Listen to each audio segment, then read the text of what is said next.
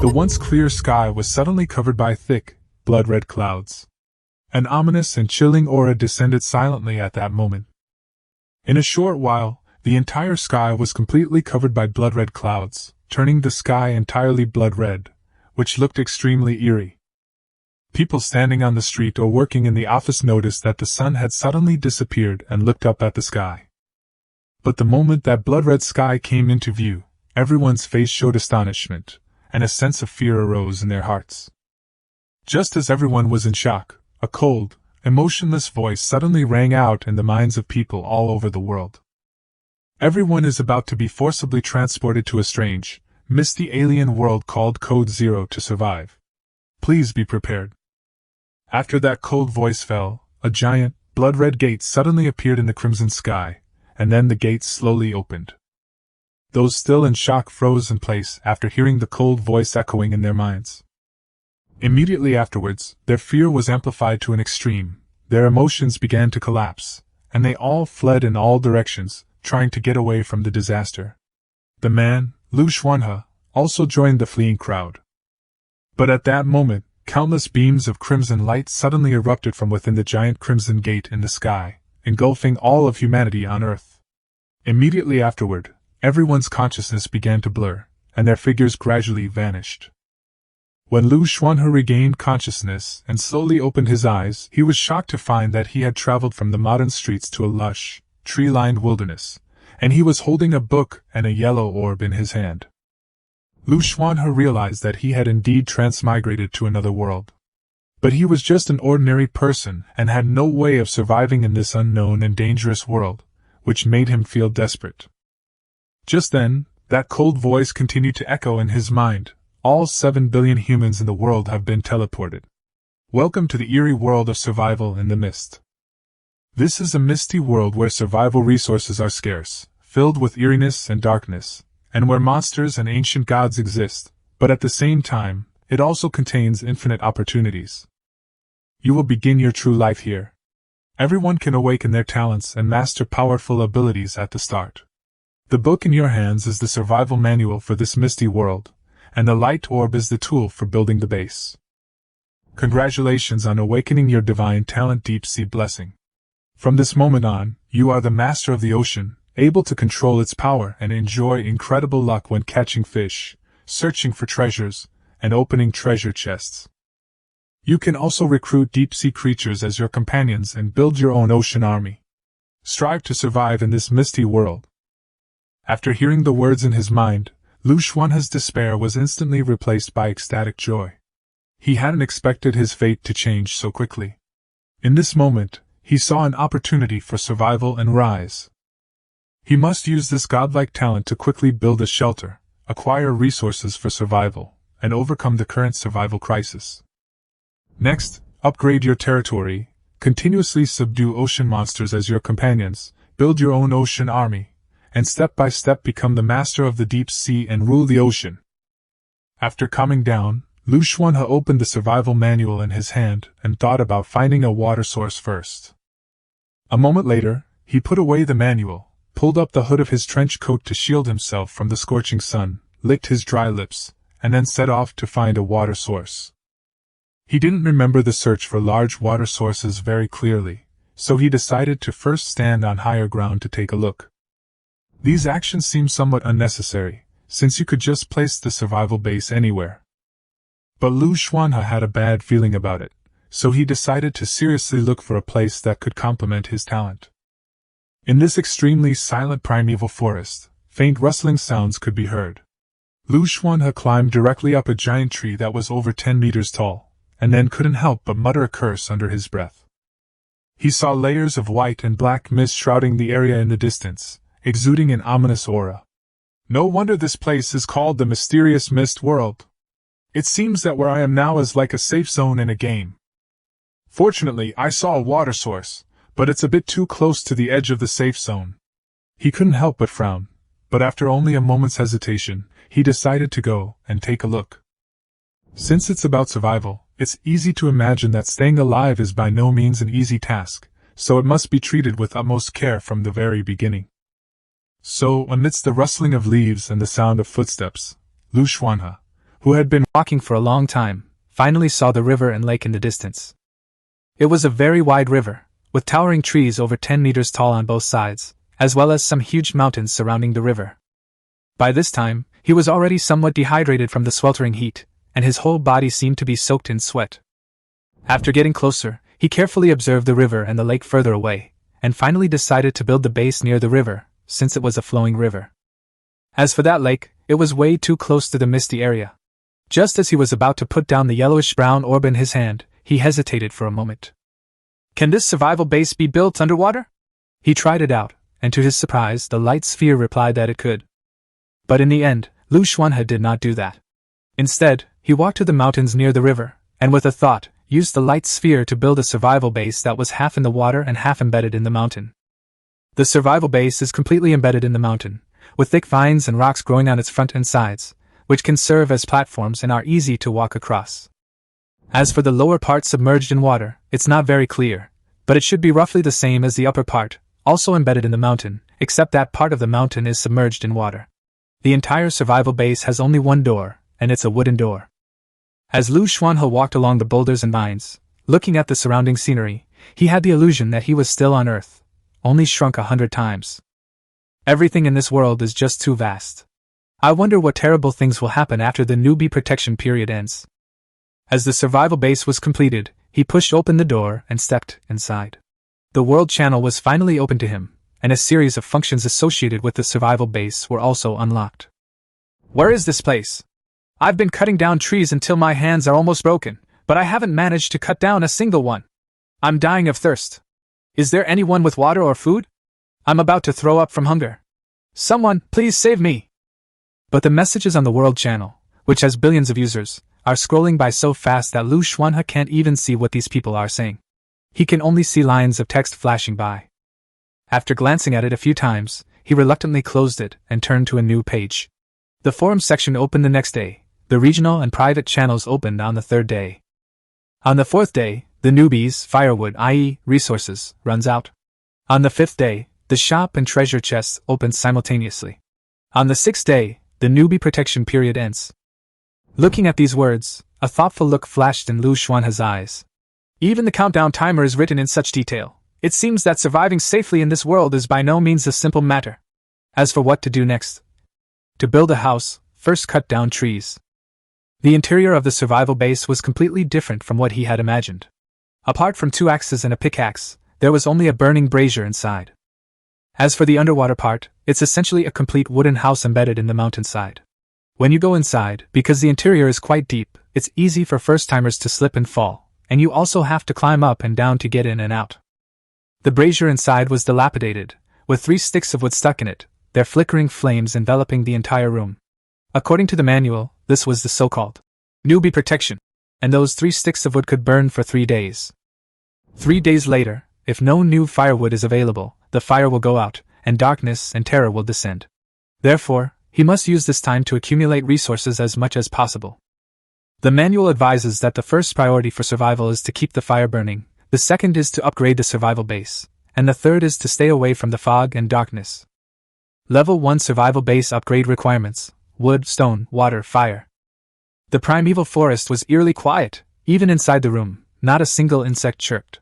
Liu Xuanhe didn't rush to pick up his axe and go out to chop down trees, because his strength hadn't recovered yet, and he also planned to try out his deep-sea blessing first. I felt much more comfortable in the underwater cabin. It must not be my imagination. He climbed out of the cabin, stood on a platform made of vines and stones, then bent down, scooped up a handful of water, and splashed it directly on his face. An extremely comfortable feeling quickly spread from the outside in. Whoosh! He even had an urge to jump directly into the water, but he ultimately suppressed it. The river water was crystal clear, turning a dark blue in the deeper parts, and near the shore, fish could be clearly seen swimming. Liu Xuanhe couldn't help but rub his stomach. After several hours of this ordeal, he was exhausted and hungry. He had only intended to try it out, but to his utter surprise, he simply reached into the water and actually caught the fish. Is this the blessing of the deep sea? Without hesitation, he threw the fish in his hand onto the vines beside him, then reached into the water again to catch more. He was almost always successful. After catching 5 fish, Liu Xuanhe climbed back into the wooden house, opened the door, and jumped down, still clutching a freshly washed branch in his hand. He skewered all 6 fish he had left on the branches and then walked out of the cabin. The fire in the brazier inside the cabin was for protecting his small survival base. It was best not to use it to grill fish. Reaching the shore, Liu Xuanhe squinted at the scorching sun overhead, then at the axe and pickaxe in his hands. It's a pity there's no glass, otherwise we wouldn't need to start a fire by friction. He originally intended to start a fire by rubbing sticks together, but remembering the flames in the brazier, he immediately ran back to try and start a fire. However, he found that the firewood in his hand caught fire as soon as it touched the brazier, forcing him to throw it back into the brazier. He couldn't start a fire at all. Well, it seems this shortcut won't work. Liu Xuanhe wasn't too disappointed. After all, the fire in this world was obviously very different from the fire on Earth. A large amount of dry firewood was scattered on the ground. He collected it all and began to start a fire by rubbing sticks together. Time passed slowly, and about half an hour later, a tired yet joyful voice finally rang out from the forest. Finally, I succeeded! This sounds difficult, but it's even more difficult to do. A flame had already been lit in the pit he had dug in the ground. He kept adding firewood to it, and then placed the skewered fish on the fire to grill. About 20 minutes later, the fish had been roasted until it was somewhat charred. Liu Xuanhe then took it off the grill, wrapped it in leaves, and began to eat. After the first bite, he felt as if his whole body had come back to life. Without this deep-sea talent, he probably wouldn't even know what to eat today, and might have been starving for the past few days. After filling his stomach and regaining his strength, Liu Xuanhe picked up his axe and prepared to start chopping down trees. So he began searching the surrounding area for saplings he could manage, while also collecting scattered firewood. These were the last things he needed in the primeval forest. He picked them up as he walked, tied them together with vines, and carried them on his back. Thump thump, the sound of chopping wood echoed continuously from not far away. Liu Xuanhe's hands were already bleeding from the rough handling. Even though he was in good physical condition, it was clearly impossible for a modern person to adapt easily to this kind of environment. A sharp pain shot through his tiger's mouth, and his entire arm ached terribly. He wiped the sweat from his brow, gritted his teeth, and continued to swing the axe with all his might. With a crack, a tree several meters tall fell.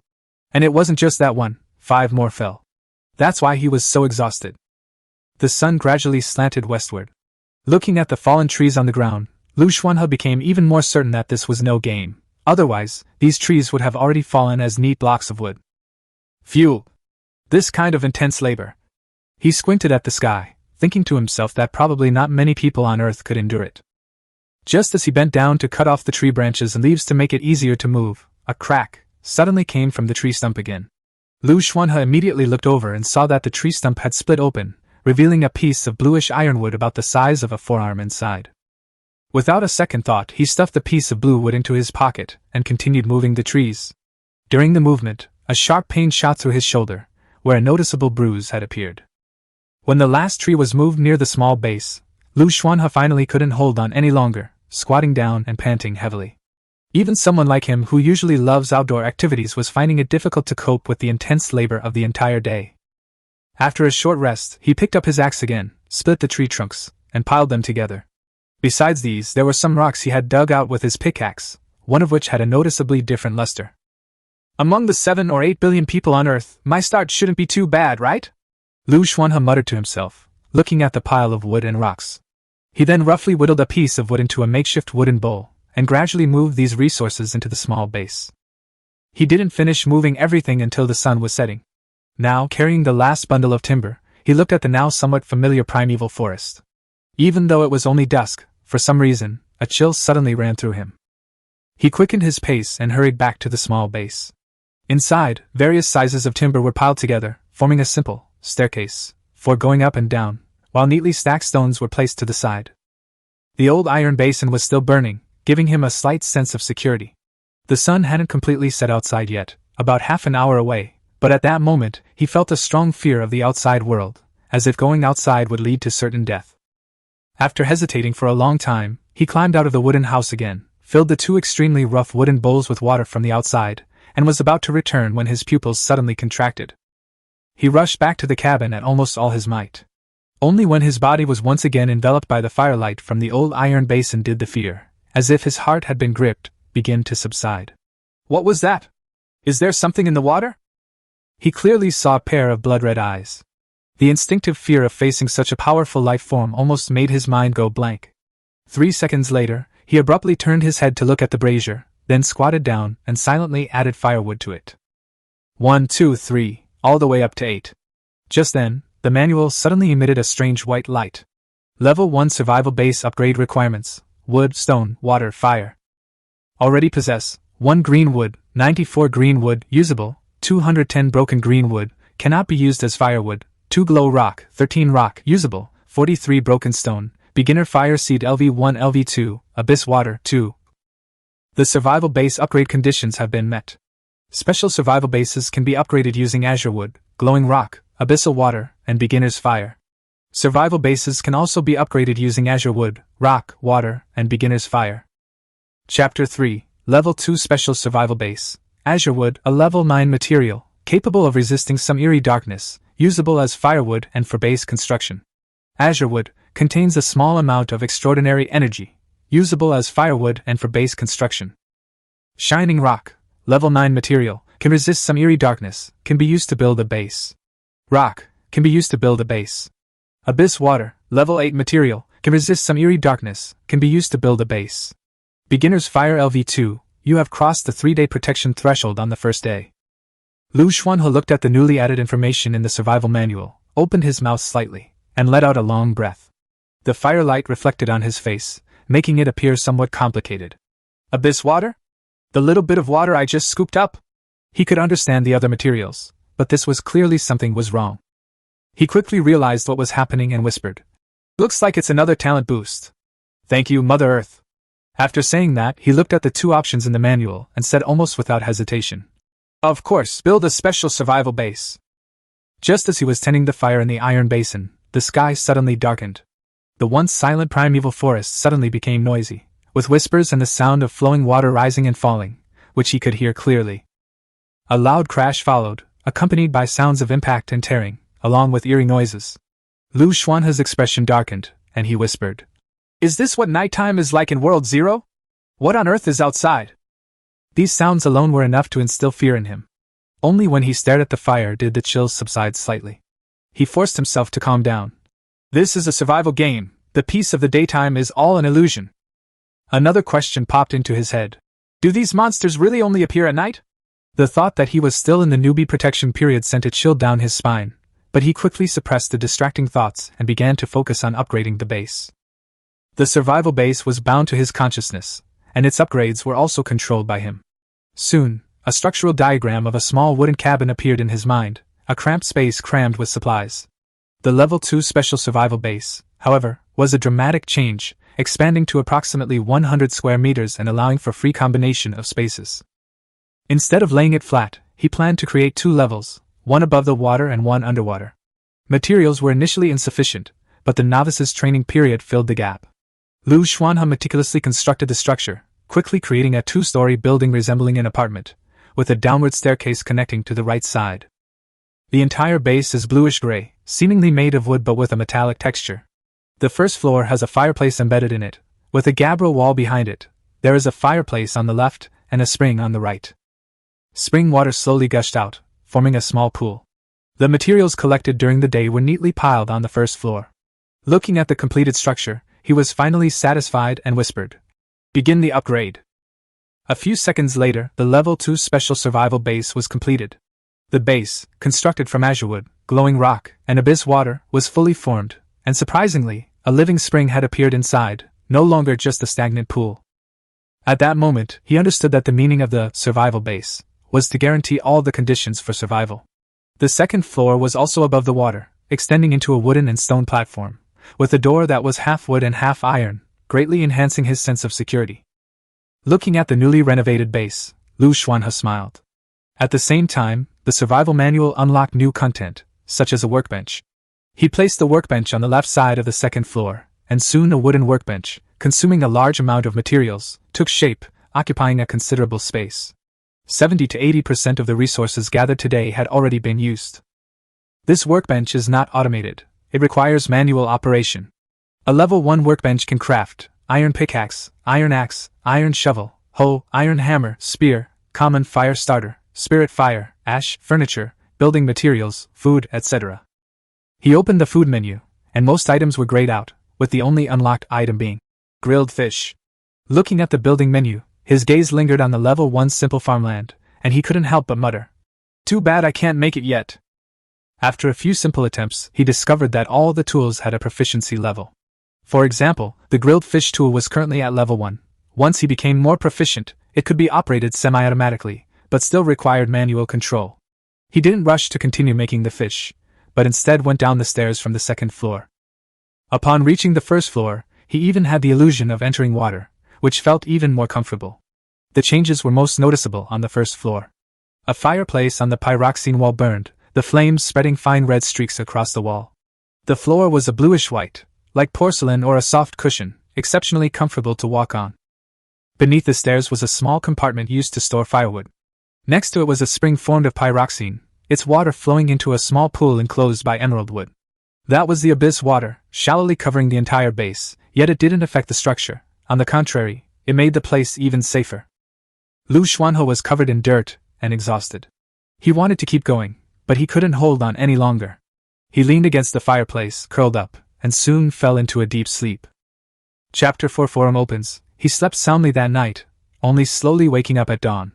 Logically, after yesterday's labor, he should have been exhausted, but upon waking, he found himself unusually energetic, his body aches almost gone, and even the wounds on his hands had faded considerably. Clearly, all of this was related to that level 2 special survival base. He reviewed the descriptions of the level 9 Abyssal Azure Flame Seed and the level 9 Abyssal Spring again, becoming even more certain. Without the support of his deep-sea talent, he would never be in such a relaxed state. He might not even have been able to hold on. This base, built into the mountainside and underwater, is completely enclosed and has no windows. Liu Xuanhe is always cautious and unwilling to leave any hidden dangers. Fortunately, the base is special, otherwise he would have been unbearably stuffy long ago. Suddenly, he remembered something. It's the second day, the forum should be open by now. He immediately opened the manual and quickly found the forum page. The interface looked almost identical to browsing a forum on a mobile phone on Earth, and the number of posts skyrocketed, often refreshing by tens of thousands. Although there were many posts, they weren't chaotic after being organized into sections. He clicked on a long thread with a straightforward title. Day 1 Survival Summary, Almost Dead. The poster complained. I was working overtime revising a plan when I was inexplicably thrown into this world and given a farming talent, but there aren't even any fields here. He went on to recount his haphazard base placement and trial and error upgrades, even explaining that he only understood fire by adding wood to a brazier. Finally, in desperation, he pleaded, I'm in so much pain all over my body I can't move. What should I do? The comments section quickly became lively. Some suggested resting and eating more, while others complained that they had never even seen meat and could only eat wild vegetables. Someone else posted a picture saying they were left on the edge of a cliff and were almost starving to death. Until the 98th floor, someone reminded, it's still the newbie protection period. No matter how tired you are, don't stop. Find more of those glowing fruits, they can help you recover. This message improved the atmosphere a little.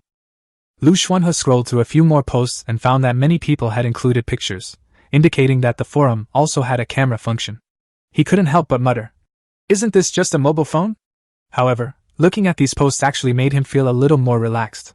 Humans are ultimately social creatures, and seeing the existence of fellow human beings is a comfort in itself. More importantly, the forum's best of section contained a wealth of practical information, covering everything from finding water to identifying food. He browsed it, supplementing his own survival knowledge. He muttered, they probably only opened the forum on the second day to avoid too many deaths. With these shared experiences, many people might be able to survive longer. The forum was a melting pot of diverse life experiences. Some lamented their fates, others offered advice, and still others boasted about their talents or sought companions. After browsing for a while, Liu Xuanhe got up and went up to the second floor. Outside the semi-transparent window, the sun was already high in the sky. It was another hot and beautiful day. He pushed open the heavy door and stepped outside, the riverbank steaming in his face. After a quick wash, he took a few grilled fish and headed towards the bank. The pit he dug yesterday was still there, but he quickly frowned. There were some unfamiliar footprints in it.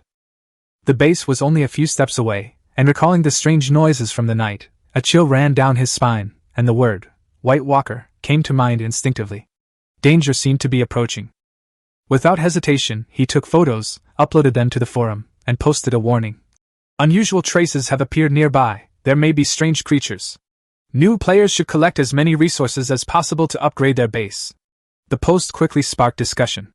Some people said they had also encountered strange things, but not White Walkers, but moving trees.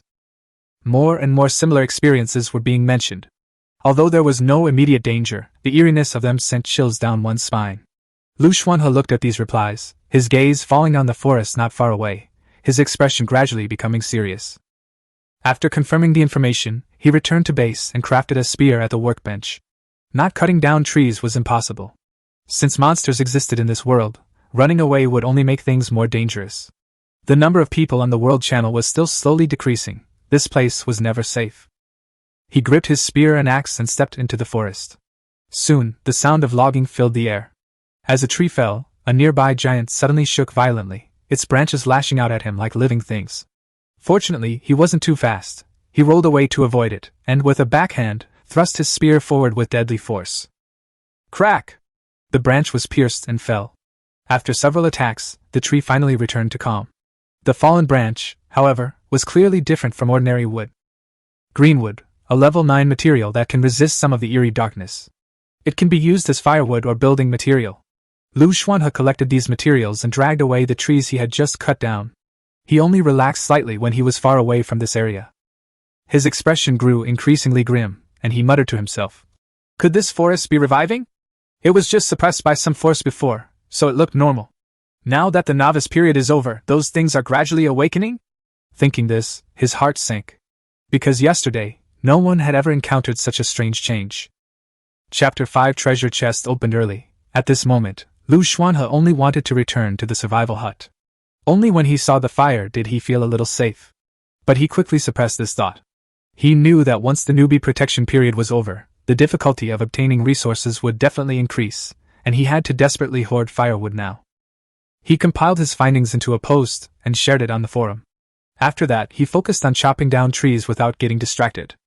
Today's efficiency was significantly higher than yesterday's.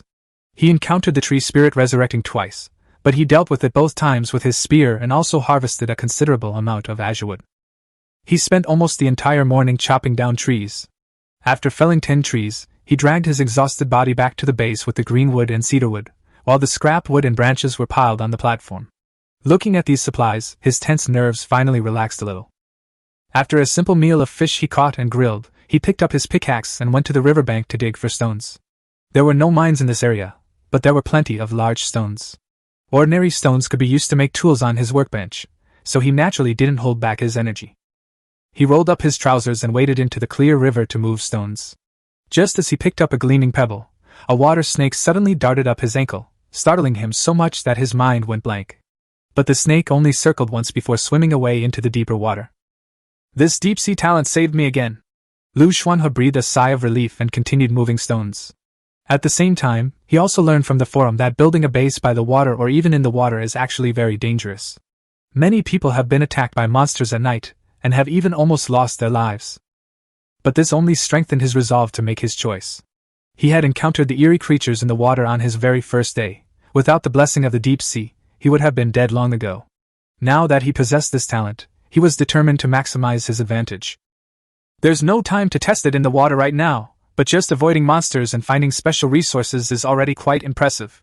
However, he also understands that this high drop rate is only temporary. The manual clearly states that once the newbie protection period ends, all talents will return to normal. Just as he was preparing to dive into the water to explore, a cold voice suddenly rang in his ears. Over 1 million people have successfully upgraded their survival base to level 2. Regional and private channels are now open ahead of schedule. The shop and treasure chests are also available. Liu Xuanhe immediately went ashore and opened the manual to check. The announcement was already pinned to the top, and the store and channels were all open. Only the second day, so many people have already reached level 2. He couldn't help but sigh. Indeed, you can't underestimate anyone. Immediately afterwards, a notification popped up on the forum. The newbie protection period ends in 4 days, and it is recommended to upgrade to level 3 base as soon as possible, and to use extraordinary materials as much as possible. The regional channel was instantly flooded with messages, much clearer than the world channel. Oh my god, am I the only one still level 1? Please help me. The shop is trading now. I can finally buy food. Where do I get gold and silver coins? Does anyone have any stones? I need them urgently. Upon seeing this, Liu Xuanhe immediately clicked into the forum. Sure enough, everyone was discussing the treasure chests. The treasure chests were divided into levels 1 to 9, entirely based on luck. Some people had already opened level 1 treasure chests, which contained backpacks, compressed biscuits, and blankets. He couldn't help but mutter under his breath, "Lucky bastard." But soon, his gaze fell back on the wide stream. He didn't quite believe in his luck, but with the blessing of the deep sea, perhaps he could give it a try. He immediately took off his outer garment, gripped his spear, and went into the water. The moment he entered the water, he felt as if his body had returned to a familiar environment, feeling exceptionally relaxed. He held his breath as he descended, repeatedly taking breaths, slowly approaching the dark blue deep water. Just as he got close, he suddenly wanted to retreat, but then he caught a glimpse of a treasure chest out of the corner of his eye, and his body froze instantly. In the deep water, an octopus the size of a child swam slowly. Liu Xuanhe's scalp tingled. This was clearly a river, yet such a creature had appeared. Even more terrifying, the treasure chest was placed on the edge of the cliff, and the octopus was lurking nearby. He suddenly surfaced, took a deep breath, and then submerged again, desperately swimming towards the treasure chest. Just as he approached the treasure chest, the octopus seemed to sense the movement and swam towards him. Liu Xuanhe's heart pounded wildly. Without thinking, he grabbed the treasure chest and turned to flee. He swam desperately towards the shore, almost risking his life. When he surfaced and looked back, the octopus had also chased after him. Holy crap! Liu Xuanhe was completely desperate, not daring to stop even as his legs cramped, clutching the treasure chest tightly as he rushed towards the shallow water. When he finally reached the shallow water and looked back, his scalp tingled. In that dark blue deep water, countless eyes and all sorts of deformed and bizarre creatures appeared, making one want to vomit at first glance. Fortunately, the newbie protection period was still in effect, and the monsters only stared at him from afar before slowly sinking into the water. Phew! Liu Xuanhe slumped on the bank, river water and sweat streaming down his face, but he clutched the treasure chest he had just snatched tightly in his hands. Chapter 6 Mystic Power Changes Fate. Liu Xuanhe sat on a rock by the shore, sweat streaming down his face, but he had no mind to wipe it away. He had been staring at those monsters for too long, and his mind felt polluted, his head throbbing. He didn't dare think too much, picked up the treasure chest, and hurried back to the small base. He went down from the second floor to the first, put down the treasure chest, and lay down by the pool, taking a sip of the level 9 abyss spring water. The buzzing in his head subsided rapidly, and the excruciating pain vanished. He shook his head, his vision clearing again. Is this what they call the eerie, misty world? Were those otherworlders? He muttered to himself, but quickly dismissed the thought. He was still in the newbie protection period. Encountering these things early might not be a bad thing. After regaining his composure, he looked at the treasure chest, a smile involuntarily spreading across his face. A risky trip, but at least it's worth it.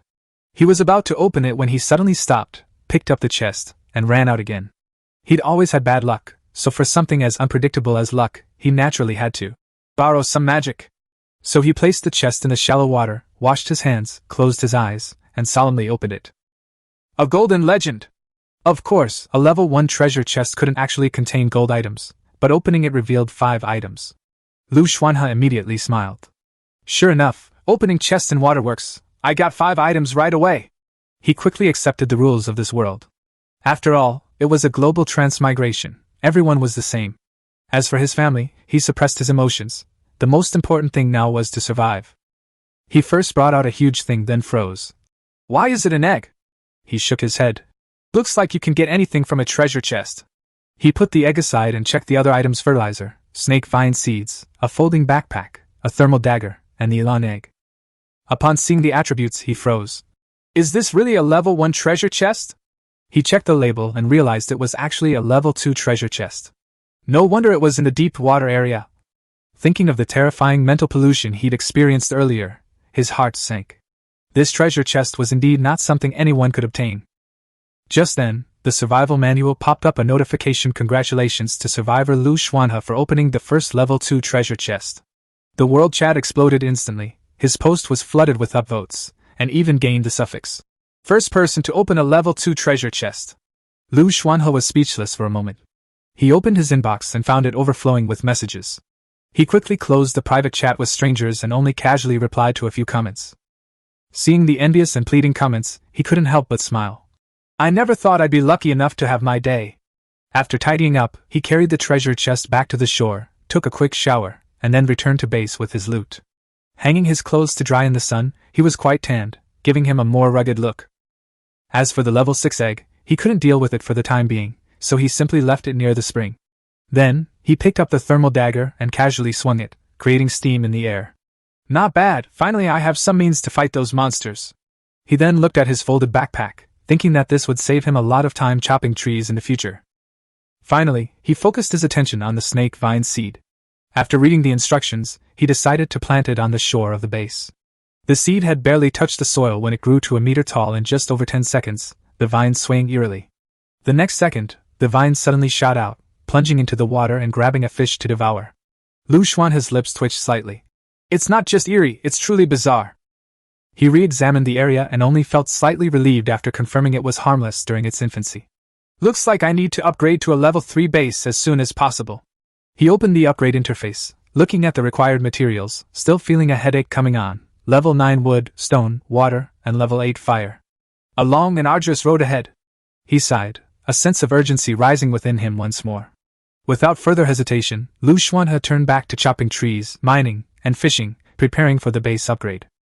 Chapter 7 Leaf Medicine. The sun in the sky grew increasingly scorching, the air burning painfully. On Earth, this intensity would be considered high-temperature work, but here there was clearly no compensation. Even with Liu Xuanhe's enhanced physique, his skin stung from the sun, and his back burned unbearably. He gritted his teeth, swung his axe, and with a crack, the large tree fell.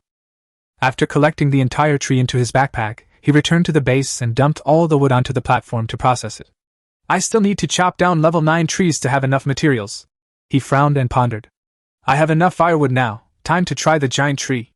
With that, he shouldered his axe and re-entered the primeval forest. As he walked, he muttered to himself. If I had replaced the dagger with a spear or a sword, it would definitely be more efficient. But despite his complaints, his hands didn't stop moving. Halfway through the cut, a sudden change occurred.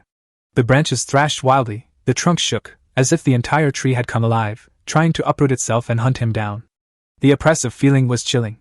Liu Xuanhe's heart tightened, and he struck even harder. The spears shattered in the struggle, and in the end, he could only completely defeat that tree monster, with his heat-generating dagger. The battle was over, and he was covered in wounds, his arms crisscrossed with blood, and a gash on his face. He coughed, enduring the pain as he carefully put the giant tree away. Is the beginner stage really this absurd? He pondered as he walked. Does it mean the more you chop down, the faster you recover? The thought sent a chill down his spine. When he dragged his weary body back to the base, it was nearly dusk. He first drank some spring water, but found it had no effect on his injuries. Instead, as he approached the fireplace, his body gradually relaxed. He then realized. Yuanquan is for purification, not healing. This is a physical injury. He immediately opened his survival manual and entered the trading market to search for medicines. With billions of people, surely someone can get something to heal. Browsing through the selection, he saw a dazzling array of goods, some even possessing abundant resources and equipment. He stared at a new set of clothes for a few seconds, but ultimately gave up. Too expensive, not worth it. However, the cheap seeds tempted him, and after a moment's hesitation, he exchanged some for them. After continuing his search, he finally found a reasonably priced healing item, leaves from Liu Xuanhe. After comparing prices from several vendors, he bought all the leaves listed. The next moment, he actually took the leaves directly from the manual's temporary storage. They felt incredibly realistic. Liu Xuanhe was stunned for a moment, but quickly accepted this premise. If even time travel is possible, this is nothing. He muttered to himself, his attention returning to the medicine in his hand. Isn't this just a banana leaf? He looked at the enormous leaf, somewhat speechless, but decided to give it a try anyway. He spread the leaf on the ground and lay down on it. Before long, a cool sensation spread from his back, like applying burn ointment. It really works. He squinted, almost falling asleep, but forced himself to stay awake. Time was too tight, he couldn't afford to waste any. A dozen minutes later, he looked at his hand and saw that the redness and swelling had significantly subsided. Looking at the leaf, he saw that most of it had been used up. The effect far exceeded his expectations. He immediately added Liu Xuanhe as a friend, intending to cooperate long-term. This medicine is good, I'll need it in the future. After recovering slightly, he stood up again. That's enough, let's get back to work. Guilt compelled him not to stop. He went back upstairs, remade the spear and axe at the workbench, and grilled a few fish to fill his stomach.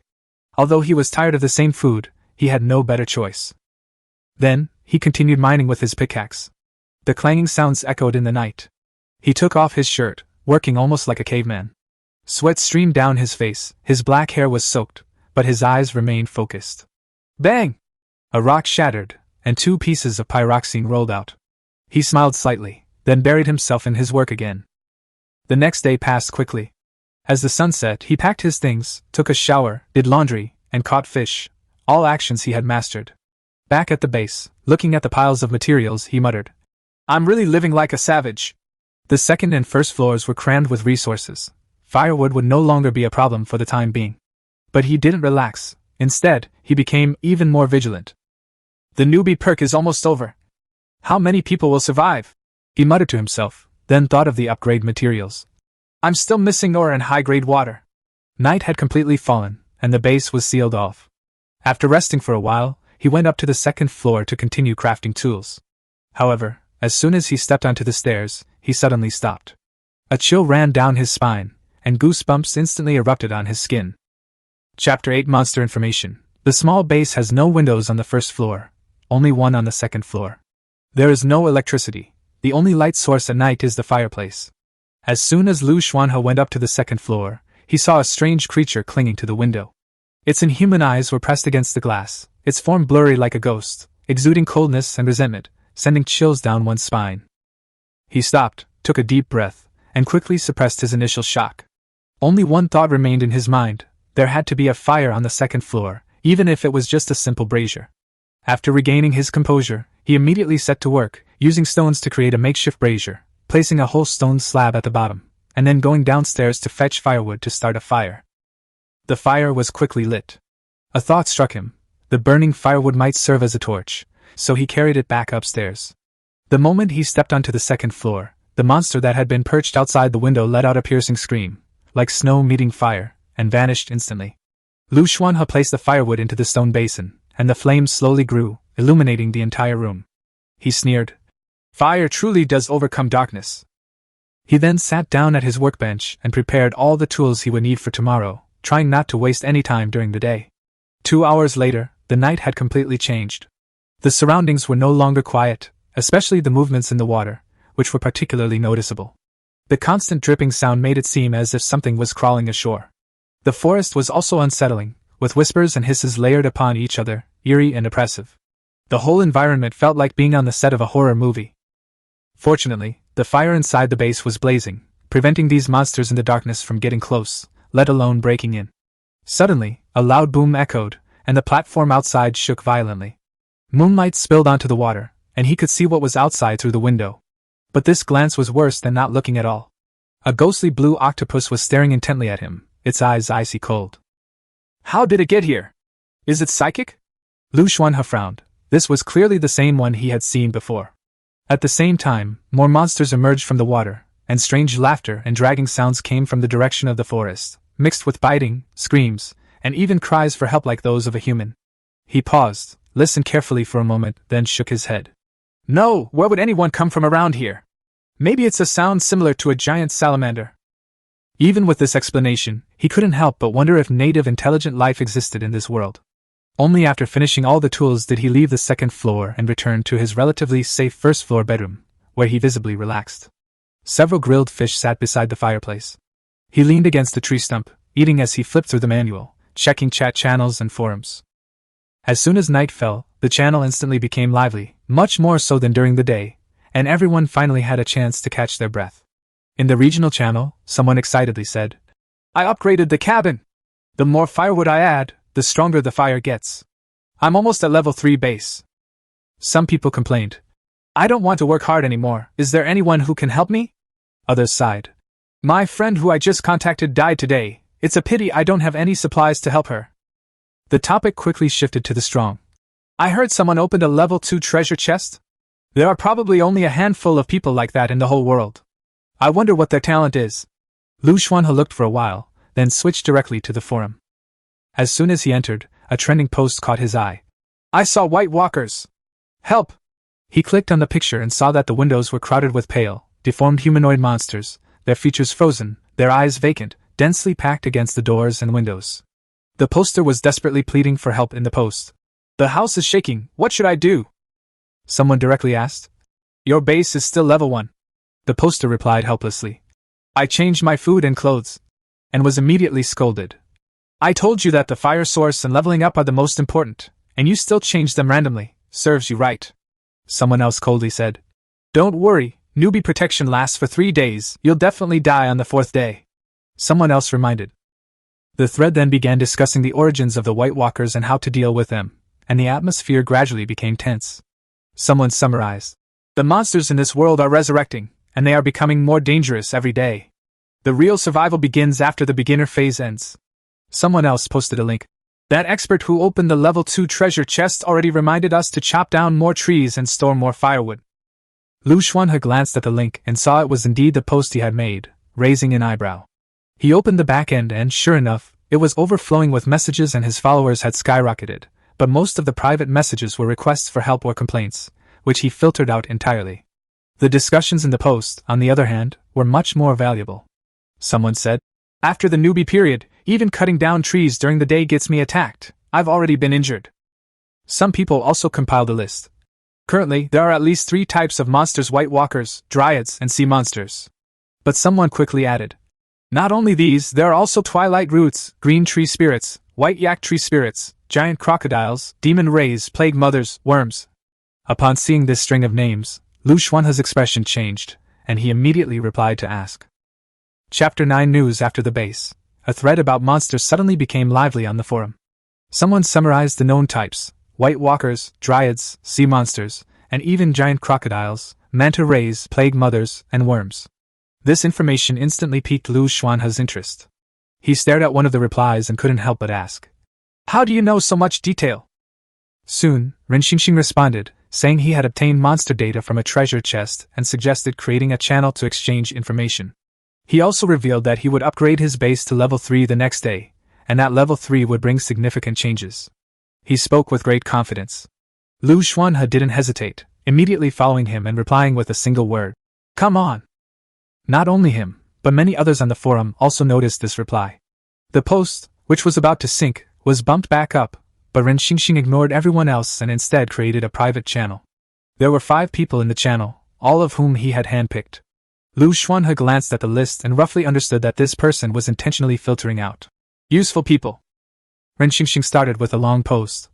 "To convince everyone, I'll start by talking about the White Walkers." He explained that the White Walkers are level 9 extraordinary life forms, which are common. They are mostly humanoid, with pale features and deformed bodies. They are extremely powerful, and their levels are distinguished by the color of their eyes. With the bluer the eye, the stronger they are. He added that the White Walkers prefer darkness and often appear in groups. High-ranking individuals carry a white poison that causes people to gradually lose their body temperature and die if they are injured or poisoned. Never let them get close, or you will die. After he finished speaking, there was a moment of silence in the channel. A person named Zhang Miao only sent 2 words. "Evidence."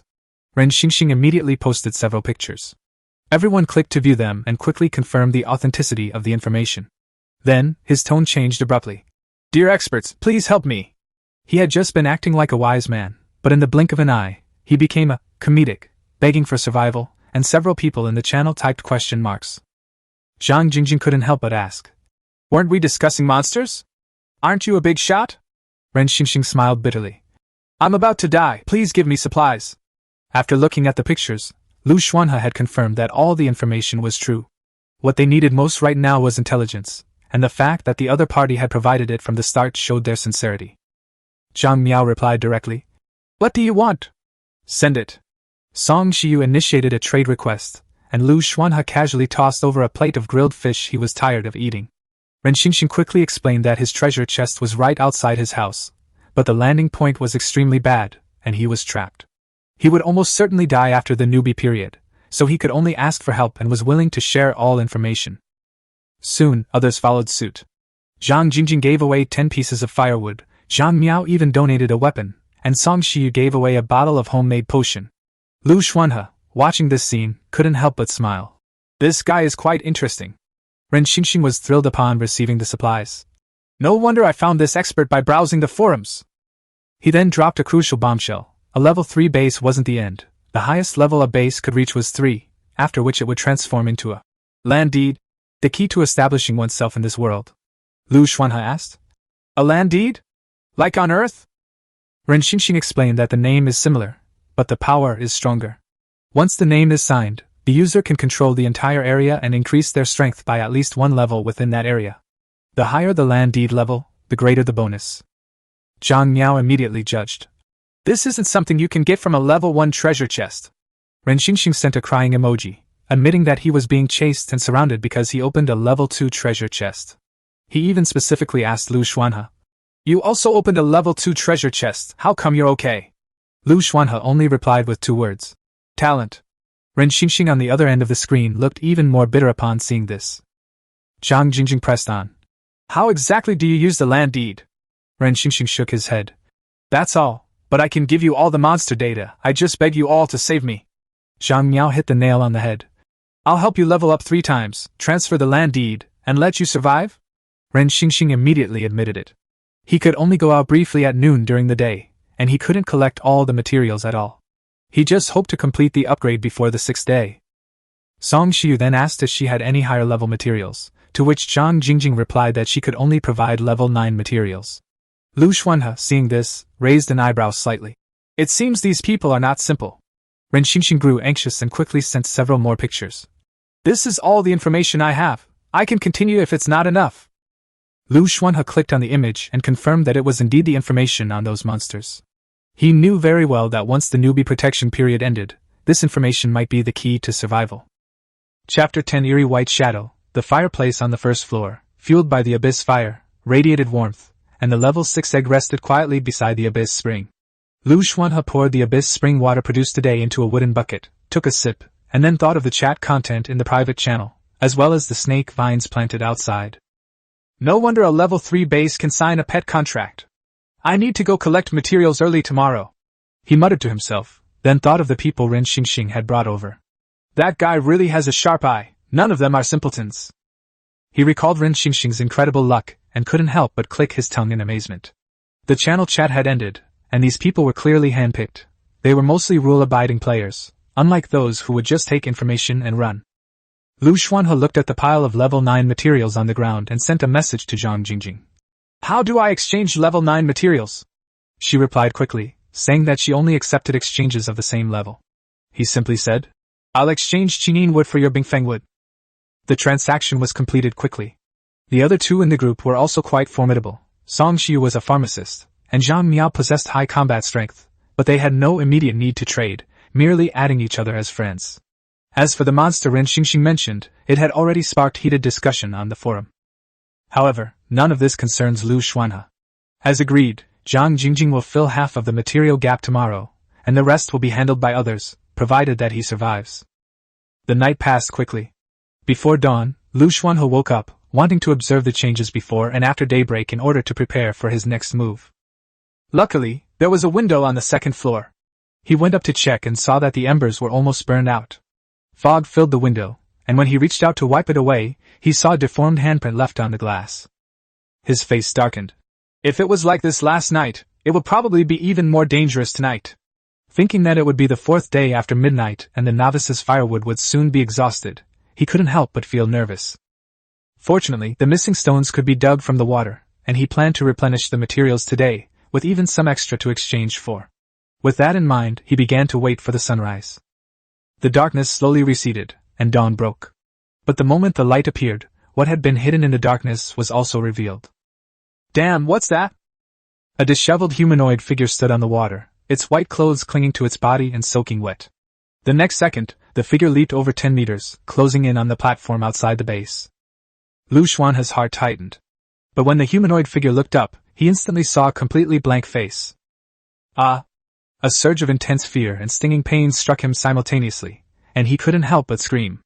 The monster seemed to be bound by some kind of rule, unable to step onto the platform, and finally vanished like a bubble in the sunlight. Liu Xuanhe forced himself to return to the 1st floor, drank all the Yangquan wine he had accumulated in one gulp, and leaned against the fireplace to catch his breath for a long time before he could barely recover. Is this the eeriness of the misty world? A chill ran down his spine, but he dared not stop. After recovering, He immediately picked up his pickaxe and went outside. He had to upgrade to a level 3 base as soon as possible and obtain the land deed. He sent the information to a private channel and also posted on the forum to warn others. The forest outside seemed normal, but upon closer inspection, some trees were even slightly wriggling, which sent chills down one's spine. Liu Xuanhe frowned, then simply took off his clothes and put them away before diving into the water to mine. The drop rate was higher underwater, and he quickly immersed himself in the task, hammering away. Time passed unnoticed, and around 10 a.m., the cold system voice sounded again. Congratulations to survivor Xuanhe for successfully upgrading his base to level 3 and obtaining a land deed and a level 3 treasure chest. The beginner's protection period is ending soon. Please improve your strength as soon as possible. The top 1,000 players will receive the missed reward. The news caused an uproar across all channels. Exclamations of surprise, envy, and panic flooded the air. Liu Xuanhe took a deep breath, refusing to lose his rhythm, and continued moving stones. Another half-hour passed, and several people began to break through to level 3. The materials are finally all here. He smiled slightly. He was lucky this time and actually dug up a level 8 material, radiant goldstone. He quickly gathered the materials, but instead of upgrading immediately, he carried the wooden bucket and dived back into the deep water, ready to gamble on high-quality water resources. The octopus and other deep-sea creatures in the distance were already active, but he remained much calmer. After filling several buckets with water, he swam back to base with a folded backpack on his back. Climbing onto the platform, he gasped for breath. Whether we can get out of the level 8 water depends on this. He traded the excess level 9 water to Rinxingxing, then closed his eyes, silently prayed to the deep sea and the earth, and washed his hands with the water. The next second, he took out the wooden bucket. Start upgrading the base. Chapter 11 Land Deed. When Liu Xuanhe checked the material information, he was completely stunned. Level 7 Abyss Water, Level 8 Radiant Gold Stone, and a bunch of high-level resources were all in his hands. He could hardly believe his luck, and then he was overjoyed.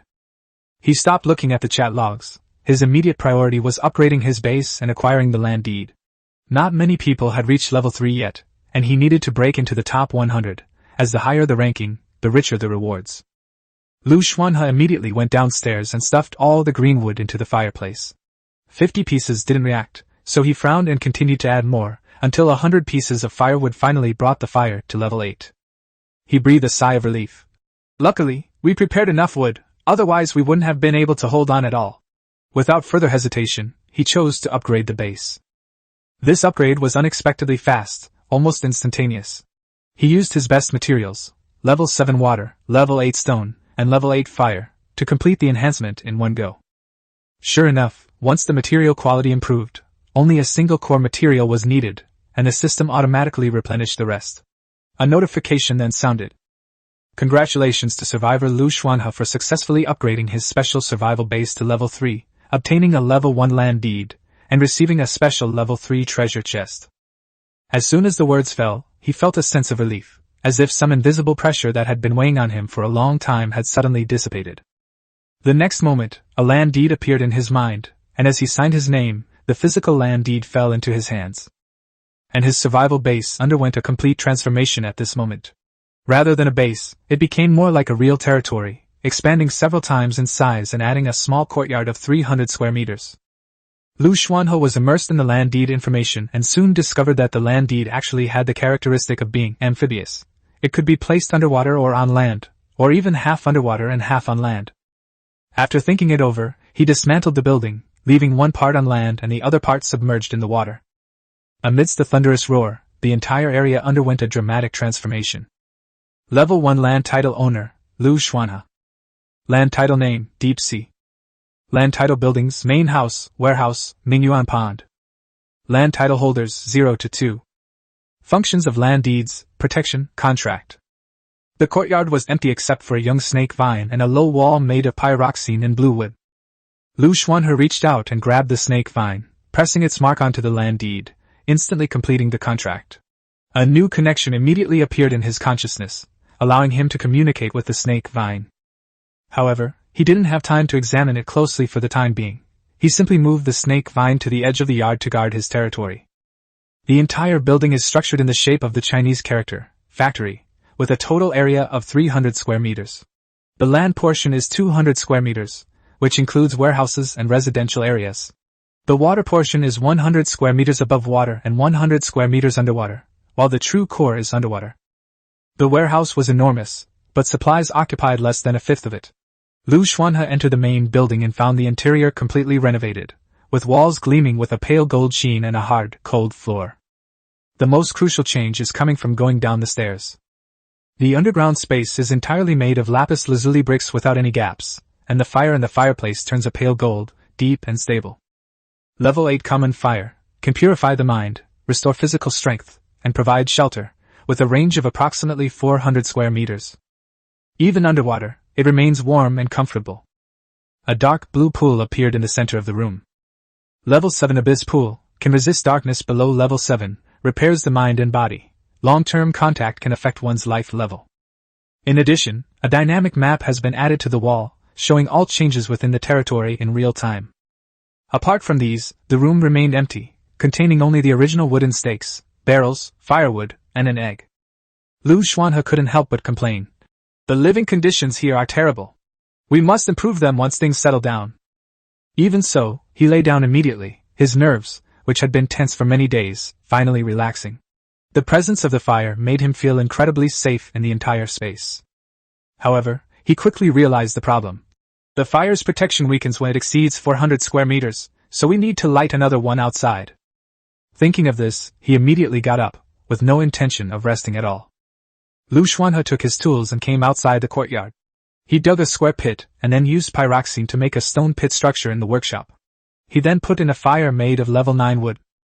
When the second spark was lit, the safety of the entire territory was completely secured, and he finally breathed a sigh of relief. Liu Xuanhe sat by the campfire in the daytime and opened his survival manual. As expected, the back-end messages were completely in an uproar. Chapter 12 unlocks a level 3 special treasure chest. Inside the small courtyard enclosed by bluestone bricks, Liu Xuanhe sat down next to the fire pit and opened the manual. The first thing to do is to send hundreds of messages on a private channel. When he upgraded his base to level 3 and obtained the land deed, the first person to send him a message was Zhang Jingjing. Zhang Jingjing, Liu Xuanhe, I didn't expect you to be the first one to upgrade among us. Do you have any news to share with us? To avoid making mistakes, I can exchange resources for information. Ren Xingxing, boss. You really are a boss. And it really is a special base. It's a pity that the standards for judging land deeds are extremely difficult after you get to the land deeds. But Brother Liu should be very close to getting a level 2 land deed. Zhang Miao, how did you know? Ren Xingxing, I saw that Brother Liu's treasure chest was a special level 3 treasure chest, and then I guessed it from some information on the forum. Song Xiu, it seems I need to speed things up here too. After that, Zhang Jingjing and Ren Xingxing chatted, while the other two disappeared. After replying to some of his messages, he looked at other places. In one of the private messages, Lin Xingya, the person he had previously purchased the medicinal leaves from, had just sent him a private message. Lin Xingya, I never expected to see a big shot with such a dazzling name on my list. If you need anything in the future, feel free to contact me. My talent is planting trees. I've already grown a healing tree in the last 2 days, which can provide healing leaves. I will plant more trees in the future. When Liu Xuanhe saw this private message, he couldn't hold back his emotions. There is such a talent. The world is truly full of wonders. After replying, he looked at some other private messages, added a few seemingly normal people, and then opened the forum and regional channels. The forum has exploded. As time goes by, several people are upgrading to level 3 bases and obtaining land deeds almost every minute. There are already several hundred people who have upgraded. With the end of the newbie protection period fast approaching, everyone is getting more and more anxious, but unfortunately, being anxious now won't do any good. However, someone posted pictures of their land deeds and territory on the forum, which sparked countless discussions, with everyone expressing envy, jealousy, and resentment. After browsing the forum for a while, he thought about the current situation and immediately opened the trading mall. The prices of things like wood and stone must be skyrocketing right now. Let's see if we can find anything useful. Tisk, if I don't change these clothes soon, they'll get worn out even if I wash them every day. I need to buy a new set of clothes, otherwise I'll be wearing tree bark in a couple of days. With the pressure of survival greatly relieved, he began to ponder his current situation. Upon opening the trading market and searching for keywords, it was evident that the unit prices of many daily necessities had decreased, while other items, especially level 9 timber, were nearly skyrocketing in price. Liu Xuanhe had no intention of making a fortune from the wood, unless it could be used to exchange for other extraordinary items, but the prices of other extraordinary items were unlikely to come down, so it was meaningless. After all, no one is an idiot, and even if there really is an idiot, he wouldn't happen to run into one. He carefully selected items, mainly those that could be traded using materials like greenwood, broken greenwood, rocks, and gravel. First, buy yourself a set of clothes, which the player probably made themselves since they looked quite rough. When he received the clothes, he saw that although they were rough, they were not bad, so he quickly bought a few more sets. In addition, he bought himself a wooden bed, as well as a quilt and blankets made by the survivors themselves. It's very rough, but something is better than nothing. After buying most of the supplies within his budget, he also bought some seeds, which he would use to cultivate the farmland later. He'd been eating fish for 3 days straight, and he really couldn't take it anymore. The workshop also has a method for creating a level 1 simple farmland. He had looked at it before, and with the existing resources, he should be able to create 2 farmlands. Call. And there's my level 3 special treasure chest. The mist blessing is still active today, so let's go into the water and open it now. As Liu Xuanhe was thinking this, he was preparing to take out the level 3 treasure chest that was stored in the temporary warehouse. However, just as he was getting half of it, his whole body suddenly stiffened. His body, which had been looking towards the primeval forest, stiffly turned towards the location of the river. Grass. He held it in for a long time, and finally could only say this. In the dark blue deep river, the water surged and roared, and an 8-armed octopus was lifted up by the blue current, along with other monsters from the deep water. Although they were far apart, Liu Xuanhe could clearly sense that the octopus was looking at him, or more precisely, at his hand. Liu Xuanhe swallowed hard, then slowly stuffed the level 3 special treasure chest, which he had already taken out halfway, back in. What's wrong with this octopus? Will it just barge in after the newbie period ends tomorrow? He had a terrible headache. Just as he was about to give up on opening the treasure chest, he suddenly realized something. No, it would be even more dangerous to open it later if we don't open it now. We're still in the newbie protection period, and the Mist Blessing talent has the highest drop rate in water. Who knows what might happen later? Thinking of this, he took a picture of the manual and then posted it on his private channel and forum. Liu Xuanhe, does anyone know what this thing is? Ren Xingxing, oh my god bro, why is there an octopus in the picture you posted? Is there something wrong with my eyes? Ren Xingxing, I'm the only one left now. The other older brothers and sisters have all gone to upgrade the base. Liu Xuanhe glanced at it, then went to the forum. As expected, once the picture was posted, it quickly caught attention, even on a forum that was frequently refreshed, and many people started replying. Second floor? Bro, your starting point is by the sea? Although the river on the 7th floor is a bit wide, it's still river water, right? How come there's an octopus in the river water? 10th floor. How can such a terrifying monster appear now? OP, please rest in peace. 21st floor. The poster is a big shot with a gold name, but it seems like he's about to go down. 33rd floor. Just looking at the picture, I can feel the danger. I've faced level 9 monsters before, so this is definitely not just a level 9 monster. Floor 101. The octopus must have come here from the ocean, but aren't octopuses marine creatures? Could it be that the octopus from this other world has mutated? 211th floor. OP, just relax. This octopus is definitely a big shot. You're in a forest, right? I can see the forest on the other side of the river. An octopus in a forest doesn't look like an ordinary thing at all. It's terrifying. Luckily, there's nothing like that around me.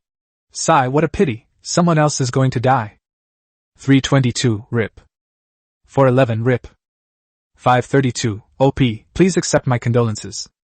Liu Xuanhe's face darkened when he saw the rest of the post. But along with that came a feeling of relief. If it seems to be something he absolutely cannot handle, then there's nothing to worry about. Since we're going to die anyway, we might as well just start fighting. Liu Xuanhe's emotions returned to calm. Then he took out the level 3 special treasure chest that was placed in the temporary warehouse. Boom! The sound of the river water rolled up. The octopus stood firmly on the waves and looked in this direction. After taking out the treasure chest, he carried it out of the courtyard, stepped into the water, and put it down. Glug glug glug. Underwater currents are surging. Liu Xuanhe washed his hands, acting as if nothing had happened. The sun in this world is still just as scorching, so bright that people can't open their eyes. By this time, he had long since recovered from his initial joy, and only had the thought of putting himself in a life or death situation to survive. Actually, no one needs to tell him.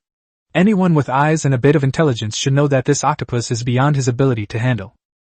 For example, a boss suddenly appears and blocks the entrance to the starting village. This is not a fault of the war effort. If the only remaining choice is to die today or die tomorrow, then there is no choice at all. Despite thinking this way, he still felt somewhat disappointed. After all, he still knows nothing about what the world is really like. With this in mind, he washed his hands and opened the treasure chest directly in the water. The moment he opened the treasure chest, a flash of silver light made it hard for him to open his eyes. What is that? When the light faded, Liu Xuanhe stared intently at the contents of the treasure chest, his eyes widening in surprise. I actually got something like this. Chapter 13: The World at Night.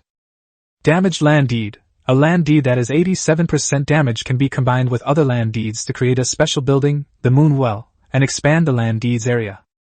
Silver armored horse, an extremely special, growable life form that is friendly to humans. It is covered in silver armor, has 6 legs, and can travel 1,000 miles a day, traversing water and mountains.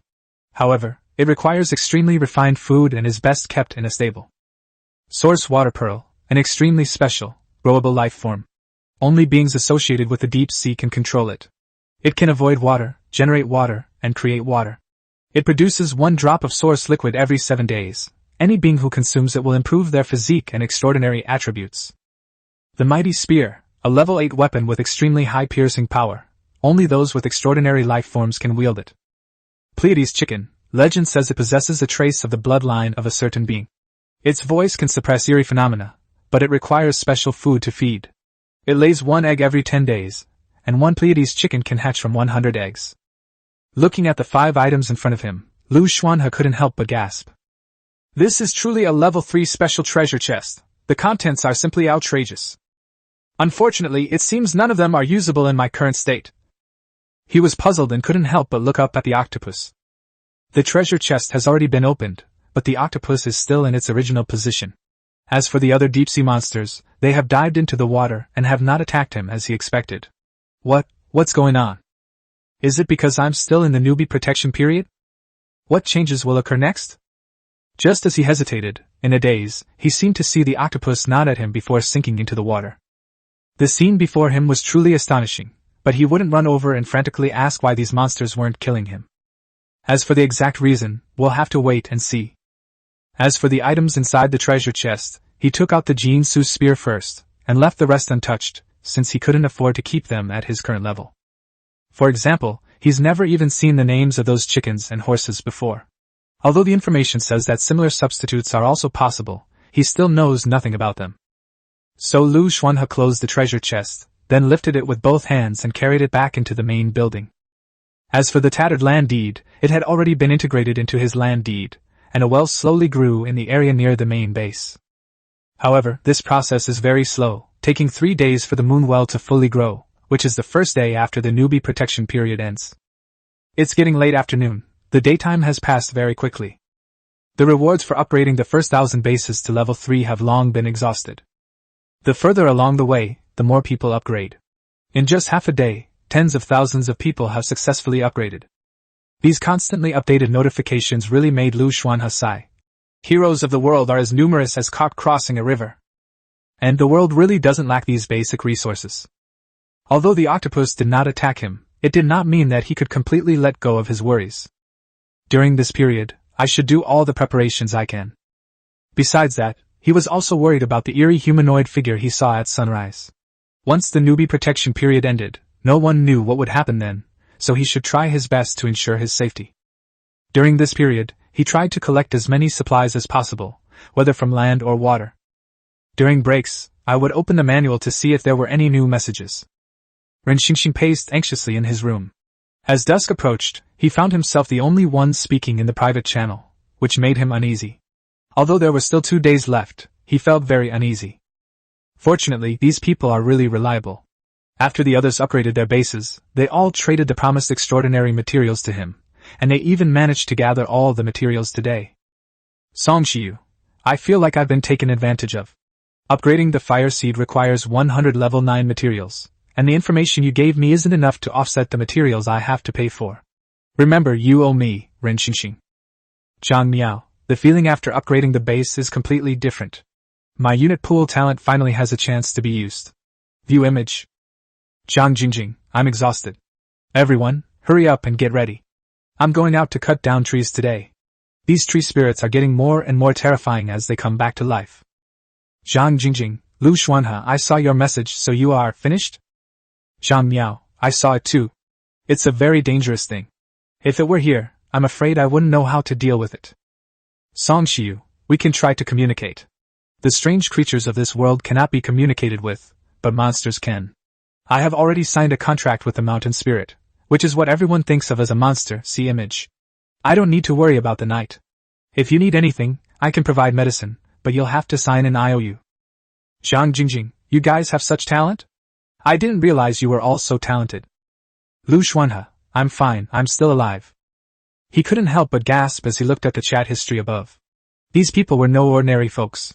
After sending a message, he continued to gather supplies. It wasn't just wood and stones, but also food. Although he was tired of eating grilled fish, something was better than nothing, since he actually had nothing at the moment. He is very worried that after the novice period, there will be many dangers underwater. After some time, Ren Xingxing sent a message saying that he had successfully leveled up and obtained the contract, and that the monsters that had been surrounding him had been driven away by some force and had left. Ren Xingxing, I am deeply grateful for your help. I am very grateful to all the brothers and sisters. If it weren't for you, I would definitely be dead here. Ren Xingxing, although I don't have a level 3 treasure chest, I did get a level 2 treasure chest as a reward. I just opened it and got quite a few good items. Big brothers and sisters, what do you want? Song Xiu, no. If I take the contents of your treasure chest, you'll probably be dead within 2 days. Others can message me privately if they want it. I'm not interested. Zhang Jingjing, I want it, I want it. Ren Xingxing, let me see. Zhang Miao, send it to me. Liu Xuanhe, no need. Ren Xingxing, I'll just post it here, view image. Song Xiu was somewhat surprised when he saw the last message. He hadn't expected that there was someone who didn't need it. He had the support of the mountain spirit, plus he had some special abilities, but what did Liu Xuanhe rely on? At this time, his territory was entirely inside the cave, with a few scattered stone figures. It looked much better than other people's territories, and had completely gotten on the right track. After Liu Xuanhe saw the contents of the level 2 treasure chest, he looked away. He genuinely felt it wasn't necessary, because he already had quite a few good things on hand, and they were indeed useless. Judging from the current situation, Ren Xingxing seems to be a decent person, so his survival is of greater value. Of course, he also had to survive first. When he passed by the snake vine, it was already more than a meter tall, and its roots were half a meter wide in the yard. A section of the vine had extended into the water, where it was self-sufficient, fishing for itself to supplement its nutrition and grow taller. Liu Xuanhe was very satisfied to see this scene. He liked pets that could take care of themselves the most. As dusk fell, he returned to his main building, then went down to the first floor underwater and put down the supplies he had purchased. Tonight I can finally sleep in my bed. He placed a small stone pool he had purchased near the spring, and thereafter put the extra 100 milliliters of spring water each day into this small pool. Then he walked out of the house and stopped in the yard. He sat on the steps in front of the house, waiting for night to fall. The novice's firewood will burn out tonight. During this time, the sounds of the entire primeval forest, and even the river changed from silence to noise, but if you went towards this noise, you could see nothing at all. But in the past few days, he has been drinking water from the abyss every day and sleeping near the fire, so his physique is much stronger than before. And outside the warm campfire in his territory, he saw the earth writhing. The snake vine was no longer as carefree as before, but instead adopted a wary posture, its growing tendrils intertwining to form a snake's head, vigilantly watching the area outside the yard. Call. The sound of the night wind came. The wind rustled the leaves outside. This was the first time Liu Xuanhe had truly faced the world that night. He had already returned to his room a few days ago, but now he could stand in this newly upgraded manner and see the true face of the world. The night wind rustled the leaves, but the leaves in the manor remained completely still. His eyes were fixed on the night, and he saw a shadowy life gradually stirring in the wind and among the leaves as it rose from the darkness. Chapter 14, New Player Protection Period ends. Liu Xuanhe looked at the sinking night and the increasingly deep moonlight, and took a deep breath. He didn't plan to do anything else today, just to see what the situation would be like tonight and prepare for what would come next.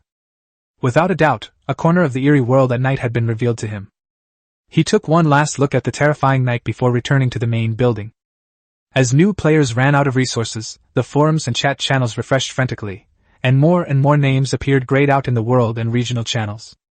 Even though the starting point was rich in resources, it couldn't withstand some people sitting idly by waiting for a windfall.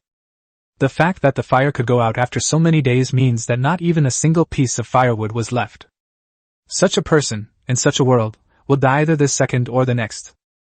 The night passed just like that. It has been 4 days since I came to this world. It was only 4 days, but it felt like an incredibly long time. By the 4th day, more and more survivors had upgraded to land deeds. As for Liu Xuanhe, after waking up, he placed the 2 plots of farmland he had created in the workshop in the small courtyard and planted tomato and corn seeds, which he bought wholesale from the trading market. He didn't know where the others got the seeds from, but the manual confirmed they were genuine seeds, so he planted them, hoping to harvest some vegetables to eat in the future, and even better, rice and wheat. His deep-sea land deed also had other things added to it. Firstly, the moon well that gradually merged and grew, and 2 fields. These 2 plots of land were placed next to the warehouse. They were 3 by 3 plots of farmland, created by exchanging some special soil in the trading market and then using the water from the warehouse. Although this farmland is only a level 1 simple farmland, it is more like a farmland in a game. A farmland is divided into 9 planting areas, with extremely high yields. All that's needed is to dig up the soil, plant the seedlings, and water them. They will grow, and they grow 1/3 faster than those planted outside. Instead of the reality where you need to constantly pay attention to weeding, hoeing, planting, watering, and fertilizing, it's not like in real life. He can now dig, hoe, and plant in the small courtyard, but the yield is less than 1/5 of that of a Class 1 simple farmland. Otherwise, they wouldn't have only found special soil that could create 2 farmlands, and that was after exchanging level 9 materials. Previously, the price of this level 9 soil was extremely high, but it has become much cheaper in the last couple of days. I bought it as soon as I saw it, and didn't wait any longer, since it is a scarce resource. Looking at the gradually sprouting tomato and corn seedlings, Liu Xuanhe smiled with satisfaction. That really does seem like it. He looked at the courtyard, which was already taking shape, clapped his hands, and continued to cut down trees, mine, dry fish to store food, and occasionally go to the trading market to see if he could find any bargains or the supplies he wanted. After going back and forth like this, they actually found quite a few good things. The day passed by in the process of gathering supplies. Apart from the sounds of darkness, the night was relatively peaceful. The warehouse was filled with more and more supplies, which were already 1/3 full, but they were just placed randomly and had not been deliberately organized. Whenever Liu Xuanhe sees these, he feels that he is really too hardworking. As for the level 2 treasure chest he opened the first time, he used it to store firewood and placed it in the underwater layer. By the 5th day, many survivors had upgraded to level 3 bases and obtained land deeds. Once midnight today, the new player protection period will end. Therefore, on this day, even the most oblivious person realized that the real crisis and challenge had arrived. Today, he barely had any free time, not even having much time to reply to chat messages, as he was focused on preparing supplies. In the last half hour before dusk, he finally stopped to rest for a while. The corn and tomatoes are growing well, and it looks like it won't be long before we can have vegetables. And the moon well, formed by the fusion of broken land deeds, became increasingly clear. 2 more wooden racks have been added to the yard, with dried salted fish hanging on them. Looking at everything he had prepared, Liu Xuanhe sat on the stone steps of the main building, with a black gun beside him, the Jin Su gun. Now, with the blessing of the land deed, he is already an extraordinary being. As long as he stands in the territory, he can use this powerful spear. Then, quietly wait for the newbie protection period to end. At midnight, the new player protection period will end completely. The world chat was now flooded with messages. What should I do? I haven't upgraded my base yet, and I haven't gotten the land deed. Am I doomed? It's almost midnight, and I'm already lounging around with the land deed, ready to watch your show. Did you guys see the forum messages? It seems that besides monsters like White Walkers and Dryads, there will also be eerie things, ghosts. What a terrible world, I want to go home. After the newbie's firewood burned out, many people in my contact list turned gray. I don't know what will happen this time. Do you have any extra level 9 materials? I'm willing to trade myself for them. Did you start dreaming about getting something for free late at night? Does anyone want to lend me some level 9 materials? I can borrow them. I'll pay them back 100-fold. Who else can trade food? I'll pay double the price for food. All sorts of random and nonsensical messages flooded the screen. Regional and private channels were flooded with messages, but the forum itself was relatively quiet compared to before. Private channels were also flooded with messages. Zhang Jingjing, is everyone ready? Let's make all the preparations for facing this world for the first time at midnight tonight. I hope you can all survive. Ren Xingxing, brothers and sisters, you must survive. My talent is rather useless, so I'll have to rely on you all from now on. Zhang Miao, aren't you lucky and talented? Ren Xingxing, yeah, but it's unpredictable. When it's bad, the door gets blocked, which is unbearable for anyone. By the way, I got some medicine from Brother Xiu, and it works amazing. Song Xiu had no time to check chat messages at the moment, but was focused on making potions, since the premise of signing the contract with the mountain spirit was that he would provide enough potions. Call. The sound of soft breathing reached him, like a warm breeze brushing past his ear. Dusk had passed, and suddenly the world turned dark. In this entire area, only the small courtyard where he was located still emitted a faint glow of fire. It was this faint glow that protected this region. The moonlight rose quickly. Before the monster in the darkness could make a sound, a blurry white figure appeared on the water, the very same terrifying white figure. As time passed, whispering monsters gradually emerged from the darkness beneath the moonlight. Deep within the primeval forest, the sounds of footsteps and tearing gradually emerged, as pale, otherworldly creatures walked out of the mountains in droves.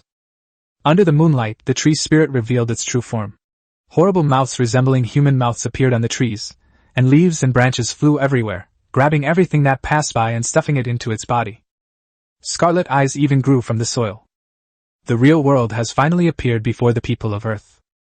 Chapter 15 Personal Panel. Having thought he had seen the world at night, and was mentally prepared, Liu Xuanhe felt a chill run from his feet to the top of his head when he saw this scene. Because tonight is far more terrifying than before, as if all the monsters have been unleashed at once after the newbie protection period ended, and it's no longer just a minor disturbance. What kind of world is this? If the beginner period is over and the base hasn't been upgraded, can you really protect yourself by relying on just one house? At this moment, he was extremely grateful that he had worked hard to upgrade the base into the territory with the small courtyard it is today, and that he had used the best materials he could find. Otherwise, even with fire and enough firewood, how could one survive in this chaotic world? And how long could one survive? The deeper the night, the more rampant the eerie monsters in the darkness become, as if they have been waiting for a long time. Seeing the scene before him, Liu Xuanhe let out a deep breath and then took out the 2 remaining items from the level 3 special treasure chest. I was originally planning to wait, but now I realize that was overthinking it. Regardless of whether there's food to feed these 2 things, let's release them first. Maybe it will be helpful after midnight. The nights here are incredibly eerie and terrifying. Silver-armored horse, Pleiades rooster. He took out the 2 items. A flash of white light appeared, and before him stood a small silver pony and a tiny Pleiades chicken. The source water pearl was already on his person. The moon well is still slowly integrating into the land deeds and growing out. Liu Xuanhe stared at the little silver-armored horse and the little Pleiades chicken in front of him for a moment in silence. They were really too young. But then he realized that things might not be as bad as he thought. Compared to the snake vine's fear of the night, the Pleiades pheasant, though small, showed no fear of the darkness. Instead, it strode confidently to the edge of the yard and then suddenly pecked down. The shadowy worms that were originally writhing in the soil were pecked out by it, and then swallowed whole. As for the little silver-armored horse, it kicked its hooves, let out a neigh, rubbed against his thigh, and then rushed out of the courtyard, dashing straight out like a silver shadow. The silver shadow stepped on the ground, and the shadow monsters that had originally grown from the earth wailed and returned underground. After a few rounds, the area outside the courtyard became much cleaner, especially the area near the courtyard, which was completely cleared out by the little silver-armored horse. Liu Xuanhe was dumbfounded. You can do that? He truly hadn't expected that these 2 special life forms, even in their juvenile stages, would be so powerful. Indeed, they were worthy of being obtained from a level 3 special treasure chest. Perhaps it's not that they are too powerful, but that we Earthlings are too weak. It's just right to release them now. If they had been released a couple of days earlier without food, they might have become very weak. Although the crisis has not yet been resolved, he is no longer as anxious as before. As midnight approaches, the world becomes increasingly noisy, with sounds coming from all directions. The trees in the primeval forest have completely changed. The entire forest has come alive, and sounds of chewing and roaring can be heard from within. The shadows of the trees under the moonlight were jagged and distorted, as if there were tree spirits on the ground and tree monsters in the shadows. The increasingly shrill sound rang out, causing Liu Xuanhe extreme discomfort. Looking at the scene before him, he couldn't help but think, what will we face once the newbie period is over? Just then, he saw the young Pleiades chicken looking towards the river as if facing a formidable enemy. That direction was a white figure. Liu Xuanhe suppressed the inexplicable fear in his heart, just like the fear a human would feel when encountering a natural enemy, and then looked at the white figure. After consuming more of the yuanquan, a type of medicinal herb, his spirit was no longer as fragile as before, and he was no longer easily corrupted by a single glance. However, after seeing the white figure, he still felt a sense of nausea and fear, but he tried his best to suppress this urge and picked up the powerful spear in his hand, focusing all his mental energy. At this point, the forum refresh rate decreased significantly, but regardless of the chat channel, the messages were still being spammed frantically, as if pouring out their last fears. The night passed quickly. Finally, the last moment has arrived. 1 minute countdown. 10 seconds. The newbie protection period has ended. The protection from the mist has ended. Earth is with you. Here are some suggestions for the survivors. Upgrading a base to a land deed is the minimum requirement for survival. A level 2 survival base can only survive for a maximum of 3 days in this world's night, but as long as the embers haven't been extinguished, there is still a glimmer of hope. If you cannot survive, choose to attach yourself to a powerful being within the local population, or head towards other places with land deeds. In World Code 0, there are countless powerful beings in their respective regions. Perhaps you can find their protection. All treasure chests have been distributed around the world. You can still open them to obtain resources. The personal panel is now open. This is the final gift the mist will give you.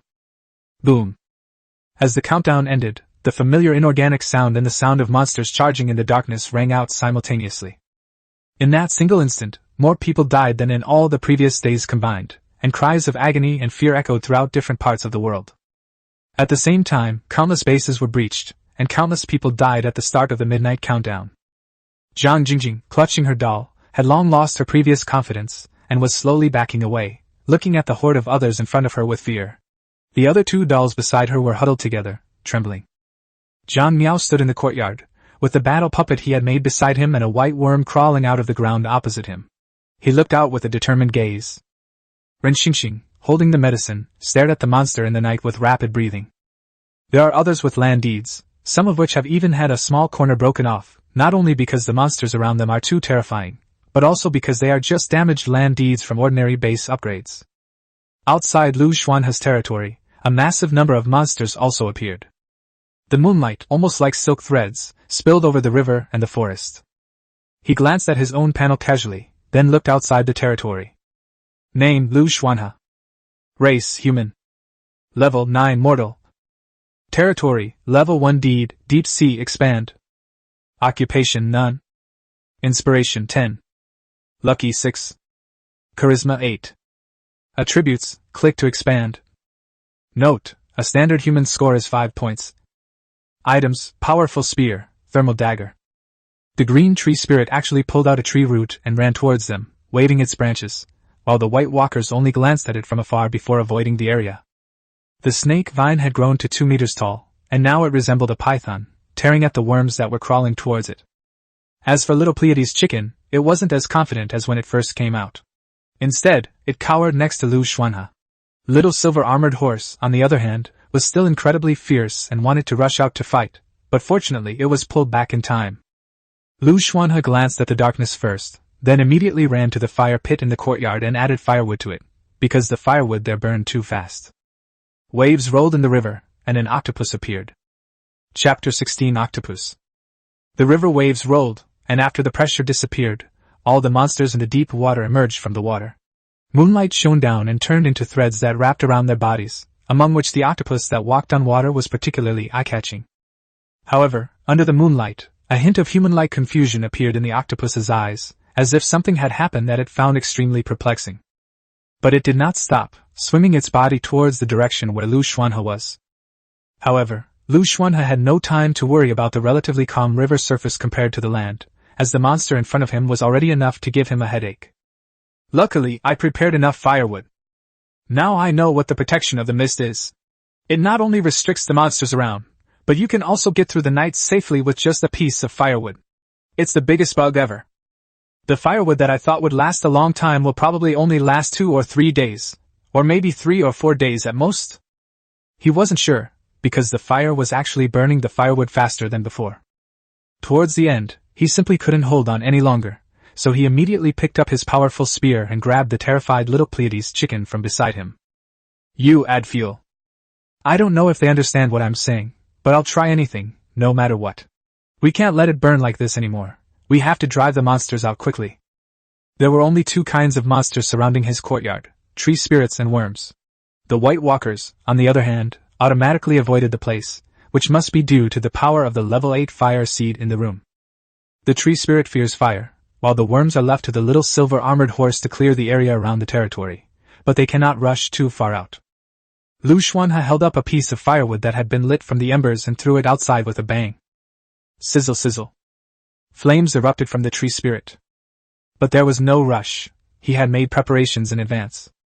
He also took out another torch, which was lit from an 8th level fire seed, and held it in his hand. In his other hand, he held the Jinsu spear. Standing at the edge of the courtyard, he watched the almost berserk tree spirit swing it forcefully. You can't expect an ordinary person to have too much strange knowledge, such as marksmanship. But he discovered that the powerful spear in his hand was truly formidable. With a casual swing, it severed a branch of the tree spirit, while the torch of the level 8 fire seed dispersed the tree spirit. The silver shadow, like the wind, moved back and forth, kicking down the worms that had crawled out of the ground. Relying on the small courtyard, the spear in his hand, and fire, Liu Xuanhe was able to put up a fight. However, even though they couldn't break through his territory, the tree spirits still rushed towards him like madmen, and showed no signs of stopping. Seeing the tree spirits dancing wildly in the moonlight behind him, he couldn't help but feel puzzled. What deep-seated grudge could they possibly have that they'd keep targeting me? Could it be because I cut down too many trees that they're taking their anger out on me now that they've lost the newbie's protection? Although many thoughts flashed through his mind, his hands never stopped moving. As for the chicken behind them, it was quite intelligent, staring intently at the stone pit and adding firewood as soon as the flames showed any signs of dying down. They thought this battle would last a long time, but unexpectedly, after a while, the originally frenzied tree spirits retreated like mice seeing a cat. Liu Xuanhe breathed a sigh of relief, but felt that something was not quite right. The tree spirit didn't seem to have left naturally, and the little silver-armored horse had also returned to its territory, trembling like the chicken, looking frightened. Looking at the scene before him, a guess flashed through his mind. Holding the torch and the powerful spear, he slowly turned around. Then, the first thing I saw was an octopus on the surface of the water. This octopus is entirely dark blue with strange patterns on its body, and its eyes are black and white, making it extremely eye-catching. At this moment, Liu Xuanhe, who had turned around, approached the courtyard even closer, and was now only a low bluestone wall away from entering the courtyard. During this time, the flame remained completely unchanged. ? He stared in shock at the scene before him. Then I heard an ethereal voice. Lord, may I have a moment of your time? Liu Xuanhe was momentarily dazed. How could he have heard the octopus speak? But this daze only lasts for a second. This is another world. Everything is normal. Seeing that the Lord before it did not object, the octopus seemed to feel it had received permission and continued speaking. Lord, I have noticed your existence since you were born here. I have seen you perform ordinary deeds and then upgrade the land title to a land deed in just 6 days. You truly deserve to be called a great being of the deep sea. I would like to ask when you plan to return to the deep sea, and whether you can take me with you. Liu Xuanhe's eyes were somewhat blank. I'm going to kill Tang Sanzang? Wait a minute, this isn't right. I am not a creature of this place. I was accidentally dropped into this river as a child and grew up here. Yet I always yearn for our deep sea, and you, my lord, as a great being of the deep sea, should be like me. Although I don't understand why you want to upgrade a land deed to an earthly one, nor why you want to imitate the lives of mortals, and even less why you would raise a torch when facing a weak tree spirit. Upon hearing this, Liu Xuanhe silently lowered his hand and then stuffed the torch into the mouth of the trembling pony beside him. He's not worried now, he's just purely curious. You knew I was here from the very beginning? He looked at the octopus so close to him and asked a question that perhaps didn't need to be asked. As expected. Your presence is so striking that I would see you even if I didn't actively look for you. Moreover, as you descended, all the nearby beings were suppressed into mere mortals. You truly are a great being of the deep sea. Even in your juvenile form, you are so powerful. When do you plan to return to the deep sea? Liu Xuanhe's expression froze for a moment, and he roughly knew that the octopus was talking about the power that brought all the earthlings here, which was the protection of the mist. He opened his mouth, adjusted his expression, and said, Actually, I am just an ordinary person. These days, it's not easy to be a con artist, let alone con an octopus that looks so strong. After all, this is a world with extraordinary powers. It's better to tell the truth then. The octopus didn't seem particularly surprised by what he said. It simply tapped its claws and extended a limp tentacle, placing it on the stone wall. Because you have always been on the shore, deep sea life can only be blessed in the deep sea. As time goes by, you will become stronger and stronger in the deep sea. I have been watching your behavior these days, and I really think of myself as just a mortal, probably thrown here right after I was born. It's really pitiful. As it spoke, a hint of tenderness appeared in the octopus's eyes. Wait, compassion? This is really wrong. Are you aiming for the future of a great lord? It seems you've already taken the most basic steps, but young lord, only in the deep sea can you possess your greatest power. So, your current path might be a little off. The octopus floated gracefully up from the moonlight, and then... No, it drifted into Liu Xuanhe's territory. Chapter 17 Signing the Contract. Night fell upon the small courtyard, and the moonlight added a special glow to the gradually emerging moon well. The octopus possesses a special power that creates a flowing current on land, lifting its body to float. Now, it steps into the courtyard. At that moment, Liu Xuanhe felt a sharp ringing in his ears, the sound of the land deed. It's not that what's in front of us isn't a monster, but rather that the power of the land deed is simply insufficient to stop this octopus. Lord, even if your hobby is rather unusual, I would like to kindly remind you that for a being like you from the deep sea, you are always more powerful in the deep sea, and secondly in the water. The small land deed you have just upgraded should be placed in this Lansang River. Secondly, there are distant lakes, which are more suitable for us than rivers. After saying this, the octopus left the courtyard and returned to the river. At this point, the sharp, throbbing pain in Liu Xuanhe's head subsided slightly. He endured the throbbing pain and then spoke to the octopus. Don't enter my territory again, it will harm me. I can't breathe underwater. The lake is near the misty area, it's safer than here. Upon hearing this, the octopus's black eyes seemed somewhat blank, but then, as if it had thought of something, it took a few steps back. I apologize, I just realized that I am already a second-tier extraordinary being, which will affect the land deed. However, Lord, you can choose to sign a contract with me. Your territory should have this function. After signing, I can become your follower. It lowered its head slightly towards Liu Xuanhe, and that familiar inorganic voice rang out once again. Blue octopus. Name, Octopus. Race, deep-sea blue octopus. Level, 38, Transcendent Tier 2, a life form approaching level 7.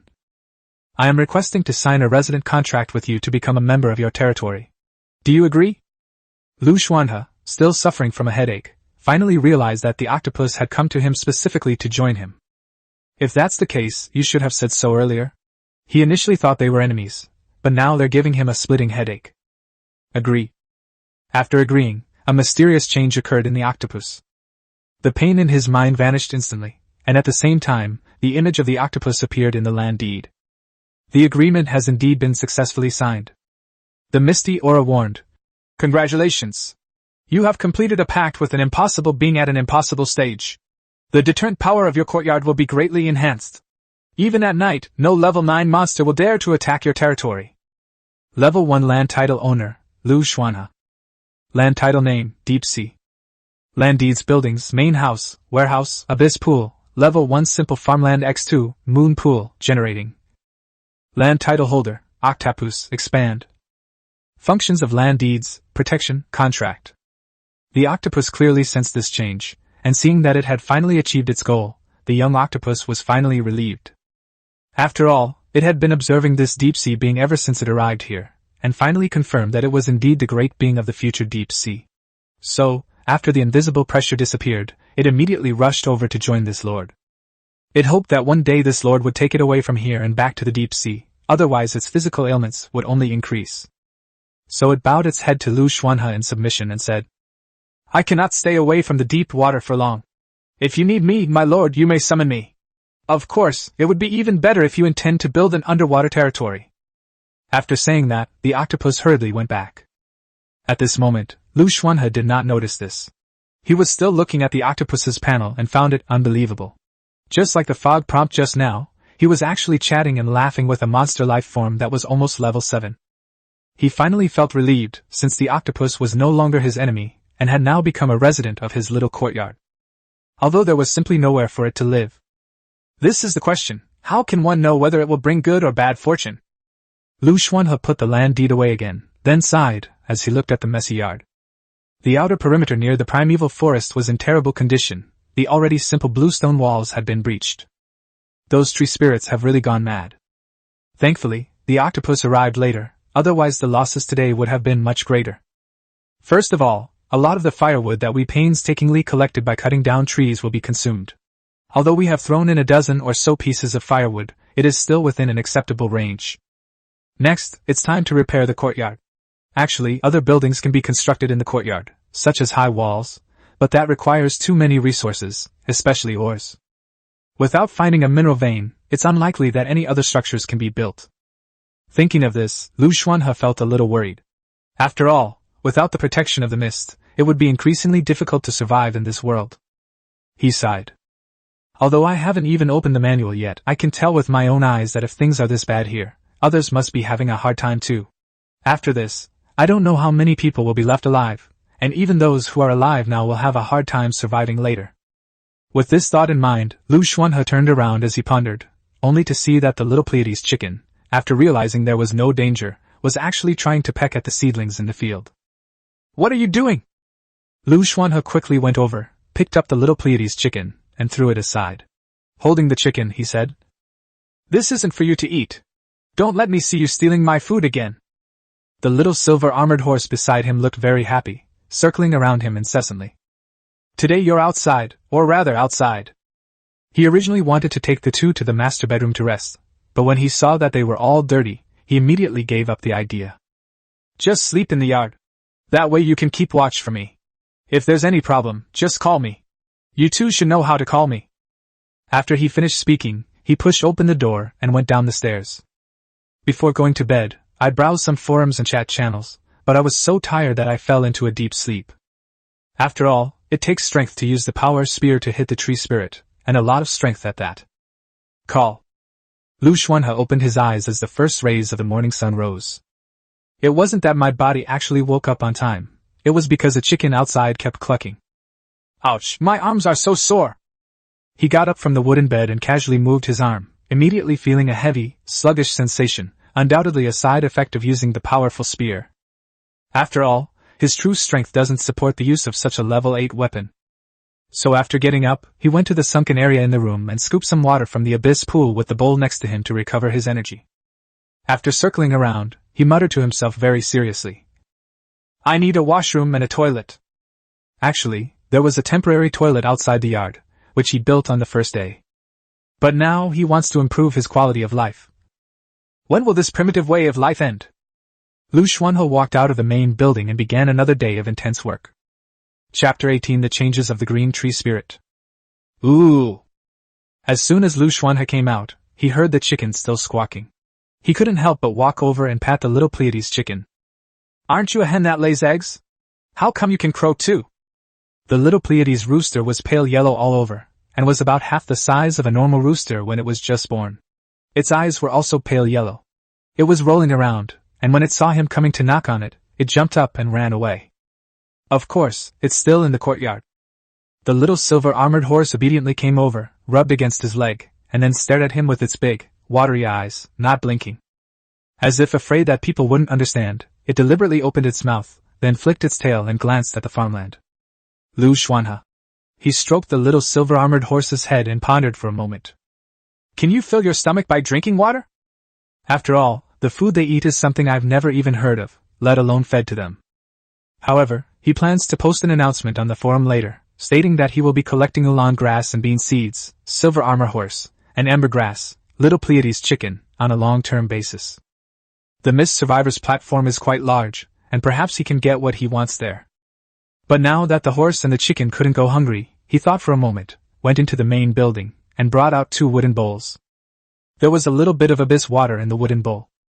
In addition, he brought over 2 dried fish, placing one on each side of the ground. Eat. The little silver-armored horse and the little Pleiades chicken both took a step back in disgust, then licked the abyss water, but didn't touch the fish at all. Just make do with this. All I can eat is grilled fish. Looking at the farmland where growth-enhancing fertilizer had been added, Liu Xuanhe hoped that the tomatoes and corn would grow quickly, which would also improve their diet.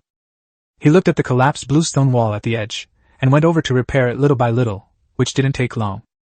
After playing with the snake vines for a while, I sat on a tall tree stump and frowned as I looked at the no longer calm Lansang River, especially at the sharp-spined fish underwater that looked extremely difficult to deal with. These fish appeared suddenly overnight, probably suppressed by the power of the mist. Now that the power of the mist has been removed from its suppression and protection, even the once peaceful Lansang River will be in greater danger. Fortunately, we signed a contract with an octopus that is about to advance to the 7th level of life form.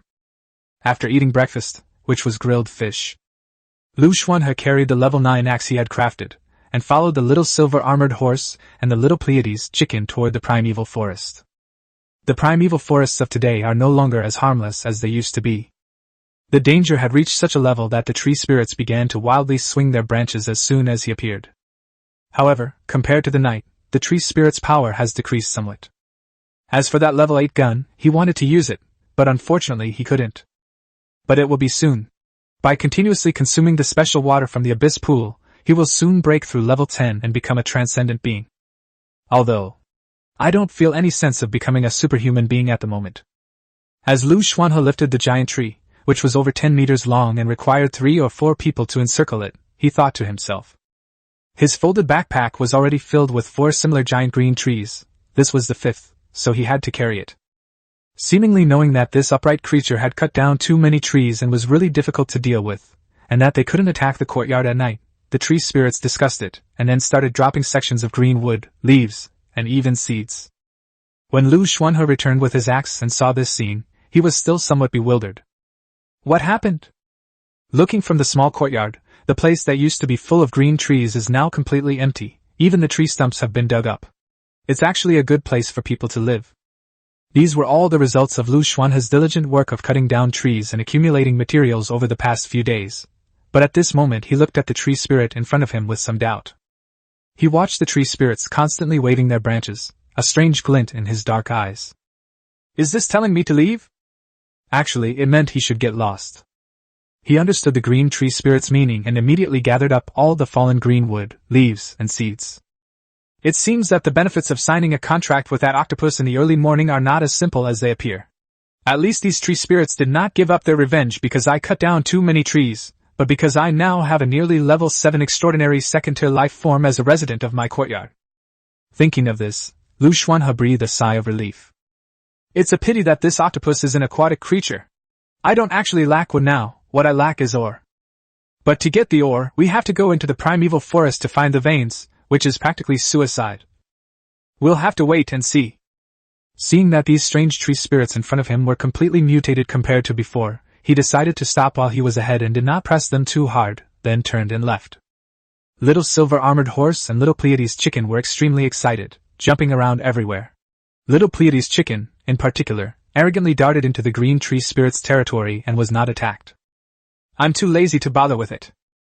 This chicken looks so smug, but I knew last night that it was a bully who preys on the weak and fears the strong. Moreover, because it is a special kind of creature, it is extremely sensitive to danger. The white walkers won't appear during the day, and worms are their food. Plus, the green tree spirits are quite docile now because of the octopus, so it's better to wander around and maybe find some surprises for them. Besides, this chicken doesn't dare to go too far. The little silver-armored horse likes to rush out of the yard and hop around, while the little Pleiades chicken knows how to crow. With this in mind, Liu Xuanhe called out a few words of advice to the little Pleiades chicken and then went back. I don't plan to rest when I get back. Unfortunately, I am not very skilled at making tools. Although I have a workshop, I need to keep making tools to make them better. If I keep buying them, the cost will be too high. When he got back, he couldn't help but frown when he thought about this, but then he relaxed his brow.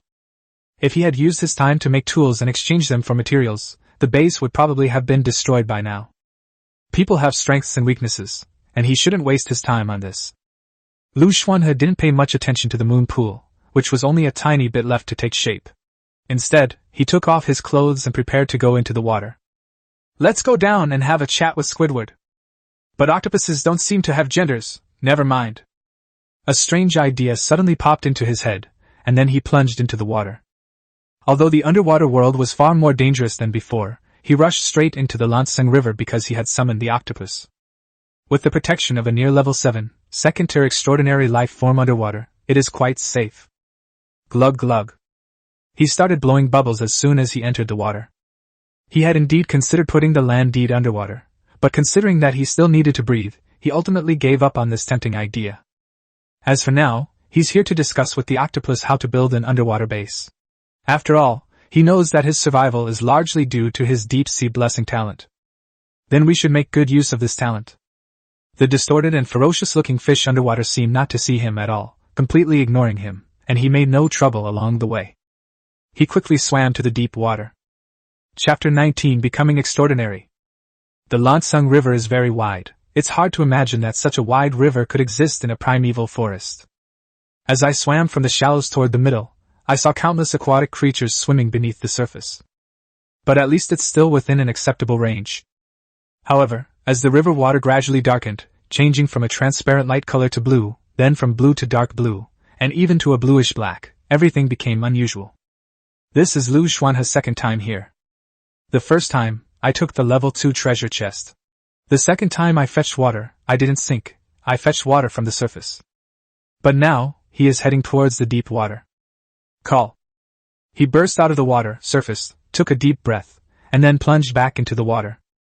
As he dived deeper, the deep water area gradually came into view. This is an extremely high cliff, roughly the height of a 3- or 4-story building. You can't tell anything from the numbers. Only by truly immersing yourself in the experience can you feel the immense pressure at this scale. The deeper you sink, the dimmer the light becomes, and the larger the creatures in the water become. But at this moment, Liu Xuanhe had an extremely strange feeling, as if he could stir the water, just like he had grown up in the water. It was extremely comfortable, much more comfortable than on land. Although I already knew that being underwater would give me a boost, the boosts in deep water and shallow water were completely different. At that moment, he completely believed what the octopus had said, that he would be better off in the sea, and then felt a pang of regret. Unfortunately, there can't be a sea in a primeval forest, and we don't know which direction the sea is in this world. As he sank deeper and deeper, he broke through to the extraordinary realm, which he had been just a hair's breadth away from achieving. This moment felt like drinking incredibly sweet water in the desert, a feeling of comfort washing over you. Moreover, the immense pressure from holding your breath underwater has been reduced by half, making descents increasingly easier. Name: Liu Xuanhe. Race: Human. Level: 10, Transcendent Tier 1. Territory: Level 1 Deed, Deep Sea Expand. Occupation: Deep Sea Unique. Skills: Deep Sea Blessing, Unfold, Water Control, Unfold, Vast Origin, Unfold. Inspiration: 13. Luck 8, 30% luck bonus in Deep Sea, 10% luck bonus in normal water. Charisma 10. Attributes: click to expand. Note: a standard human score is 5 points. Items: Powerful Spear, Thermal Dagger, Source Water Bead. My job? I'm already employed? I didn't do anything, did I? Did I automatically get this job because of my talent? He activated his skill, and his pupils constricted sharply after seeing the specific information. Deep Sea Blessing, a deep sea blessing that occurs every 30 days. It can be bestowed upon deep sea beings. After the blessing, there is a chance that the being will become your companion and greatly increase its trust and reverence for you. The more powerful the being, the more blessings are needed to become its companion. It cannot be used on non-deep sea beings. Water Control, you have the ability to control water. Tsengyuan, staying in the water will continuously restore your strength. Nothing else really, but isn't this first deep sea blessing one of my own talents? Now it has not only been transformed into a skill, but this skill can also be used to transform a familiar. They must be family members. He wasn't mistaken. What kind of incredible skill is this? There's no difference between a dependent relationship and a master-servant contract, is there? The other two basic skills are also quite extraordinary. Upon seeing this, Liu Xuanhe instinctively gasped, but fortunately, since he had already become a superhuman, it did not have a significant impact. In addition, he also possesses a source water bead. He didn't forget to bring this treasure with him when he came to the deep waters this time. It's only now that he's become a superhuman that he can use the source water bead. Perfect timing, we're almost at the bottom of the water. He suppressed his shock at the changes brought about by the upgrade, and then used the source water bead. When using the source water pearl, he could feel a power within his body, like the spiritual energy, magical power, or battle aura described in novels, being injected into the source water pearl. Then, the water droplets slowly formed a transparent protective shield around his body according to his wishes, thus keeping him away from the water. He didn't need to float ashore to breathe fresh air for a while. Why hasn't the octopus arrived yet?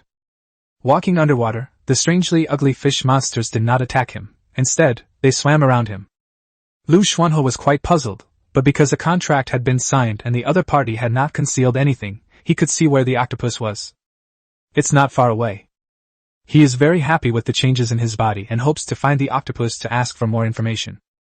After swimming underwater for a while, he finally spotted the octopus. But at this moment, looking at the deep crack, he hesitated greatly. Is this a river or an ocean? How come there are layers upon layers? He hesitated for a moment, wondering whether he should go down. Because of his upgrade to a superhuman, he has developed a greater sense of danger. His intuition tells him not to go down. The area below is 100 times more terrifying than the area above. He chose to trust his instincts, then stepped back and used the land deed to link names to summon the octopus. By this time, he knew that the octopus must have encountered some trouble. But what trouble could a near level 7, second-tier transcendent being possibly cause here? Liu Xuanhe expressed his doubts.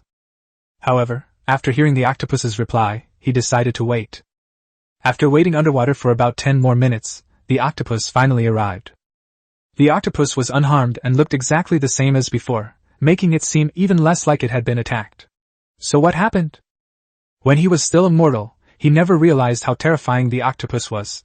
But now that he has become a superhuman, he has discovered that the octopus's aura is so powerful that it can make him lose his footing just by sweeping over it. Such a powerful and terrifying life form, no wonder the monsters fled as soon as night fell. The octopus floated over, its black eyes filled with sorrow, but it still bowed slightly to show respect when it saw Liu Xuanhe. My lord, you've arrived. Is there anything you wish to instruct me to do? Liu Xuanhe originally wanted to ask about other things, but seeing the octopus's current state, he couldn't help but feel concerned. After all, this was a super powerful combatant who had signed a contract with him. What's wrong with you? Upon hearing this, the octopus sighed, spread its 8 legs, and looked extremely distressed. My lord, your tastes are unusual. You enjoy walking on land, but deep-sea creatures like us would feel very uncomfortable in such a narrow river. I feel an itchy sensation every time these shallow waters flow over my body, making me uncomfortable all over. It's a pity that this place is too far from the deep sea. Lord, when do you plan to go there again? Although your territory is currently just a small courtyard, once it can be classified as a manor, you may be able to move it along with the land deed. If the land deed has been upgraded to a city, then moving it may be more difficult. It's something I don't know. Liu Xuanhe couldn't help but complain that the fog that sent all of them from Earth to this world didn't explain anything clearly, and they had to figure it out little by little here. Are you referring to the method of upgrading land titles? The dark blue octopus shook its head. I don't know how to upgrade a land title, but I know there are several types of land titles. For example, some land titles cover an entire city, while others only cover a village. Your title, Lord, is just a basic courtyard. After it finished speaking, it seemed to notice the change in Liu Xuanhe's body. Lord, have you already stepped into the extraordinary realm? It wasn't surprised at all, taking it all for granted. Then, as if it had thought of something, it touched its body, and out of thin air appeared a seashell the size of a baby, which it then handed over. Congratulations, Lord. This is a gift I collected for you. Liu Xuanhe. This Squidward is truly one of the best residents. He reached out and took the gift, intending to continue asking questions about the world and the land deeds. Chapter 20, The Mineral Vein? When Liu Xuanhe saw the gift from Squidward, he couldn't help but marvel at how much his deep-sea talent had indeed helped him. However, the most important thing right now is to upgrade the land title, improve the quality of life, and avoid attacks from strange monsters. Everything else could wait, but he really didn't want to eat grilled fish anymore. He was practically turning into a grilled fish from all the food he'd been eating these past few days. Secondly, there's the matter of repairing the courtyard, and what exactly was that mist I glimpsed so vividly before? Thinking this way, he suddenly realized that he still didn't have much time to rest, and had to keep working hard.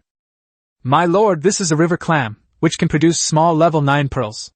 Pearls are a virtually universal material. You can add them to anything you want to improve its quality, or you can use them as currency in trade. Hearing Squidward's words, he stopped himself from floating away and asked, "What do you know about land deeds? And about this primeval forest?" The octopus shook its head and retracted its eerie blue tentacles. "I grew up in the Lansung River and have never left. The land deeds are just some vague memories I have of them, and I don't know what this forest is. When I become stronger and have more inherited memories, I will definitely figure it out, Lord." Liu Xuanhe nodded, then, recalling the misty scene he had witnessed upon arriving in this world, couldn't help but ask further. "Do you know about the mist?" The octopus nodded this time. "Of course, everyone in this world knows about the mist.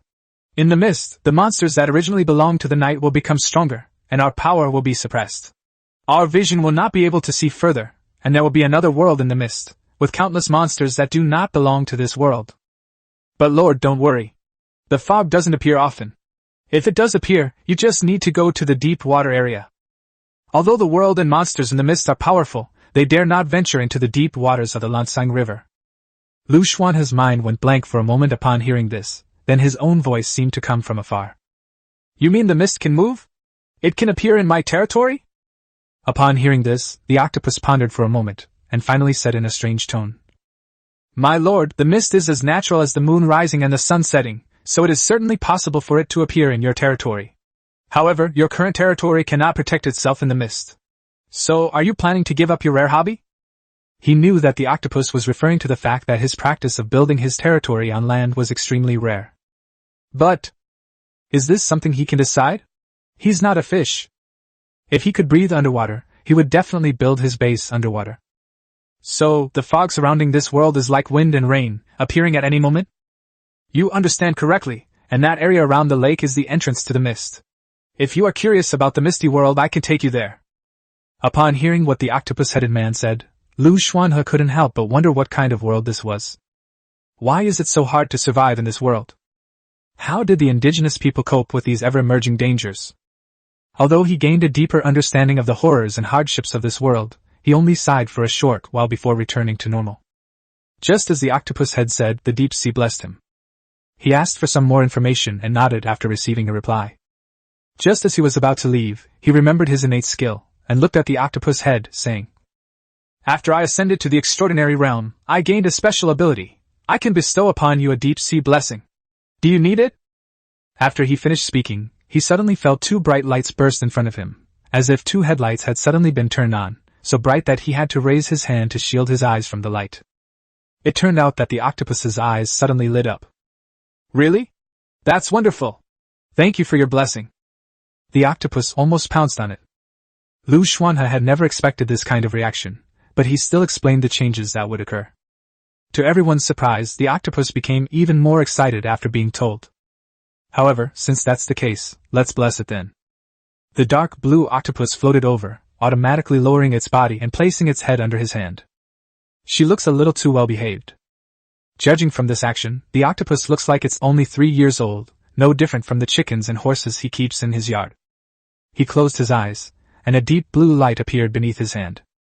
A few seconds later, the blessing from the deep sea ended. On the surface, nothing seemed to have changed much, but he noticed that the octopus's eyes had narrowed comfortably, and it had even rubbed against his hand. Now it really does look like a pet. If the octopus's gaze had previously held a hint of unfamiliarity, now a sense of longing had arisen in its eyes. Seemingly realizing that his actions were a bit too intimate, Octopus quickly pulled his head back. It felt that its body hadn't felt this comfortable in a long time, and the minor ailments that had gradually developed since arriving at Lansung River seemed to have disappeared. "All right, the blessing has been bestowed upon you." "Thank you, my lord." Liu Xuanhe nodded slightly. He felt that the power in his body was no longer enough to support the source water bead to continue to expand the barrier, so he said goodbye to the octopus. However, as he surfaced from the deep water, he glanced at the spot where the octopus had emerged. It was an extremely deep underwater rift, and he wondered what powerful life forms might be lurking beneath it. As for the deep water area, it was quite large, and he looked at it one by one, making sure to remember the scene below. Suddenly, I saw a continuous stream of lights beside the cliffs in the deep water in the distance. I didn't notice it when I first arrived. What kind of place is that? He swam towards the underwater cliffs, then surfaced and put away the source water bead, as he had very little power left in his body. This place is some distance from his territory, closer to the green tree spirit forest. This is a vein of ore? After swimming to this point, Liu Xuanhe surfaced and discovered some scattered objects that resembled silver ore. He had seen similar ores on the forum before, but not in such large quantities. They were found individually. Although it looked very similar at the moment, he still picked up a few pieces and would confirm it when he returned to his territory. Perhaps we can have it appraised in the Earthlings trading market. It's located in a primeval forest some distance from the deep sea courtyard. This place is no longer the territory of the green tree spirit, but is now home to another kind of tree, though it is far smaller than the green tree spirit, about the size of a tree in the Amazon rainforest on Earth. Meanwhile, the little Pleiades chickens would occasionally peck at insects and eat some leaves, and before they knew it, they had traveled a great distance. It was still morning, and some people who had barely survived the previous night were traversing the forest, trying to find a relatively safe place before dusk to spend the terrible night.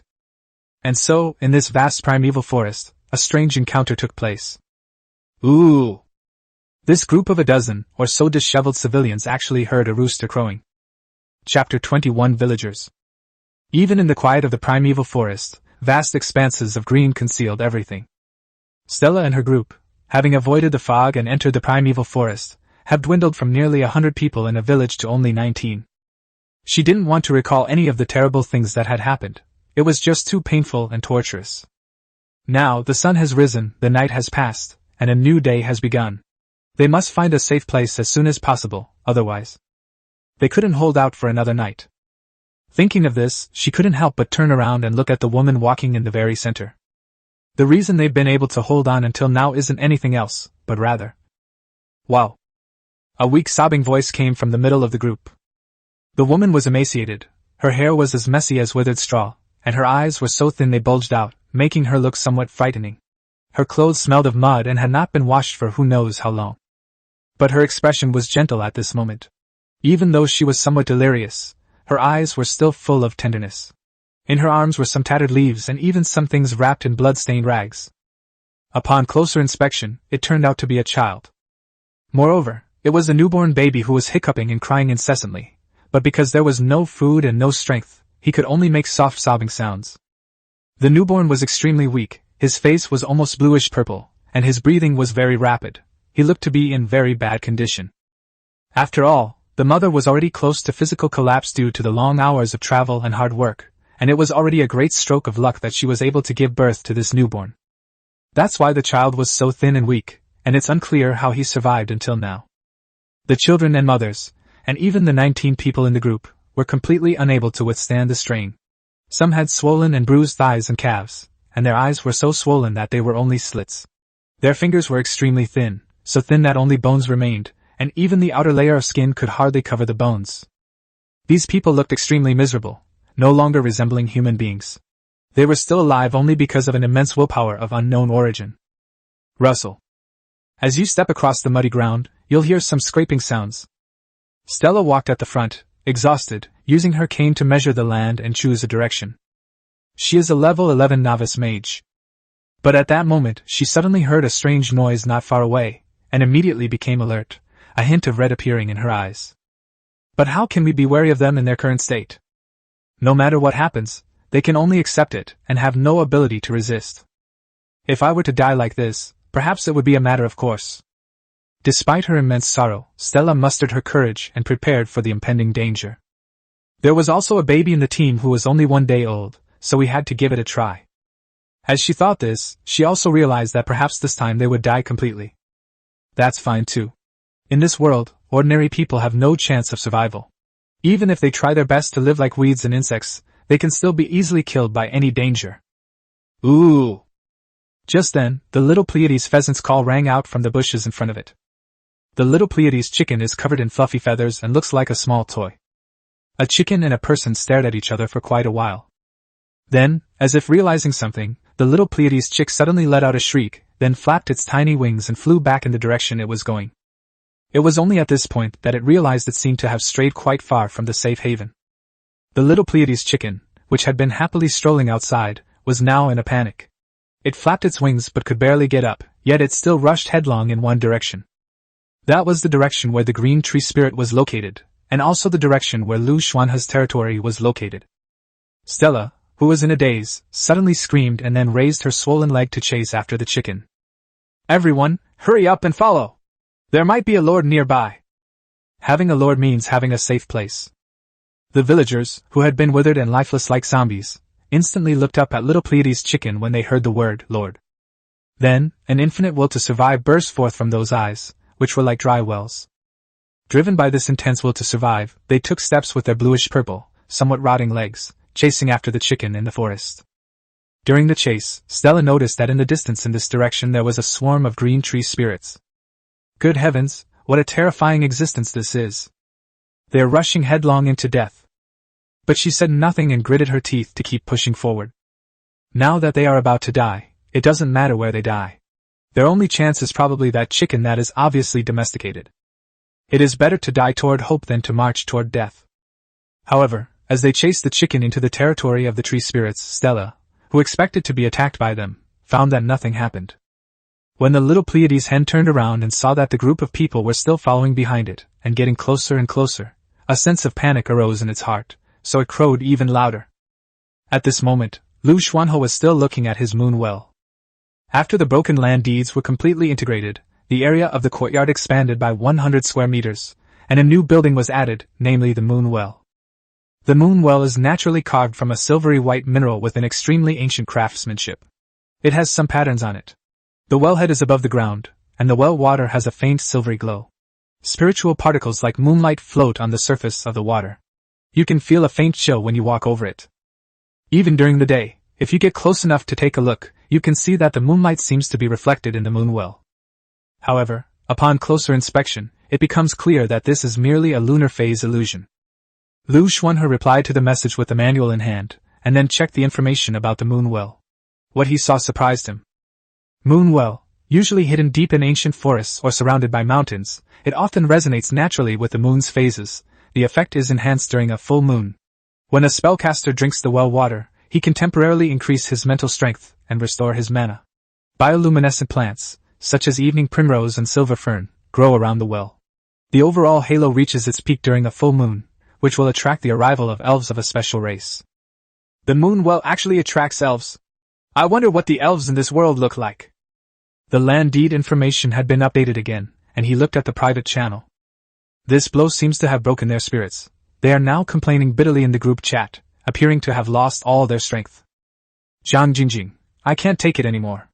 Most of the dolls I painstakingly created died last night, and all the tree spirits have revived. I don't know what to do now. Even though the land deed has been upgraded, it still can't hold on. Ren Xingxing, the White Walkers are terrifying. It's hard to imagine how people in this world survive. Zhang Miao, do you have any iron cocoons? I can offer a high price to exchange for them. Zhang Jingjing, big brother, you're really steady. Zhang Miao, where are you? I want to come and join you. It seems okay now, but I feel like I can only survive the first wave. Zhang Miao? The location is still uncertain, but if you want to come, I'd love to. My war puppets are getting better and better, and I'm using war to sustain war. Song Shiyu, actually I'm fine. Liu Xuanhe, how are you? He only just had time to reply to the chat history in the group, while the comments below were already flooded with messages. No one thought he was dead. Not to mention the post he made on the forum that morning, his name wasn't grayed out either. They were just very puzzled as to why he hadn't appeared. He was standing next to the moon well at that moment, and after thinking for a moment, he took a picture of the moon well and posted it online. Liu Xuanhe, view image, it's alright, I'm building my territory. Zhang Miao? Brother, what is this? Bang Jingjing? What kind of well is this? It looks so unusual. This private channel exploded instantly because of the picture he posted. After glancing at it once, Liu Xuanhe stopped looking and decided to study the moon well in front of him. At the same time, I opened the forum to see if anyone had replied to the post I made in the morning. It contained the very things I needed to collect little silver armored horse and little Pleiades chicken. Surprisingly, there were actually people there. Just as he was about to have a private chat with these people, he heard several urgent crowing sounds. Ooh! Chapter 22, Receiving Villagers. The familiar crowing of roosters came from afar, and Liu Xuanhe only glanced up briefly. That primeval forest, the place where the green tree spirit lived, became noisier than ever before. I only glanced at it casually, but I didn't expect to see something extra. What is that? Is that a person? So surprised was he that he couldn't help but raise his hand to rub his eyes. After confirming that he wasn't seeing things, he froze, staring at the tattered, savage-like people. After a few seconds of stunned silence, seeing the little Pleiades chicken hurriedly fly up towards the open space in front of the courtyard, he couldn't help but frown. He planned to look at the moon well later. He wanted to deal with the immediate problem first. Stella led the villagers in a chase through the forest for what seemed like an eternity. Regardless of the thorns, spikes, snakes, scorpions, or other creatures that inhabit the forest, they charged straight ahead without paying any attention. As for the process, his body was in so much pain that it became numb. He relied entirely on instinct and willpower. Even as one villager after another fell down along the way, he did not stop. Finally, after chasing the chicken out of the green tree forest, they felt the warm, moist air and saw a clearing, a territory. In that instant, all the villagers' fatigue vanished. Only Stella, who was at the very front, finally let go of her burden and knelt down abruptly. Her vision went black, her eyes were unfocused, and she looked 10 times weaker than the previous second. Liu Xuanhe had already come out at this time. He had originally planned to see what had happened, but he didn't expect the man to kneel down beforehand. The little Pleiades chicken had already run into the yard, and it looked terrified. Seemingly sensing his arrival, Stella, who had exhausted all her strength, suddenly found a surge of power and cowed out forcefully. "My lord, please accept us!" Upon hearing this, Liu Xuanhe raised an eyebrow, and the inorganic voice reached his ears. "The refugees request to become members of your territory. Do you agree?" "Agree." He nodded to the person in front of him. Finally. This was Stella's last thought before she was about to fall into a coma. After seeing that she was about to faint, Liu Xuanhe took out the medicine and fed it to her. This matter hasn't been clarified yet, so don't get confused. This medicine was manufactured by Song Shiyu. It was inexpensive and quite effective, making it popular in the market. Yesterday, Song Shiyu sent some to everyone in the group, which is perfect for this. After taking the medicine, Stella felt a warm current in her body, the bleeding from her wound stopped, and she woke up again. She felt ashamed as she looked at the precious potion she had drunk, and despite supporting herself with her cane, she remained kneeling on the ground. "Your Excellency, we are villagers from Stone Territory. We left Stone Territory to survive after the mist descended, and we walked into this great forest. Finally, we saw your pet and followed it here." She continued to recount what had happened to them, because she was terrified that the Lord would drive them away, and she was determined to stay no matter the cost. As Liu Xuanhe listened to Stella's words, his previous thoughts flashed through his mind. There are indeed indigenous people in this world, and quite a few of them. Having heard the gist of the story, he decided not to waste any more time listening to these people express their loyalty, so he interrupted them. "Okay, I understand. You guys rest outside for now." "Thank you, my lord." Stella breathed a sigh of relief and stood up, but still maintained an extremely humble posture. Then, she mustered her courage and asked, "My lord, one of our children is a newborn baby. May we be so kind as to grant him the potion you just bestowed upon us? Stella will surely repay this debt in the future." Liu Xuanhe was surprised to find that there was an infant among this group of people. He frowned and gestured to the 13 people behind him. "Where is the baby?" Stella realized something was wrong and immediately turned around. Her face turned deathly pale, her lips trembled, and for a moment she forgot how to speak. "Lord, my lord, my lord." Seeing this person looking like the sky had fallen, Liu Xuanhe realized something was wrong. He waved to the courtyard, and a silver shadow rushed out and charged towards the green tree spirit. The tree spirit glared at Liu Xuanhe as he approached, looking very nervous, but breathed a sigh of relief when it realized he wasn't there to cut down trees. "There really is a child." After passing through 4 or 5 trees, he saw his mother and child lying on the ground, their fate unknown. The green tree spirit had already raised a branch, ready to plant it, but suddenly stopped.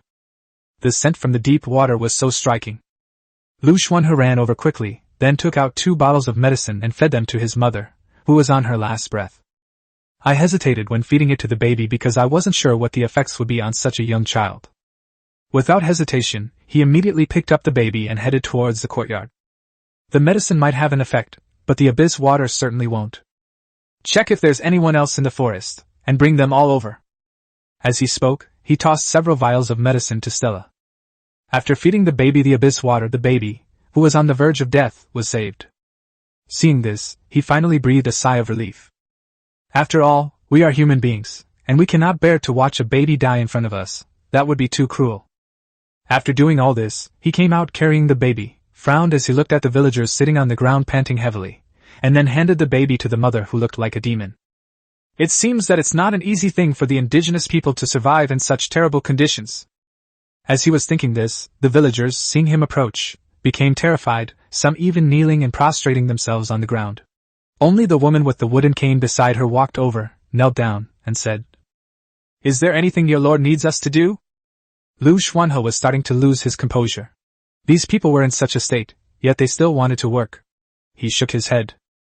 "You guys should get some rest first. There is something really important to do, but there's no rush right now." There is indeed something going on. The underwater mountain has been confirmed. It really is a mineral vein. They were originally thinking about how to mine it, but now, these villagers are the best people to mine it. As for how to ensure safety in the water, that requires careful consideration. However, this vein must be mined in order to provide his territory with enough ore and even metallurgical materials. Many items in the workshop cannot be made because of the lack of key ores, which are too expensive on the market and not worth buying. Upon hearing Liu Xuanhe's words, the villagers, including Stella, were initially puzzled, but then relaxed. "Yes, my lord. I'll gather some grass for the other villagers to eat first, and then we'll build some houses in this open space. What do you think?" Liu Xuanhe nodded, but then suddenly remembered something, so he took a few dried fish from the shelf in the courtyard and tossed them to Stella. "You can also eat some fish." Ignoring the astonished looks from those behind him, he walked straight to the vicinity of the moon well, sat on a tree stump, and opened his survival manual. Chapter 23 Land Reclamation. Private Channel Group Chat. Zhang Jingjing, Liu Xuanhe, why did you suddenly stop showing up? Why don't I come and join you, brother? I just asked a professional, and this is actually the legendary special building, the moon well. It can upgrade along with the territory and has countless uses. Where did you get it, brother? Zhang Miao, that's a bit of an exaggeration. I thought this brother was going to die, since he was surrounded by very dangerous things, but I didn't expect. No wonder he's the fastest leveler in our group, he's really amazing. There were some more messages, which Liu Xuanhe quickly scrolled through, selectively replied to some, and then opened the forum again. However, when he opened the forum this time, he found something unusual. Although he has always had a lot of backstage information, it's become a bit too much now. What happened? When I clicked into the main section, I indeed found something different. The pictures of moon wells he posted went viral on the forum, and the most popular post mentioned that moon wells attract elves, which immediately sparked a heated discussion. He didn't like it when he saw this. However, after clicking into this post, that slight dislike disappeared. Because the person who posted the message was a master builder, he was able to identify what kind of building it was at a glance, and the person even sent him a private message with a guide on how to use the moon well. For the sake of this guide, he agreed to the person's friend request. Then I privately messaged those people who said they had ulan grass, bean seeds, and ash grass, but I didn't get a reply. I wasn't in a hurry, since everyone is busy right now. Although they have passed the novice stage, there are still many more challenges waiting for these earthlings. After browsing the forum for a while, he discovered that refugees were starting to appear in other places as well. It seemed that in this world, the existence of land deeds automatically attracted people. However, that's because some earthlings started their journey closer to their settlements, while his situation was purely a matter of luck. After scrolling through all the news for the day, he decided to start preparing for tonight's defenses. It wouldn't normally be this complicated, but now that we've taken in this group of refugees, we naturally have to handle them properly to prevent them from dying as soon as they arrive. The sun shone on the Lanseng River, making the turbulent river shimmer. There were quite a few wild plants nearby, but he didn't touch them. Meanwhile, the villagers outside were digging for wild vegetables to eat, and they seem to be in much better condition. Moreover, their survival skills are fully maxed out. In such a short time, they have already dug holes and started fires, and some have even begun to prepare more tools to survive. However, since there was no pot, they basically just heated it up on a stone and ate it. But this is already considered very good. Liu Xuanhe stood in the courtyard, looking at all of this with a hint of curiosity. If he hadn't seen these villagers eating the grass that was growing everywhere nearby, he really wouldn't have known that it was edible. Out of sheer curiosity, I asked the question, and to my surprise the answer was that I could eat any kind of grass. This means that things that are not edible must be edible. Watching them eat wild vegetables, it seemed like they were enjoying it. This made Liu Xuanhe curious about what the outside world was like, but for now, he should focus on developing in this area. It would be best to develop an underwater base, as his deep-sea talent is ultimately better suited to the underwater world, and he will build a true territory in the deep sea in the future. It's afternoon now, and the sun is shining brightly. The villagers were extremely happy at this moment, their rough and swollen faces full of smiles, especially when they ate the fish. Although fish meat is very fishy, it is still meat after all. Life is good now. Finally, a lord is willing to take them in. Liu Xuanhe was also having lunch at this time, but it was grilled fish again. He felt like throwing up after eating for a while, he just couldn't stand it anymore. So he simply went to the sinking area to get some water to drink, barely enough to fill his stomach. Because their living conditions were so poor, he looked at the 19 villagers who had been rescued with a hint of expectation, and couldn't help but ask, "What are your skills?" Upon seeing this, the 19 people immediately put down their food and stood up, becoming even more pitifully reserved because of his approach. Stella knew that ordinary people wouldn't even be able to speak when they met a lord, just like they were now. Although she was a little nervous, she had to step forward now. So she was the first to answer, her tone extremely respectful. "My lord, I am a mage. There are 11 farmers and 3 hunters, as well as a skilled weaver, a blacksmith, a cook, and a carpenter." Liu Xuanhe was somewhat surprised by this answer, as it was a bit unexpected. After all, no matter the time, there are very few people who know a skill. But seeing what these people look like made it clear that probably only those with some abilities survive this escape. "That's fine too." "That's true. It's not easy for someone to run away to a place like mine, even among the refugees." Thinking this, he nodded, pondered for a moment, and said, "Your name is Stella, right? Tell me in detail what they can do." "I only came to ask her because I saw that she had finished eating." Stella, however, had no other thoughts and simply told them everything in detail. After they finished eating, the farmers volunteered to cultivate the land.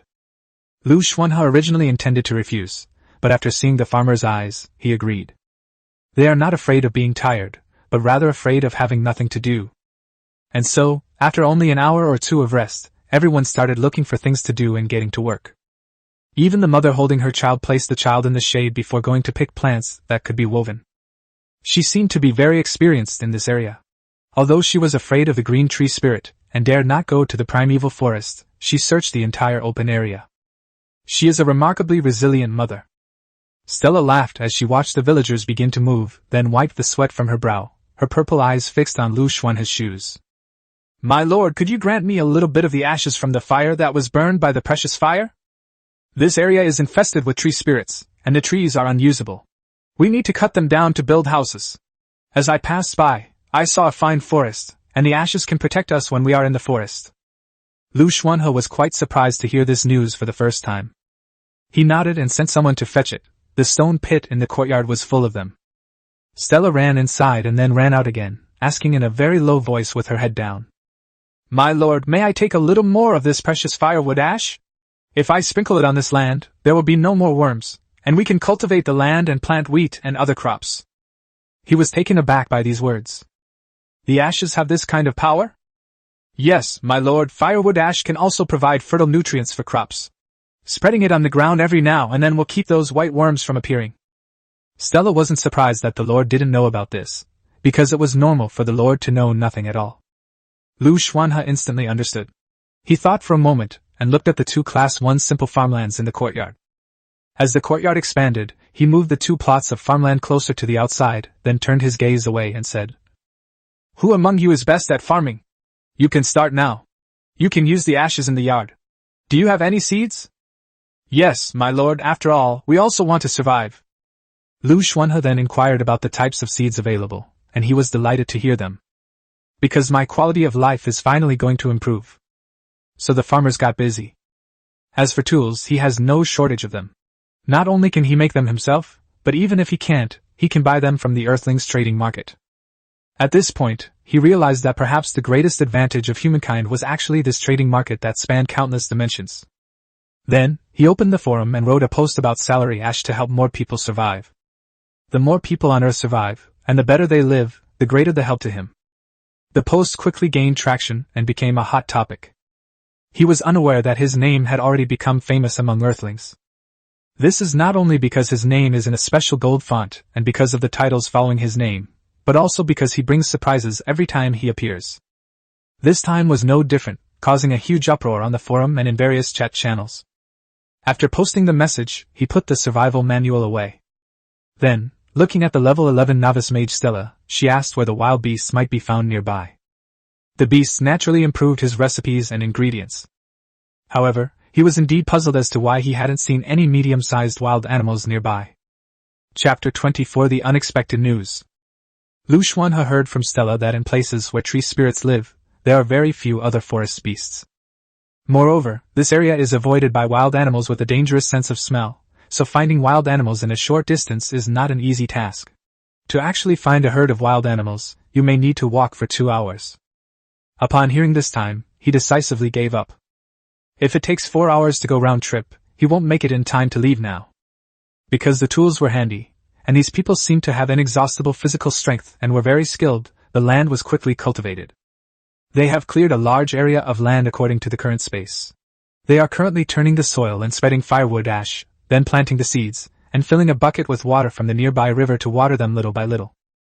Some seeds have special growing environments, so they even used ordinary tree branches to build trellises in the ground. Meanwhile, those who had left to cut down trees with firewood ashes quickly returned, each carrying a log longer than a person. After the logs were laid down, everyone quickly began to build 2 houses. One room contained a monk, an infant, and a mother. The other room contained other people. These people were building houses faster than they were cultivating land, which prompted Liu Xuanhe to open the panel to check on these people. Then, looking at the attribute bars of each mortal with a maximum of 10, they remained silent. If he hadn't evolved by consuming various magical waters these past few days, his physical abilities might not even be as good as these refugees.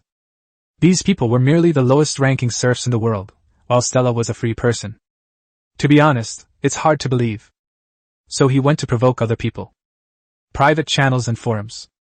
Liu Xuanhe. Although it's hard to believe, most people's physical condition is probably worse than that of the most ordinary slaves in this world. Look at the stats of these refugees. Their personal attributes are maxed out. View image. He hadn't checked the messages in the forum's backend yet, but he also sent the same message to the world channel and regional channels. Holy crap, what did I just see? It's gold, a big shot in gold, and it's that famous big shot in gold. I can't get excited at all, because I saw the picture. I painstakingly cultivated the fruit, ate it to increase my strength and survive, and you're telling me I'm not even as good as the worst native, crying. On the bright side, we have a lot of room for improvement. I've also taken in some refugees here. Their strength is really exaggerated. I can't compare to them at all. I feel I need to work harder, otherwise I'm afraid of a serf uprising. Don't be afraid, my land deed has been stolen, and by a native. These words were like a thunderbolt, and even Liu Xuanhe, who was just watching, couldn't help but join the discussion. Liu Xuanhe. What do you mean? How was your land deed stolen? They put a knife to my neck and made me erase my name and write his name on it. Now I'm a slave too. If it weren't for the fact that the survival manual is only bound to me and no one else can see it, I wouldn't even have been able to keep this thing. What? How can it be this terrifying? How are we supposed to play like this? We have to guard against the dark monsters on one hand, and be careful of the natives attacking from behind on the other. And then there's that natural mist that guy with the golden name, Brother Liu, mentioned. Who the hell can survive this? Really? Don't scare me. I was hoping to recruit some natives to help me when I saw the news. Really? I only found out after he told me that land deeds can be stolen, swallowed up, and your name can be forcibly erased. Then where should we put the land deeds? We can't put them in the temporary storage at the trading market. I'm crying. Why is it so hard to survive? I saw the golden boss appear. Does the boss have any ideas, Liu Xuanhe? In fact, Liu Xuanhe was also extremely shocked when he saw these messages. He didn't know what to say, so he just typed a line. Liu Xuanhe. To become stronger and become an extraordinary being. After that, he stopped looking at these messages and didn't even check the mentions on his private channel. The news he received this time caught him completely off guard, and he is still not calm. Instead, he is experiencing a constant turmoil of emotions. He was originally planning to change his plan for the future development of the territory, as well as his personal development. We can't keep moving forward at this slow pace. We need to speed things up. The faster we grow, the better we can protect ourselves in this perilous world. Call. He walked out the door and looked at his small courtyard, especially his main building, and felt unsafe no matter how he looked at it. Perhaps the construction of the underwater base should have started much earlier. Then he noticed that his manual suddenly vibrated. When he opened it, he found that someone had used a special tool to contact him. This item was obtained from opening a treasure chest, and it was from someone I knew. Liu Xuanhe. The man who planted the tree once bought healing leaves there. He thought the person must have something urgent, so he checked the private messages. Unexpectedly, the new message from the other party was not a request or a cry for help, but a new message. Liu Xuanhe, Brother Liu, I just heard some new information. If you take in natives and refugees as villagers, they will be automatically included in the land deeds and will be unable to kill their masters, let alone steal the land deeds. He was unaware of this information, but it wasn't surprising. But the next message surprised him. Liu Xuanhe, also, we can sign land deeds, not the kind of contract where the owner is the master, but a slave contract. Survivors can enslave each other, and natives and survivors can also enslave each other. Liu Xuanhe, the survivor who said he was a slave was not just being self-deprecating, but he had actually become a slave to the natives. Upon seeing this, Liu Xuanhe's pupils contracted. Liu Xuanhe, Brother Liu, if there are refugees in your vicinity, you must sign contracts with them and make them serfs. If the number exceeds the capacity of the land deed, you must drive them out, otherwise you may encounter bad things. Liu Xuanhe, I'm not saying this for any particular reason. I just feel like I'm really about to die. If I come to seek refuge with Brother Liu in the future, I hope you'll give me a chance. I don't want to become a slave, crying emoji. Of course, I don't expect anything else, just to be an ordinary free citizen. Liu Xuanhe read through all the messages in their entirety. His feelings were complicated, especially the last paragraph. Although this might just be a way out he's prepared for, the fact that someone used a special tool to warn him the moment they received the information shows. It seems the situation is really urgent. He looked at his main building and muttered to himself. Then he replied to Liu Xuanhe. Has the situation on your end gotten this bad? If needed, you can come find me, but I'm not sure if you can find me here, since we don't know how far apart we are or how much time has passed. Liu Xuanhe, disheveled and dirty, stood under the treehouse and gave a wry smile upon seeing the reply. He could tell from the gold ID's composure between the lines, and even asked him if the situation was bad. Liu Xuanhe, it's terrible. It's not just me. Everyone's situation is terrible. But Brother Liu, you should be doing well. I feel that the land deeds of those territories that are a little closer to the natives will probably no longer belong to us in the next few days. Liu Xuanhe, although the distance is indeed a problem, I still want to survive. Of all the people I know, Brother Liu, you are the most capable. I will try my best to look for map-related items in the trading market recently. Thank you, Brother Liu. After that, there was no further conversation. Looking at these chat logs, Liu Xuanhe couldn't help but shake his head. He frowned and turned around, but unexpectedly, he saw a completely new place. The 2 huts for those refugees have been built. Meanwhile, the sound of banging could be heard from the carpenter's place. He was making furniture. The first thing I made was a crib. Upon seeing the Lord emerge from his manor, Stella immediately stepped forward to report. Chapter 25 Mining. The sunlight is not as glaring as it used to be, but even so, prolonged exposure to this environment can still cause high-temperature burns. After finishing her work, Stella washed her face and looked much better, but she was still very reserved and respectful in front of Liu Xuanhe. My lord, we have scattered ashes around your territory, so that it will be a very safe place even at night. Furthermore, the land has already been cultivated. Regarding the mine you mentioned, Lord, we are currently considering methods for extraction. Because underwater is not safe, and the power of firewood underwater is far less than on land, there might be some. Don't worry about that. Liu Xuanhe suddenly waved to Lansang River, and under the sunlight, a dark blue octopus suddenly surfaced. With this octopus around, it only leaves its mark on that underwater mine. Other aquatic monsters dare not go there. After this was recounted, Stella lowered her head even further, completely convinced, and her tone became extremely respectful. As you command, my lord. He nodded, and after seeing the carpenter finish making the crib, he went over and asked, What are you planning to build next? The carpenter was startled and, though he stammered, still managed to answer. My lord, I need to make furniture, especially wooden barrels. Those simple barrels break easily and are inconvenient for watering the farmland. Then there are wooden pulleys and levers, which will make it easier to transport the felled trees back later. Carrying them back is too slow and wastes time. Also, I need to build a wooden bridge to make it easier for us to get to the underwater mine. He realized it was all urgent business. He had originally wanted the carpenter to make him a complete set of furniture to improve his quality of life, but now it seemed. However, upon seeing the anxious carpenter who seemed eager to get me work done, he still voiced all the requests he had originally intended to make. For them, having something to do was much better than having nothing to do. I need a complete set of furniture, but it must all be made of grade 9 wood and will take time to polish. Please finish your current work as soon as possible, and then we can make the furniture specifically for me. As expected, upon hearing this request, the carpenter showed no sadness or reluctance whatsoever. Instead, he seemed to be injected with adrenaline, even raising his head a few inches higher before excitedly saying, "Yes, my lord!" In this way, Liu Xuanhe inspected each of them and assigned them jobs. Although it wasn't specifically reflected in the game, he did feel that as he assigned personal tasks, an invisible popular support +1 floated up in the air. These people needed the work the Lord gave them, not what Stella said. Finally, he looked at the rosy-cheeked baby placed in the shadows, then at Stella standing to one side. "You're a mage, what are you good at?" He was very curious when he first heard about the profession of mage, but after observing them, it seemed that they were not the kind of mages he had imagined. Stella, who had been happy, blushed upon hearing this, and finally lowered her head and stammered, "My lord, I can only give directions." She was extremely ashamed. But at this moment, Liu Xuanhe's expression was somewhat strange. "Give me directions? Be more specific." "Yes, my lord. I am skilled at memorizing and finding roads.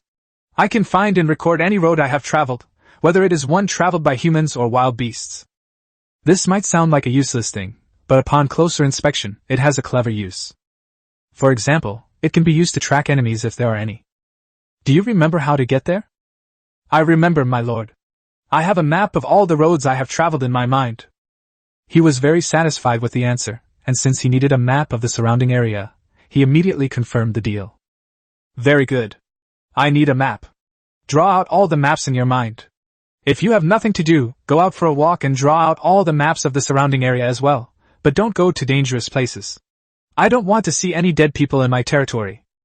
Stella was surprised to receive this answer, but immediately nodded. "Yes, my lord." In this way, jobs were arranged for all 19 refugees, excluding the baby. Liu Xuanhe initially didn't want to give that resilient mother any work, but in the end he still gave the order. For them, being unemployed means despair. Dusk arrived quickly, and the golden sunset shone on the water. Some birds flew by, only to be quickly preyed upon by the monsters hidden underwater. Only a glimpse of the terror belonging to the night, and the river was revealed. However, these refugees were not as fearful and anxious as Liu Xuanhe had imagined. Instead, they continued to do their work as usual. According to them, at night, ashes are usually enough to ward off most crises. Even so, Liu Xuanhe still lit a campfire in the middle of their lodgings to avoid any danger in the darkness. The power of the fire brought boundless warmth as night approached, especially when the mother held her child, and the firelight shone on her face, adding a touch of tenderness to her ugly, swollen face. The temperature difference between day and night can be tens of degrees Celsius. On Earth, such a temperature difference could freeze a person to death. Fortunately, these people had already woven thick blankets from forest plants during the day and covered the wooden beds inside the cabin, so tonight shouldn't be too difficult. Before she fell asleep, Stella felt as if everything before her eyes was a dream. Perhaps they had not seen the chicken at all, nor was there any lord. There was only endless darkness, cold, hunger, and death. The night passed quickly. Just as the refugees said, the ashes can effectively protect the territory, and many other survivors survived because of this information. As time went by, the survivors on Earth gradually stabilized. As dawn broke, the sun rises again, and a new day begins. The farmers started working early, and they even set aside a small plot of land to grow food for the little silver-armored horses and little Pleiades chickens. These seeds and even the finished products were all acquired by Liu Xuanhe through trading in the market. Without a trading market, these two little creatures would probably only have water to drink for the next few days. The seeds have been planted, and it would normally take a long time for them to germinate. However, due to the growth-accelerating fertilizer, their growth rate has increased to its fastest. And because their growth cycle is very short, they can be harvested and replanted after just one more day. One of the farmers, who used to raise livestock, was preparing their food using the purchased produce. The construction of the wooden bridge has also begun carefully, and the progress bar is moving forward little by little. The refugees were initially very worried, but they relaxed when they discovered that there were no strange fish biting them underwater. Because Octopus had already left his presence in that area according to Liu Xuanhe's instructions and had driven away all the fish, the underwater area was very safe. The mining operation proceeded smoothly and methodically. As for an ordinary level 11 mage, he has already begun drawing maps and venturing into the primeval forest to explore the surrounding area. The morning was spent amidst the clanging and banging of construction noise. It was around this time that Liu Xuanhe found himself with some free time. Although there are only 19 villagers now, they have already taken on the vast majority of tasks, so much so that he only needs to inspect them. This experience was completely different from anything I'd had before. After catching his breath, he spent most of his time underwater. While underwater, he could feel not only that his body was more comfortable, but also that his extraordinary power was slowly increasing. For him, the water was far safer than the land. Unfortunately, there are no valuable treasures in these rivers. You might occasionally see tools left in the water, but they are of little use. Around noon, Stella brought him unexpected news. She had already surveyed the entire territory and drawn a map using the items given to her by the Lord. However, there was one thing she felt she needed to tell the Lord as soon as possible. Chapter 26 Bison Herd. You mean you saw a herd of bison? Stella nodded honestly when she heard the Lord's question. Wait, this is a primeval forest, right? Even if there really are bison herds, shouldn't they live in? Liu Xuanhe seemed to realize something and immediately took back his words. He said he understood. After all, he had specifically asked Stella to help him find traces of wild animals, and it was good that he had received accurate information. Moreover, the herd of bison was not far from his yard. It only took him an hour to walk there. Stella blinked her purple eyes. She was unsure whether she should speak up next, but thinking about what she had seen, she decided to tell him everything and then leave everything to the Lord. My lord, I have spotted signs of a large group of people near the bison herd. Because bison dung is often an extremely important land resource, I started to observe the surrounding environment when I saw them. I found that most of the dung had been removed, and there were traces of people walking all over the ground. There should be a small wilderness area nearby, but I don't know if they've spotted us yet. This news surprised Liu Xuanhe, especially after he inquired about the bison herd. He discovered that the bison's dung was comparable to the special organic fertilizer they used back on Earth. Large amounts of dung could even be piled up to create black soil. It is the kind of black soil that yields extremely high yields and requires little human care. His growth-boosting fertilizer is only available in 3 portions, and is a one-time use item. However, if there is bison manure, the yield of whatever is planted in the future will increase significantly. This will be of great help now and in the future, since food can't be conjured up. Not to mention, there was even a small patch of wilderness.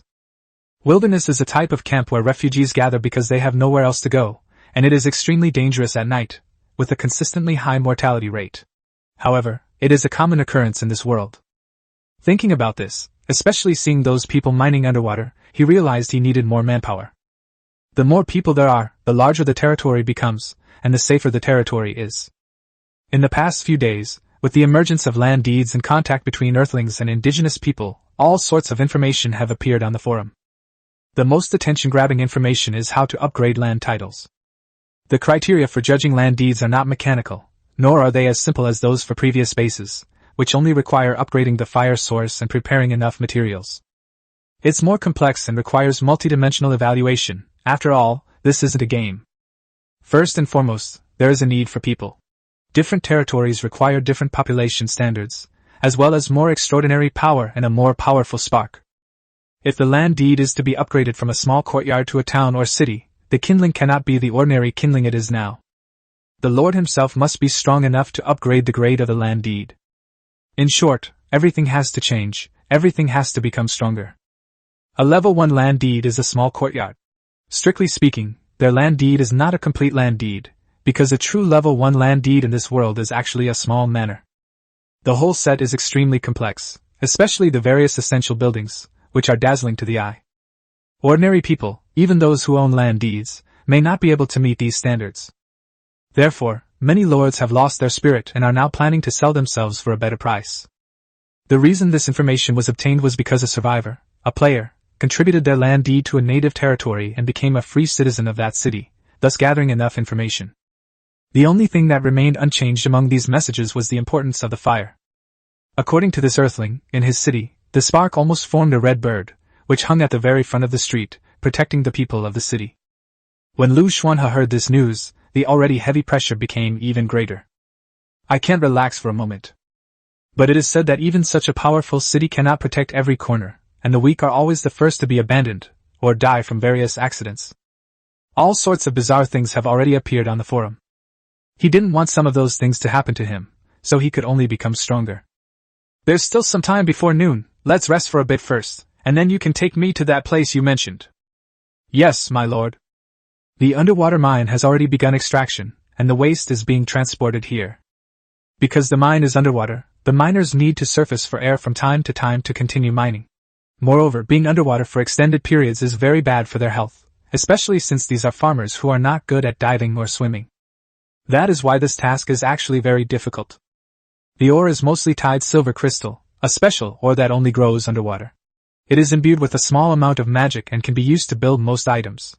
However, it has very low resistance to fire and is prone to cracking when exposed to sunlight for a long time. The overall base is silvery white, with layers of thin, sheet-like minerals arranged closely like fish scales on the surface, and the edges have a wavy, shimmering sheen. These farmers aren't really mining now, they're just picking up the scattered Tide silver crystals next to the mine. The collection speed is actually quite good, but unfortunately it's still just a drop in the bucket when it comes to the materials needed to build an underwater base. However, what he lacks most right now is iron ore, otherwise he would have to buy most of the things in his territory from the trading market and would not be able to be self-sufficient. He held a piece of Tide silver crystal in his hand, looked at the anxious farmers, and nodded to indicate his satisfaction. As for lunch, it was fish soup cooked in a specially customized, extra-large iron pot. Besides the large iron pot, there is also a small iron pot. These are Liu Xuanhe's exclusive tableware. These people weren't particularly good cooks, but because they had lived in this primitive environment for a long time, their cooking skills were much better than his. The wild vegetables and fish soup they cooked were barely edible. As he ate, Liu Xuanhe became somewhat depressed. He really missed the white rice and all kinds of dishes. His dishes include stir-fried green peppers with pork, braised eggplant, twice-cooked pork, scrambled eggs with tomatoes, stewed potatoes with braised pork, winter melon and pork rib soup, cola chicken wings, sweet and sour pork ribs, hot and sour shredded potatoes, stewed beef brisket with tomatoes, roasted lamb chops, roasted pork chops, roasted beef steak, and butter hot pot. Thinking of this, he was overcome with grief. External difficulties couldn't defeat him, but eating this kind of food that had no oil or salt at all made him really want to jump into the Lansang River. It was too painful. So, after drinking some of the very fishy-smelling fish soup, he couldn't help but look at the farmers beside him and ask, "Do you know what plants can be pressed for oil? Or where you can find salt and staple foods?" I asked these people what kind of seeds they brought, and they all turned out to be a bunch of random functional plants, not food plants. For example, the vines and leaves that grow from one of the seeds can be woven into soft fabric. As Liu Xuanhe drank the fish soup and wild vegetable soup from the wooden bowl, he felt a sense of powerlessness looking at the blank eyes of the people in front of him. So he couldn't resist offering a large reward on the forum for wheat and rice seeds. Unfortunately, the other earthlings were worse off than him. They had to get their tomato and corn seeds from treasure chests. The danger has increased, treasure chests are becoming scarcer, and seeds are dwindling. Even so, his post still triggered a lot of people to cry out in the comments, but they all said that he should find some seeds and food and put some on the store, because they were suffering from hunger recently, and were begging for help. Upon seeing the replies, Liu Xuanhe paused for a rare moment, then muttered to himself, "It seems I still have to rely on myself." Then, glancing at Stella who had already finished eating, she said, "Let's go now." Stella nodded vigorously, then reluctantly licked the fish soup in the wooden bowl, acting as if she were eating a delicacy, which made him unable to bear watching. Thanks to specialized food, little silver-armored horse and little Pleiades have slowly begun to grow. There wasn't enough of that particular food. One or two of them seemed to have only eaten about half full. Even if new ulan grass, bean seeds, and ember grass grow tomorrow, it probably won't be enough for these two things to eat, so we'll have to keep cultivating new land. This time, Liu Xuanhe brought the powerful spear and the little silver-armored horse with him. And so, together with Stella, they headed toward the bison herd and what appeared to be wild land. Chapter 27 Exploring the Surroundings. The Lansang River has an extremely long riverbank, and some of its banks are connected to mountains and endless forests. This riverbank, which should have been covered with trees, was now largely empty, with wisps of smoke rising from it. Liu Xuanhe's territory and its perimeter are roughly rectangular. Near the upstream direction, which is where the green tree spirit is located, there is a cross-section. The upper part is covered with thick layers of firewood ash. It is still several hundred meters away from the primeval forest where the green tree spirit is located.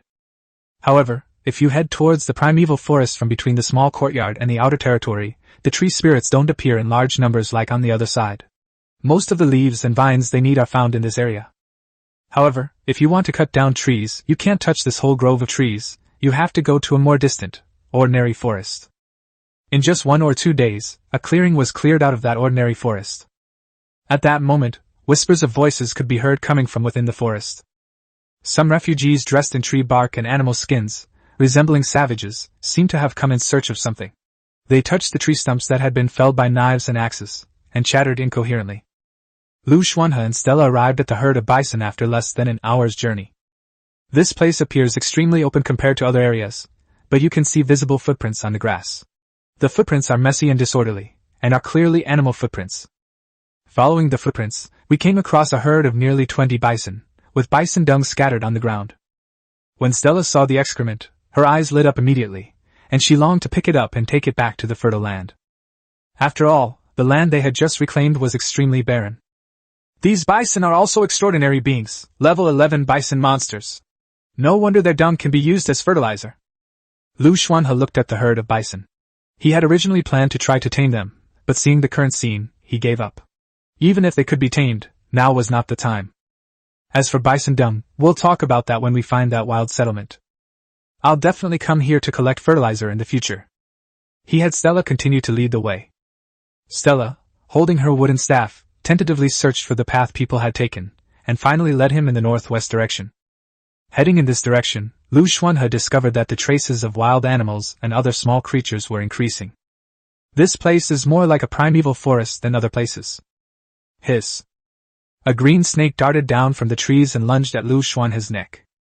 He was faster, but instead of the powerful spear that was inconvenient to use here, he wielded an iron sword he had bought from the trading market. The iron sword swiftly sliced the green snake, which was as long as a human arm, in two, and he stepped on the snake's head. However, this did not solve any problem. Instead, hissing sounds came from all directions. If you look up slightly, you can see snakes coiled above the tree canopy. This sight made him frown. Stella quickly sprinkled some ashes and then apologized. "I'm sorry, my lord. I forgot that the presence of a superhuman like yourself in this forest would alert other wild beasts.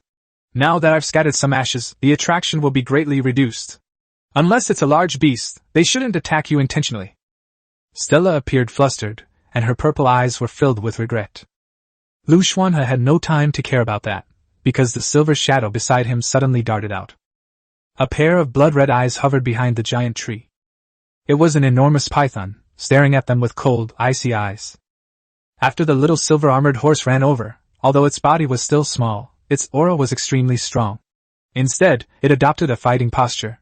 The giant python stared at it with its snake eyes, then coiled lightly on another giant tree and closed its eyes. Click. Liu Xuanhe took a picture of this scene and uploaded it to the forum to ask what it was, and then continued walking forward. 3rd floor, Brother Liu, this is a green bamboo python. Although it looks huge, it is actually just an ordinary python. It is not as powerful as the green tree spirit, and it is extremely timid. If you are strong enough, it will be scared away and it is not a threat. It is just big. 7th floor, wait, I'm really curious what that silver pony is. It's so handsome. Brother Liu, don't tell me you've already started raising horses after only a few days. No way.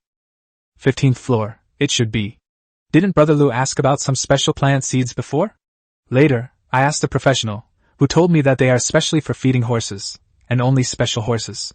Ordinary horses can't eat them often, as they are prone to overnutrition and bursting. 29th floor, Brother Liu, where is this place? It looks very lively. I even saw a little rabbit in the picture. It looks quite cute. Seeing that the discussion had gone a bit off track, Liu Xuanhe closed the survival manual and continued on his way.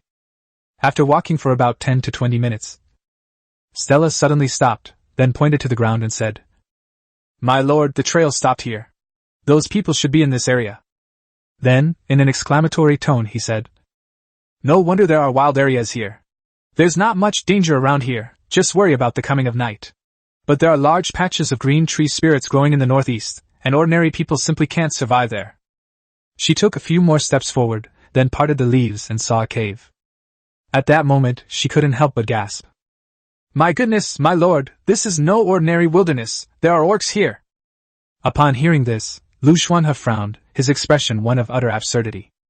What the hell? Stella somewhat disdainfully cleared away everything that was blocking her view. It's a hybrid orc. These things are like wild beasts, but why would an orc pick up dung? Could it be that they actually know how to farm? She looked very surprised. Seeing this, Liu Xuanhe took a step forward and looked at the cave. It met a pair of timid eyes. It really is a half-orc, and a human snake at that. Grass. He couldn't help but curse out loud.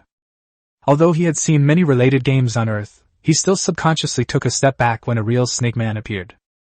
This thing is a bit creepy, especially in the dark cave, where a bunch of snake people are piled up inside. An ordinary person would be scared out of their wits at first glance. Even Liu Xuanhe, who considered himself to have a strong mental fortitude, couldn't control himself. Is this a half-snake person? Stella looked a little disgusted, but nodded. They are useless, my lord, and they have very low intelligence. They are like wild beasts. You can't find a normal 1 out of 100. In any place, orcs are the lowest of the low. She emphasized it specifically. Didn't they take away the bison dung? Where is the cultivated land now? Stella quickly walked around to look, and finally shook her head. There is no land. Who knows what these orcs are planning to do with the bison dung? Liu Xuanhe, however, felt that this was not the case. He genuinely did not know what the situation was like with the orcs in this world. But he had eyes, and after the initial shock subsided, he carefully examined the cave and found it to be unusually clean, as if it were cleaned every day. However, we only looked at the surface. As for what lies deeper inside, we have no idea. Even out of curiosity, he didn't plan to go inside. The caves filled with snake men were simply too terrifying.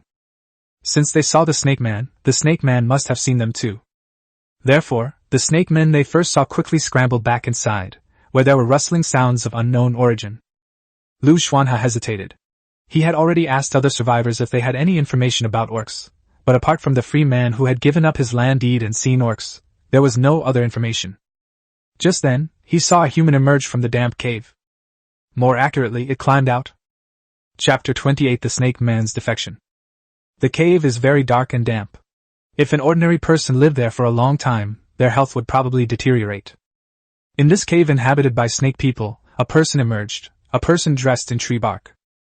Moreover, they didn't seem like just refugees, but more like Stella, who exuded the aura of civilization even while wearing tree bark. I never expected to find a lord in this primeval forest. I am so sorry for not welcoming you properly. But everything here is in a mess, and it's just getting started, so we can't offer any hospitality. Please forgive us, new lord.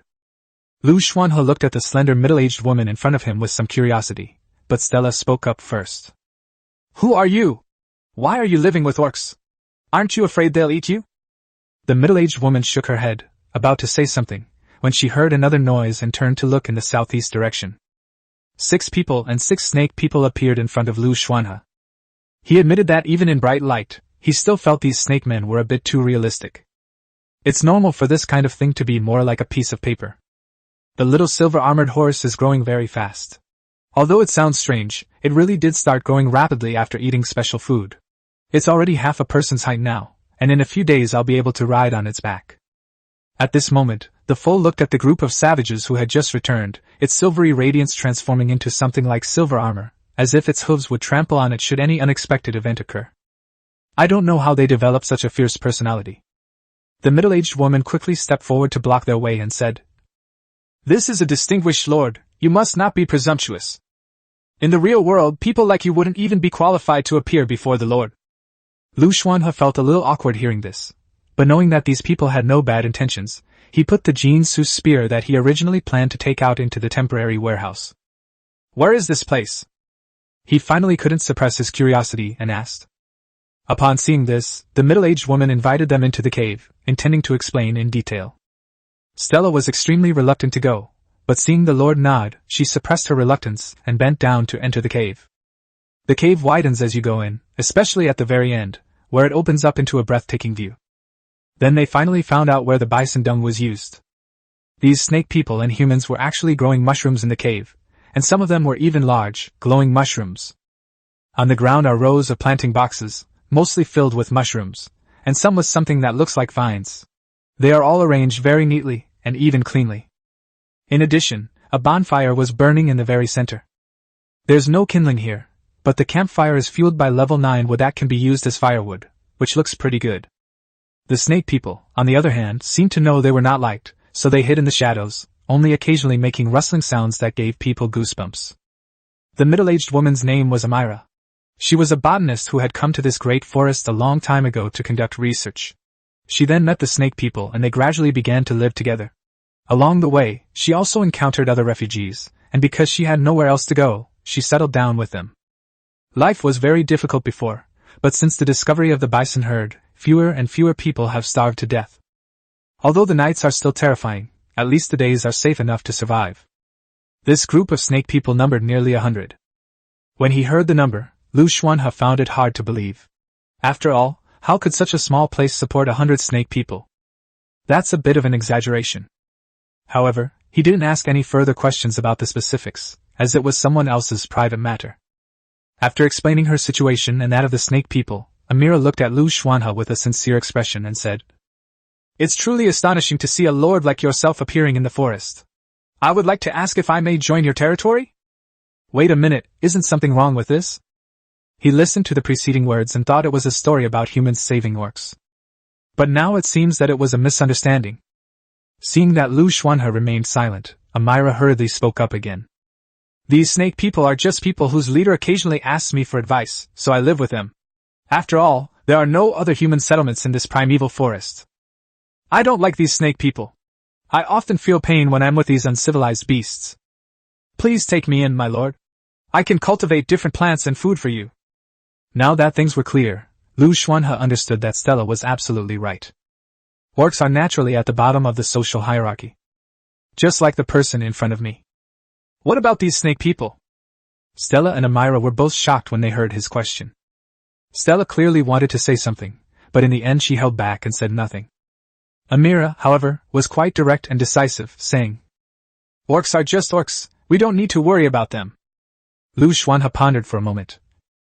"Snakes, I remember they're amphibians, I mean, they can be both underwater and on land at the same time." Amira nodded quickly. "Yes, your highness, you are right. Do they mine underwater?" When Amira heard about mining, she wanted to explain, but after hearing the mention of underwater, she hesitated for a moment and nodded. "Probably, but I don't know if these orcs can swim." She immediately thought of something, her eyes lighting up as she said, "My lord, I can communicate with the snake people leader here and have them migrate underwater. Orcs have extremely strong vitality and can survive even underwater. You can teach them even if they don't know how to mine." Seeing this, Liu Xuanhe finally nodded in satisfaction. "Then, congratulations on joining my territory. However, everything is just beginning in my territory, so you should be prepared." Amira didn't care at all. She was extremely excited, and a blush appeared on her pale face. "Even the most inexperienced lord is still a lord who possesses the fire and the land deed.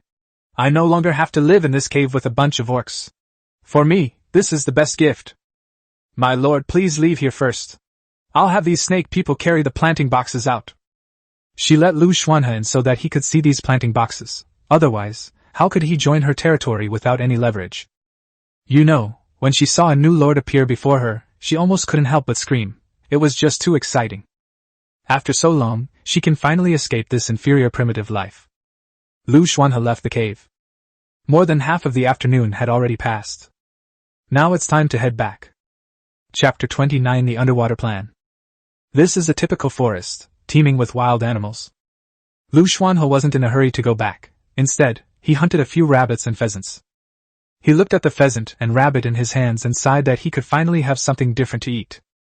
Although it doesn't have salt or oil, the taste of the grilled fish will definitely not be as good as it is on Earth. But at least it's not grilled fish, which is good enough.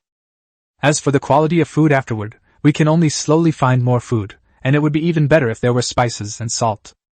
He and his silver pony led the way, while the rest of the group moved slowly. After all, the snake people had never been so far from their territory before, and they were worried about the potential negative consequences of their arrival. Therefore, they wanted to get everything ready in advance. He left early because he needed to go back and give the villagers a heads up. Otherwise, the villagers would be terrified if they suddenly saw the orcs. The sunlight gradually warmed up, no longer as harsh as before, and the fine downy hairs on his face could be seen when it shone on him. His demeanor became increasingly distinctive. Although his face remained handsome, his skin had darkened considerably. Having been suddenly brought here from Earth, in such a short time, I feel like I've undergone earth-shattering changes. Indeed, hardship is a great teacher. The ancients were right. Couldn't there be less of this suffering? Liu Xuanhe was looking in the direction of the mist. The danger of the mist hung over him like a sword, and he didn't know when it would fall. The problem of that terrifying white shadow that flashed by before has not yet been resolved. After signing the contract with Octopus that night, the white shadow disappeared without a trace. But he never thought it would really never appear again. It was just that the octopus was very intimidating. But the octopus's intimidating power belongs to the octopus, and he also needs to improve his strength as soon as possible, otherwise it will be difficult to survive in this dangerous world. Lately, I've been drinking a lot of water from the Manhwa pool at home, and occasionally some water from the moon well, and then soaking in the water at the bottom. Although I can feel my strength and magical power increasing, it's too slow. I hope other Earthlings will work harder to uncover the extraordinary information about this world, and perhaps then they will know how to enhance their own power. That's what he thought. Meanwhile, the survivor forums were still bustling with activity. After walking for a long time in the primeval forest, we finally saw his small courtyard. The little Pleiades pheasant was pecking at the food in its own bowl, occasionally letting out a cry that echoed across the sky. The iron pots were already burning, and some people were mining in the water, occasionally sinking and rising. However, most people were tidying up their territory, accompanied by the sounds of children crying and laughing, creating a thriving scene. The villagers relaxed considerably upon seeing Liu Xuanhe's arrival. They were somewhat worried since their lord was not in the territory. Such a wonderful life is hard won, and no one wants it to be destroyed. When they heard that orcs and snake people were coming, no one thought there was anything wrong with it. They simply said they knew. Then he took the pheasant and rabbit from his hands and began preparing dinner for the evening.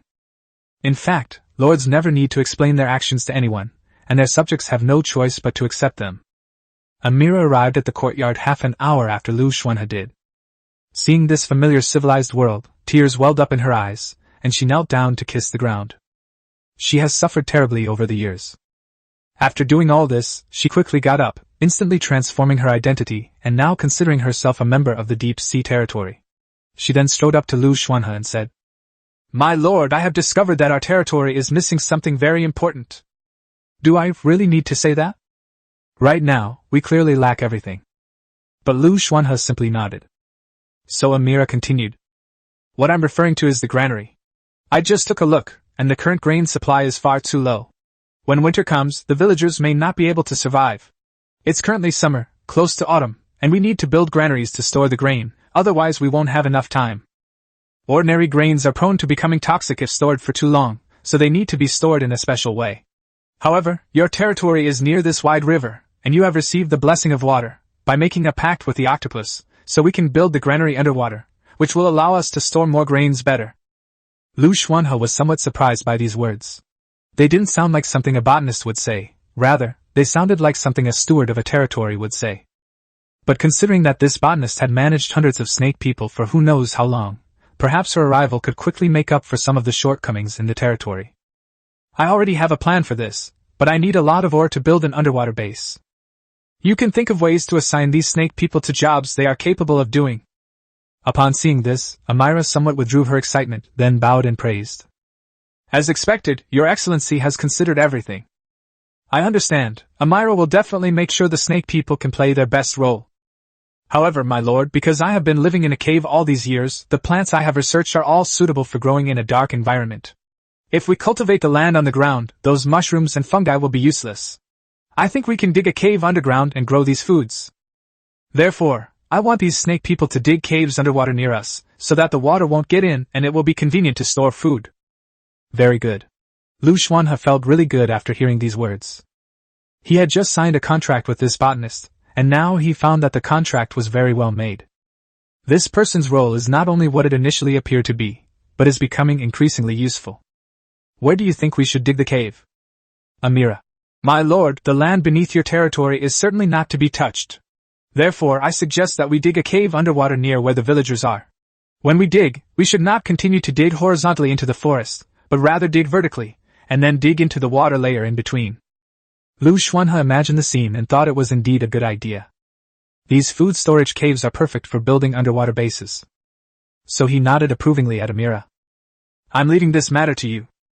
Amira was agitated and immediately stood up straight. Yes. Your subordinate will certainly live up to the Lord's appointment. It was at this moment that the snake people who had been following behind arrived. They placed the planting boxes in an open area and then jumped into the water. Chapter 30 Sun-Dried Chicken. The sun in the sky was not as bright as before, but there was still a long time before dusk. When these snake men appeared, even the villagers who were mentally prepared were still startled because these snake men looked so bizarre. It has a snake's tail in its lower body and a human body in its upper body. The human body includes scales growing on its face, while its eyes and tongue are serpentine, making it a complete half-beast. However, most of the snake people were not even as tall as the villagers. Some were so thin that their tails could not support their bodies, while others were completely curled up, looking very timid. The 6 leaders and 6 snake men put down the planting boxes, and then the snake man in charge led the orcs one by one into the Lansung River. Fortunately, this area near the territory had already been cleared by octopus, so it was very safe. After entering the water, the snake man flinched for a moment, but quickly stretched out his body, seemingly adapting very quickly.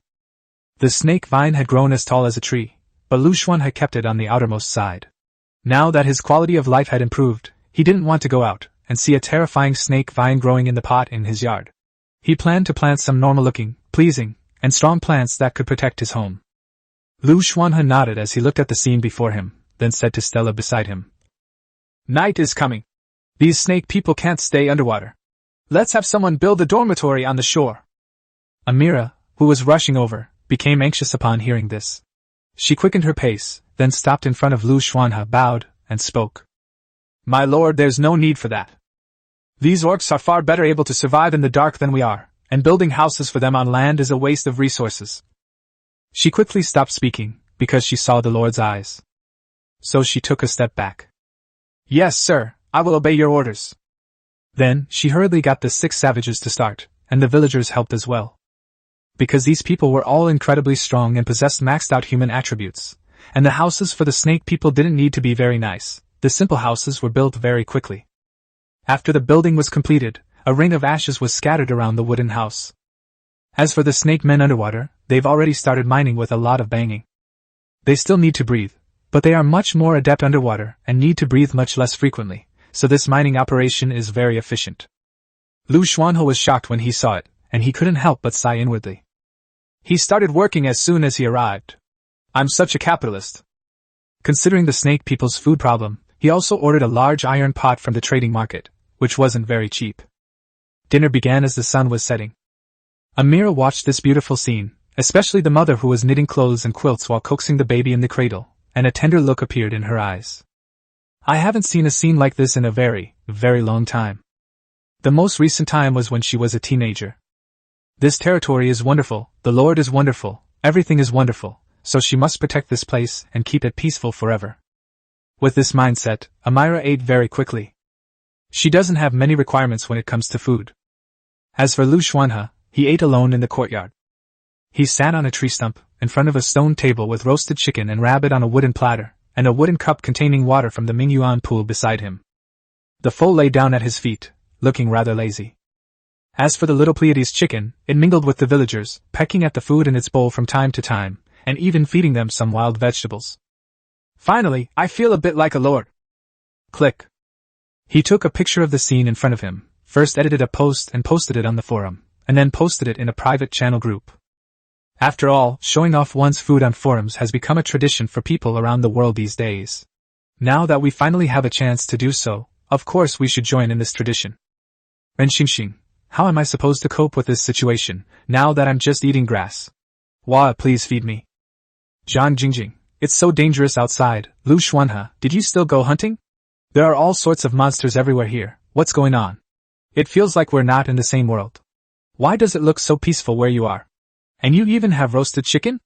I'm crying loudly. John Miao, I thought I was in pretty good shape, see picture, but I was just casually grilling some worms to eat. I never expected there would be someone even better.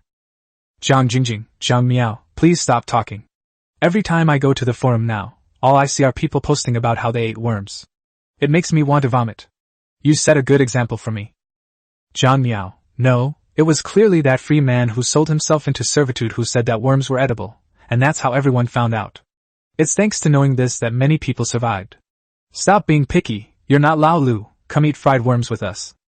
Zhang Jingjing, do you think I didn't eat? View image, I ate more than all of you combined. It's just that eating too much makes me nauseous, crying. Ren Xingxing, why hasn't Brother Shiyu appeared for so long? Didn't he sign a contract with the powerful natives? He shouldn't be in any trouble, right? Zhang Miao, nothing bad will happen. I guess he'll just be working for a different ball, but the working conditions for this ball will be worse than the last one. Song Shiyu, I'm here, view image. Let me show you what I look like now. I'm exhausted. I'm making all kinds of potions every day, and I basically have no time to rest. I even have to make them at night. I'm going crazy. Someone save me. I'm willing to work for you for free for the rest of my life. Zhang Jingjing, that's impossible. Anyway, you're working for free now, so just bear with it. At least it's safer than us who don't know where our next meal will come from. I also want to find someone to rely on. Liu Xuanhe, has anything unexpected happened in the territory recently? Ren Xingxing, no, Brother Liu, it's still the same lately. I just feel like I'm going to lose my land deed. Why isn't there anywhere nearby for me to go and seek refuge? Song Shiyu, you spineless cowards. This world is so dangerous, and we finally have something to rely on for survival, yet you keep trying to give it away. You must be tired of living. Zhang Miao, hang in there. I've been chatting with some people who joined the indigenous city, and the situation is very bad. They just treat us as disposable tools. Once they get the land deeds, they kick us out. I have a friend who can't afford to eat anymore and has to carry sandbags. He's in a much worse situation than when he had the land deeds. Ren Xingxing, what do you mean? Zhang Miao, no matter when, people need to eat, right? We don't have the currency of this world, we're unfamiliar with the place, and we basically don't have any skills. We can't do anything. Even if we trade our land deeds and get free citizen status, so what? As long as we don't starve to death on the streets, that's fine. Zhang Miao, moreover, exchanging land deeds for free citizen status is a terrible move. I heard that one of our land deeds can buy a small town, but all we get is a different identity. Isn't that just bullying us because we're weak? Damn it. So don't even think about relying on others, or you'll be doomed. Zhang Jingjing, Zhang Miao, I want to rely on your older brother, Liu Xuanhe, and your brother Liu, especially you, Brother Liu. Where are you? I want to come to you.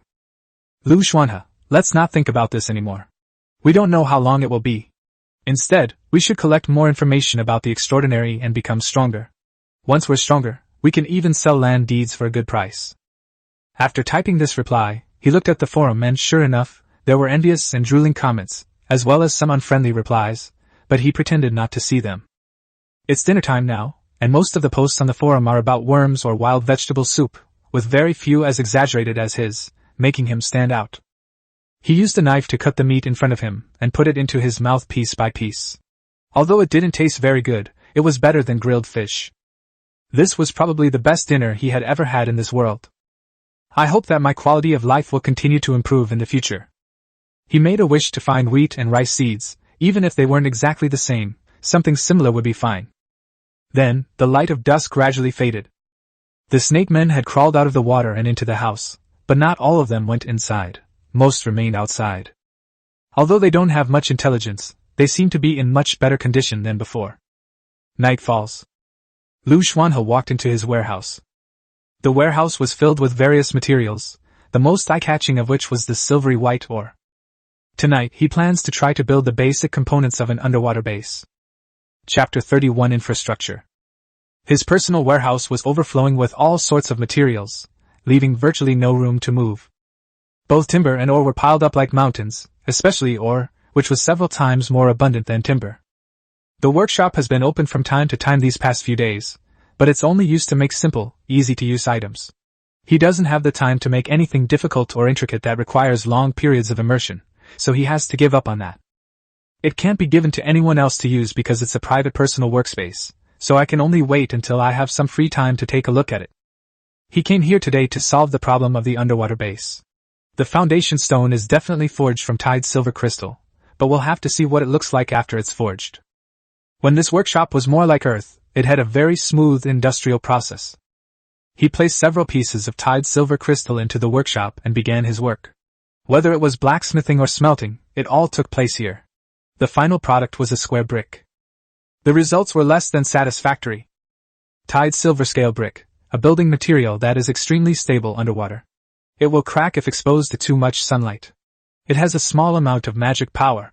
When a large number of base bricks are combined, the magic power will flow through them, making the surface harder and more stable. Life forms below level 20, ordinary level 9 life forms, cannot break it. It wasn't made using any special techniques. It was simply forged according to the rigid procedures of the workshop, but it should be pretty good. He seemed to have an idea, so he opened the forum, found the architect, and started a private chat. Liu Xuanhe, what do you know about Xin's scale crystal? Han Yuyu, boss. Han Yuyu was at home figuring out how to assemble the things she had when she received a private message. She was surprised to see that it was from a big shop with a golden name, so she replied instantly. Then I looked up some information about this ore and started replying. Han Yuyu, this is a type of ore that only grows in rivers and lakes. Underwater, it is considered a very good level 9 ore, which can be used for basic manufacturing. It also possesses some extraordinary magic power, causing stones to automatically gather together and form large areas of magic stone mines. However, it is not very useful on land, so its rating is quite low. I have never handled this type of ore, so this is just some information about the ore. Liu Xuanhe, I understand, thank you. Han Yuyu, it's my honor to have Brother Liu asked me.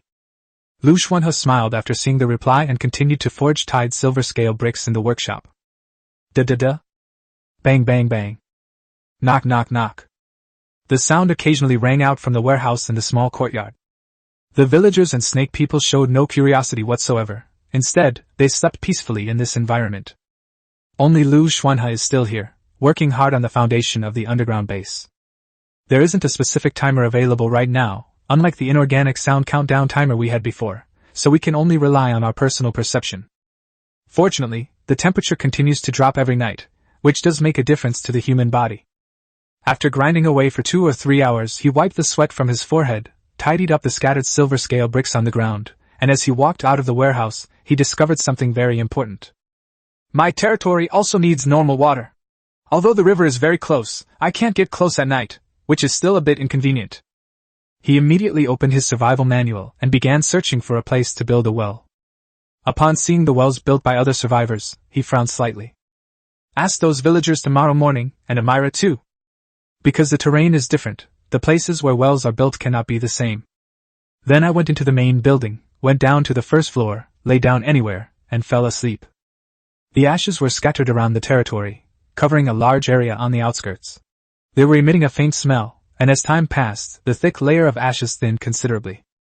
A new day has begun. I was woken up by the rooster's crow again today.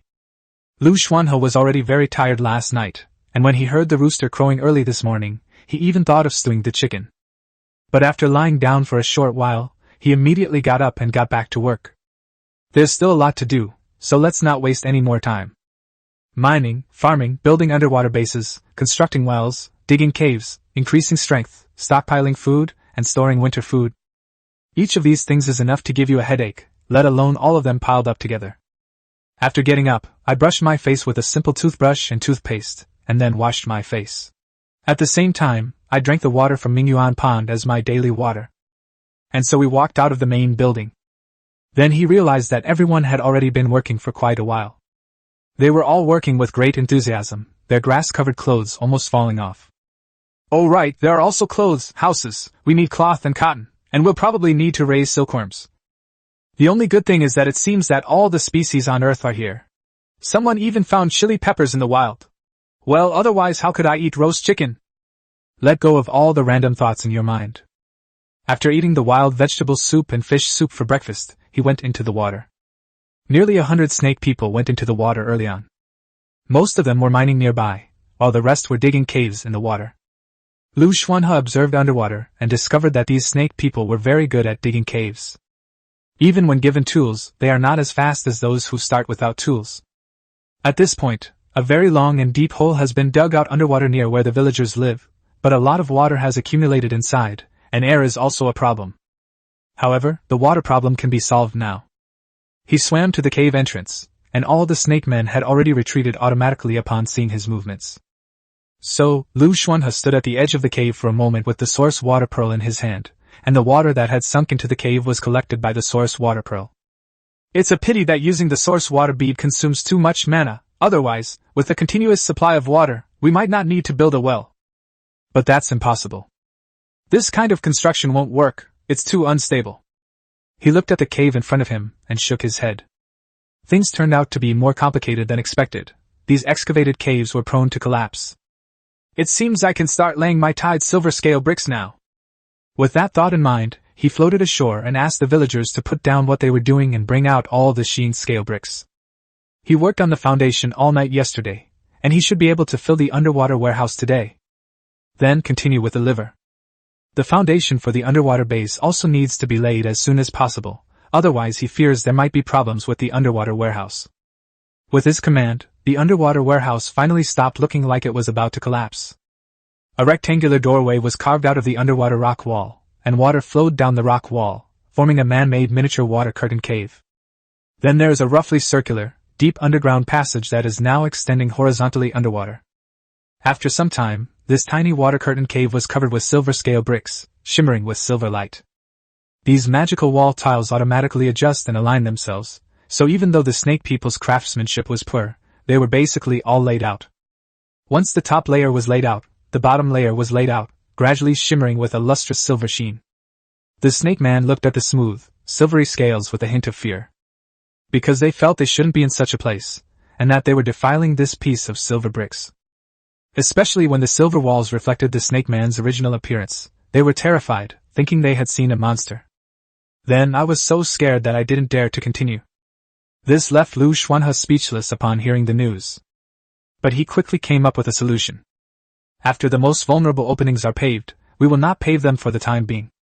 The snake people excavated the entire underground warehouse, and then laid an underwater base.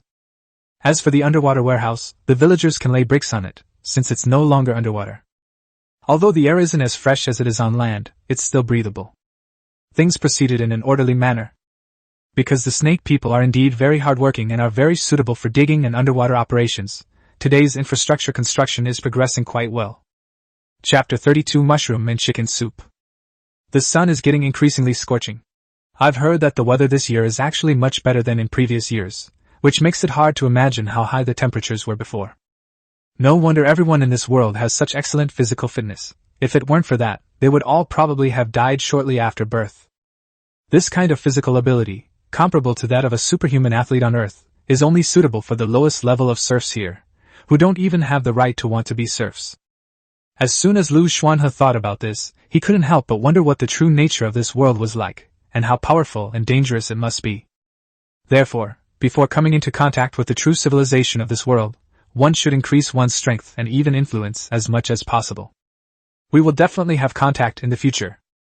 Because the sun was so intense, the water in the Lansang River was warm or even scalding hot, and the snake people gradually became unaccustomed to it.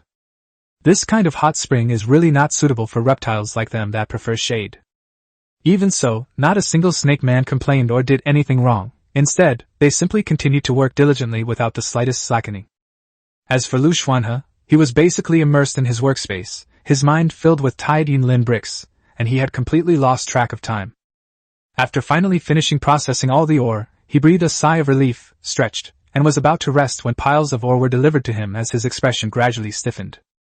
At this moment, even he was a little unsteady on his feet, so he leaned against the wall next to him, took a deep breath, and then started working on the silver scale bricks again. Time is life, it cannot be stopped, it cannot be stopped. Time passed slowly, and the snake men were digging very quickly. The underwater warehouse has been excavated. It is a square warehouse with dimensions of 10 by 10 by 6 meters, which can hold a lot of supplies. However, because the depth is too great, and the tied silver scale brick is not a particularly powerful material, load-bearing pillars are required. The load-bearing pillar was too large, neither the snake people nor the villagers could move it in. Finally, Liu Xuanhe brought them in with a folding backpack, and then placed the load-bearing pillars where they should be. These tied silver scale pillars then automatically connected with the entire space, forming a very regular underground space. He hadn't expected that the tied silver scale crystal would be most effective for its special automatic approaching effect. Otherwise, the underwater warehouse and underwater base would probably have taken much longer to complete, and they might not even have been able to finish them. Although the underwater warehouse has been built, it was only through everyone's hard work that the materials were gathered and the small-scale infrastructure project was completed. That's why the underwater base that was planned, which is the layer of tied silver scale bricks laid on top of the underwater warehouse, has only been laid to 1/10 of its length, and there is still a long way to go before the project is complete. One thing in particular needs to be considered is how to ensure the air quality in the underwater base, since we are not aquatic creatures. Liu Xuanhe gets a headache every time he thinks about this, otherwise he wouldn't have built half of the base in the water and half underwater. We can only build the foundation of the underwater base first, the rest can be dealt with later. After a morning of hard work, it was finally noon, and we could stop and have lunch. Although there was still a large amount of ore that hadn't been used to make tied silver scale bricks, he simply couldn't bear the repetitive labor any longer. At that moment, he understood Song Xiu's pain, so he went out and sat on the wooden stake to rest for a while opening the private channel of the survival manual. Liu Xuanhe, Song Xiu, I understand your pain. How many medicines do you still have to make every day? Zhang Jingjing, Brother Liu, why did you suddenly appear? By the way, Brother Liu, a lot of people have gone to join the native forces. People have come looking for me in this area. Can you help me take a look at this situation, and what should I do? Song Xiu, Liu Xuanhe, I want to die. After I signed the contract with the mountain spirit, I thought it was the beginning of my happy life, but I never expected that this thing would treat me like a beast of burden. At first, I could only make a few potions a day. Later, after I took up the job of apothecary, I could make 30 to 50 bottles a day. But these things actually filled up my time every day. I could only rest after making 40 potions. Song Xiu, if it weren't for the trading market, where I could secretly sell some items to exchange for supplies, I would have really committed suicide and restarted the game. This is much more tiring than being on Earth. What I hate most now is that I'm too healthy and won't die anytime soon. Song Xiu, Zhang Jingjing, this is why I advised you not to seek refuge with the locals. I'm really too tired.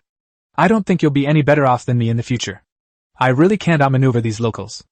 I'm planning to run away sometime soon, but when I think about all the weird monsters at night, I don't know where to run. Even from the words alone, one can feel Song Xiu's pain. Now, even the two people who are usually quite outgoing couldn't say anything else. Zhang Miao, I don't think you need to be so desperate. If they want your potion, they'll have to increase your strength, right?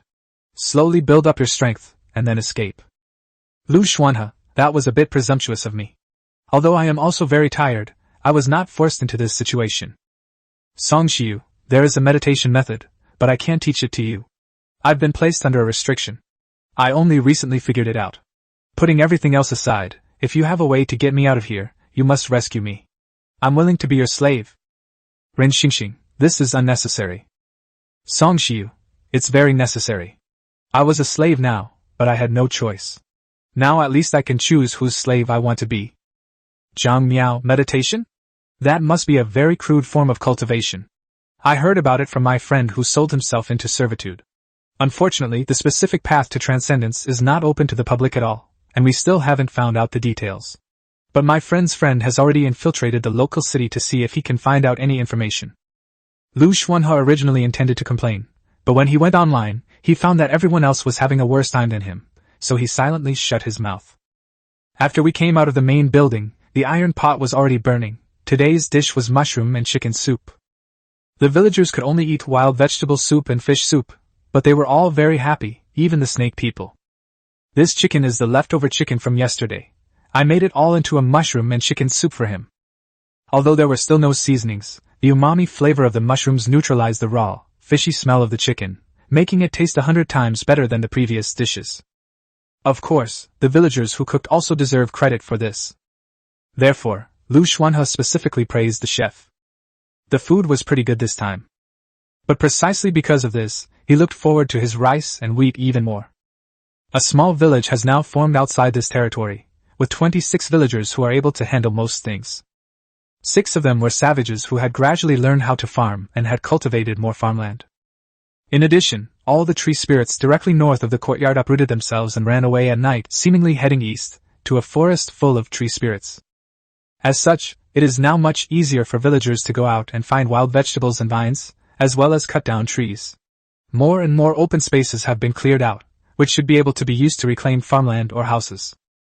Today, the 6 savages went to the area where the bison herd was, brought back their dung, and buried it all in the newly reclaimed farmland. Almost visibly, the new farmland has a much better sheen. The food for the little silver-armored horses and little Pleiades chickens is growing vigorously and abundantly. Their appetites are getting bigger and bigger, and now it basically takes 3 or 4 farmers to take care of the fields where they eat. After witnessing all of this, Liu Xuanhe stood beside the Lansang River and looked down into the water. Chapter 33: The Reborn. It's midday now. Standing on the shore and looking down, all I can see is shimmering water, and even white steam rising in the distance. I have no idea just how high the temperature has gotten. The underwater tide silver scale bricks have completely covered the first underground level, and all you can see is a beautiful silver expanse. While tide silver scale bricks cannot withstand direct sunlight, they are much better protected by water. Furthermore, a large number of tide silver scale bricks together further enhance their resistance to the sun. After all, the ore was almost growing above the water surface, but it had no effect. After briefly going ashore and eating lunch, the snake man resumed his work, huffing and puffing, a sight that evoked deep emotion in onlookers. These snake people are really good material for being beasts of burden, they work so hard. Although he has experienced a lot since coming to this world, it hasn't been too long since he was on Earth, and he still retains some basic glimpses of civilized society in his heart. At that moment, he even felt that he had gone too far with the snake man. After thinking about it, I decided to give the snake man an extra meal that night. As for the frequency of this labor, it seems impossible to reduce it, especially since these snake people are unwilling to reduce it. The underwater warehouse has been built, but the caves for growing mushrooms and other light-inhibiting plants are not to be dug underwater as Amira had previously suggested. As the number of villagers grew and the territory expanded, more and more open spaces appeared on the land. His territory was a deliberately chosen location, nestled against mountains and beside water, with excellent terrain. The warehouse in the small courtyard is located next to a mountain range that stretches downstream. Therefore, the plan is to excavate caves and replant the food from the ground, which can be considered as finally having renewable food. Although there were many things to do, there was no way to be in 2 places at once, so the whole day was spent in the workshop making tide silver scale bricks, and other things had to be postponed. Fortunately, the efforts of that day were not in vain. The underwater base was quickly laid, and construction of houses had even begun. Meanwhile, the villagers went into the forest and brought back additional news. They discovered an extremely peculiar plant, parts of which even glowed. Fearing they might have touched something they shouldn't have, the villagers rushed back to report the incident to Liu Xuanhe. There are still 2 or 3 hours until dusk, which, according to the villagers, is enough time for a round trip. However, he had more important things to do at the moment, so he had to put the special plant aside for the time being and stopped making the silver scale bricks. Instead, he went to the main building and opened the forum. The back-end messages have exploded, and the explosion is even more dramatic than last time. Everyone who had a friend slot messaged him privately. His private channel already had 99+ messages, not to mention the regional and world channels, and even the forum refreshed at lightning speed, second only to the day the newbie protection period ended. No one needs to remind them, because these messages are pinned everywhere. Missed announcement. Congratulations to survivor Xuanhe for successfully upgrading his land deed to level 2. His courtyard has been transformed into a village, and he has received a level 4 treasure chest. Missed announcement. Congratulations to survivor Xuanhe for truly making contact with the civilization codenamed Zero World as the Earth Lord, unlocking the survivor leaderboard and achievement list, and obtaining a special treasure chest. Looking at the 2 pin notifications, Liu Xuanhe felt a peculiar sensation. Who exactly is this Xuanhe? He wasn't the only one curious. Everyone was curious. This kind of pioneering unlocking is really a bit too exaggerated. He first opened the survivor leaderboard and glanced at his own ranking. Ranked 55th territory, deep sea territory, suspended river. Not bad. After the survivor rankings were unlocked, the top 10,000 survivor IDs all had prestigious suffixes, so his increasingly prominent name sparked considerable discussion among his acquaintances. In addition to these 2 major announcements, the Miss Shop has also opened up cultivation methods for extraordinary individuals, although they still require special currency to purchase. These currencies are the base currency of the Zero World, and only a small number of survivors can obtain them. Who exactly is this Xuanhe? This is too illogical. He unlocked 2 achievements at once. Unbelievable. How come I'm still surviving in the wilderness while he's already a lord? There's actually a top 100 expert in our region. What? Liu Xuanhe, ranked 55th. My eyes are going to be blinded by his brilliance. No, I really find it strange. We haven't even fully figured out the land deeds yet, so how did science find a way to upgrade them? You should know that the difference between people is greater than the difference between people and dogs. You should always look at how great other people are, instead of how useless you are. A civilization codenamed Zero World? Actually, I'm a little afraid of them. After browsing the forum for a while, Liu Xuanhe looked at the private channel, where there were some other messages. Meanwhile, in a small village countless miles away, stood a pale-faced man.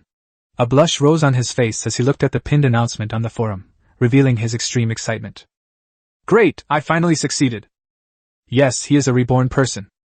However, when he came to the world codenamed Zero in his previous life, he only lived for less than 6 months before dying. Despite only living for 6 months, he had countless advantages over others, especially in terms of information about this world. You have to understand that Earthlings are still struggling to figure it out, paying countless prices, but he already knew all about it. He looked at the rankings, highlighting several lords, especially Liu Xuanhe's deep-sea territory, which he specifically noted. His expression shifted as he stared at the name for a long time, his gaze uncertain, before finally letting out a sigh. Even after I was reborn, you're still this amazing. In his previous life, the deep-sea territory had already become a colossal entity in his eyes, as well as in the eyes of many Earthlings. He died on his way to seek refuge with the deep-sea lord. Liu Xuanhe is growing too fast. The imminent danger in the future brings him not death but an opportunity to go further. Thinking of this, Kushwag gritted his teeth. He still has more than 5 months of foresight, and he must seize this time to get everything he can. Thinking of the powerful Earth rulers of the future, and the crisis of the Zero World, a hint of panic appeared on his face. In a real comparison, he is definitely no match for those lords. He just hopes not to fall too far behind. The current rewards are enough for him to stay in the second tier. Zhang Miao, my friend's friend has already infiltrated and obtained the latest information on the extraordinary. Take a look. Zhang Miao, remember, never spread this information. We must not think that the natives are stupid. My friend, who sold himself into servitude, told me that his friend heard that the people of Zero World already knew that we Earthlings had arrived. But for special reasons, they just watched from the sidelines. Zhang Miao, does everyone understand what this means? Chapter 34 Meditation. Zhang Miao, does everyone understand what this means? Zhang Miao, this means that all the methods we have are seen by these people. They are playing us like a cat playing with a mouse, just teasing us. Song Shiyu, I understand. I was too arrogant at first, thinking I could rely on the power of these natives, but it backfired spectacularly, and now I'm still working like a beast of burden for free. Zhang Jingjing, why are you willing to share such important information with us? Zhang Miao, does your friend have any requests? I don't have much here. Although the dolls I sew are very special and have special abilities, I don't know if he will like them. Zhang Miao, actually, my friend is a woman, but that's not important. She doesn't want anything, she just wants to join the group. Ren Xingxing, I've read the information, and I have no objections. Zhang Jingjing, I have no right to have an opinion. Liu Xuanhe, ask Brother Liu. Song Shiyu, I'm just a nobody, I have no human rights right to speak. Can I ask someone else about this kind of voting? Zhang Miao, Liu Xuanhe, Brother Liu is counting on you. It doesn't matter if you refuse. Zhang Miao, actually, the reason they were willing to provide me with this information was so that I could give it to Brother Liu, to make a good connection. People like us are just byproducts. Song Shiyu, I knew it. How could someone like me, a mere animal, possibly receive warmth? Sure enough, it wasn't me who received warmth. Zhang Jingjing, that's normal. Although we were barely in the top 10% at the beginning, considered to be in the first tier of Earth survivors, we fell behind very quickly later on. My friend was the same. I would say that 99.99% of the people I know kept falling behind. The only one who didn't fall behind was Brother Liu, and Brother Liu's ranking even rose compared to before. If I remember correctly. Zhang Miao, if I remember correctly, that's right. My initial ranking, according to the broadcast, was actually in the top few thousand, but now I can't even make it into the top 10,000. Song Shiyu, don't flatter yourself. You didn't even make it into the top 100,000. I searched your name. Ren Xingxing, actually, among billions of people, ranking in the top million is already very, very strong. Sai, unlike me, I'm just a piece of trash. Liu Xuanhe, I'm here. I've read through all the materials. You're really impressive. You got all that information in such a short time.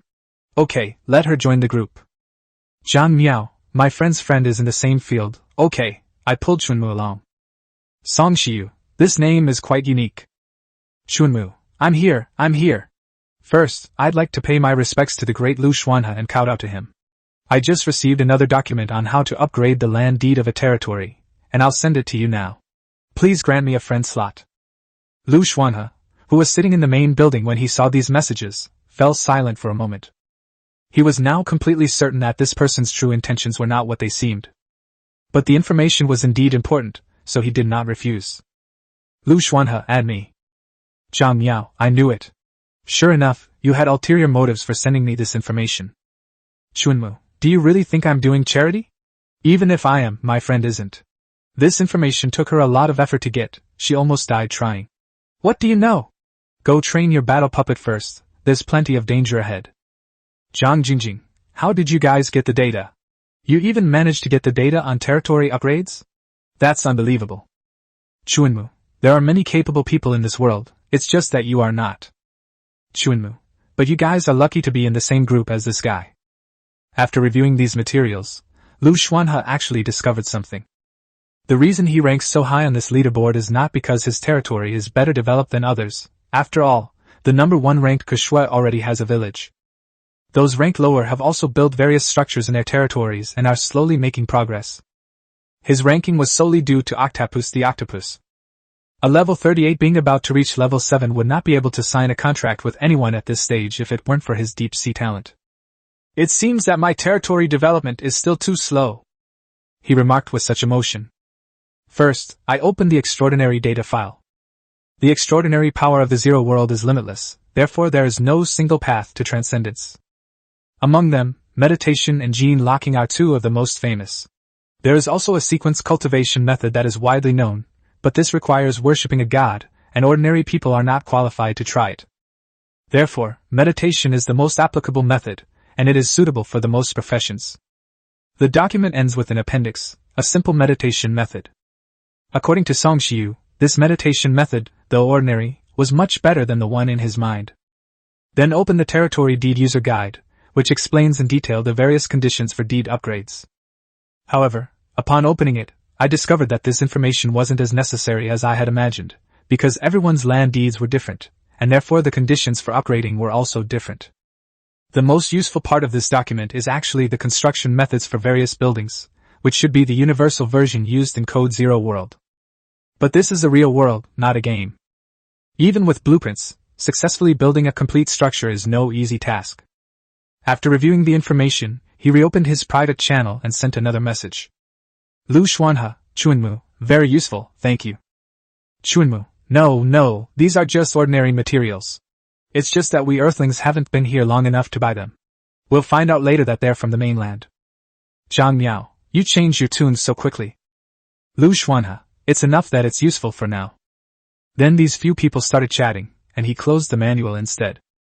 Start meditating without stopping for a moment. Meditation is supposed to be about things that are readily available around us, but after thinking about it, he decided to meditate on the deep sea, since his talent was also related to the deep sea. The first meditation attempt was unsuccessful. The second time, the third time, the 9th time. By the 10th time, he finally understood where his problem lay. So he immediately went outside and jumped into the Lansang River. The river flowed over his body, and although he couldn't breathe underwater, he felt completely relaxed. And this time, I meditated. As expected. It was successful on the first try. After successfully completing his meditation, he did not stop but continued meditating. Finally, just as he was about to inhale water, he suddenly emerged from the water and took a breath. This is too inefficient. So he took out the source water bead, but unfortunately, after using the source water bead to isolate the water flow, his meditation speed decreased by several times. So he could only keep the source water bead by his side and then keep breathing and meditating. After being interrupted, he had a sudden inspiration and went to the deep water area to meditate, and then discovered that his meditation speed was actually increasing. This is simply unbelievable. At that moment, he finally understood how to use his talent. Chapter 35 Teaching. The sunlight slanted into the water, creating faint white shadows. As the water deepened, the scorching sun had less and less effect on the water temperature. The water temperature in the deep water area had changed from warm to icy cold, and it got colder and colder as you went down, to the point that it was unbearable for a person. As Liu Xuanhe swam in the water, he could feel fish swimming around him, clinging tightly to his skin. The flowing water gently caressed his body, making him feel as if he had become one with the water. But that's not enough. He continued meditating, as if he had completely transformed into water. Then, in the next moment, the real world jolted him awake. Cough cough. He quickly used the source water droplets to block the water flow. He almost drowned in this world. This is truly a case of a startup failing halfway through. After calming down a bit, I realized something was wrong from the shimmering water. I looked up and was surprised, because before I knew it, an entire afternoon had passed. The sun gradually set, and dusk had arrived. Fortunately, I've woken up now. So he immediately got up and headed toward his territory. During this process, he felt his body was filled with magical power, especially when he held it in his hand. A faint blue glow appeared, which was the glow of overflowing magical power. Even basic meditation techniques provide him with a huge boost, especially since his cultivation speed is increased dozens of times in deep water.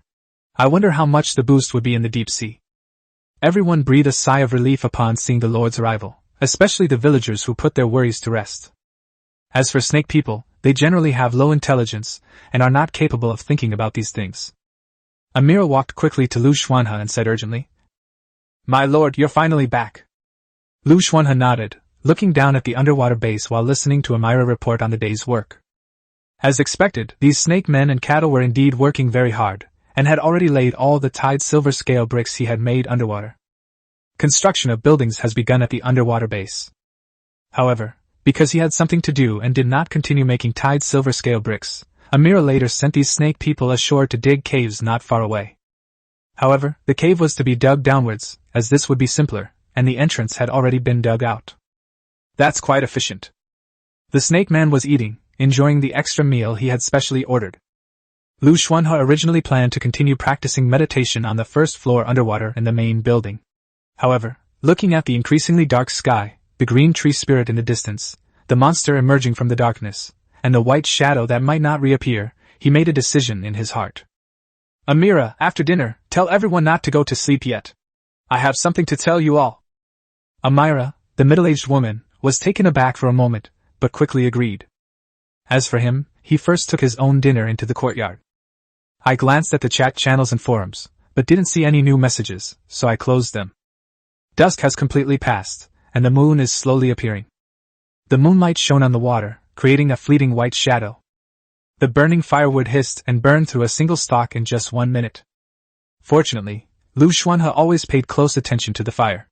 Even when he wasn't inside, he would send little silver-armored horse or little Pleiades chicken to check on things from time to time. If they found that a piece of firewood had burned out, they would immediately add another piece. This time, the little silver-armored horse came to the underwater level of the main building. When it saw the firewood burning rapidly in front of it, a human-like fear flashed in its eyes. Then it used its mouth to bite the wood and put it into the fireplace one by one. It was thanks to this double protection that no accidents occurred today. The territory remains safe. Now Liu Xuanhe stood before everyone in his territory and announced something. "I have a meditation method here. Everyone in the territory must practice this meditation method, including the snake people." He was very direct and straightforward, which is exactly what he should do. Unlike others who intended to keep their meditation method secret, he knew that the territory he now perceived as safe was merely an illusion, and that most of his current safety was due to the octopus, not anything else. In this situation, it's not just him who needs to become stronger, but everyone in the territory does too. Moreover, these people are actually villagers within the territory, and they have signed village contracts, so they have no right to rebel. Under these circumstances, Liu Xuanhe planned to have everyone practice meditation to improve the overall strength of the territory. To his surprise, after he said this, everyone fell silent, and some even seemed bewildered. It was obvious that they had never heard of meditation, let alone knew what it was. Finally, Stella gasped and fell to her knees with a thud. "My lord, you're actually willing to teach us meditation techniques? This is incredibly valuable knowledge. However, my lord, these villagers were all serfs before, and some were even worse than serfs, savages and orcs. They are illiterate and cannot understand meditation techniques, so... After racking her brains, Amira finally found the information about meditation in a corner of her mind, but she didn't speak. Instead, she looked at Liu Xuanhe, opened her mouth, and then closed it again. Liu Xuanhe was not surprised to hear what Stella said. Yes, so you and Amira need to learn meditation and then teach them so that each of them can learn meditation. Upon hearing this, Amira finally couldn't help but speak up. My lord, if you possess the art of meditation. She paused, as if organizing her thoughts. During my escape, I heard that there was a special place outside this forest, but only those who had heard of the meditation method could enter. She recounted the entire incident that had happened to her. Liu Xuanhe found it strange. He suddenly realized that although the ordinary people in this world had such high physical abilities and possessed all kinds of extraordinary powers, it seemed that the people at the bottom were almost completely unaware of these things. This really goes against common sense. But he kept this to himself, and then wrote down the meditation method for the villagers in front of him, and made them practice for 2 hours every night. He left only after he had finished all of this. There are still many things to do tonight. The moonlight, in its thin rays, carries a special power. When it shines on the riverbank, one can see the monsters lurking in the water, and also witness the rising mist. Chapter 36: The soon-to-ripe corn and tomatoes. Liu Xuanhe has no intention of slowing down the construction of the underwater base. He even plans to build wells, mills, and caves for growing lightless food on the ground, so as to completely create a self-sustaining system for the entire territory.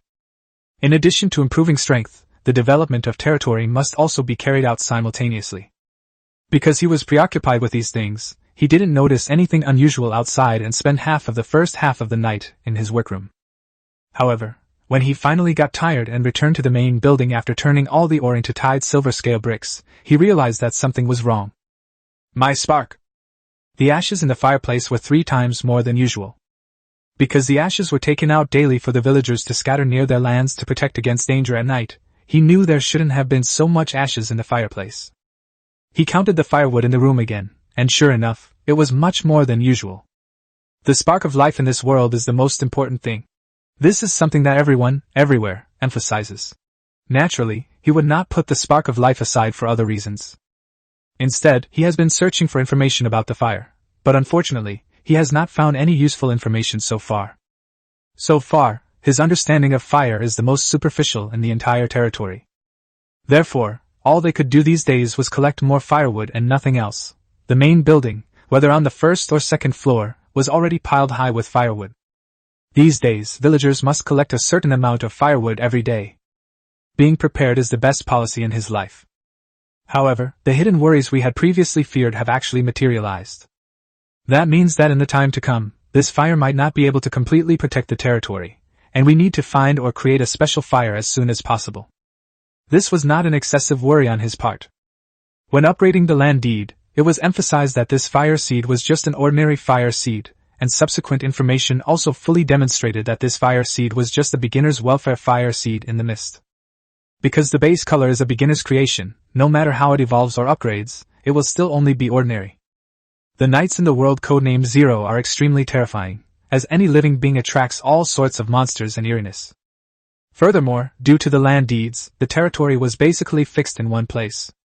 As time goes by, this area will only continue to attract monsters and strange creatures.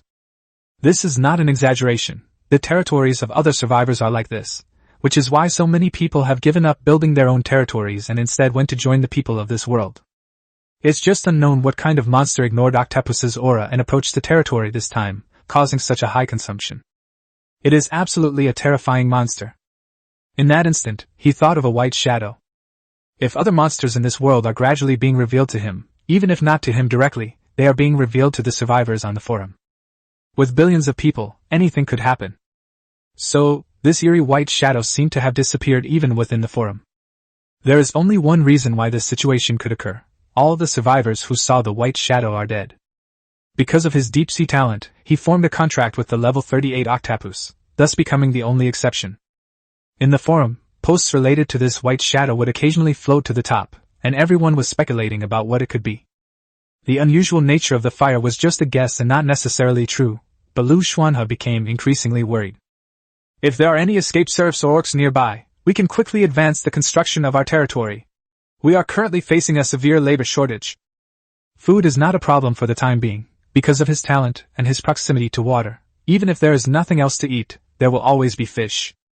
Due to the unexpected incident involving the fire seed, Liu Xuanhe opened the manual and asked some people for information about the fire seed and the white shadow. After a long time, he posted another thread on the forum. Unfortunately, no very useful information was obtained. Everyone is figuring it out step by step. Those who figure it out may not necessarily be willing to disclose it. However, he was not too discouraged. He simply planned to further reduce his rest time and continue to work hard on his training and construction. After all, if we rest too much now, we might not even have the strength to resist in the future and be directly devoured by monsters and strange creatures.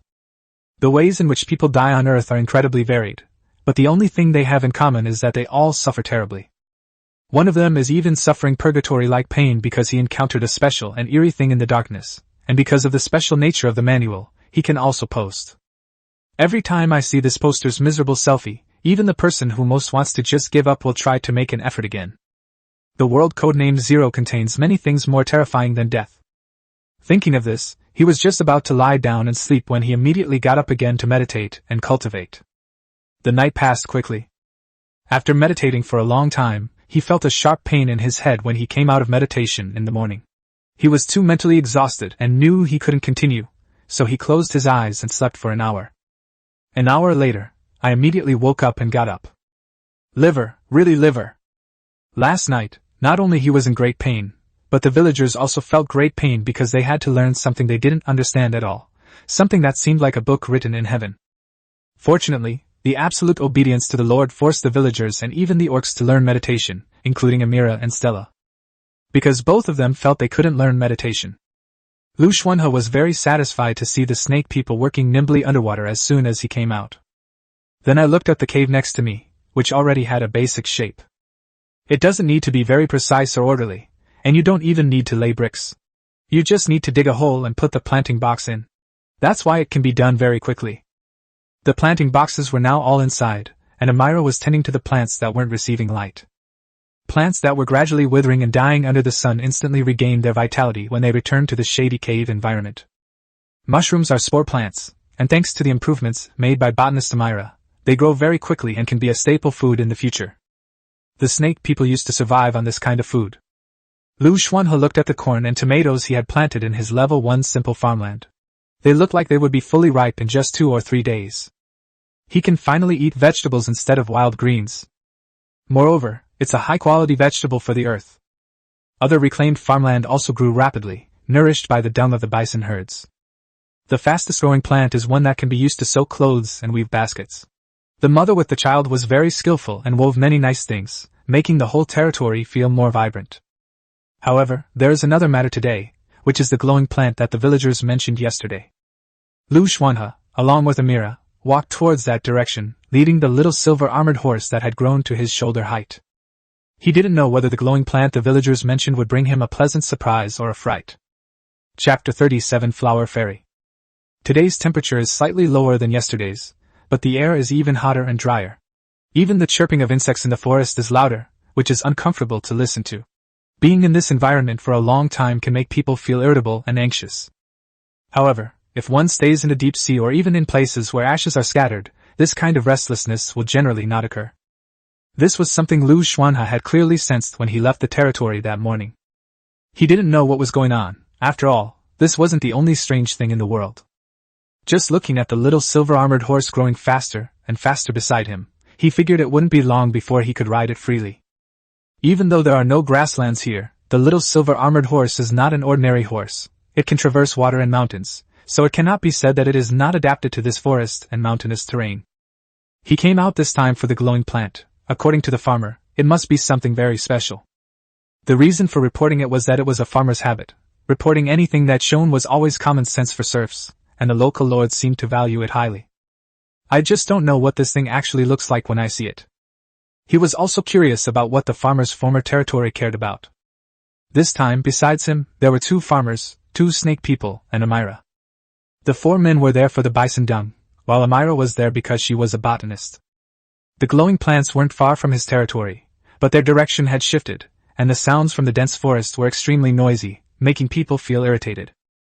The hissing of snakes, the vines crawling on the ground, and the countless swarms of insects were all unbearable.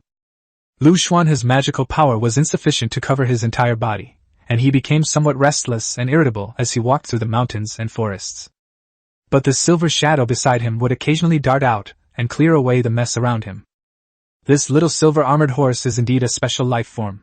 Before it has even reached adulthood, it already possesses power far greater than that of a level 9 life form, and this power originates from its own body rather than from anything else. The others had already separated, as the ground was heavily marked with footprints, so no one needed to lead the way. Besides the now grown foal, only the botanist Amira was by his side. They have arrived at the location of the glowing plant. The farmer's words were absolutely true. It really was a luminous plant, and the flower buds glowed like pale blue lights, making it incredibly conspicuous even in broad daylight. It's beautiful, but he still doesn't understand why the person codenamed Zero World values it. However, upon seeing the plant, Amira's eyes widened in surprise, and she immediately stepped in front of Liu Xuanhe. My lord, something is not right. I recognize this plant. It's a sand flower. Most of its flowers are light blue, which easily attracts bees and butterflies. A few are pink. It's generally used for ornamental purposes. It's just an ordinary flower and has no other use. It's impossible for it to suddenly light up. There must be something seriously wrong with these suddenly lit up hourglasses. Liu Xuanhe looked at the flower bud of Shishawa. The bud was slowly wriggling inside, filled with an eerie feeling, as if another life existed inside the bud. He frowned slightly, took a step back, and became extremely vigilant, fearing that he might encounter some monster that he shouldn't be facing at this time. Even if going out is dangerous, you can't stay home. Squeak squeak. It sounded like a clear, melodious bird song. The flower buds of the sand flower gradually opened. At the same time, a strange sound rang out, accompanied by the sudden rush of wind. Right front. The silver shadow moved as fast as he did. Suddenly emerging from the bushes was a black, patterned beast resembling a tiger or leopard, which was now staring intently at the group. It looked at the two people and one horse in front of it, and a hint of mockery appeared in its eyes. Then the wind blew beneath its feet, and suddenly it rode the wind and pounced directly on Liu Xuanhe. A red-tinged spear appeared out of thin air in Liu Xuanhe's hand. At the same time, his magic power swirled around the spear, and he leaped up and landed on the little silver-armored horse. At this moment, he charged through the dense forest like a cavalry charge, his powerful aura forcing the black-patterned beast to stop. But while it wanted to stop, others were unwilling to stop. The Jingsu spear is an 8th-level weapon with extremely strong piercing power. In addition, Liu Xuanhe's strength has been further improved by obtaining the meditation method. Therefore, this spear directly pierced the bloody hole in the beast's forepaw. But it was precisely because of this that the beast's ferocity was unleashed. However, with the combined efforts of Liu Xuanhe and the little silver-armored horse, the unknown beast had no ability to resist. After a battle, a corpse lay on the ground. Liu Xuanhe, panting heavily, immediately took the well water from the moon well that he had prepared from his backpack and drank it all in one gulp. After that, his magic power was restored, and his condition improved considerably. As for Amira, her face turned pale. She was even paler after realizing that she had been a burden. Originally, she only intended to follow the Lord's orders to meditate for 2 hours every day, but now it seemed that she had to meditate for more time and urge the others in the territory, especially the orcs, to meditate as well. Oh, it's a human lord. The human lord has won against this wind beast. Although the strange sound was very faint, Liu Xuanhe, being a transcendent being, could naturally hear it. However, he was too preoccupied with the battle to pay attention to this strange thing. Now we can look for it, but actually we don't need to look for it, because it's right here. And then that faint sound rang out again. Incredible! How do you have water from the moon well? Upon hearing this, he was suddenly startled. Did this voice know about the moon well? Then I saw the flower buds of the shisha flower suddenly bloom fully, and a fragrance wafted over, which reduced the heat in my heart. This is a tiny winged creature, no bigger than a human palm, flew out of the flower bud. It really is water from the moon well. Unbelievable. Human lord, do you have any elves there? Liu Xuanhe looked at the thing in front of him strangely and shook his head. The tiny creature, about the size of a palm, said regretfully upon seeing this. That's such a pity. Let me introduce myself. I am a flower fairy, the Shisha flower fairy. I got separated from my tribe and somehow ended up here.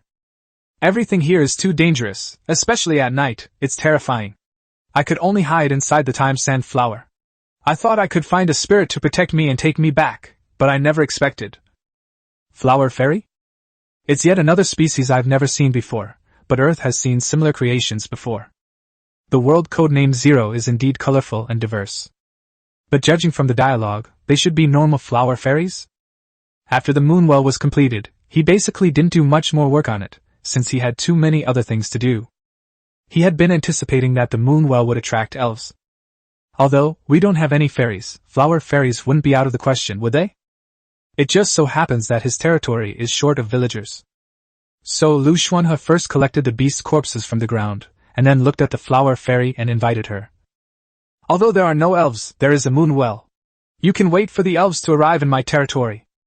He thought he would have to say a few more words of advice, but to his surprise, the flower fairy flew directly onto his shoulder after hearing his words. That's wonderful, human lords! I know you. Your territories are always ablaze with fire, and the power of fire protects the entire land. That way, I won't have to worry about being eaten by monsters in the night. Liu Xuanhe smiled as he listened to the flower fairies chattering, but remained silent. Then, they headed towards the territory.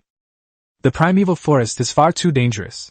Trouble is bound to happen whenever you venture out, especially since he has had an accident every time he's been out. It's best not to stay there for too long. Amira seemed somewhat silent, following behind them without making a sound. The journey back was quick, since we were already familiar with the area. They soon spotted the markings for the deep-sea territory. It smells like embers. Chapter 38 Searching for the Fire. The deep-sea territory is within reach. Even if ordinary people can hardly perceive the difference between their territory and the outside world with the naked eye, their bodies can always sense it. But for those with superhuman abilities, they can indeed see everything with the naked eye. For example, Liu Xuanhe could see that the direction from which the fire rose in the territory enveloped the territory, forming an invisible fire barrier. The fire protected everything in the territory, and wisps of ashes outlined the faint scent of the fire. Before the flower fairy arrived in his territory, he signed a contract with her to avoid any unforeseen events. Everyone in the territory was still working hard as usual. There's never a situation where everyone is always busy, and no one is ever idle. You actually cultivated farmland. Wow, your 2 plots of farmland are very special. They're growing foods I've never seen before. I'll lend them a hand. After the flower fairy arrived in the territory, she started to make a fuss. Finally, she stopped in front of the level 1 simple farmland in the courtyard and flew over quickly, leaving behind something that looked like starlight. Then, Liu Xuanhe watched as the corn and tomatoes in the field ripened rapidly, with each fruit plump and almost overflowing, hanging heavily on the branches, a sight that lifted one's spirits. He had only turned around when he saw it, but he never expected that the flower fairy would have the power to ripen food. This was a bit of a waste, since the tomatoes and corn would be ripe in a few days. However, none of the natives of the Zero World were special. The serfs were of exceptionally high quality. They could even accelerate the ripening of any flower fairy they picked up. It truly is a place blessed with outstanding people and beautiful scenery. We haven't even truly seen the civilization of this world yet. Can you accelerate the ripening of food? I am a flower fairy, of course I can. The sand flowers you see are ripened by me. Otherwise, how could these flowers grow so well in the primeval forest? After saying that, it flew between the 2 fields, hesitated for a moment, then picked a bright red tomato and began to eat it. The flower fairy's little bites looked rather cute. But that's not important. He wanted to ask the flower fairy something else, but his eyes were completely glued to the corn and tomatoes, and he couldn't move. So I picked an ear of corn, and without even washing it, I took a bite. At that moment, tears welled up in my eyes. It was the taste of ripe food from Earth. It's so delicious. Delicious. Finally, I got to eat my corn. The wild vegetables in the codenamed Zero World are all awful. I thought I had gotten used to this harsh living environment, but now it seems I've almost forgotten what plants grown on Earth taste like. He was deeply moved. After all, the seeds of the Earth are excellent varieties selected over decades or even centuries, far superior to any random wild vegetable. Even if the same plants exist in this world, they may not necessarily taste better than those grown from seeds selected by humans on Earth. After finishing a corn cob, he couldn't stop thinking about Earth, its friends, and its family. He was already quite famous among the survivors, but he didn't have any news about anyone he knew, and he didn't know how everyone was doing. After a while, I asked the flower fairy about the conditions for ripening, and the answer was that as long as it was in a good mood and had magic power, it would be fine. If you keep asking, the flower fairy gets impatient, grabs the tomato, and flies to the side of the moon well, looking completely satisfied. These conditions for accelerating ripening are a bit too idealistic. As long as it can be ripened quickly, that's fine. Anyway, it's already within his territory, so we can try it more often in the future. As for the farmers and snake people, they didn't care at all about what was happening here, especially the snake people who didn't even dare to look at the courtyard. They know nothing, but the fear of their lord etched into their genes is something they dare not forget. However, human lord, although you have many unique buildings here, the entire territory is too rudimentary. The flower fairy stood on top of the moon well, seemingly about to fall in at any moment, but she didn't care at all. Instead, she looked at Liu Xuanhe and tilted her head as she spoke. It is indeed too rudimentary. We are working on it recently. It's no use trying. I can smell the danger getting stronger, but I can't smell any death on you. Oh well, let's wait for the elves. With the moon well, the elves will definitely come. Liu Xuanhe, who was originally happy because the corn and tomatoes had grown, looked at the flower fairy strangely when he heard this. He thought for a moment, picked a few ears of corn and tomatoes, washed them with water, put them in a wooden plate, sat on the tree stump, and while eating the corn, asked the flower fairies above the moon well. What danger? Danger at night? Yes, your tinder contains some special materials, but it's far from enough to protect even one. She put down the tomatoes she had taken a few bites of, and used her slender hand to make a large circle. Our territory has never used this kind of fire that should have been phased out long ago. Then, looking at Liu Xuanhe with a serious expression, he said, Human lord, you should prepare a new fire. Without fire, no life can survive in the darkness. What he said made sense, but the tomato juice on his lips made it look a bit funny. But Liu Xuanhe didn't pay attention to these small details. He asked, But you, and my former villagers, and even the orcs, were able to survive in the darkness. I possess the power of light, a blessing from the great elves. As for what you mentioned, you must have brought them to your territory before they died, otherwise they would all have perished. The orcs might have survived, but perhaps one survived while 20 or 30 died. I don't know. I'm just a little flower fairy, but I'm sure they'll all die, and die very, very quickly. Do you know where the spark might be? Upon hearing this, the flower fairy was clearly shocked. It immediately flew over, carrying a tomato, and stared at Liu Xuanhe for several moments, as if it had seen an eccentric creature. But aren't you the lord who owns the land deed? Only you can find the fire. Besides the lord, it seems. It was hard to continue. However, Liu Xuanhe's pupils dilated in shock. You mean the lord can find fire? The flower fairy nodded vigorously. For a moment, Liu Xuanhe's eyes showed a little confusion, but he quickly figured out what the flower fairy had said. It was precisely because he had figured it out that he was so confused. Where did he find the spark of fire? He doesn't know how to do that. He couldn't help but return to the main building and take out the land deeds, which had actually changed as the territory grew. Level 1 Land Title Owner, Liu Xuanhe. Land Title Name, Deep Sea. Fire Source, Level 8 Common Fire Source, Expand. Land Deeds Buildings, Main House, Courtyard, Warehouse, Abyss Pool, Level 1 Simple Farmland X2, Moon Pool, Farmhouse X10, Partially Included, Planting Cave, Partially Included, Farmland X12, Partially Included, Underwater Warehouse, Not Included, Underwater Base, Not Included. Land Title Deed Members, Octopus, Expand, Flower Fairy Expand. Villagers, 26 humans, 96 orcs. Functions of Land Deeds, Protection, Contract. He lit the flame and unfolded it, only to see a description completely different from what he had seen before. Level 8 Fire Seed, a variant of the ordinary fire seed, it lacks self-healing capabilities. Powerful, eerie creatures or monsters can damage it. Currently, the fire seed is at 76% burn, with a critical value of 50%. It's different from yesterday's description. It seems that a powerful and strange monster also appeared near my territory last night. He frowned, forcibly suppressing his unease, and began to think. But how does the Lord find the fire? I don't sense anything at all. After thinking about it, he decided to ask Octopus, who had been hiding in the deep water. I hope it can answer my questions. At the same time, he opened the survival manual, asked people he knew, and posted a thread on the forum. In these kinds of situations, brainstorming is the most effective approach. If you keep hiding, you might end up destroying yourself and your territory. Chapter 39 Fire and Water? Lord the Spark. When Liu Xuanhe posted this message on different channels, the channels that had been somewhat quiet suddenly became lively. Especially when he also posted related messages on the forum. At this moment, everyone in the Zero world who saw this message was wondering what was going on. What? We can still find the fire? How come I know nothing about this? The Lord can find the fire seed? Where did this news come from? I don't believe it at all. Okay, it turns out it was a message from a top 100 expert. So how do you find the fire seed? Is it really possible to find the fire seed?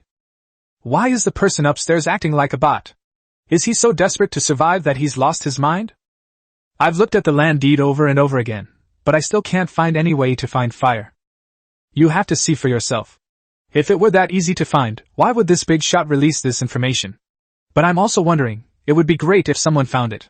My fire here probably won't last much longer. The nights have been getting more and more terrifying lately. Let's try more. With so many of us, we're bound to find a solution eventually. So, a lot of people started trying it. Liu Xuanhe, on the other hand, swam into the deep waters in search of octopus. Octopus was located below a crack in the deep water, where it was pitch black and impossible to see what lay beneath. He waited there for a while, and then the dark blue octopus emerged from the crack. My lord, is there anything I can do for you?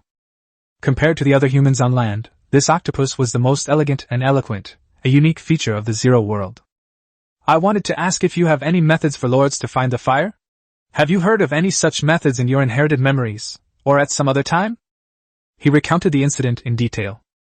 Octopus's 8 tentacles paused in the water, its large octopus head bobbing up and down as if in thought. After a while, it shook its head.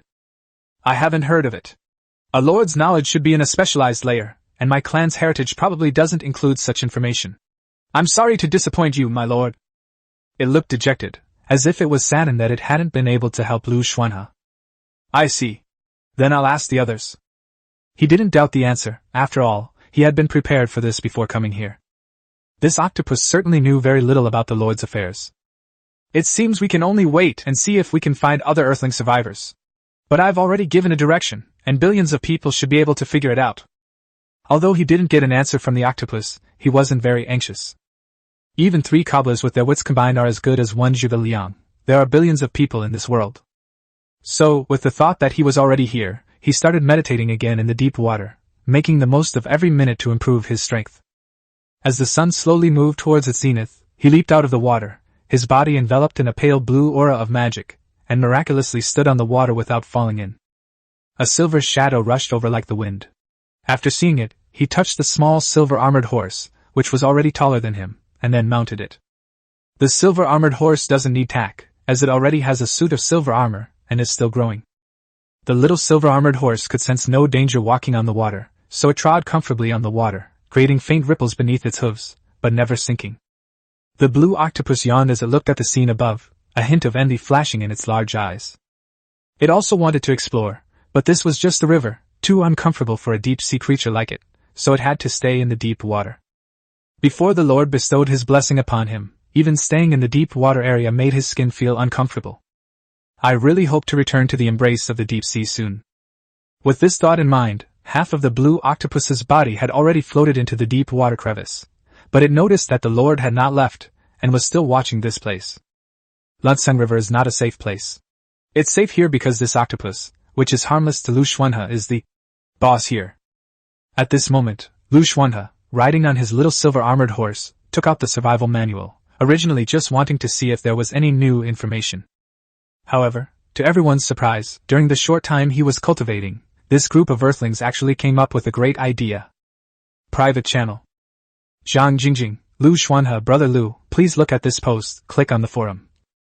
Chuanmu, as expected of a top player, you discovered the method to find the fire seed in such a short time.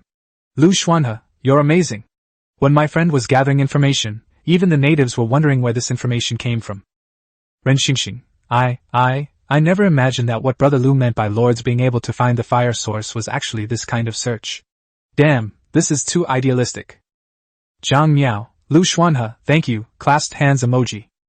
Clicking on that post, I found a person with the ID Tao Yi who claimed to have found a way for lords to find the fire seed. In just over 10 seconds, the original poster was bombarded with tens of thousands of insults, completely breaking down his defenses. Then came the most important news. Tao Yi, post number 38179, I'm telling the truth. It's you. How should I put it? You think you believe, you think, no, when I saw this sentence, I felt a spark. What the hell are you guys cursing at me for? Tao Yi, I'm telling the truth.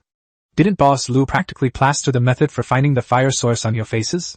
What exactly are you looking for? Then the original poster was bombarded with tens of thousands of insults. In the end, everyone found out it was true. How does a lord find fire? As long as the lord knows he can find the fire, that's enough. Liu Xuanhe was stunned when he saw the answer. He never expected the answer to be so bizarre. But it seems it's true. He had already returned to his territory on his little silver-armored horse. He didn't even need to close his eyes to sense the traces of the fire. There is fire in the primeval forest, there is fire in the mountains, there is fire in the sky, and there is fire in the water. Among these, the fire in the sky is the most conspicuous and the one that conveys the most blatant danger, and it is also the one that is far away. It's just a fleeting feeling that quickly disappears. Insecure people might even doubt that the fire in the sky, not the sun, is just an illusion they've created. After that, he could only sense the distant fire in the mountains. The distance is too far to consider. Primeval forests are also not considered. In fact, after he sensed the presence of fire in the water, he was left with only one choice. That is to retrieve the underwater fire source. Various channels and forums are still lamenting. I was wondering why I was such a difficult lord. Turns out we didn't even know the most basic things. I cried. Actually, I was thinking, didn't our survival manual mention this? But we overlooked it and treated it as narration. Are billions of people really that stupid? Only now can we see that Liu Xuanhe is a really good person. Others may not know this, but he told us, and even used a riddle to let everyone understand the truth. That makes sense. I'll remember this kindness. From now on, if this gentleman buys something from me, I'll give him an 80% discount. No, a 30% discount. Liu Xuanhe looked at the discussion, let out a breath, and then nodded. Yes, that's right, that's what he thinks. So, the next step is to search for the spark in the Lansang River. But how can fire exist in water? Chapter 40. Deep into the Lansang River. How could the fire be in the water? Liu Xuanhe found it very strange. But he was delighted to hear about the fire seed. After arranging things in the territory, he returned to the deep waters without stopping. Octopus, which had been halfway down, floated back up in a daze, because it smelled a familiar scent. It was the Lord. Why is the Lord here again? Although puzzled that he had come again, the octopus had no other emotions. It was because an octopus was getting too bored staying in the deep water for too long. If it weren't for the fact that it would be very uncomfortable to leave the deep water, it would want to keep playing with the Lord. Octopus. Liu Xuanhe uttered the somewhat tongue-twisting name, then slowly descended, standing on the edge of the crack in the deep water. Do you know where this leads? The octopus shook its head, then nodded, its eyes blank, and waved its tentacles. Then they saw the Lord grab the octopus's tentacle, a bright smile spreading across his face. He looked incredibly cheerful, and his tone was far happier than before. Then take me down to have a look. Liu Xuanhe held the source water pearl, sensing the magical power within his body. He roughly calculated how long it could last before putting it away. Rely on your own abilities first, and use the source water droplet when you need to breathe. Yes, my lord. However, you are still a child, too young, and there may be beings that are hostile to you below. Octopus wasn't curious about why. He simply swam to the side of the suspended river, and then, at his own pace, slowly swam down into the crevice. The deep water area was already considered dark, but the deeper part beneath this crevice was even darker, so dark that it was impossible to see anything in front of you. If Octopus hadn't led the way, an ordinary person would likely have died just going into the water, let alone coming to such deep water. The deep water was initially dark, but after swimming for a few minutes, tiny, shimmering lights suddenly appeared in front of me, underwater plants. Looking up, I saw a thick rock wall. This was another level of deep water. If the shallow water area is the first layer of the Lansang River and the deep water area is the second layer, then the place where the Liuxuan River has now arrived is the third layer. The view on the third floor was not as narrow as he had imagined. On the contrary, it became increasingly spacious. However, he did not relax at all. Instead, the hairs on his body stood on end. Standing here, without needing anyone's reminder, he could feel the omnipresent danger, his skin feeling as if it were being pricked by needles.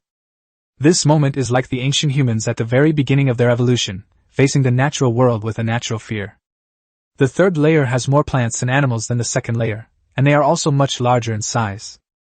As he looked at it, he noticed something was amiss. Why are there jellyfish in addition to octopuses? Even in a world codenamed Zero, should these two types of life really be in a river? He was puzzled, but he didn't have a better explanation. It was more like the Zero world was like that, where anything could exist. My lord, where do you intend to go after coming down here?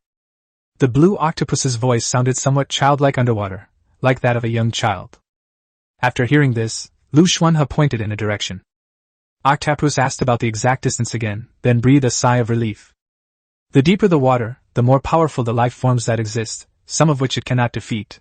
Fortunately, the place the Lord is pointing to is not the place where such life forms reside. Sir, the place you are going to may be that abandoned mushroom forest, but it is special and there is a kind of life that has been corrupted and mutated, and its body is full of electric light. It may be very dangerous for you now. Liu Xuanhe nodded, and after a few seconds asked again. And for you, is it considered dangerous? The blue octopus held up its octopus tentacles and pondered for a while. I often go hunting in the mushroom forest, where there is a very large shell.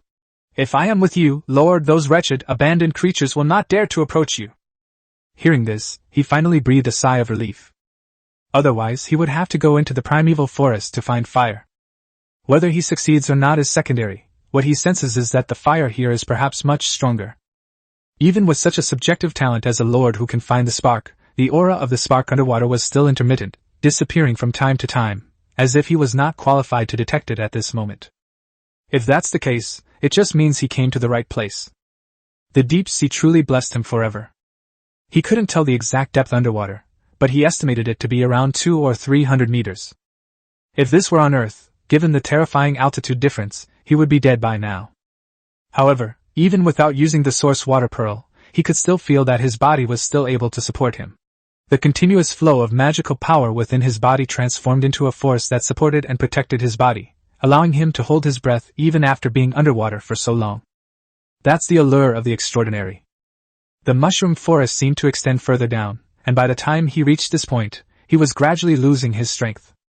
He had originally planned to use the source water bead, but when the blue octopus extended 2 octopus tentacles and placed them on his body, the immense pressure dissipated considerably. At the same time, an ethereal voice rang out behind him. My lord, your human body is too fragile. This is the only way I can protect your body. He nodded. Another 10 minutes or so passed. 40 or 50 minutes had passed since they went into the water, almost an hour, and they finally arrived at the place where the fire was lit. As he got closer, the aura of the flame grew stronger, and the flame that had been disappearing from time to time could now appear steadily in his consciousness. Because things were going so smoothly, he momentarily forgot about his surroundings. It wasn't until an eel snake, as long as 3 people, swam in front of him and stared at him with its electric eyes that he snapped out of his joy and felt a sense of being targeted by a predator. I want to eat this thing. Even with Octopus right in front of him, the underwater monster still wanted to devour him. How did it get here? Octopus glanced warily at the slithering eel-like snake, then looked at the suspended riverbed. My lord, we have arrived at the place you mentioned. The place where the spark of life was pointed out to him, all the way is right here. But Liu Xuanhe was not reassured. Instead, he frowned. Because he discovered that the spark was still below. It's not in the mushroom forest, but further down from the mushroom forest. This news disrupted his original plans. Chapter 41 Bizarre Contamination. Liu Xuanhe was not in a good mood at the moment, because the location of the fire seed was beyond his imagination. This eerie underwater mushroom forest was already dangerous enough, but unexpectedly, it could go even further down. Octopus hesitated for a moment after hearing the Lord's words, but still obediently led him to the left side of the middle of the eerie mushroom forest, from where a dark crack could be seen. The mushroom forest here was not what he had imagined. It was not underwater mushrooms, but a twisted, steel-like creation that exuded a sinister and eerie feeling. Looking at it would sting his eyes and even cause them to be contaminated and mutated. Moreover, there were deformed fish swimming among them, their bodies emitting electric light. Without even trying, Liu Xuanhe knew that once he was freed from the protection of the blue octopus, not to mention the giant sea monster from before, anything in front of him could easily kill him. This is not a place he should be in right now. If this were a game, it would be like a new player being teleported directly to the vicinity of the boss, practically guaranteeing their death. My lord, do you wish to go down?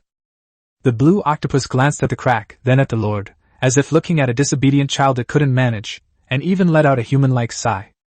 My lord, if it's down here, I can't go down with you. There are all sorts of eggs and hatchlings living down there.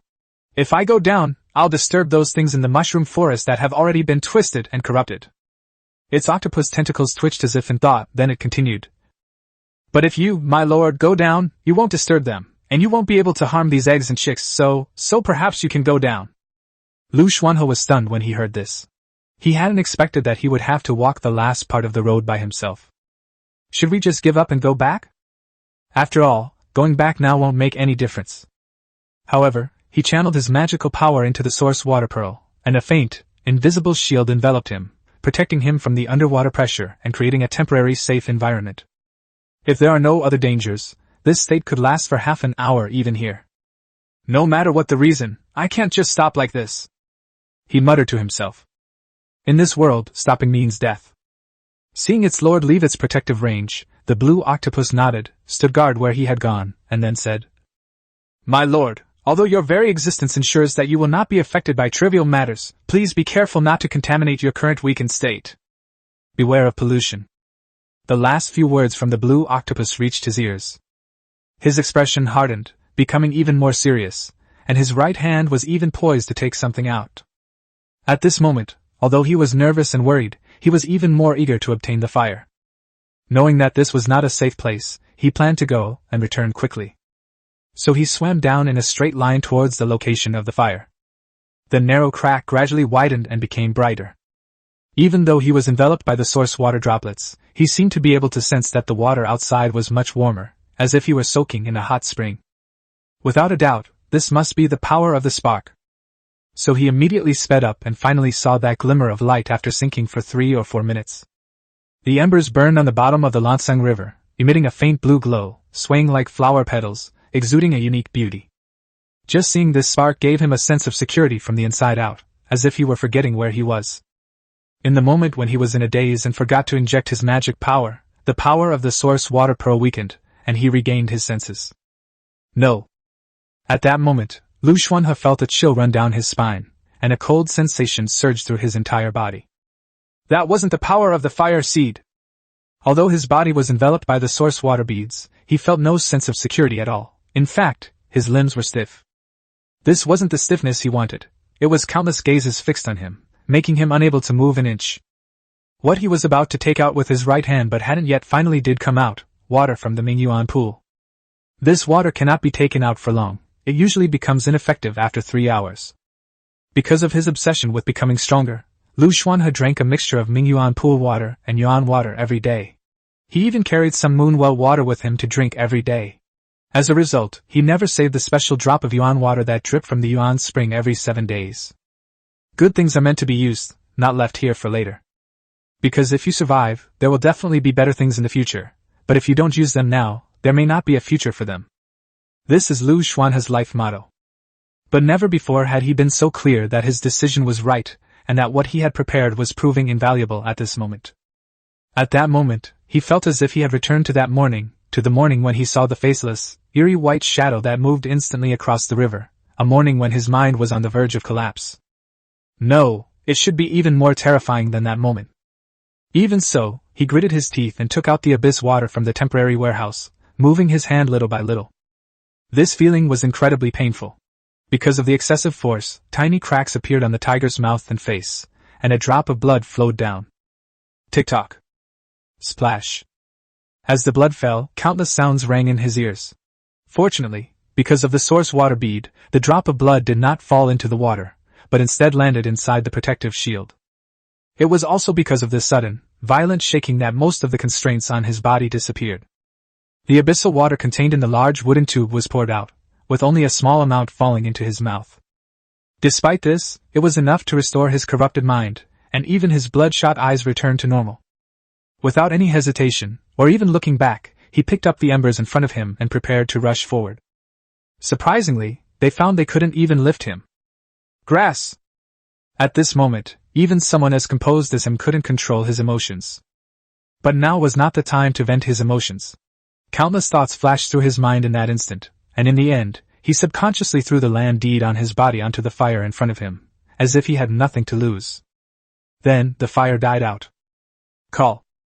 At that moment, he breathed a sigh of relief, put away the land deed, and immediately went upstream.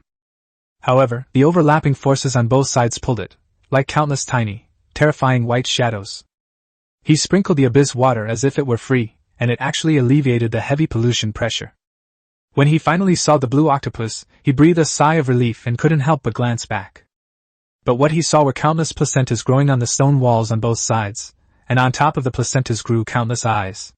These eyes were now staring at him with malice, uttering strange murmurs, and a strange power emerged from these eyes, dragging him down. He almost lost control and fell. Fortunately, the two octopus tentacles grabbed him in time. Then it sped along at breakneck speed. Liu Xuanhe trembled as he poured all the Manhwa water down his head, then closed his eyes and took out another wooden tube from the temporary warehouse to continue pouring. Then came the water from the abyss, followed by the water from the moon well, all of which were poured onto him. He was in a daze when he arrived on the water's surface, unaware that the sun was shining on him. A silver shadow galloped from the territory, bent down and carried Liu Xuanhe on its back, then rushed into the main building like a whirlwind. No one in the territory could see what was happening, but unprecedented chaos erupted in the deep waters of the Lansang River. A raging wave surged forth. Chaos reigned. Meanwhile, Little Silver Armored Horse had already carried Liu Xuanhe down to the first floor, to the location of the fireplace and the abyss pool. Liu Xuanhe continued to pour water on himself until he entered the vicinity of the fire, at which point he regained his senses. After the Little Silver Armored Horse placed him into the abyss pool, he finally opened his eyes. His eyes were filled with terrifying bloodshot veins, and his skin was even covered with specks of black mud, but everything was purified in the Manhwa pool, and he completely sank into the water. Call. Chapter 42 Blue Sky Purifying Fire. The water in the Manhwa pool completely submerged Liu Xuanhe. The water level in the pool was dropping at an almost visible speed, and the stinging, twisting sensation he was experiencing was also decreasing. When he opened his eyes, the bloodshot in them was disappearing rapidly. A mist resembling steam appeared above the pool, then quickly disappeared, and a hissing sound of burning could be heard from the underwater layer. The sound of burning did not come from the firewood in the fireplace, but from the sky above the abyss pool. Call. Liu Xuanhe exhaled a breath of stale air, and the gurgling water burned away all the unseen black mud. The pollution caused by that eerie underwater place has finally been cleaned up. He felt somewhat relieved, but also lingering fear. I underestimated the world. Just a glance back could cause this kind of pollution. If I hadn't seen that eerie white figure in the base that morning, would I still be alive? This is actually a question that doesn't need an answer. They definitely won't survive, even with a newbie protection period. He sighed. Although the pollution in his body had been purified, he did not get up but continued to lie in the abyss pool. After a long while, he finally got up. We've obtained the special fire source from the water. The next step is to... Before he could even think, some other sounds arose from the previously quiet underwater layer. The huge commotion outside had already reached here. He suddenly remembered what had just happened in the deep water and couldn't help but worry, so he immediately ran out. Then, in the middle of the Lansang River, a 10-meter-high giant wave suddenly appeared, with countless dark blue underwater whirlpools swirling around, giving people an extremely dangerous feeling. The villagers and the snake people were terrified and were trembling on the shore. Only when they saw him come out did everyone's expressions improve slightly. Liu Xuanhe, however, had no interest in them at the moment. He was staring blankly at Lan Kang, who seemed to be in a fit of rage. Is it because I took the fire? Then Octopus. With that in mind, he took out the land deed. The deed could sense Octopus's current state. He sensed it briefly and found no change, which relieved him. The giant waves that sweep across the Lansang River appear quickly and disappear just as fast. About 10 minutes later, a patch of water near the central deep water area turned red, and an extremely foul smell of blood wafted over from afar. Then, a light blue octopus rose from the water and headed towards the deep sea territory. It arrived very quickly, and although the villagers and snake people knew it was their own fish, they were still terrified.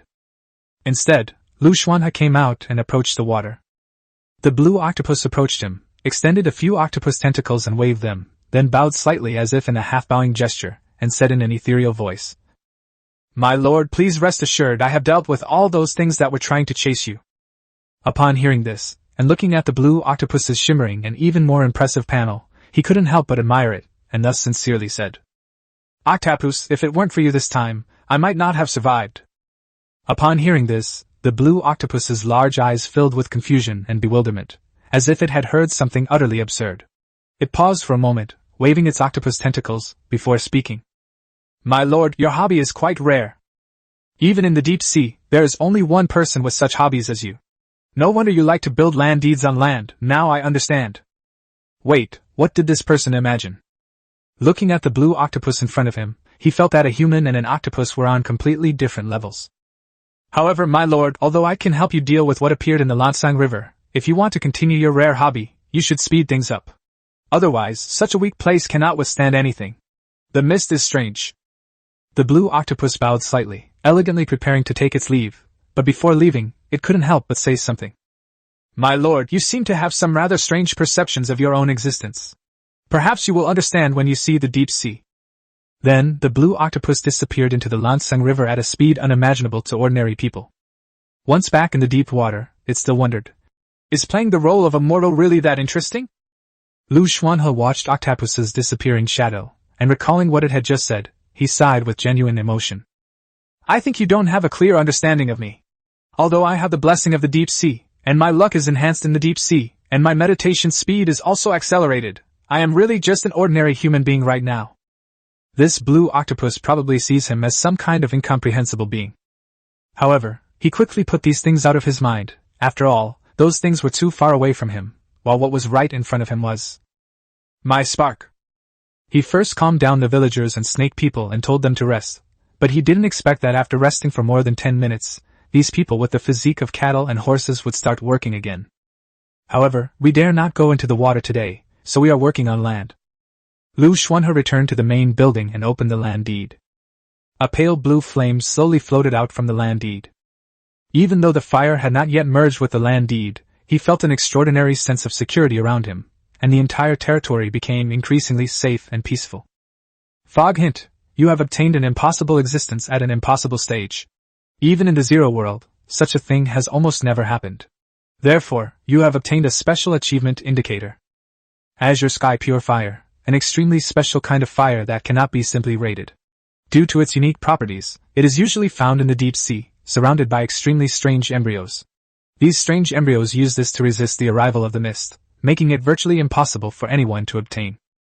1. It possesses extremely powerful abilities to ward off evil, provide protection, purify, and restore. Even after the fog descends, it is sufficient to protect the safety of a territory. 2.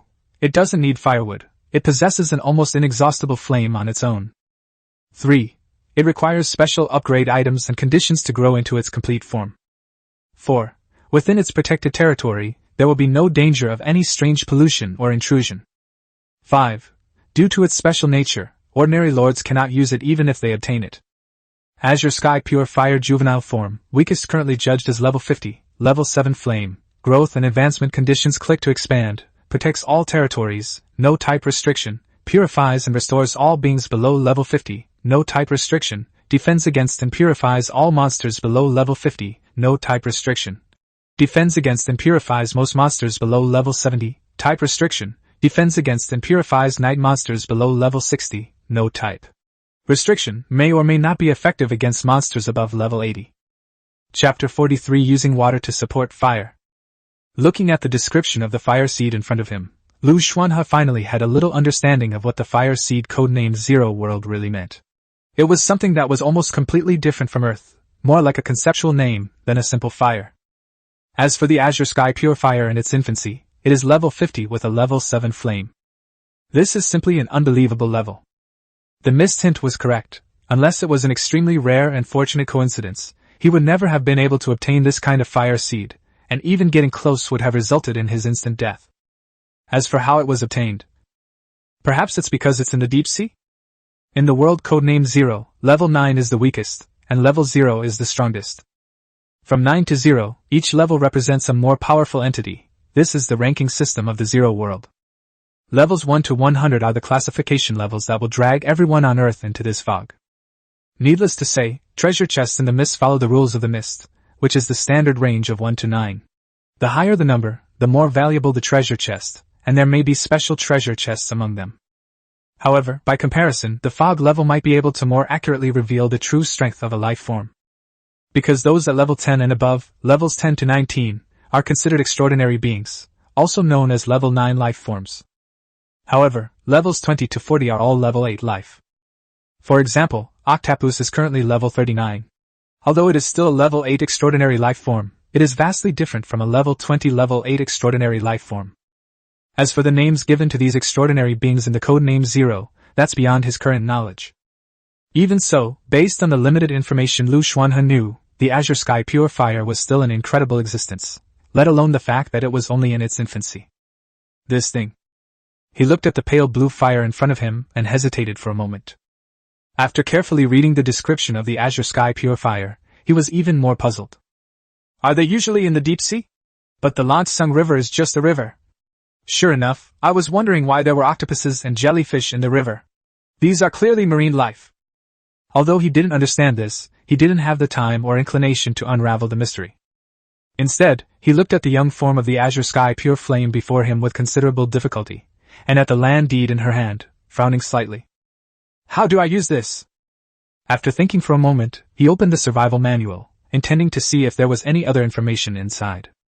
The first thing he looked at was the forum. His post about Lords finding the spark had already been replied to by millions of posts, and you couldn't see the bottom of it at a glance. I looked through it carefully but didn't find any relevant information, and I didn't get a reply when I asked other people. He was initially puzzled, but after careful consideration, he suddenly understood. That's true. It hasn't been that long. If I hadn't contracted a high-level transcendent life form, how could I have obtained the fire seed so quickly? Even so, I've been corrupted. Looks like I'll have to try it myself.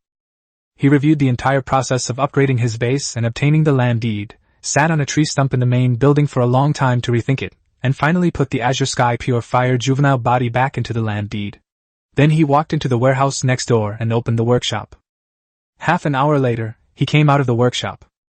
In his hand he held a slightly shimmering, bluish-green wooden object that resembled a flower vase, but also looked like a candlestick. It seemed to be a combination of the two. This thing was made from the very rare grade 8 wood in his warehouse. There was a certain gap left at the top. Liu Xuanhe took the item into the main building, placed it on the ground, took out the Azure Sky Pure Fire juvenile body from the land deed, and put it back in. Click. The wooden platform made a cracking sound, but fortunately it was only slightly damaged. The young form of the Azure Sky Purifier was placed inside. His eyes lit up when he saw the building slowly emerging from the land deed. However, with a loud bang, the entire wooden platform was completely destroyed. The building, which was almost completed, was abandoned. Despite this, he was not discouraged. On the contrary, he was quite happy. As expected, to integrate this spark into the land deed, a building must be prepared for it within it. He did this because as he built his territory, new buildings would slowly grow out of the land deeds, which seemed to be a special kind of judgment ritual. Therefore, he wanted to build a structure for the young form of the Azure Sky Purifier and see if he could incorporate it into the land deed. I don't know if it's right or wrong, or why, but I tried it and it works. But I don't have enough materials to build a vehicle for it. Even level 8 extraordinary wood wouldn't work, and Liu Xuanhe really couldn't think of anything else. Just then, he remembered something he did every day. Water. A boy's voice murmured to himself. Could I try to build a special structure to contain it using water as a source of fire? I don't know if it will work, but I'm willing to give it a try. He was a man of action. Even after the newbie protection period ended, he did not forget his deep-sea blessing talent. So every day he diligently fished and swam in the Lansung River. It could be said that he was the one who caught fish to provide food for everyone in the territory. Things are much better now, with a wider variety of food available. While the drop rate for waiting in the water wasn't as ridiculously high as during the newbie protection period, he never gave up on it for a single day. However, after finding only ordinary level 9 water for 3 consecutive days, and with various things to do in his territory and the need for cultivation, he only touched the water without identifying it. However, inside the main building, there was indeed a pile of materials for extraordinary water. Perhaps the special water flow that carries the juvenile form of the Azure Sky Purifier can be found there. Using water to start a fire is very strange. But this is codenamed Zero World. So he put the fire back into the land deed, and then walked to the right side of the main building, where there were many rows of wooden barrels of similar size. He began to examine them one by one. His initial failures did not discourage him. Instead, he felt that he had overlooked this special stroke of luck. Even though these special water flows are not enough to support the young Azure Sky Purifier, they are of great help to the current territory. Among them, the well he had been longing for might finally be built. Different types of water flow are categorized. Another half-hour passed. Liu Xuanhe's eyes lit up. Found it. Stardust flow, level 7 water flow. It appears as a stream of water with floating stardust specks, flowing upwards in the opposite direction of gravity to regular water. Spending a long time near it can slightly activate the intelligence of water-type creatures, but it doesn't have a significant effect. Aquatic life forms that consume it may experience a substantial increase in intelligence. Unless instantly destroyed, it possesses the power of self-repair and self-growth. This level 7 water flow is not as powerful as the abyss water, and it has many special functions. However, it's just right to support the young form of the azure sky pure fire. He put the rest of his things away and took these items into the workshop. 2 hours later. Some parts of the land deeds and survival manual have changed simultaneously. Chapter 44 Deep Sea Village. It's a success! The entire base is solidly forged from 2 types of level 8 extraordinary materials, resembling a green tree. At the very top is a stream of water that flows like stardust, and the water flows from bottom to top. The water flowed gently, completely lifting the top, where the light blue flame, the nascent form of the azure sky pure flame, resided. Blue stardust light blue. The combination of the 3 colors created an extremely dreamlike feeling. The land deeds in Liu Xuanhe's hands also underwent a dramatic change. It was a familiar inorganic voice. The land title is level 1 in the deep sea, which already meets the village requirements. Should it be upgraded? Without even thinking, he immediately upgraded. Level 2 land title owner, Liu Xuanhe. Land title name, Deep Sea. Flame, Azure Sky Pure Flame, juvenile form. Land deed buildings, Fire Tree Main House, Courtyard, Warehouse, Lord's Mansion, Abyss Pool, Level 1 Simple Farmland X2, Moon Pool, Farmhouse X10, Planting Cave, Farmland X12, Underwater Warehouse, Underwater Base. Land title deed members, Octopus, Expand, Flower Fairy Expand. Villagers, 26 humans, 96 orcs. Land deeds serve the following purposes: protection, contract, restoration, and purification. The level 2 land title upgrade is incomplete. Please determine the land title boundaries and new building location for Deep Sea Village as soon as possible. Red warning. The change happened in an instant, almost dazzling. He couldn't worry about anything else, because the most important thing right now was the land deed, which he needed to plan. They've already warned him in red. As before, each evolution and upgrade of the land deed brings about completely different changes, and the buildings and layout within it are redefined and redesigned by the land deed owner. The transformation from a small courtyard to a village is entirely different. First, let's look at the scope, compared to before. After seeing the specific numbers, he even doubted his own eyes. How much is this? Forget it, let's get the layout and terrain sorted out first. He calmed himself down, exhaled a breath of stale air, and made up his mind. My territory can no longer remain as it was at the beginning. For me, the deep sea is where my talents lie, especially since water can accelerate my meditation. In addition to upgrading my territory, I also need to strengthen my own abilities. With that in mind, he decided not to hesitate any longer. So they simply submerged half of Deep Sea Village's territory underwater, and in doing so, they even managed to include the Tide Silver Crystal Mine. They were just a hair's breadth away from getting into deep water. As for the ground, it appears even larger from a visual perspective. Despite it being daytime, the tree spirits uprooted trees and ran towards the depths of the primeval forest. A few that didn't manage to escape were immobilized and unable to move. Vast expanses of open land and forest have all been enclosed. And rising from the ground are city walls about half the height of an adult man, while the warehouse area and the materials piled up outside are being consumed at a frantic rate. Not only are the materials piled up in the warehouse courtyard being consumed, but the materials stored in the main building are also being consumed at an increasingly rapid rate. A wall, not particularly regular in shape, enclosed the entire village, with walls even built underwater. In addition to the main building and the warehouse, there are 2 more buildings on the ground. The warehouse was 3 times larger than before and was placed horizontally near the mountain. The other 2 buildings were empty. So he placed one of them upright next to the warehouse. The other one was placed near the mountains to serve as a place for various tasks within the village. Most importantly, the toilets and wells have finally been built. The toilet was built using a special 9-stage water flow system. The same applies to wells. The original location of the main building was in the middle of the Deep Sea Village. It had 3 floors, 2 of which were completely submerged in the water. He moved the original underground base to a place closer to the deep water area, and even the underwater warehouse could be moved. Therefore, the underwater warehouse was also moved to the other side. There is another place on land that resembles a lord's mansion. It is located on land near the water, next to the moon well. To the left rear is the warehouse, to the right rear is the new building number 1, and to the left is the new building number 2. The 2 buildings had not yet been planned for what they would be used for, so they were given a name arbitrarily. After a dazzling array of placements and plans, the entire level 2 deep-sea territory was finally completed. Liu Xuanhe had no idea how much time had passed.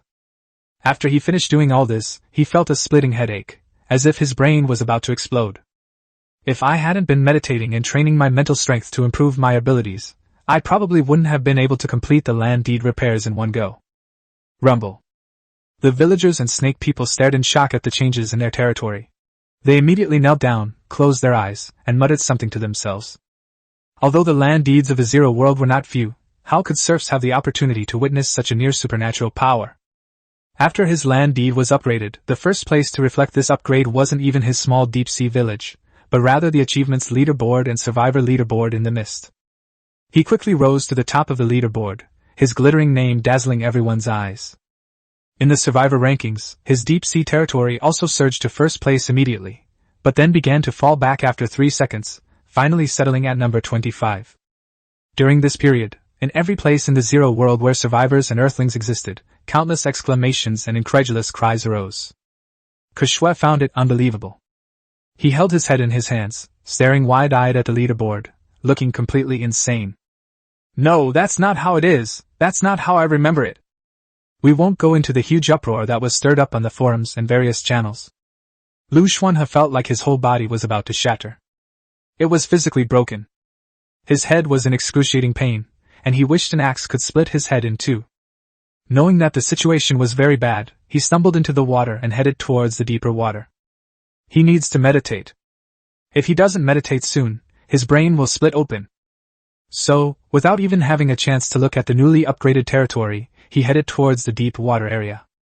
As for the territory, Amira, as a botanist and someone who had lived with the half-beast snake people for a long time, actually knew nothing about the extraordinary world.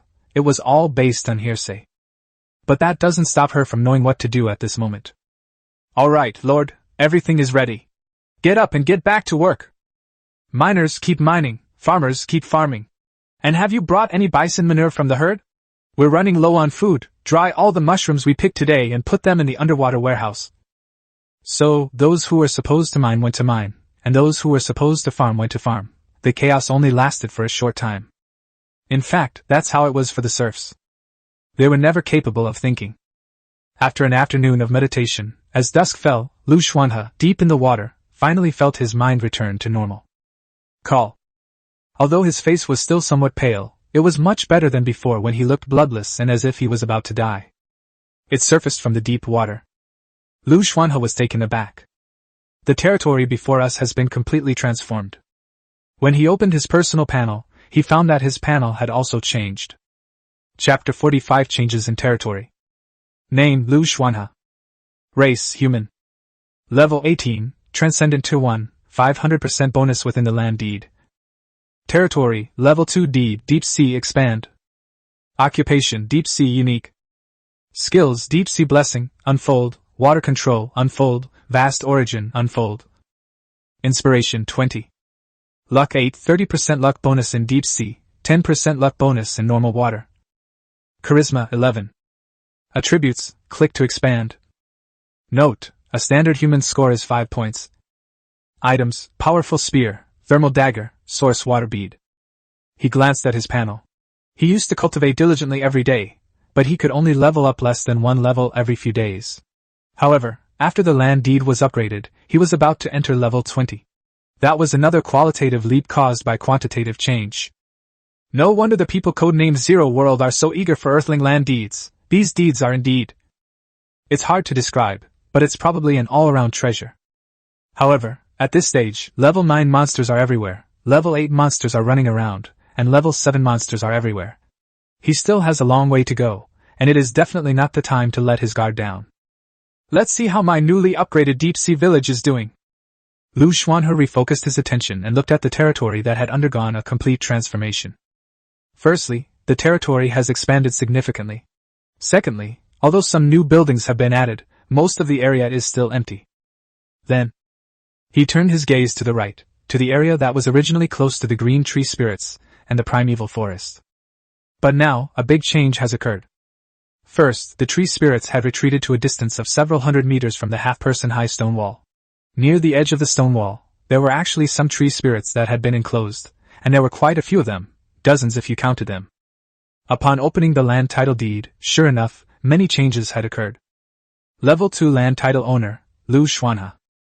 Land title name, Deep Sea. Flame, Azure Sky Pure Flame, Juvenile Form. Land title building. Special buildings, Fire Tree Expand, Deep Sea Courtyard, customizable and expandable, Lord's Mansion. Some buildings have been removed, containing an 8th level fireplace, expandable, Abyss Pool, expandable, Moon Pool, expandable, Green Tree Spirit Cluster, expandable, Underwater Base, expandable, Level 1 Simple Farmland X2, Serpent Vine Green Wall, expandable. Common buildings, Deep Sea Village Office, self-named, Chicken Coop, Stable, Cellar, Warehouse, Barn, Well, Pond, Public Toilet, 10 Farmhouses, Planting Cave, 12 Farmlands, Underwater Warehouse. Land Title Deed Members, Octopus, Expand, Flower Fairy Expand. Villagers, 26 humans, 96 orcs. Land deeds serve the following purposes: protection, contract, restoration, and purification. If everything else was within his expectations, then the group of green tree spirits and the snake vine green wall were things he hadn't anticipated. He unfolded it, and saw that after the land deed was upgraded to level 2, these creatures that had never left were automatically assigned to his territory. Although I thought the tree spirits were extremely terrifying when I first came to this world, I now know that they are actually the lowest level of extraordinary life. Therefore, they could not resist the land deed contract, and because they lacked the necessary intelligence, they could not be classified as villagers. In addition, their numbers were too large, so they directly became a building.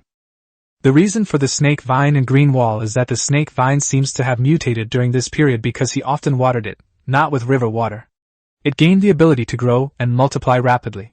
Furthermore, it was too close to the city wall during the land deed upgrade process and had no intelligence, so it was directly used as material by the land deed. Currently, most of the village walls have been transformed into snake vine walls, and as time goes by, thanks to the proliferative ability of the snake vine after its mutation, the other village walls have also been assimilated. Similarly, the village walls, including those in the water, surrounding Deep Sea Village have the ability to self-reproduce and attack, covered with various dark blue vines that resemble snake bodies. If they encounter external enemies, the vines will quickly form snake heads to attack. Observing these changes carefully, Liu Xuanhe felt a sense of amazement, and then sighed. I've finally gained some ability to protect myself.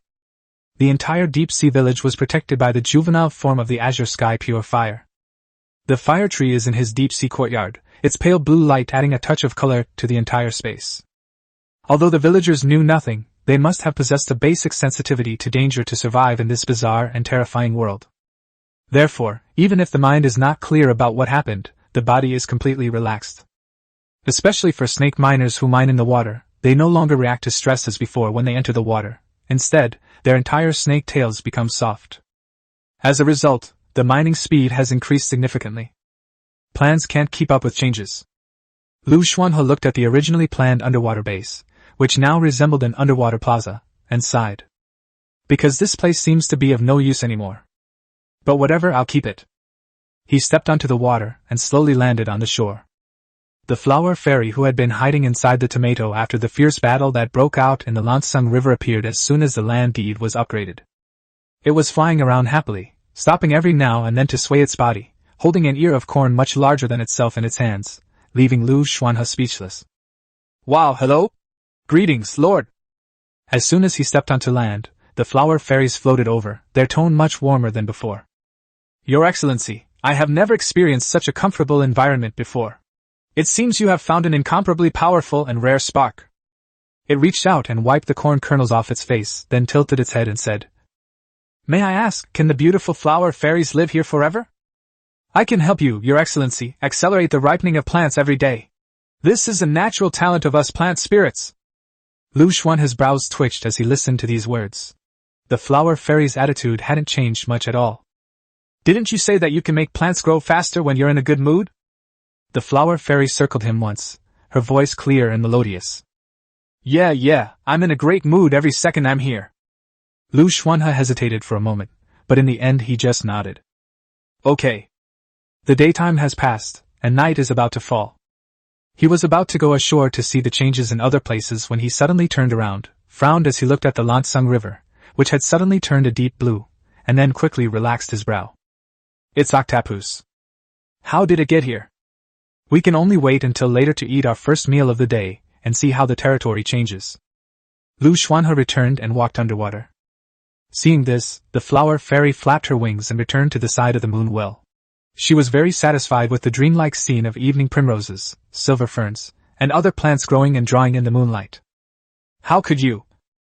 Before Liu Xuanhe could say anything in the water, he saw the blue octopus's 8 tentacles grab everything and then land on the underwater base paved with silver scale bricks.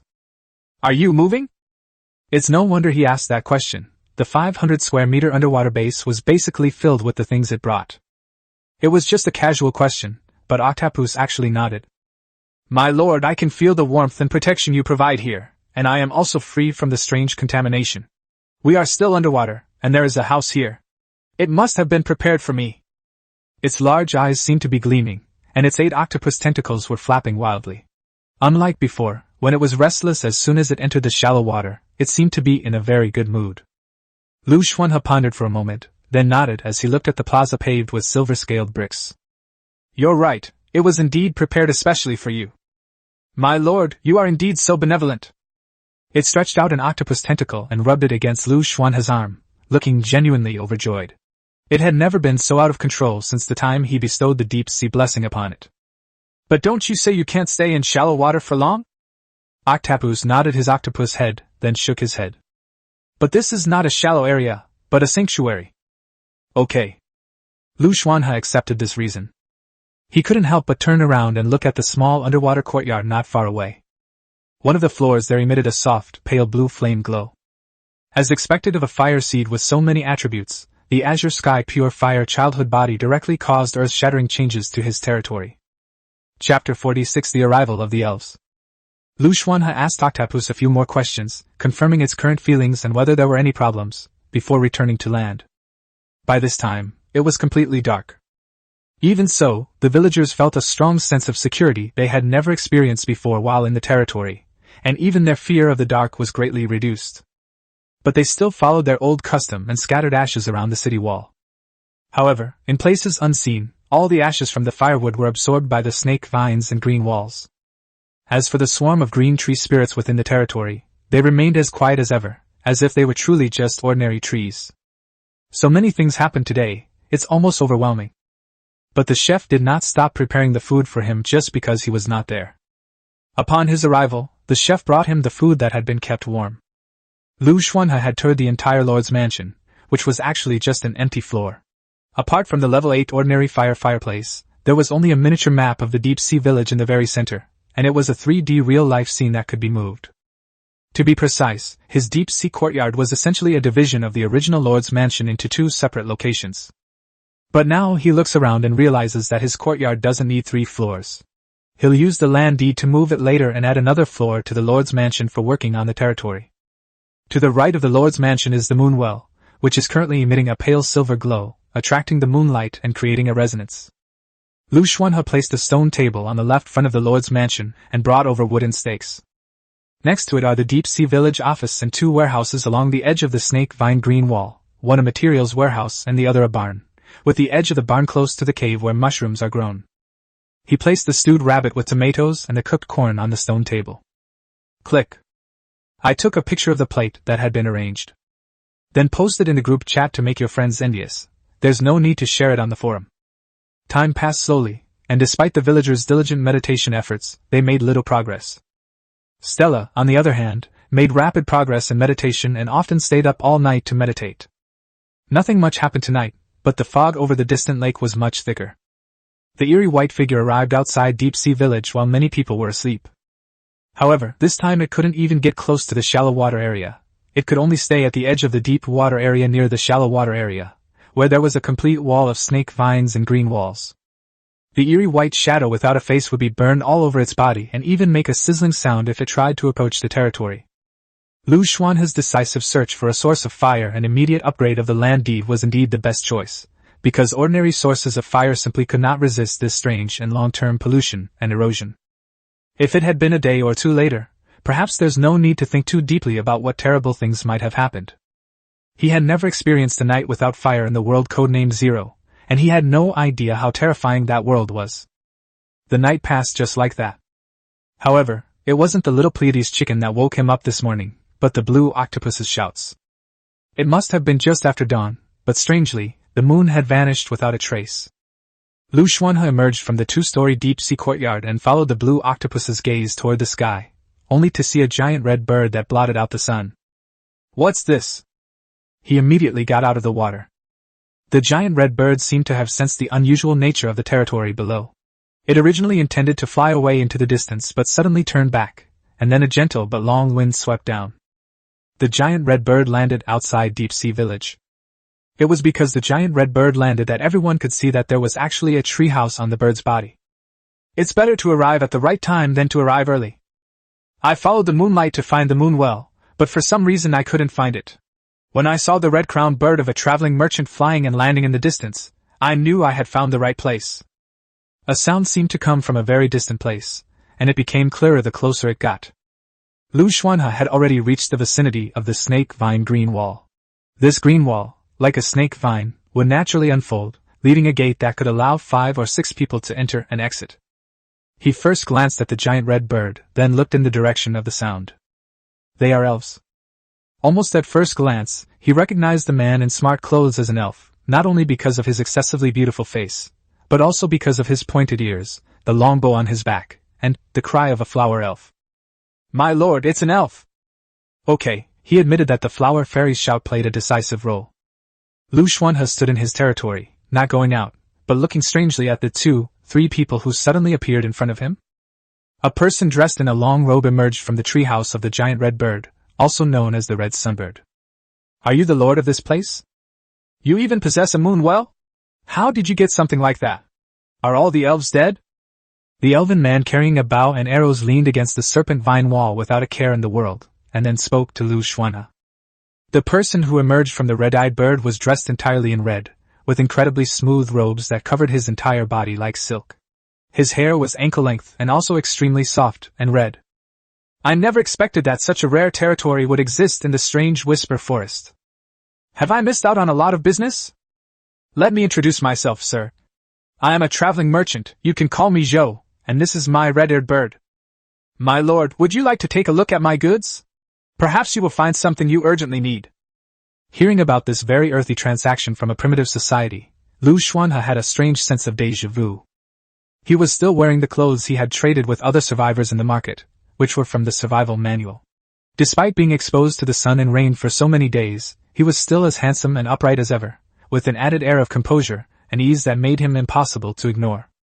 Upon hearing Zhou's words, he did not hesitate and immediately extended an invitation. "Why don't you come in?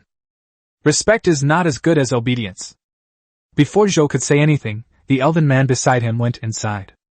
He walked in and glanced around casually, paying no attention to anything else, not even noticing it.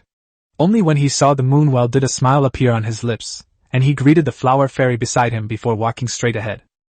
When he saw Octopus, who was halfway out of the water, his expression suddenly became serious, and he slowed his pace. And Zhou was the same. They saw the dark blue octopus almost at the same moment, and their expressions became much more serious, no longer as composed as before. In front of the Lord's manor, several people stood beside the moon well. Zhou Gang spoke up. "My lord, do you know?" Before he could finish speaking, the elven man interrupted him, looking at Liu Xuanhe with a playful expression. "Did you know that the fog is about to descend upon this place?" Chapter 47 Deep Sea Wealth. "Did you know that the fog is about to descend upon this place?" The elf interrupted Merchant Zhou, his short silver hair neat and tidy, unlike that of an elf, and looked at Liu Xuanhe as he spoke. Upon hearing this, Liu Xuanhe's pupils contracted, but his expression quickly calmed down, and he did not react as strongly as others had expected. After all, he had been worried about this ever since he learned that fog was a natural phenomenon similar to wind, rain, and lightning. Upon hearing this, he even retorted with a question. Then what? This question caught me completely off guard. But that's true, and then what? Even if you know, there's nothing you can do to escape. Moreover, where could it run to? The elf looked surprised after seeing Liu Xuanhe's attitude, and Zhou Wei's exposed red eyebrows and red eyes trembled slightly. The elf seemed very puzzled, and couldn't help but stand up, staring at Liu Xuanhe for a while, then walking around in front of the moon well, finally muttering to himself as if suddenly enlightened. So you know about the mists, then you also know about the great changes that are about to happen in the Whispering Forest. As he said this, he looked at Liu Xuanhe with extreme surprise, and this time his tone was somewhat admiring. I never expected that you, an ordinary person who has just stepped into the extraordinary realm, would have such courage to face such a big change. Wait, he got some information from Octopus, but he doesn't know if the latter part is true. What changes, what major changes? In fact, he had never heard the name, Strange Forest, before. Because he had no other psychological burdens regarding his future, Liu Xuanhe intended to ask further questions, but unexpectedly, he was interrupted by the elf dressed in a tight-fitting outfit and carrying a bow. In that case, his gaze fell on the blue octopus in the water, and he seemed to suddenly understand something. I see, I understand now. His attitude and tone suddenly changed, no longer as frivolous and casual as before, but with a hint of seriousness. Since even the flower fairy is willing to sign a contract with you, I can stay a few more days to take a look. All right, you can begin your transaction now. He was extremely at ease. After saying these words that sounded like a riddle, he acted as if he were a person from this deep-sea village. He even found a wooden stake, moved it, and sat down next to the level 1 simple farmland, looking very interested in the corn and tomatoes. On the contrary, the moon well, which was highly valued by the elves, was just SOSO. But what exactly do you know? Can we just explain things clearly once and for all, instead of wasting each other's lives? Even with Liu Xuanhe's uniquely quirky thought process, he simply couldn't understand what had happened and why the elf suddenly wanted to stay. Never mind, let's talk about this later. Since we're staying anyway, we can ask later if we have the chance. Secondly, he was indeed extremely interested in the traveling merchant and the enormous red-eyed bird. So the two of them began to talk next to the moon well. As they spoke, Zhou revealed her red eyes and eyelashes and nodded slightly at him. Then, a thin booklet appeared out of thin air in her hand, which didn't seem to have many pages. My lord, these are my goods. There are 33 items in total. Please take a look and see if there are any you like. You can choose to purchase them. You can choose to purchase using the common currency of the Zero World, or pay with extraordinary materials. Even the water from the moon well before you is quite valuable, so you don't need to worry. Before it could finish speaking, it froze completely for the first time, its voice even choking. The deep blue octopus emerged from the water, but the large mollusks that were pulled along by its 8 octopus tentacles were even more conspicuous than the octopus itself. Clearly, these are shellfish that the blue octopus has collected over a long period of time, and each one is an extraordinary shellfish, which is why they can all produce extraordinary pearls, and not just ordinary extraordinary pearls. Octopus placed the shellfish on the ground, and a gentle breath turned them all over, revealing dazzling pearls inside. These pearls varied in size, but all were extremely round and lustrous, and their very appearance inspired a desire to eat them. Even ordinary people would recognize them as extraordinary treasures at a glance. At the same time, a strange sound rang out. The deep sea is always full of wonders. Although you, my lord, have a special hobby and prefer to live on land, those who come from the deep sea are never short of wealth. Wandering merchant, please select the treasures you wish to acquire and pay the due goods. The blue octopus's voice was still as ethereal and elegant as ever. But because of these words, the initiative was completely reversed in an instant, just like the bizarre situation of a player in a game issuing a quest to an NPC. The practice of buying goods from Liu Xuanhe has been replaced by traveling merchants having to sell their own goods in order to obtain these extraordinary pearls. This was something that neither Zhou and the elf had anticipated, nor even Liu Xuanhe had expected. He opened his mouth, then closed it again, staring at Octopus with a look of astonishment. It was hard to describe the emotions that flashed through his mind at that moment. It seems that this blue octopus truly lives up to its reputation as a level 40 deep-sea octopus. The sun was gentler this morning than it was yesterday. Zhou was originally attracted by the aura of the fire, but after the red sunbird landed, he found that it was just a small village. Such a dilapidated and weak place is a waste of a merchant's energy for a traveling merchant like him. Even so, it did not choose to leave, but maintained the habit of traveling merchants never returning empty-handed, and still chose to come in and trade. However, it never expected that such an ordinary little village that had just been promoted would hide such a big surprise. Although these extraordinary pearls may not be of very high quality, their versatility and applicability make them highly sought after almost everywhere, and their prices remain high. They are generally never found on land, hence their consistently high prices. After all, how could an extraordinary material that can be used for any purpose not be precious? Therefore, it never expected to see so many universal extraordinary pearls here. Under the sunlight, its red robe, as smooth as silk, shimmered with a delicate luster. Zhou first looked at Octopus, then gave Liu Xuanhe a deep look, and finally bowed slightly, his attitude having changed. I underestimated this, Lord. I'm so sorry, but to show my apology and respect, I'll give you a set of meditation techniques. Although this meditation method has been copied by many people, its unique effects and high cost-effectiveness still make it quite valuable. Then, it stretched out its hand, completely covered by a red robe, and a very thick book appeared in its hand outside the robe. These are all my goods, a total of 1,109 kinds. Your lordship, you may choose freely. As it spoke, it smiled slightly, its red eyelashes veiling its eyes, then raised its head, its tone filled with anticipation and tranquility. I believe that you, my lord, have sufficient financial resources to purchase most of the goods. Immediately afterwards, Zhou walked over to Octopus's side, looked at the large shellfish placed on the ground, his red eyes filled with amazement, and started chatting with the blue octopus. As for Liu Xuanhe, he stood still and pondered for a moment. Then he sat down and began to look through Zhou's list of goods. He didn't take the merchant's drastically different attitude before and after, nor the difference in the number of goods from 33 to 1109, seriously. His territory was indeed only in its initial stage, but Octopus was too special. Chapter 48 The Mist. The moon well has a glassy sheen when sunlight is refracted. Liu Xuanhe glanced at the goods list and then frowned. Because many of these items have descriptions using very specific adjectives, while others have no descriptions at all, just a name, as if it's assumed everyone should understand. This is a bit tricky. However, upon closer examination, it is not difficult to understand. After all, he hadn't been in the Zero World for very long and his understanding of the world was incomplete, while these were all extraordinary items belonging to the Zero World. Perhaps we should ask other people for their opinions on this matter, especially Octopus, since it's their money. But now, Liu Xuanhe glanced at Zhou and Octopus not far away and decided to wait and go over. So, he held the thick list of goods for a moment, looked at the elf watching nearby, then walked over and handed him the list. I'm not good at these things. Since you've decided to stay, why don't you help me choose some suitable items first? He tried asking. It was precisely because he knew nothing that he decided to seek other people's opinions. He didn't intend to hide this, since such things couldn't be hidden anyway. But the elves didn't seem surprised by this request, as they seemed to have seen many lords like this before. He carefully picked a stalk of corn, then shook the stalk in his hand and said, Then can I take the payment in advance? Liu Xuanhe nodded. As for why he was willing to believe the elf, it wasn't just because for someone like him who was completely clueless, choosing local goods was basically like opening a blind box, unlike the detailed explanations provided by the mist. Also, he would ask Blue Octopus and Zhou for product recommendations later. Taking into account the opinions of 3 people is much better than him making a nearly blind choice by knowing nothing. Because I didn't have to do it myself, this matter was resolved quickly. The villagers, meanwhile, kept their distance from this area, busy with their work, and none of them looked in this direction.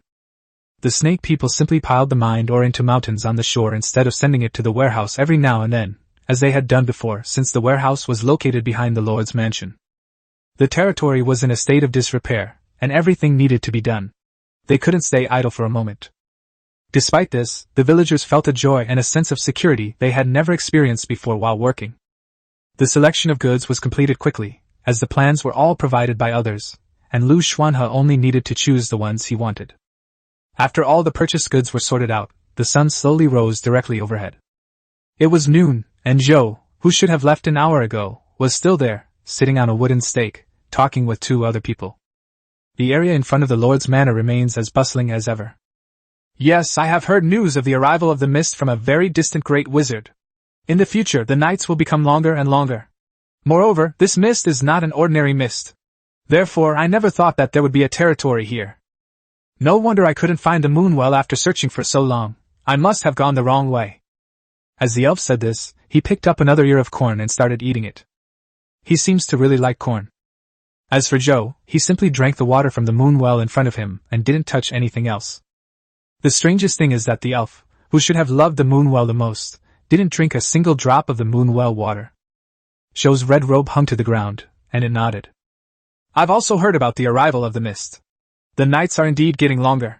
This is bad news for all life in the strange whisper forest, since this forest doesn't seem to have the ability to resist the mist, and doesn't seem to have any self-awareness. It took a sip of water from the moon well and continued. When I passed through the strange whisper forest and headed towards the distant plains, I sensed that there was an extremely powerful territory here, because my red-eyed bird landed on its own. But what I didn't expect was that it was just a village. After saying that, it looked at Liu Xuanhe, its tone filled with amazement. You possess an incredibly powerful fire, which, even though it may seem weak now, has the power to fight against the mist. No wonder your territory was built here. If you have any more precious goods to trade in the future, please be sure to contact me. Actually, he had no choice. Liu Xuanhe thought for a moment but didn't know how to reply, so he avoided the topic of himself and started asking other questions. I've heard some rumors that many lords with land deeds have appeared in this world, and that they weren't originally from this world? He was very curious about some of the information on the Survivor Forum, and since he happened to meet a local who seemed to know a lot about it, he might as well ask him and get more information. The traveling merchant remained silent upon hearing the question.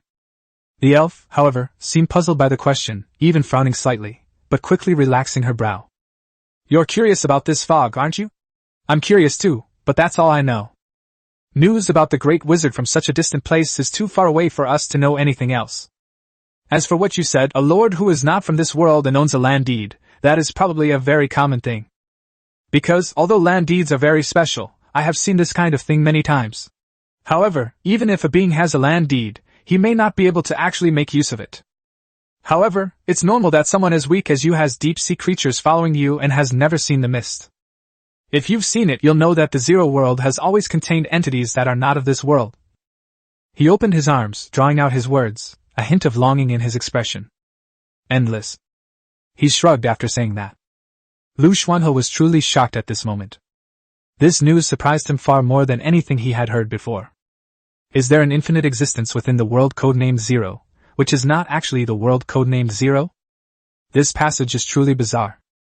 The arrival of Earthlings would probably be taken for granted by the people of Zero World. No wonder I heard other survivors say on the forum that the natives were not surprised by their appearance at all, and even knew a lot about them. He had a strong urge to open the survival manual, but he managed to restrain himself. The elf twirled the corn cob in his hand and continued. You'll understand when you actually see through the fog. That really is another world. Perhaps there is more than one world. But you came here for that world, didn't you? Liu Xuanhe shook his head upon seeing this. He had never intended to pretend to be an expert. After all, if he didn't know, he genuinely didn't know. I don't even know what the world of mist is. I might die in the mist. How could I have come here specifically for the world of mist? The traveling merchant Zhou Dao. My lord, you must be careful. The mist is almost upon us, and the night will grow long. A great change is about to happen. If you did not come here specifically for the mist, you would be best to leave as soon as possible. I don't think so. You really don't know what the mist is, so how could there be deep-sea creatures in your territory? The elf looked at Liu Xuanhe with suspicion, completely disbelieving his explanation. But seeing the other party deny it again, he could only nod. All right then, the strange whisper forest is about to transform into another form, so you'd better leave as soon as possible. Hearing the traveling merchant and the elf speak so casually, as if it were common knowledge in the Zero World, Liu Xuanhe hesitated for a moment before asking. Another existence? What does that mean? Chapter 49 The Changing World. The traveling merchant Zhou, who should have left long ago, stayed behind, a move that carried a certain other meaning. Even the elf, who had said a few words before suddenly deciding to stay, seemed to foreshadow something. These two people seemed to have sensed something in him that he hadn't yet noticed. Liu Xuanhe didn't realize this at first, but as the conversation progressed, this feeling became extremely strong. Another possibility is that the ocean will turn into mulberry fields, the towering mountains into abysses, or transform into something else entirely. Who knows? I am just an elf. Although I have seen the mist many times, I have only ever observed it from afar. I do not know more than you do. The elf shrugged.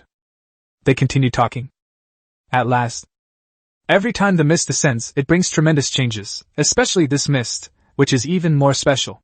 Lord, if you do not intend to leave during this period but continue to stay, could you please leave me a way to contact you?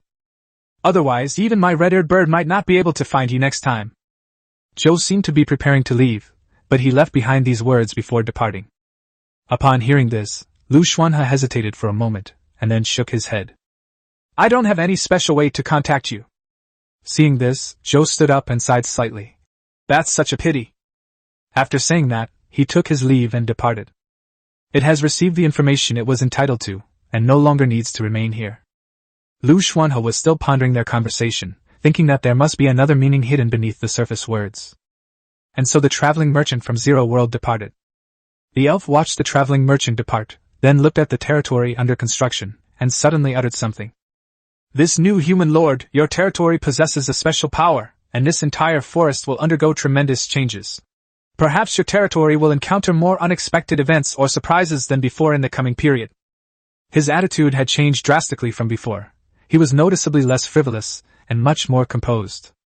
The elf looked at Liu Xuanhe, stood up, and nodded to him. I'll be sleeping here from now on. He pointed towards the level 1 simple farmland, where plump ears of corn emitted a sweet aroma. If there's anything I can do for you, let me know, and perhaps I can offer some small assistance. Liu Xuanhe looked at the elf and accepted its request to become a villager, but he felt very strange about the elf. But now, looking at the overflowing supplies in the Lord's manor, he decided to put these traded items to good use in his territory before worrying about the villager's condition. Anyway, the contract has already been signed. Before he could even check the sprite panel, he entered the Lord's manor. Because it was Octopus's pearl, he first let Octopus choose the item it needed. The blue octopus did not refuse, but gladly accepted, and selected a number of extremely valuable and special extraordinary items. Therefore, it spent the vast majority of its currency in this transaction with the traveling merchant. But this is to be expected. Even so, the Lord's manor was still filled with many supplies and materials that could be used for the construction of the territory. First, make the deep-sea village look like a single entity. Liu Xuanhe began using the land deeds and chose to place the purchased buildings in suitable locations. He also moved the group of green tree spirits, scattering them, but all of them were supported by snake vine walls to protect the territory. Secondly, there's the land. He purchased a large amount of building materials this time, and the rest of the building can be placed using land deeds. However, laying paving stones on the ground required people to lay each stone one by one. Therefore, after hearing the order, the villagers and snake people temporarily put down their work and began laying stones in the Lord's mansion. As for the snake people, they went into the water and laid bricks for the deep-sea courtyard underwater. As one building after another was placed in the territory, whether underwater or on land, the entire deep-sea village underwent a complete transformation, with even the village houses looking completely different. As for the farmland, it was moved together, with different plants connected to each other, stretching into a continuous expanse. Next to the farmland was a clear well, and there were also brand new water buckets. This is the planting area within the territory. In addition to these farmlands, other plants will also be planted, including some extraordinary seeds that can be cultivated. Since there are designated planting areas, there are naturally also livestock areas, and the corresponding blacksmith shops, mills, and watchtowers. After placing the buildings one by one in the land deed, he put the seeds and larvae he bought from the traveling merchants into the corresponding areas. Even if something goes wrong in the outside world, the territory can still produce a certain amount of food, so that everyone won't starve to death. The paving stones have been laid, extending from the Lord's mansion outwards, and the stone path has also been completed. It no longer feels like a primitive human settlement with pits and mess everywhere. Now everything here is very orderly, like a proper village in the civilized world. Without traveling merchants, it would probably take a month to barely get all of this set up. The construction of the territory had only just begun, and the most important thing he obtained from the traveling merchants was not the ordinary buildings here, but items related to the extraordinary. First, there was the special meditation method he gave as a gift, and then there was a cultivation method he specifically purchased for the villagers. This method is not a secret practice like meditation that relies heavily on spirituality, but rather on physical exercise and the constant repetition of corresponding movements, which anyone can learn. The lower limit is very low, and the upper limit is unknown. Most people can only cultivate to level 20 or 30 at most before they can continue. This training method is called martial arts, and it has already been distributed. Liu Xuanhe took all the other extraordinary items into his workshop, categorizing them accordingly. The workshop is now very large, a separate 200 square meter room filled with all sorts of extraordinary materials. He placed some extraordinary architectural blueprints he had traded from traveling merchants on the table and began searching for materials bit by bit, preparing to build real extraordinary buildings in his territory. These were high-ranking extraordinary buildings, like the Abyss Pool or the Moon Well, rather than places like underwater bases where extraordinary materials were simply piled up. It's worth mentioning that most finished extraordinary buildings cannot be traded. Only land deeds or incomplete land deeds can be traded, such as the incomplete land deed for the Moon Well that he obtained before. However, these are extremely expensive, and Zhou doesn't have any of them, so he can only trade building blueprints.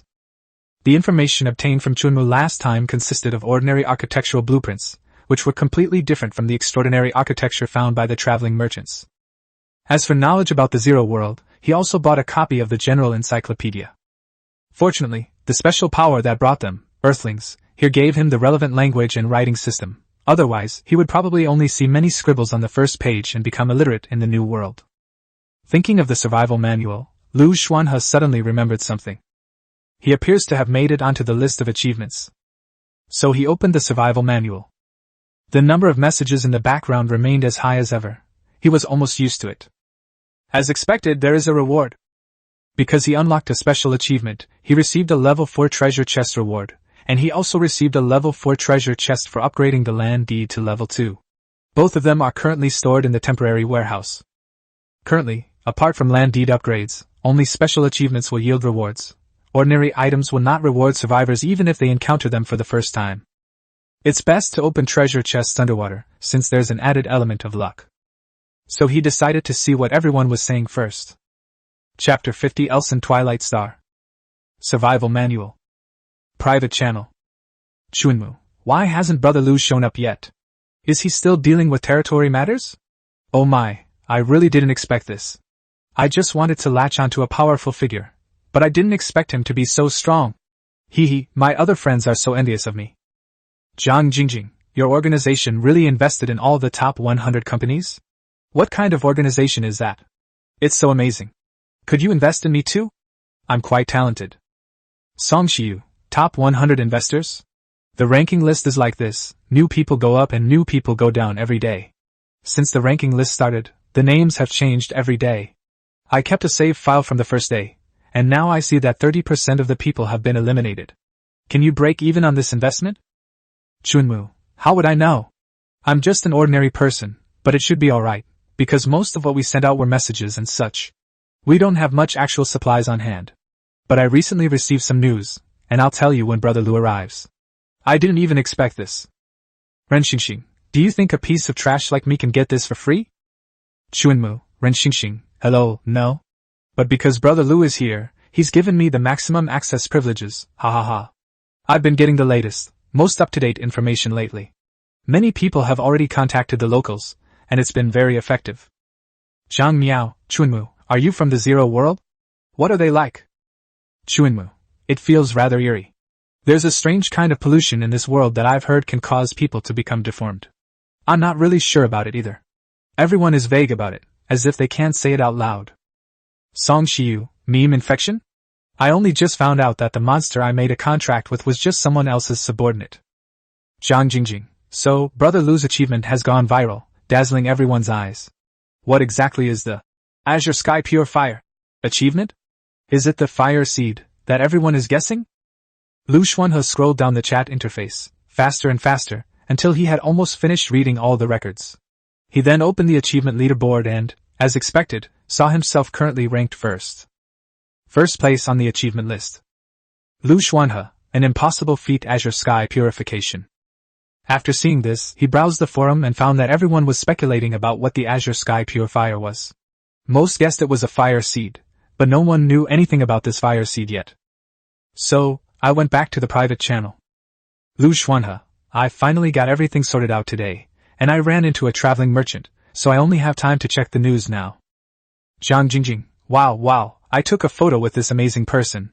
I never imagined I would be in the same group as such a legendary figure, Renxingxing. Thanks, Sayatuizi.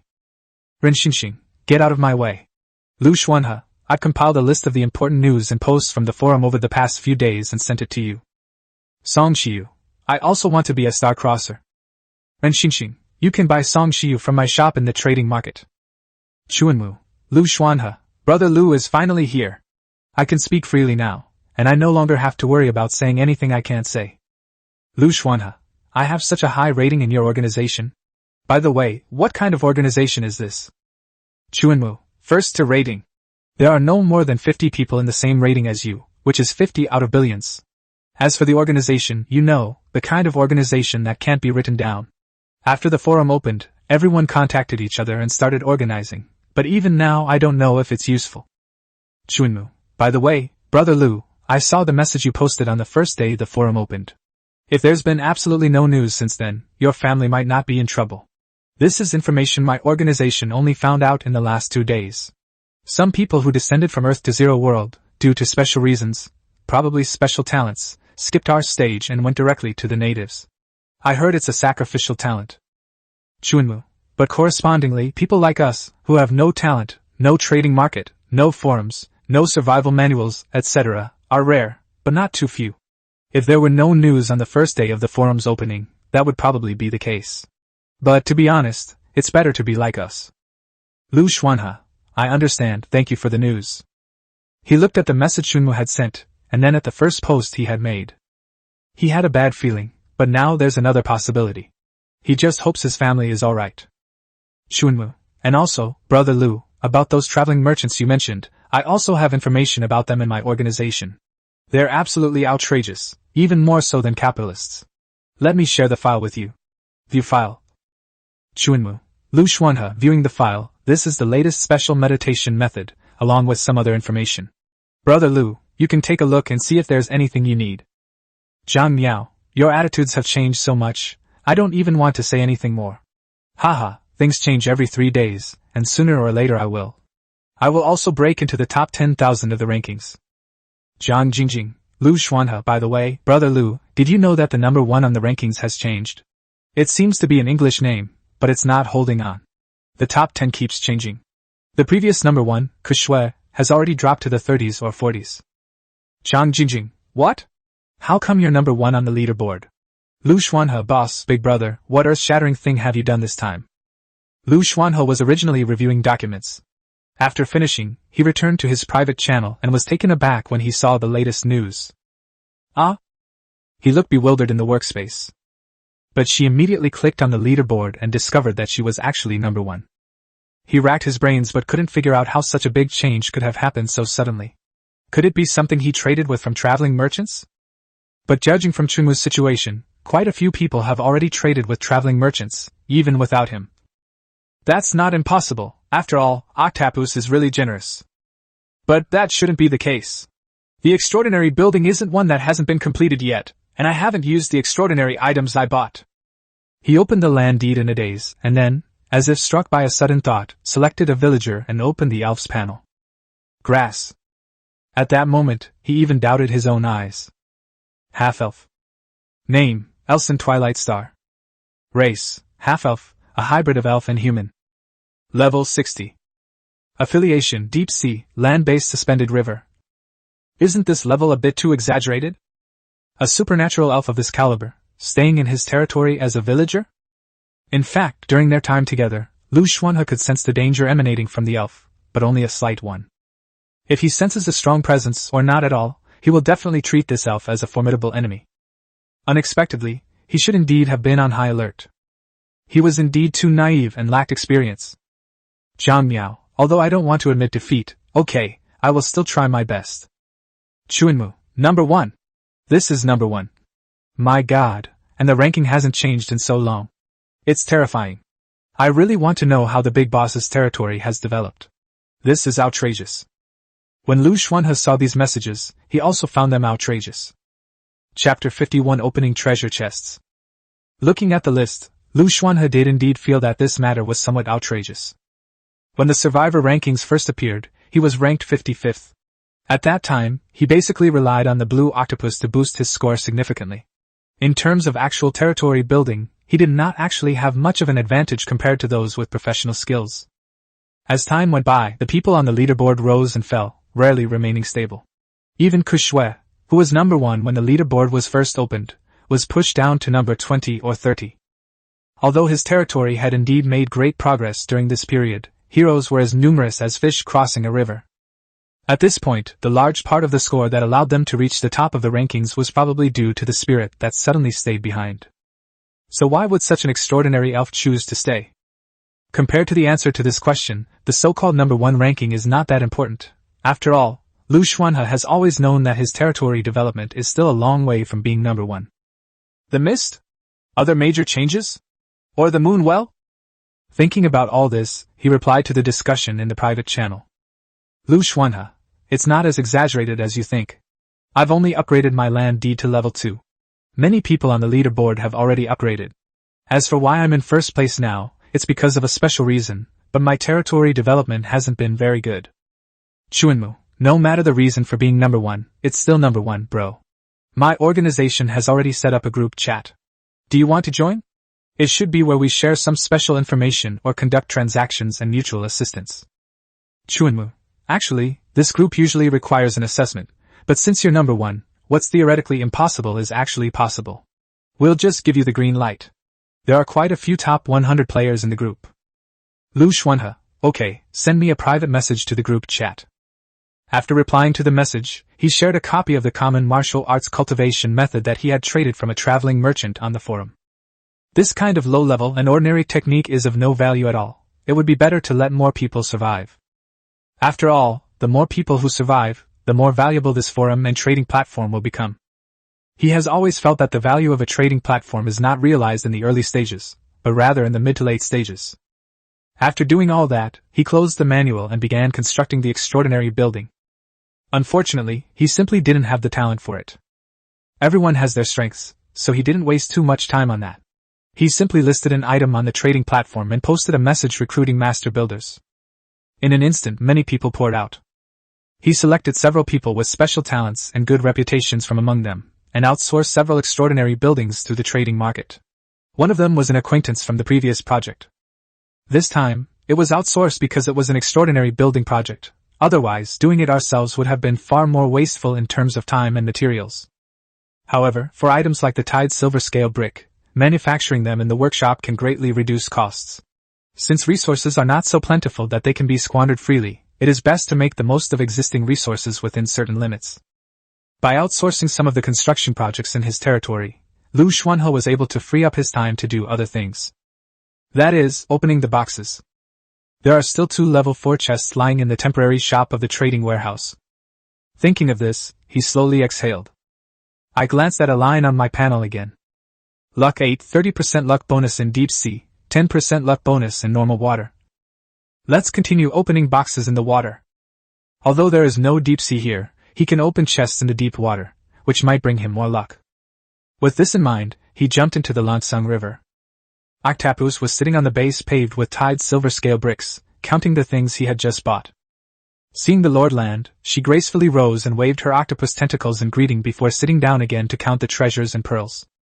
The expanded territory was not far from the deep water area, and Liu Xuanhe did not plan to go any further, so he took out the level 4 treasure chest as soon as he arrived at the deep water area.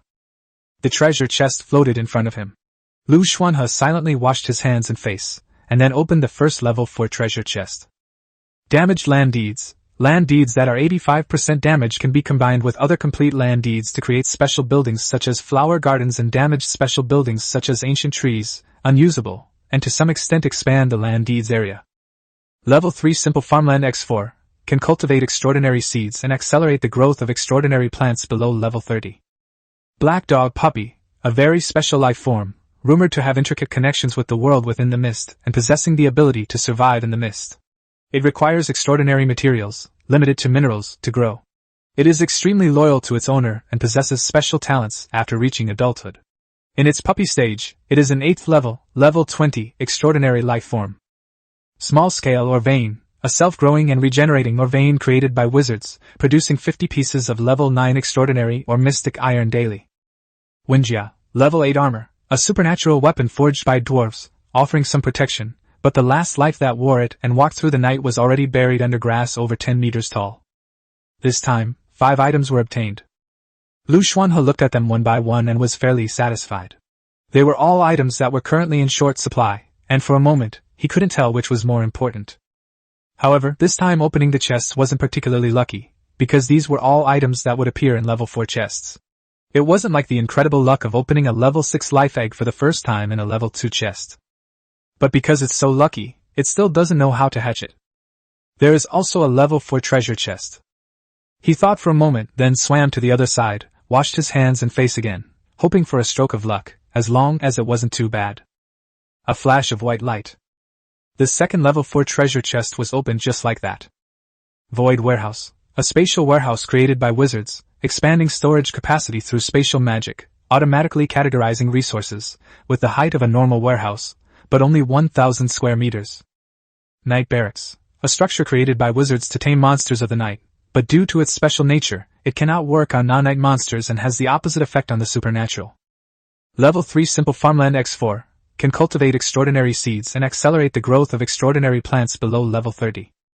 Moonwell. Damaged a special type of structure, usually formed by natural moonlight and a special environment. It is a newly formed moonwell that has been broken. It can be integrated into other moonwells to improve their grade and capacity. Seeing the results of this unpacking, Liu Xuanhe sighed and couldn't help but lament underwater. I knew I shouldn't have opened 2 treasure chests at the same time. I should have opened one every now and then to avoid being so unlucky. This is with the added luck of the game.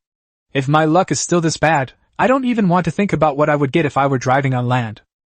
Oh well, back on Earth he was also incredibly unlucky, but now with the help of his deep-sea talent, his luck has improved a bit. Chapter 52 Breakthrough. This time, opening the treasure chest wasn't very satisfying, but it wasn't terrible either, it was just average. Liu Xuanhe put these things away and returned to his territory. Nothing much happened in between, but the deep water area felt unusually colder than before. Even in daylight, in corners he couldn't see, eerie white shadows had already appeared quite clearly. He didn't throw away the 2 treasure chests he opened before. Instead, he used them to hold other things, and this time was no exception. However, the important thing now is to put all the buildings and broken land deeds that have been opened into the territory, especially this small mine. Although producing 50 pieces of level 9 extraordinary or xiantai per day is not a lot, but there are no other mineral veins nearby besides the underwater tide silver crystal, and this particular vein has already been partially mined. He was worried about what to do next, but now he has finally been relieved of his immediate anxiety. So he took out his land deed and then integrated the tattered land deed he had just discovered into it. As for the purpose of the 2 special buildings, he would have to wait until they were fully integrated before he could find out. The small mines were also placed near the snake vine and green wall, while the Wenjiao was naturally stored in a temporary warehouse. Carrying a foldable backpack all the time might be too conspicuous, but it's very convenient to retrieve it from a temporary storage room. However, the reason why a temporary warehouse is called a temporary warehouse is because it has a time limit.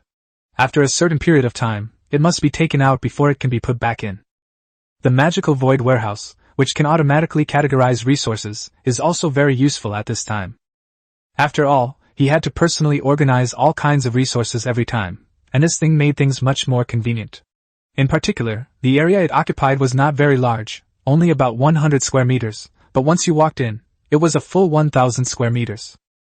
Everything else was also placed in the territory, especially the 8 level 3 simple farms placed in the planting area, which immediately brightened the eyes of the previously idle elves. After obtaining the Lord's permission, he actually took the seeds from his own body and planted them in one of the level 3 simple farmlands. Other ordinary farmland was originally not very useful, but the villagers went to collect the dung of the bison herds every day, so the ordinary farmland gradually turned into black soil. Although the planting time was not shortened much, the harvest yield was greatly increased. The only regret is that, so far, not even in the trading markets or among traveling merchants, no rice seeds have been obtained. Liu Xuanhe still doesn't know how long it will be before he can eat rice again. The broken moonwell merged into the complete moonwell in his territory, and a transformation began to occur. As for the night watchman's pen, it was placed outside the territory. Because it can only tame monsters of the night, and because of the presence of fire in its territory, there will be no monsters at night. It's just unknown what will appear there when the night passes and the next morning arrives. After putting away almost all the items from the level 4 treasure chests, Liu Xuanhe then decided to begin meditating. He obtained a special meditation method from a traveling merchant, which could increase spirituality and mental strength much faster than the previous common meditation method. Moreover, he is not far from breaking through level 20, level 9 life, level 8 life. He had a feeling that this breakthrough might bring about significant changes. Time passed by at a leisurely pace. The number of buildings in the territory is increasing, but the manpower is becoming increasingly insufficient. Amira always felt a pang of regret whenever she saw this scene. Now, standing in the sun, she looked out with regret, many thoughts flashing through her mind. It's a pity that slave traders don't pass by here. Otherwise, if the Lord bought more slaves, it would definitely make our territory even better. Although there are no slave traders, there are many orcs in the forest. Should I give it a try? She hesitated, but seeing so few people working only fueled her anger and heartache, feeling that the territory's resources were being wasted. Especially after the 8 level 3 simple farmlands were laid down, and the black soil was reclaimed, the villagers had already spent 90% of their time planting plants, and the Wuguang cave was still not fully completed. This has significantly slowed down the development of the territory. She was very anxious, feeling that she was holding the team back, even though she was just a botanist. But asking her to go find orcs would seriously damage her personal image. After all, having too close contact with such inferior life forms as orcs was simply. Never mind, it's their honor to serve the Lord's territory. We can't continue wasting our territory's resources like this. Amy made up her mind to sacrifice her personal image. Just then, Liu Xuanhe returned to the Lord's mansion after breaking through his cultivation. Upon hearing her request, he nodded and told her to go ahead and do it. So Amira, along with the snake man, a villager, and a large basin of ashes in a wooden tub, left the territory and headed towards the primeval forest. The green wall, which opened on its own, was flanked by green tree spirits, each more cunning than the last. Standing in front of the Lord's mansion, Liu Xuanhe finally felt a sense of security, as he felt the power within his body increase several times over. But when he saw the elf standing beside the farmland, this slight sense of joy diminished considerably. I'm still too weak, he muttered to himself. The natives of Zero World are incredibly powerful. However, after the upgrade, it thrives underwater. Of course, even so, this is not the time to let our guard down. Now that he had almost finished with his own affairs, he needed to take care of the villagers and the elf. The blue octopus joined the territory because of its deep-sea talents, and there are traces to this. But what was the purpose of this high-level elf who suddenly joined his territory? So he headed in the direction where the elves were. The elf was planting his seeds, but he looked somewhat troubled. He sensed Liu Xuanhe's arrival, but only frowned as he looked at the seeds on the ground. Only after Liu Xuanhe approached did he stand up, sigh, and then look into the Lord's dark eyes to ask. My lord, is there anything you need me to do? Liu Xuanhe shook his head. He understood from the other's expression that the elf already knew about his level. I'm just curious why an elf like you would stay in a small, newly established territory like mine. But I signed a contract, didn't I? Even an elf of my level cannot defy the constraints of the land deed. Lord, you don't need to worry. I just want to wait here for the right opportunity to arrive. Liu Xuanhe. Mist? Although it is a question, it is actually an affirmative sentence. The elf nodded, a hint of sincerity appearing on her delicate face. Yes, the mist. I followed the moon well here and learned of the mist's arrival, so I decided to stay. My lord, since you have subordinates from the deep sea, you should know why I have come. I want to find the elven race. Chapter 53 Crossing Mountains and Rivers. I want to find the elven race. Does the Zero World not have an elven race? Upon hearing Liu Xuanhe's question, the elf remained silent for a moment before finally speaking. Perhaps it exists, but I haven't seen it. Maybe it's too far away from here. This fog is exceptionally special, and perhaps it holds what I'm looking for. I think I understand now. Looking at the half-elf's increasingly terrible expression, Liu Xuanhe felt that perhaps he shouldn't ask any further questions, but it was good to know the reason. So, when will the fog descend? Upon hearing this, Elson looked in another direction, towards the lake and the mist. This time, his tone carried some of the flippancy he had shown when they first met. Perhaps, it could come at any time.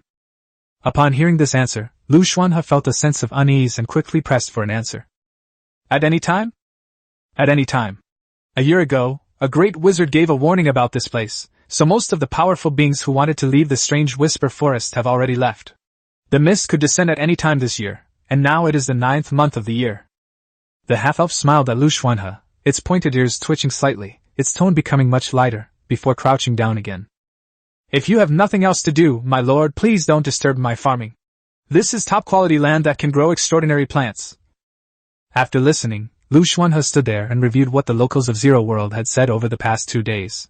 Considering the initial newbie protection period and the initial safe zone, he couldn't help but look up at the sky and sigh, as if he could see that inorganic voice. Is this the initial safe point you gave me? There's no point in overthinking. Let's deal with the immediate problem first. I originally thought I had some time to prepare, but now it seems I was overthinking it. That's how the world of Zero is. You never know whether tomorrow or an accident will come first. He turned his gaze toward the direction of the primeval forest. If his previous request for Amira to find the orcs was merely supportive, now he hoped she would bring as much labor as possible.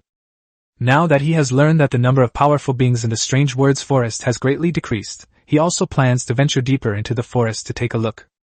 Previously, the concern was that there might be insurmountable monsters in the forest, and that the player would die before fully developing, since there were always a bunch of monsters at the starting point.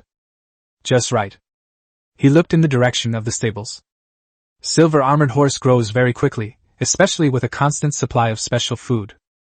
After so many days, although he is far from being an adult in terms of age and mentality, his physique has basically matured.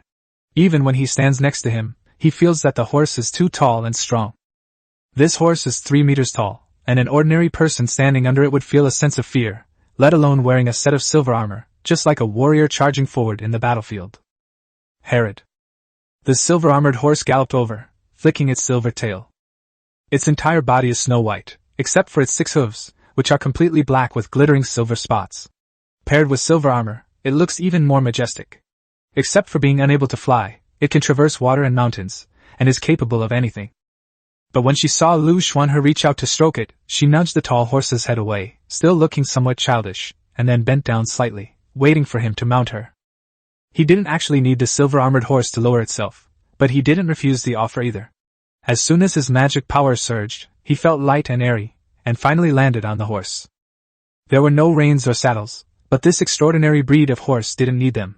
When riding it properly, the owner would feel a sense of connection with the horse. He had already half-grabbed the Jinsu spear, but in the end, he put it in the temporary storage room so he could take it out when needed. It would be extremely difficult to quickly explore the entire area surrounding the territory using only one's own strength, but now, riding the silver-armored horse, one can almost sweep across the mountains like the wind. The monsters that still exist in the Strange Words forest can only be seen as silver shadows. The mountains were extremely difficult to traverse, but the silver-armored horse moved over mountains and trees as easily as a person could drink water. Because it was in perfect harmony with its master, it wasted no time and essentially completed a lap around the deep-sea territory. After walking around, we didn't find any useful information, but at least we could confirm that there were no threatening monsters in the short distance around us. He thought of the large lake in the forest, and a mist that followed. With the thought, the silver-armored horse followed the mountain range, its hooves flying. It has to be said that galloping on horseback is a truly wonderful feeling, and Liu Xuanhe experienced the joy of freedom that he hadn't felt in a long time. However, as the silver-armored horse galloped higher and higher, running from the mountains towards the highest point of the mountain range, he gradually gained a clear view of what lay below. Looking down from here, you can also see his territory, and you can also see the endless Lansang River. However, he didn't notice anything when he was close to the Lansang River. It was only when he climbed to a high point and looked into the distance that he realized there seemed to be something wrong with the river. This is way too wide. He frowned and looked down, feeling that the river's course seemed a bit off. If he had to put it in perspective, it didn't look natural enough. And why is that section of the Lansang River so much wider? The place you are looking at now is the closest point to the large lake and the Lansang River. I remember when I first arrived at this time, the scene didn't seem to look like this now. He thought back and realized that what should have been separate parts were actually slowly merging together. It is precisely a section of the Lansang River that merges with that large lake, half of which has been swallowed by mist. It seems the elves were right. The mist is indeed coming soon. But are the other survivors the same? I remember everyone's starting point was relatively safe. He thought about it, and still felt that he was probably the unlucky one. But he didn't give up and opened the survival manual to ask other people. The answer he got was that he was just unlucky. Most people had only heard of the fog and didn't live in it like him. This is such a Zero world. The leaves rustled, and the wind blew. He had only intended to observe the fog, but having obtained the information he needed, he prepared to leave. But at that moment, he suddenly focused his attention and looked towards the woods opposite. The distance is too great, and there is some uncertainty. But upon closer inspection, and considering that those people were constantly running through the mountains, they became extremely conspicuous. People? Escape serfs? After confirming it again, it really is a person. However, it's on the other side of the river. Walk! Herod. The silver-armored horse neighed and then quickly descended the mountain. After descending the mountain, we passed through the forest and headed towards the Lansang River. Crossing mountains and rivers. This was perfectly embodied in this horse. Liu Xuanhe was worried that some kind of fish monster might suddenly appear in the Lansang River, and he had already drawn his powerful spear. However, he did not expect that the river was extremely calm under the sun and nothing happened. It's been waded through. And that group of people were rushing outwards from the mountains. Judging from the speed, he is probably not an ordinary person. However, just as they approached the Lansang River, a crucian carp as tall as 2 adults jumped out of the water with its mouth wide open and bit off half of the man's arm. Pfft. Blood gushed out on the ground. He only took a bite out of half because Liu Xuanhe pulled him back. Chapter 54 The New Villagers. The river water shimmered, and the sun was still blazing, but the temperature had dropped considerably compared to before. Liu Xuanhe let out a breath.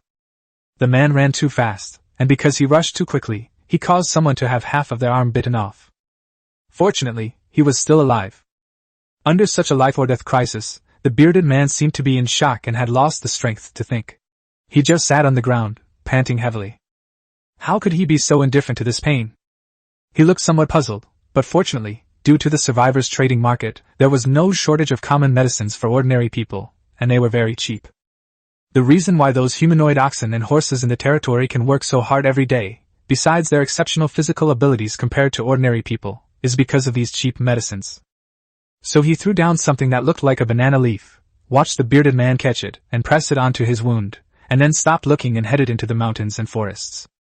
The forest here is much sparser, far from the primeval forest of his area, and tree spirits are almost extinct, which seems very strange.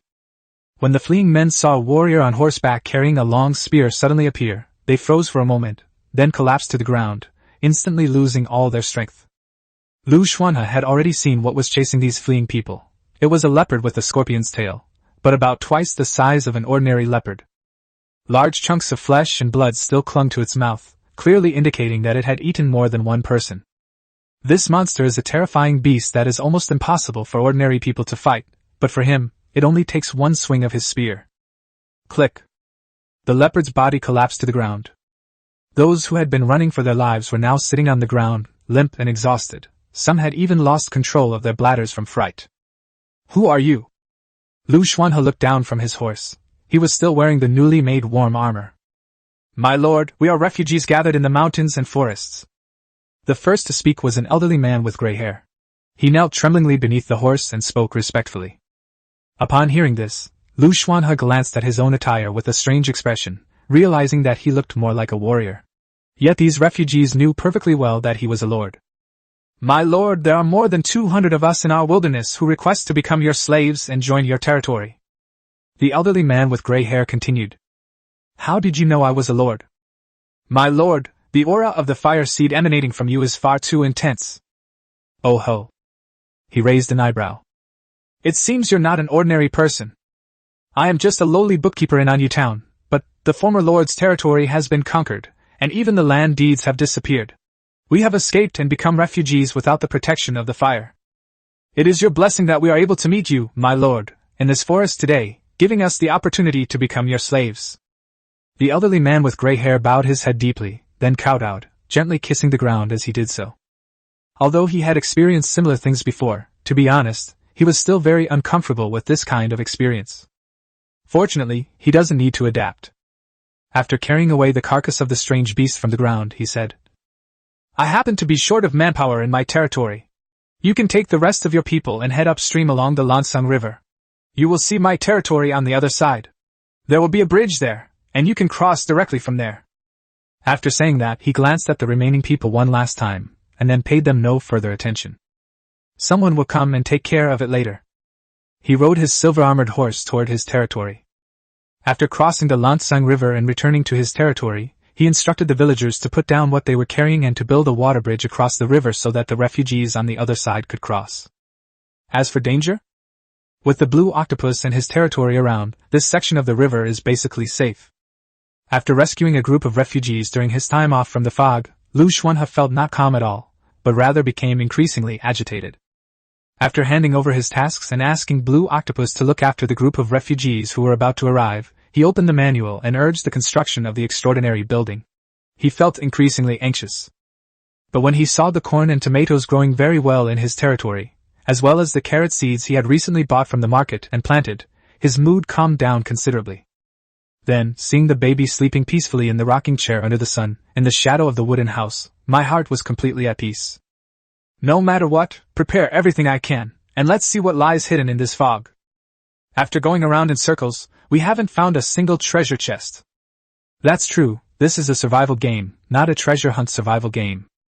Aside from a few lucky ones, most people only find treasure chests during the newbie protection period, even the lowest level ones. Gathering these scattered thoughts, Liu Xuanhe prepared to continue his meditation practice. Before the fog descends, every bit of strength he gains is meaningful, not to mention that he has also obtained a lot of meditation and cultivation supplies from the traveling merchants. If given more time, he will definitely become even stronger. Deep water area. A quiet meditation has begun. And one of the villagers in the territory, Stella. She was a sorceress, and the only one among the villagers with a talent for meditation. Today, she felt that she had finally broken through and had gained other abilities besides finding a way. Stella was initially excited, but as she saw more and more refugees arriving, she became increasingly silent. Because she realized that she was indeed too weak, and that there were many people among this group of refugees who were much stronger than her. As the sun set, dusk fell, and night approached, Amira finally saw the deep-sea territory. She wiped the cold sweat from her forehead and quickened her pace, not daring to stop even though she was so exhausted that she could no longer walk. Deep in the dense forest, darkness had fallen. She never wanted to experience that horror again in her entire life. Fortunately, with her hard work and the help of the orcs, she found enough labor. Thinking of this, a smile appeared on her pale face. Then, he waved to the snake vines and green wall. I'm back. My lord, I have found many places inhabited by orcs and brought them to you. She looked at the extra people in the territory with a little curiosity, but when she heard that the lord had brought them back, she was not curious at all, but rather acted as if it was only natural. Meanwhile, Liu Xuanhe was having dinner at the lord's mansion. He looked up at Amira and nodded. The snake vines and green walls opened. Then, everyone froze for a moment. Even Liu Xuanhe put down the roasted corn in his hand and looked at the orc in front of him. Isn't this a bit too much? Chapter 55 Slave System. There are just too many of these orcs. Liu Xuanhe hadn't expected that Amira would bring back so many orcs after only being gone for a day. These orcs were mostly covered in mud and bloodstains, their hair was messy and their faces were not visible. Some were tall and some were short, and they were of different races. Looking around, there was a huge, dark mass of them, probably more than 400 or 500. Where did they get so many orcs? I originally thought my newly expanded territory was big enough, but now it seems it's still a bit too small. Because the territory had been renovated and the roads were no longer dirt but brick, these orcs felt completely out of place when they entered, experiencing a sense of unease as if wild beasts had strayed into civilized territory. Liu Xuanhe stood up, looking at the orcs with a headache. We haven't even dealt with the refugees who came before, and now this new batch of orcs has arrived. Fortunately, he was the lord, so he didn't need to do these things himself. So he sent the old man with gray hair and Amira to the deep-sea village office to arrange things for these people little by little. As for how to arrange it, that's up to them. First, a contract must be signed. However, he was a little worried that there were too many people. At first, there were more than 100 villagers, then more than 150 refugees, and now more than 600 orcs. Could a village accommodate so many villagers? His concerns are very valid. The fact is, it's not possible. It can only accommodate a maximum of 500 villagers, which is the maximum number of villagers that the current land deeds within the territory can support. However, if a group of these people were classified as slaves, there would be no problem. Because slaves do not need human rights, nor do they need food, housing, etc. Liu Xuanhe hesitated only for a moment at the beginning before deciding to start the slave section. As for how to distinguish between villagers and slaves, that's quite simple. The territory is currently in ruins and there are countless places that need to be built. People with professional skills can naturally become villagers directly, but as for others, they should start as slaves. The deep-sea office was right next to the lord's mansion. He announced this matter directly, and no one objected. Everyone felt that this was very reasonable and even praised his benevolence and magnanimity. In particular, the old man with gray hair started kneeling on the ground and kissing the earth again, and a whole bunch of people knelt down behind him. "Thank you for your kindness, my lord." Things proceeded in an orderly manner, and the territory suddenly went from being empty to crowded. The only thing that remained the same was that it was extremely quiet, so quiet that it didn't seem like a place with so many living people. The tattered land deed obtained from the treasure chest has been integrated into the territory.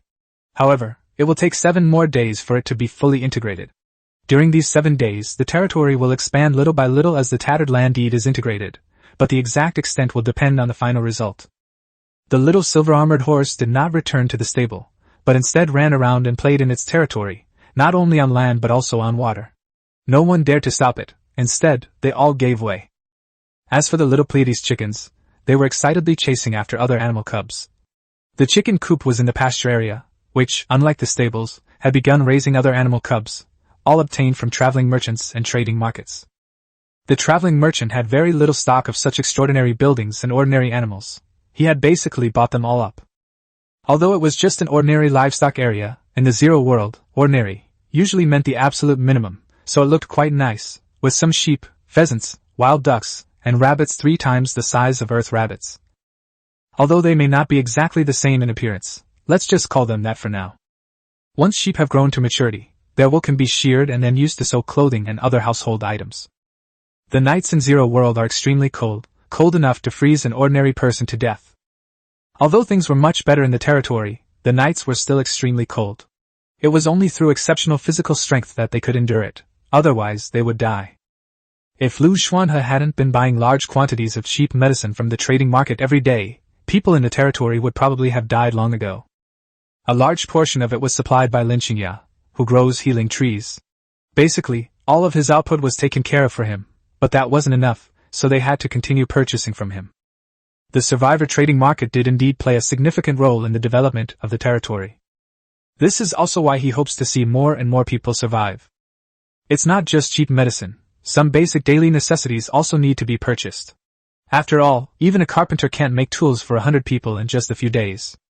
The reason we've never lacked these things is that we always bought them from the trading market. Otherwise, the start of this territory could have been 100 times more miserable. This time, Liu Xuanhe naturally wanted to trade through the market. First of all, those orcs weren't even wearing leaves, let alone cloth.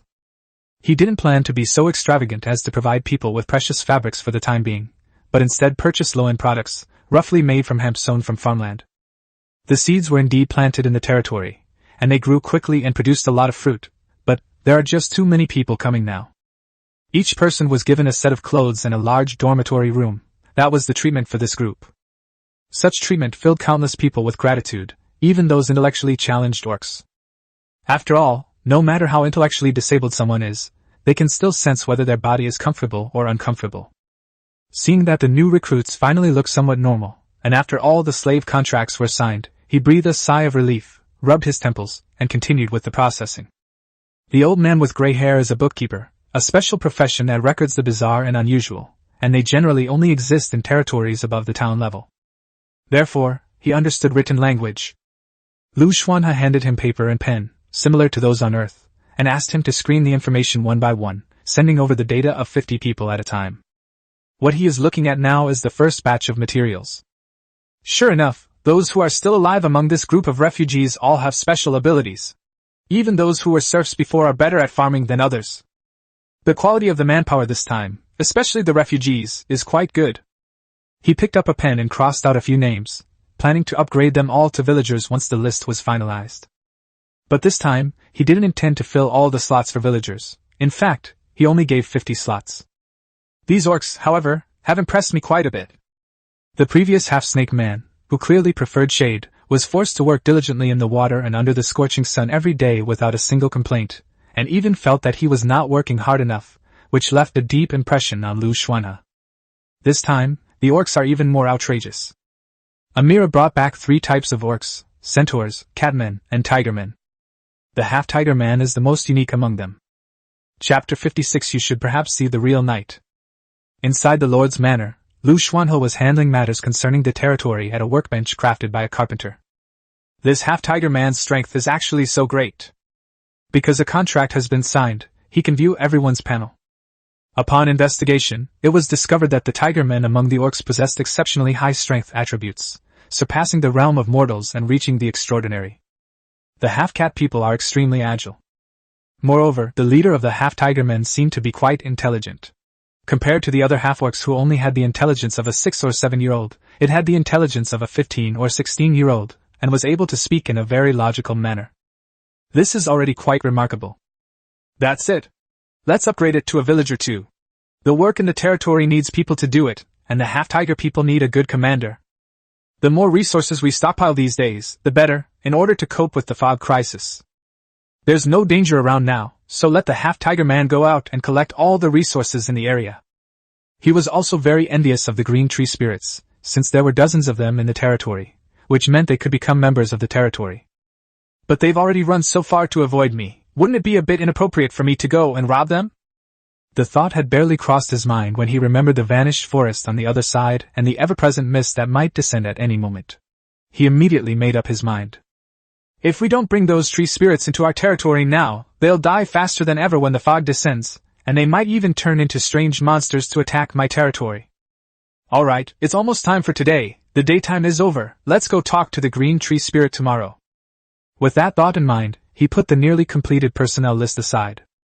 Before he could rest for long, another book was delivered, and he resumed his busy life as a lord.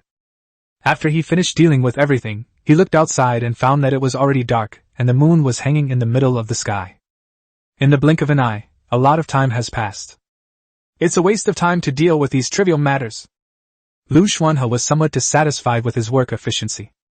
He came out and saw the large dormitory that had been built in the night, the materials of which were taken from an ordinary warehouse. As for the extraordinary materials in the void warehouse, no one dared to even glance at them without the Lord's permission. They would simply move the materials in, and then leave. The orcs seemed quite content with their surroundings, especially the leader of the half-tiger people, who stood up to be 3 meters tall and was grinning foolishly at the farmland. Upon seeing this, Liu Xuanhe suddenly noticed the half-elf next to the level 3 simple farmland and had an idea. It seems, perhaps, that it's not impossible. He needs to seize the time to consume extraordinary resources and meditate to improve his strength, so he might as well leave the affairs within the territory to this half-elf. Anyway, he already said that any work should be given to him. So Liu Xuanhe walked over and, in front of this half-elf who was focused on farming even at night, expressed his thoughts. The elf's eye twitched slightly, as if he wanted to refuse, but after glancing at the level 3 simple farmland, he sighed and agreed to the request. He said weakly, "Yes, my lord. The flower fairies are also in the planting area, and they basically stay there all the time. Because it is so small, it is usually hidden in the flowers or next to the fruit, and cannot be seen. Not to mention ordinary villagers, even Liu Xuanhe couldn't see where it was except when he specifically checked the land deed. Fortunately, perhaps because staying here really puts it in a good mood, every morning the villagers can see that the crops in several fields have suddenly ripened and are ready to be harvested. Unfortunately, this ripening method is very ineffective for extraordinary crops, only about 1/10 as effective for ordinary crops. Liu Xuanhe planted all the extraordinary plant seeds he had purchased in the level 3 simple farmland. As for the level 1 simple farmland, he planted the tomatoes, corn, carrots, and a special plant he had been longing for, the breadfruit tree, which he had purchased from a traveling merchant. Nighttime always passes quickly because of the safety of the territory. It was before dawn, but the roosters had already begun to crow. The slaves and villagers in the territory have risen up. The task of watering the snake vines and green walls, using water from the moon well, has been handed over to others. The first serf to arrive in this territory was overwhelmed by the dreamlike illusion surrounding him. He wondered if he was already dead and had come to a wonderful world that only existed in his imagination after death. The centaur slaves began using the water from the moon well to water the serpent vine wall around the territory, and also fed it some extraordinary ores, so the serpent vine wall continued to grow slowly but surely.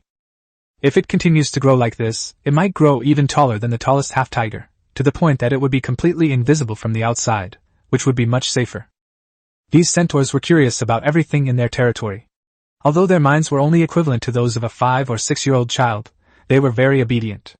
No matter how curious they were, they dared not look at anything too much and just worked. As for the half-cat people, they began to handle miscellaneous matters within their territory, and incidentally left the territory to search for more seeds and special plants in the forest. Some of the half-tiger people stayed behind to mine and build, while others cleared out all the resources in their territory and brought them back. These orcs are actually quite powerful, my lord. Do you know why they can only live in the dark wilderness forever? The elves had taken over the affairs of the territory, so they began assigning tasks as soon as it was light. Liu Xuanhe only arrived late from the water when the sun had fully risen. At the same time, they also heard the elf's words. Liu Xuanhe didn't know, but looking at the elf who seemed to have a hard life because of her work, he hesitated for a moment and said, "Because they don't possess enough intelligence?" The elf nodded and then shook her head, her short silver hair glistening with dew. "Because, my lord, you have not yet seen true darkness. Your territory may appear to be thriving now, but that's only because all the powerful life forms sensed the danger in advance and left. So, my lord, are you really not planning to leave? This morning, just as dawn broke, I saw several strange creatures approaching our territory. Logically speaking, your extremely special fire seed, as well as the territory where I and that deep-sea creature reside, should not attract so many strange creatures. This situation means that the fog is very close. My lord, you must have never seen the true darkness of night. Perhaps you can try it today. Stay here with me and see what the night in the Zero world is really like.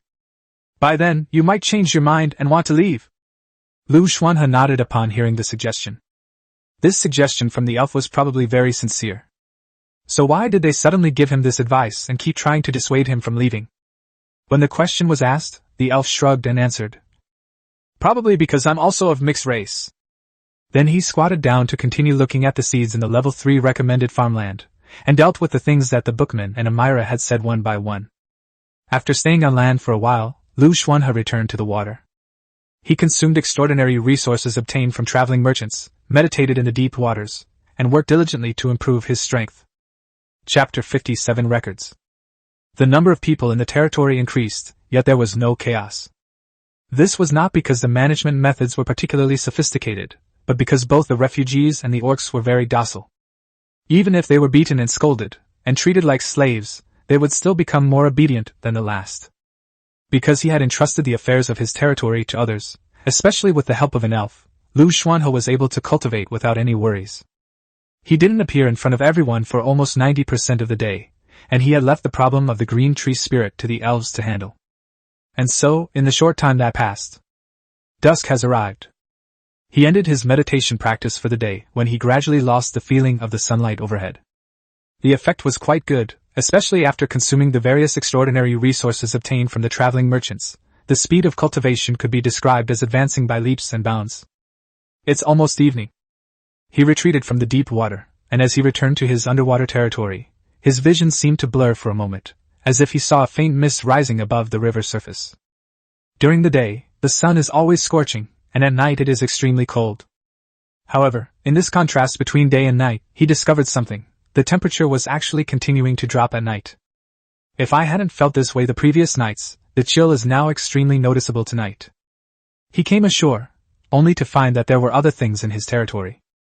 It seems that entrusting the matter of the green tree spirits to the elves was indeed a good idea, as they managed to gather so many green tree spirits in just one day. Liu Xuanhe looked at the area outside his territory, which was densely packed with green tree spirits. However, because they had not received the Lord's permission, they could only stay outside. "My lord, you've arrived. The problem with the green tree spirits has been resolved. This is the most green tree spirits I could bring back for you." The elf was tending to the seeds beside a level 3 simple farmland, sensing the presence behind him without even needing to turn around. "Just a reminder to the Lord, enough green tree spirits can produce a certain amount of extraordinary items called greenwood, so it's not necessary to cut them all down. But at the beginning, the production of azure wood was not much. It might only be possible after the azure tree spirit became completely integrated with the territory and formed a special structure. If you want enough extraordinary azure wood now, you should cut it all down." Liu Xuanhe nodded. "I didn't originally intend to cut them down. Since they still serve this purpose, they should be left in the territory." So he divided up a certain area in his territory, and then all the tree spirits outside the territory were crammed into it in a very crowded way. But these tree spirits did not resist at all. They all pulled up their roots and squeezed together on their own initiative. Because of the Lord's mandatory requirement, villagers and orcs began to practice that physical training method. Liu Xuanhe sat in front of the Lord's mansion, watching the sky gradually darken. "Tonight I will not sleep." The elf hadn't expected that his suggestion would actually be given a try by the human lord. Unfortunately, after this night, the human lord might flee in a panic. Putting everything else aside, this territory is quite comfortable to stay in. No one spoke. There was only the rustling of pages turning and the sound of soil being turned. The flower fairies were long gone, perhaps sleeping somewhere in the planting area, maybe next to the moon well. As for the other villagers and slaves, they were all staying where they were supposed to be. Liu Xuanhe, still no news related to the fog? Ren Xingxing, no, someone did mention it on the forum, but it seems that person's name has been erased from the public eye. They're dead. Chuanmu, we've been trying to find out about the mist among the natives, but they're not willing to say much about it. It's probably because the price they paid was too low. But even our organization can't offer any more money right now. Brother Liu, would you like to look at something else? John Miao, a traveling merchant came to my friend's territory, but unfortunately, the information related to the mist didn't meet the standards for a trade because the books were too expensive, and my friend couldn't afford the price. Song Xiu, it seems that the traveling merchant in your friend's territory is quite special. I've noticed that it's very rare to be able to trade information from traveling merchants on the forum. Zhang Jingjing, Liu Xuanhe, I created a special doll today using the materials you gave me, Brother Liu. It has a special function, it can detect danger, personal transaction application, and it will react differently to different dangers. Chuanmu, I asked our organization, and they can't offer much help with this kind of thing either. It's mainly because we haven't been in Zero World long enough to develop properly. Ren Xingxing, actually it's not just Brother Liu's territory that's encountered some troublesome situation. Apart from the natives near the starting area, almost everyone is more or less. On the survivor ranking list, one of the top 100 people posted a message yesterday saying that they encountered a terrible dark invasion, and their territory is still shrouded in darkness. They have no idea how to get through this period. Ren Xingxing, some were attacked by monsters and lost everything, becoming wild men. But because they are far from the natives, they are now surviving in the wilderness. Ren Xingxing, and others like Song Xiu, were captured by these lower-ranking monsters and forced to work as livestock. I heard they've been raising a lot of humans in captivity. Song Xiu, your intelligence gathering and filtering skills are quite good, but could you please not use me as an example? Ren Xingxing, otherwise how would I have found you guys so accurately among so many people on the forum? I must have some skills. Liu Xuanhe, I think I understand now. Tonight I will observe the world at night and record it, so that everyone can have a reference. After he finished speaking, he went to the forum to post. As for subsequent records, I don't plan to make any detailed written records. If a special situation arises, I will just take a picture and upload it. The long night is only just beginning. Those who practice martial arts or meditation had already fallen asleep under the protection of the territory's fire. Now, in this vast territory, only Liu Xuanhe and this elf are still awake. The moonlight above the moon well, like silk threads, gradually seeped into the well water. The elf stopped what he was doing, sat down beside the farmland, and then looked at Liu Xuanhe in front of the lord's mansion and said, My lord, are you truly ready? Liu Xuanhe nodded. Well then, let's begin. He followed the elf's gaze and looked in the direction of the primeval forest. Take a look over there, at the world you're familiar with and think you know. They walked over together. Chapter 58 The Foggy Night. Liu Xuanhe had already experienced the darkness during the novice protection period. But judging from the expression on this level 60 elf's face, it seemed that the night was not as simple as he had seen it before. Snake vines and green walls. The elf walked over and knocked on the dark blue wall.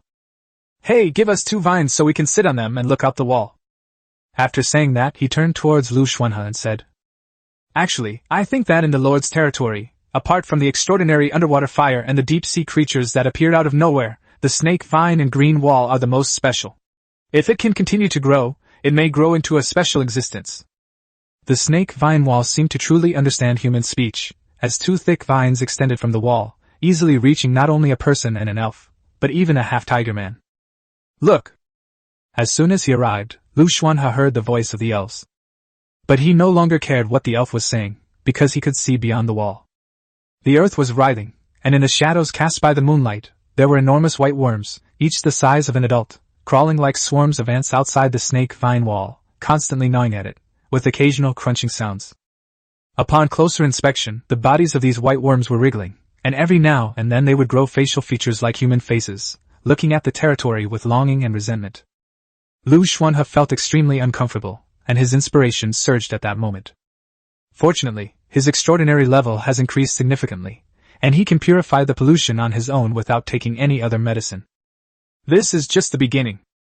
The elf's voice rang out once more. But the changes in the primeval forest are chilling. He had already ridden his silver-armored horse around the territory to confirm that there was no danger. However, the world before us is completely different. First, groups of pale white ghosts roamed the forest, while others approached the territory, their cold bodies climbing with their hands and feet, only to be driven away by fire or pierced by snake vines and green walls as they got close. These white walkers came in an endless stream, as if they were crawling out of the ground. A rustling sound came from the primeval forest as giant spiders, the size of an elephant, scrambled and hunted, preying on monsters in the darkness, especially living creatures. Under the moonlight, even ordinary trees underwent some kind of mutation. Something was constantly wriggling in the shadows of the trees, and whenever something passed by, it would be twisted and kneaded by a strange force until it turned into a meat patty and disappeared. Rumble. From the depths of the forest came unintelligible roars, cries, and tearing sounds. Then these sounds grew closer and closer, almost within arm's reach. For the night, this is just the beginning. The elf looked at Liu Xuanhe's solemn gaze and said this. After watching the demons dance wildly for about half an hour, the forest seemed to have changed completely. It became extremely quiet, so quiet that it was eerily quiet. In the eerie silence, all the monsters fell silent. Then, in the primeval forest bathed in moonlight, a gentle breeze arose, which grew stronger and stronger until finally a pale, hairy hand appeared. This hand was enormous, yet deformed and twisted, dripping with slime. With a wave of its hand, more than half of the monsters in the forest vanished. But it seemed unable to sense the presence of this territory, and simply ignored it. Under the moonlight, the pale, hairy hands were covered with blood-white eyes, filling anyone who looked at them with endless fear and panic. Liu Xuanhe frowned. He took out the Manhwa water he had prepared and gulped it down. This made his increasingly swollen head feel much better. The land had changed. Whether it was the white worms, the others, the tree spirits, or the spiders with human faces, they all had grown extremely thick black hairs, and inside the black hairs were countless blood-white eyes. Ordinary people would suffer a mental breakdown, and die just from looking at it, let alone getting close. Even the elves, who had seen it countless times, couldn't get used to what was happening before their eyes. My lord, as you can see, ordinary people cannot survive in such darkness, not even the extraordinary.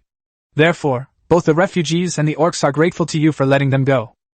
However, this darkness and danger is only the beginning. Look at the place where the Lansang River is, the mist has already risen. The elf climbed down from the snake vine. Liu Xuanhe remained silent for a while, and the screenshots he posted on the forum sparked a huge discussion. Everyone on the forum who was still awake was posting and refreshing the thread in real time, wanting to see the latest news. Part of the Lansang River is already within the land deed, and the fire protects that area, so there is nothing unusual about walking on the water.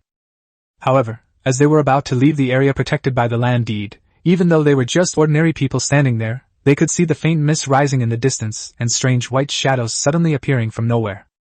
Just as the elves said, the number of strange creatures outside their territory was simply extraordinary. Liu Xuanhe felt nauseous just looking at everything in front of him. It was a purely natural reaction of life. Because this kind of thing shouldn't even exist in the world. Besides the eerie white shadow, he also saw a short figure dragging a long, fleshy sack, and a strange monster with 6 arms, its body shrouded in mist. These eerie creatures were extremely quiet, without making a sound, yet they suddenly appeared, guarding the edge of the territory, seemingly waiting for a moment before rushing over.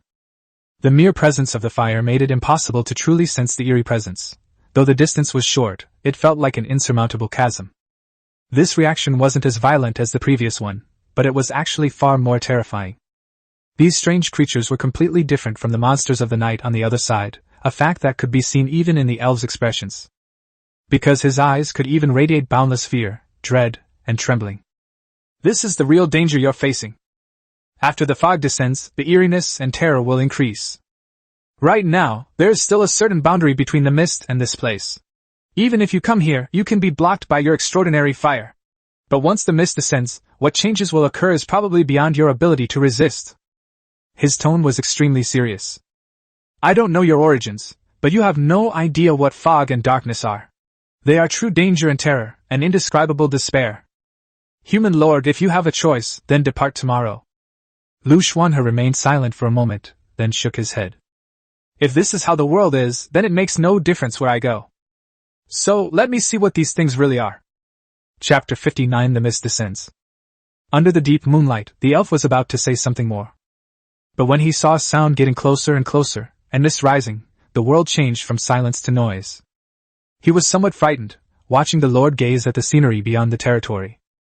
"It seems you can't leave. Perhaps I spoke too late."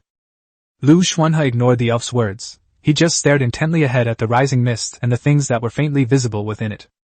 The fog descended without warning tonight. Although the fire protected him from pollution, the discomfort it brought him grew stronger. It was the same in the primeval forest. He wasn't polluted, but it felt like he was seeing a disgusting thing, and he couldn't help but drink the abyss water to calm himself down. Now, this feeling of unease is no longer just a personal feeling, but a feeling that permeates the entire territory. There was no loud noise, but a pale blue light, which should have only existed in the small courtyard, rose from the outer wall of the entire territory. The sound of the fire burning was like water being scorched by flames, filling the entire territory with a different color. This may be the true form of the juvenile form of the azure sky pure flame. Before, even when faced with the encroachment of the night, it only silently protected itself. But when the mist descended, it finally used the power of the burning flame to fight against the omnipresent pollution. "This is just the beginning, my lord." The half-elf was also shocked. This was the first time he had faced the mist so directly. The Strange Words Forest is a vast primeval forest, inhabited by countless terrifying creatures or powerful races. When Liu Xuanhe arrived, this primeval forest was already nearing its end, and even the most numerous monsters in the forest were now just the green tree spirits. At this moment, they looked together at the opposite bank of the Lansung River, a place he had only visited not long ago. It was now shrouded in billowing gray fog, with forests disappearing completely and the land itself fragmented, as if another world had fallen directly upon it. Rumble. The loud noise woke everyone in the territory. The slaves and refugees dared not go out, but the scribe sensed something. He pushed open the door and saw the thick fog rushing in from afar like a giant wave. He instantly knelt down, closed his eyes, and lay prostrate on the ground, muttering to himself, as if praying, or perhaps awaiting the judgment of fate. The large lake in the distance, which connects to the Lansung River, has been completely swallowed up by a fog, making it impossible to see what happened. This omnipresent, eerily mysterious gray fog arrived on the other side of the Lansung River, separated only by a river. "Quick! That's too fast!" Liu Xuanhe was breathing rapidly, but his mind was blank, with only the survival manual recording the scene before him. Looking at the fog before him, he realized that his prepared methods were completely useless, just like humanity on Earth is powerless in the face of natural disasters. At that moment, he realized his own naivete. His previous success gave him a false sense of security, making him forget that they came to Zero World to survive. The mist paused for a moment when it reached the Lansung River. The half-elf's breathing, which had stopped, resumed, his voice trembling slightly. "I never imagined it was such a great power. It's hard to believe that any person or territory could survive from such a terrifying place." The blue octopus arrived at Liu Xuanhe's side the moment the gray fog appeared. At this moment, its eyes held an unprecedented solemnity, yet beyond that solemnity, there was also a hint of joy. It turned its body, its octopus head facing Liu Xuanhe, and a clear, elegant voice rang out.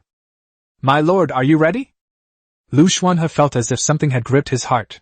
Octopus's voice seemed to come from an extremely distant place. "What? I can feel the call of the deep sea. The deep sea is about to descend." "Ah?" etc. The events and sounds were so bizarre that, despite his quick reflexes, he was initially stunned, only recovering after a few seconds. "You mean the arrival of the fog will bring the deep sea?" Octopus seemed to hesitate. It waved its octopus tentacles, gestured, and then spoke. "I don't know, maybe it is, maybe it isn't, but I have felt the call of the deep sea, my lord. Your feelings should be even stronger than mine." Liu Xuanhe felt nothing except a nausea. "I heard no calls from the deep sea, only the sound of an octopus." When he saw the fog descend, all the plans in his mind were overturned, because they were useless. The only saving grace is that I obtained the azure sky pure flame ahead of time, so there might be a glimmer of hope. And now, if Octopus's words are true, perhaps he... There was no time to think, and thinking was useless at this moment. All he could do was wait. The mist stopped in front of the Lansung River, as if it had been stopped by a powerful force, and its rapid expansion was suddenly interrupted by a sudden drop in temperature. But the river he should have been very familiar with had completely changed its appearance. The waves surged and rolled, and the entire river level rose rapidly at an unbelievable speed.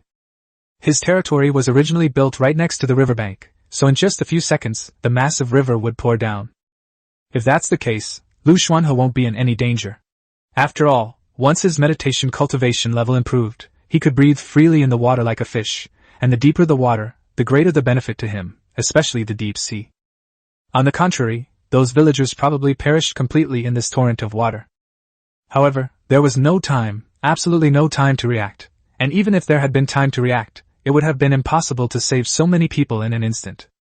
The fog descended so suddenly and unexpectedly. But now, he finally understood what the great change the traveling merchant and the elf had been talking about was. This dramatic change was not merely the arrival of mist, but a cataclysmic transformation of the Whispering Forest. His body, which was about to return, stopped, because he saw an unbelievable scene. The Strange Words Forest is actually growing. Growth in an objective sense. As the massive flow of the Lansang River pours down, the Chiyu Forest is simultaneously rising, and at a much faster rate than the falling river.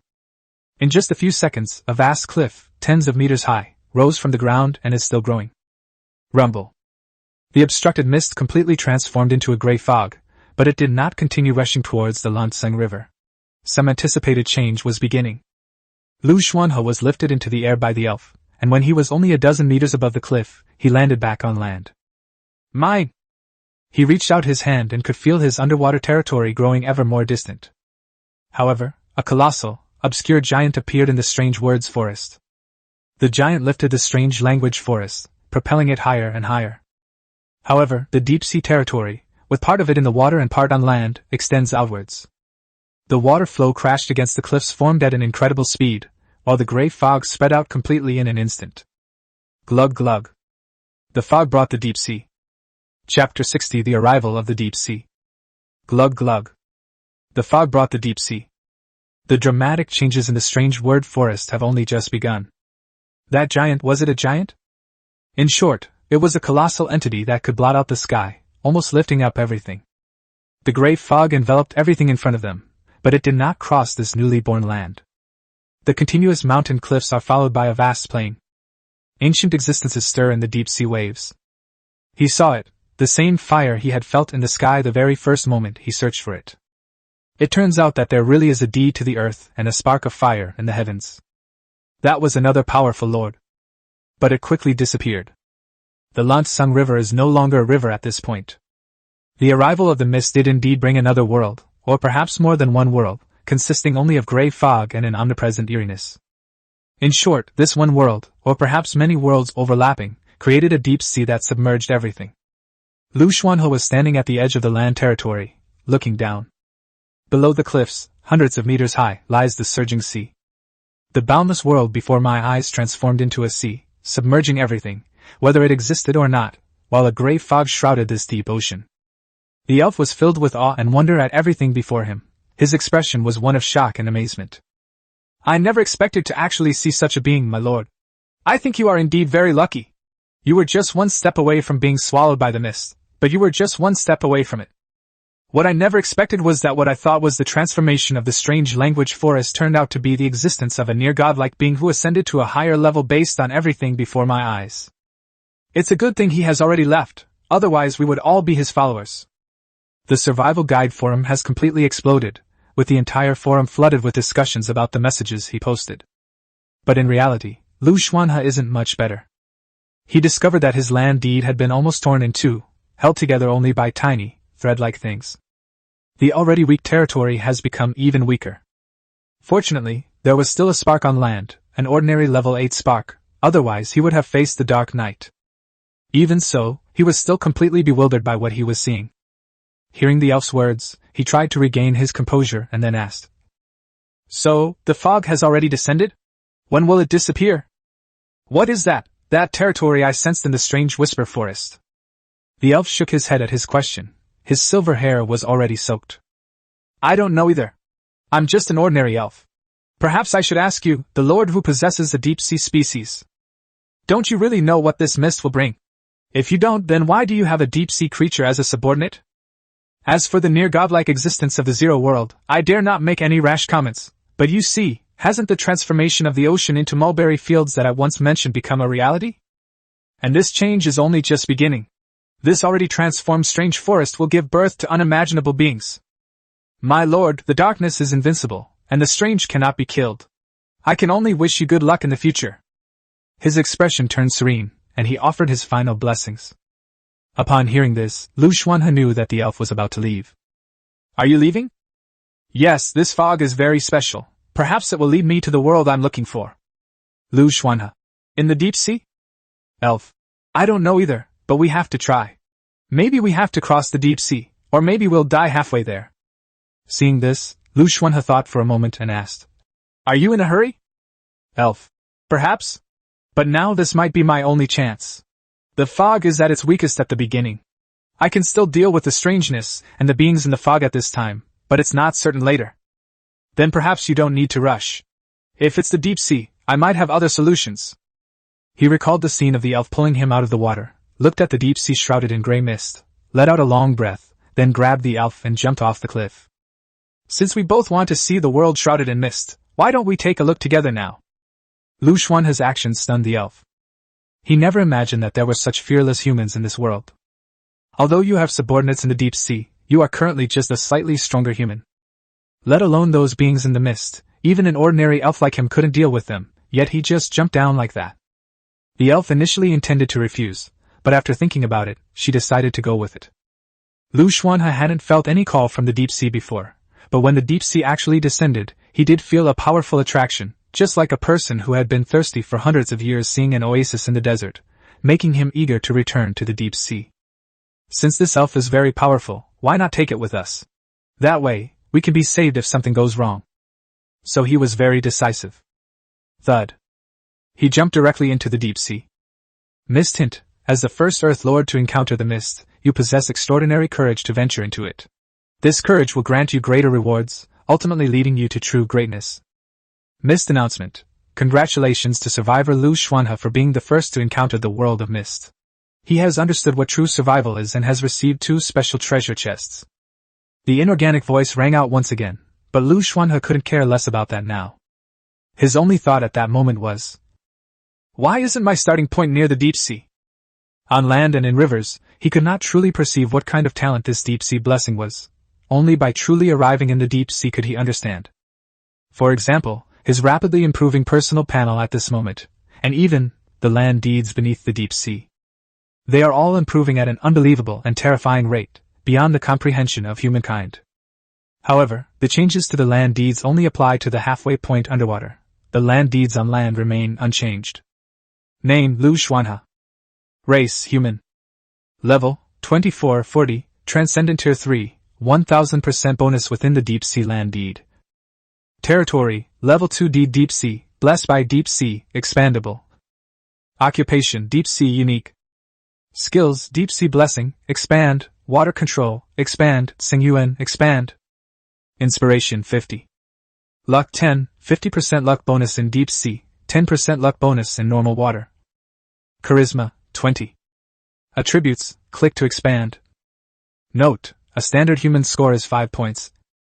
Items: powerful spear, thermal dagger, source water bead. Almost as soon as he fell into the water, his level rose at an alarming rate. Originally only level 20, it suddenly jumped to level 40. This can't be called drug use or pay to win, it's a bug level upgrade. Level 40 is his level in the deep sea. Level 24 is his level on land. And this was just the beginning. He could feel that he was getting stronger every moment in the deep sea, even without meditation.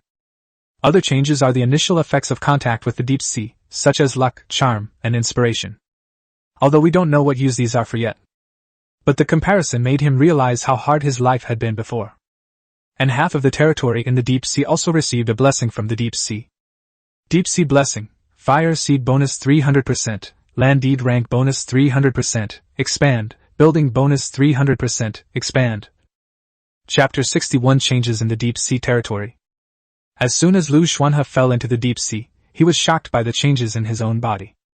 He knew his deep sea blessing talent was extraordinary, but he never expected it to be so remarkable. I was originally worried about the territory beneath the deep sea, but now that I see this triple bonus, all my worries have instantly decreased by 70%. Then there's no need to worry about the rest. Glug glug. The mist had just descended, and indeed, as the half-elf Elson had said, there was no particularly outrageous danger. But what was originally a strange phenomenon that seemed close but was actually very far away is now very close, even in the deep sea. This eeriness can evoke the deepest fears in people's hearts and possesses special attack methods, such as teleportation. 3 meters away in front of Liu Xuanhe was the eerie white shadow he had seen before. However, now that the fire was no longer protecting them and they were in the mist, the strange creature was unhindered. Almost the instant he saw it, the strange white figure was about to give him a cheek kiss. Half-elves have a very fast reaction speed. But even faster than his reaction speed was Liu Xuanhe's subconscious reaction. He instinctively raised his hand to defend himself, almost like a primitive human facing a natural enemy. But the rolling seawater moved in sync with his movement, forming an insurmountable wall in the sea and emptying the space around the eerie white figure, creating a near-vacuum zone. Elson was surprised and stunned by what he saw, but after he came to his senses, he thought about taking the Lord away from this grey foggy deep sea as soon as possible and returning to the land territory. With the protection of the fire seed, the strange threat would be greatly reduced. However, he was stopped by a gentle yet powerful force. A huge blue octopus, more than 10 meters long, slowly emerged from the seabed. It's Octopus. The blue octopus's deep blue color almost glowed in the sea, and its aura was far stronger than before. Deep-sea creatures were originally an extremely terrifying life form in the Zero World, perhaps only comparable to the royal family of elves. Despite how powerful Octopus appeared before, it was merely a deep-sea creature trapped in shallow water, unable to unleash even a tenth of its previous strength, and its body was forced to become even more delicate and weak. To draw an analogy, it's like a dragon from a high latitude appearing on Earth as a cloud, without any divine or magical features. "My lord, you have finally returned to the deep sea." The blue octopus's ethereal and elegant voice rang out. Then, with a powerful octopus tentacle, it pulled the half-elf Elson towards the depths of the sea. As for Liu Xuanhe, the water flowed naturally along his body, carrying him back to his territory. The deep sea trapped the strange creature until the Lord of the Deep Sea left. The eerie white shadow tried to teleport again, but couldn't detect anything. Call. As they sank deeper and deeper into the ocean, they heard the sound of wind coming from the seabed. Liu Xuanhe felt his territory getting closer and closer, and he saw that patch of light blue. No matter what had just happened, he finally calmed down. The deep-sea territory is not only unharmed, but it actually looks better. He fell into the territory. The half-elf Elson also fell into it, but the half-elf felt it more strongly, and he found that the heavy pressure on his body had dissipated considerably. Deep beneath the sea, apart from the need for breathing, everything was no different from that on land. Moreover, as a villager, he actually felt the blessing of the territory. Especially considering that this small village territory could actually provide him with a boost after he had been on the path of the extraordinary for so long, he had never felt this way before while staying in this village. After discovering these unusual things, the half-elf, who had originally planned to leave, had a different idea. He stood quietly outside the courtyard, waiting silently, while the blue octopus, whose size had suddenly increased, lay even more leisurely on the floor paved with silver scale bricks. Liu Xuanhe arrived at his deep-sea courtyard and quickly checked everything in the yard. No problem. Especially those extremely rare materials and some cultivation supplies exchanged from traveling merchants. On the contrary, the fire tree, this building, the abyss pool, and even the tied silver scale brick base outside have become more exquisite and powerful. The blessing of the deep sea is already manifested the moment it descends. He sat down beside the fire tree, watching the pale blue azure sky pure flame, juvenile form, with a faint, almost invisible cyan tinge, and subconsciously lay down. Then came a long exhale.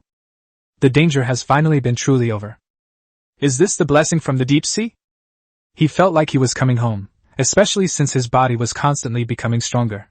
It was a kind of strength that he could naturally perceive, which gave him a lot of security.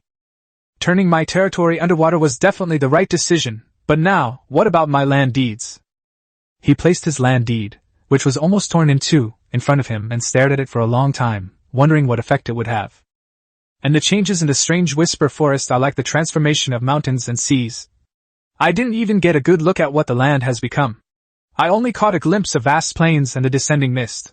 Can the level 8 ordinary fire seeds on the land withstand the erosion of the night? Yes, it's still night. He was in a bit of a dilemma, wondering what to do with his territory and what to do next, when he suddenly remembered the inorganic voice and the rewards he received after entering the mist. So, under the light blue flame tree, azure sky pure fire, juvenile form, he opened his survival manual. The last entry in the survival manual was about the changes of time, and he had completely forgotten about it afterward. But even so, all the survivors from Earth will be sleepless tonight. 99th floor. I didn't realize the night was so terrifying. Luckily we had fire, otherwise we would have been left with nothing but bones exposed in the darkness. 237. Is the night this terrifying no matter where you are? It makes me want to go outside and see for myself. 238. Has the person upstairs been possessed by a dark monster? 344. The name of that friend 237 is now grayed out. Actually, I really want to ask, isn't it good to be alive? How did someone like that manage to survive all sorts of crises? 555. What? What is this thing? Is this the weird white shadow that the original poster mentioned in the previous post? I'm getting goosebumps all over. I feel like my eyes are dirty. 789. I've heard the natives talk about this kind of thing. It seems to be a specialty of the Zero World, just like the night. Moreover, after the fog descends, the eerie things will increase until everything is destroyed. It is said that the eerie things cannot be killed at all. 790. Is this how you use local specialty? May I ask? 800. It's not that it can't be killed, it's that it's endless. It can still be killed, but killing this thing is meaningless. How did Liu Xuanhe get involved with this kind of thing? The more fire seeds there are, the fewer strange things there are. Could it be that he is the only fire seed around him? 838. So what exactly is the fire seed, and why can it both fight against darkness and dispel the strange invasion? 1000. What? What did the original poster just post? What? Is that the fog descending? 2984. Oh my god, is this the weird, misty world survival story I mentioned before? Please have mercy, I can't survive. 5711. No, I can't take it anymore. I can't bear to watch any longer. How is the poster still alive? 6666. That's incredible. No wonder you're number 1 on the leaderboard now. 11,209th floor. My god, what kind of terrifying beings are these? What kind of world is this? How did you manage to survive? There were all sorts of discussions, including some very meaningful news, but Liu Xuanhe didn't have time to read them at the moment. He just browsed the forum briefly, then took out his special treasure chest. As for other group chats and related posts, I only said I was safe and sound. I really had no mood for anything else, not even opening treasure chests. The experience of that night put him under immense pressure. Now that the pressure has dissipated, all he wants to do after returning to the embrace of the deep sea is get some sleep. We can talk about it tomorrow. Chapter 62. The moment I open my eyes, it's all about the liver. So, while the half-elf Elson waited silently in the courtyard, Liu Xuanhe fell into a deep sleep under the warm and gentle light of the fire, and the caress of the deep sea. My tense mind, which had been on edge all night, finally found some relief. However, he didn't sleep for very long. He was awakened about 3 or 4 hours later. He dreamt that the land deeds were broken, the territory was destroyed, and he could only wander aimlessly in the deep sea. Call. He opened his eyes, rubbed his temples, and complained. Since arriving in this Zero World, I haven't had a single good night's sleep. Even so, he knew that there were still many things waiting for him, and he had to get up and deal with them as soon as possible. First, the abyssal water is becoming increasingly pure, almost reaching the level of a level 6 abyssal pool. The blessing from the deep sea is simply outrageous. So, as always, the first thing I did every morning was to dabble in the Xianming abyss water, and my power increased silently. After taking a big gulp, I felt much more refreshed. They also filled several large barrels with abyssal water, and stored them in a temporary warehouse for unforeseen circumstances. He glanced at the special treasure chest beside him, then casually rubbed his hands together, as if he were washing them. Treasure chest opened. However, just as he was about to activate it, that familiar inorganic voice rang out once again. A treasure chest has been detected to have been opened at a special location. The special treasure chest is about to transform into a deep-sea treasure chest. Do you want to open it? There's no need to hesitate, without a doubt. Liu Xuanhe decisively opened the treasure chest. Broken landmarks in the mist. Broken landmarks left behind by a shattered world may hold special encounters, be a legacy of a world, or be a turning point in life, but require venturing into the deep sea of grey mist. No one can guarantee that they will emerge unscathed, so please proceed with caution. A unique, dilapidated land deed. This is a special territory once built underwater and later submerged by the deep sea. Its former lord was an extremely powerful being who had launched a lord's expedition. Even so, faced with the arrival of the mist, he was still utterly vulnerable. Please note that while accepting the other party's legacy, you might attract the attention of beings who shouldn't be there, but no lord would be willing to relinquish any of the items contained in the land deed. Aquarium. This is a very special building. Its previous owner perished in the boundless deep sea. Please note that it can help you hatch any sea creature you can hatch, and it will recognize you as its master. You can choose to put it back into the deep sea, but if you are not a deep sea creature, the countdown to its life will begin on the first day of use. Orca, an extremely ancient life form that may not even exist in the Zero world. It can bring you news from afar, but how to communicate with it is up to the Lord. Underwater farm blueprint. Even underwater, food is needed, and this food is usually not something that marine life can provide. Therefore, you have obtained an underwater farm blueprint created by a great wizard. It should be possible to successfully grow crops anywhere except 30,000 miles below the sea, including terrestrial plants. What he received after opening the treasure chest this time left him stunned for a long time. After reading it repeatedly, he remained silent for a while. It really is a special treasure chest. The items that came out were all very strange, especially the first two. But these are all things that the deep sea needs, so it's not bad. He glanced at the second, tattered land deed that had been unearthed, hesitated for only 3 seconds, and then incorporated it into his own land deed. As for what changes would occur, he would have to wait and see. He ignored everything else and only noticed the last sentence. But none of the lords were willing to give up the items contained in the land deed. That's it, he's the lord, he definitely wouldn't be willing to give it up. Liu Xuanhe went out again and released the aquarium. This aquarium occupies a relatively large area. If it weren't for the fact that the territory was slowly expanding due to the dilapidated land deeds obtained earlier, and that the underwater territory was basically uninhabited, it probably wouldn't have been able to accommodate it. Then there are orcas. When black and white orcas first emerge, they are only the size of an adult, but they look extremely cute and are very friendly to people. As for the blueprint for the underwater farmland, it needs to be created in his workshop on land, and he needs to check if he has the relevant materials. He saw the black and white killer whale that had come up to him and signed a contract with it without hesitation. It became the second member of this divided territory, the deep sea domain. As for communication, although he couldn't understand orca language, the blue octopus could. So Liu Xuanhe led the orca around the fire seed tree, and a layer of light blue flames ignited on its body. It then flicked its fins and headed out of its territory. I don't know what they're going there to do, but it must be something good. It's a pity that the black dog puppies we got before have not hatched successfully. We don't know what the requirements are for hatching. And that level 6 life form, we still don't know what the wind field is. Thinking about all of this gave him a headache. Then, looking at the second special treasure chest that hadn't been opened yet, he hesitated for a moment before putting it into the temporary storage, intending to take it up there. However, land-based territories seem less secure and may require more resources. Even though the deep sea is relatively safe, a fog has descended, and more strange things are happening, with no one knowing what changes might occur. Therefore, he has no intention of giving up his land territory. Let's develop together, it'll be a perfect complement to each other. He looked at Octopus, the elegant blue octopus that had begun to lie flat, and nodded before leading the lord and the half-elf toward the surface of the deep sea. They didn't even need to surface. They were densely packed with eerie creatures, some in the water and some on the surface. The scene was extremely terrifying, especially since it also possessed a strange and peculiar power that seemed intent on destroying all life. This is just the beginning. The sky brightened. However, the sun's eerie suppressive power over the gray fog was far less than before. Previously, these strange phenomena would have dissipated by 90%. However, now, 90% remains. Liu Xuanhe looked at this information and memorized it all. Fortunately, aside from his own blessing from the deep sea creatures and half-elves accompanying him are not ordinary level monsters that can get close to him. Thus, they successfully returned to land from the deep sea.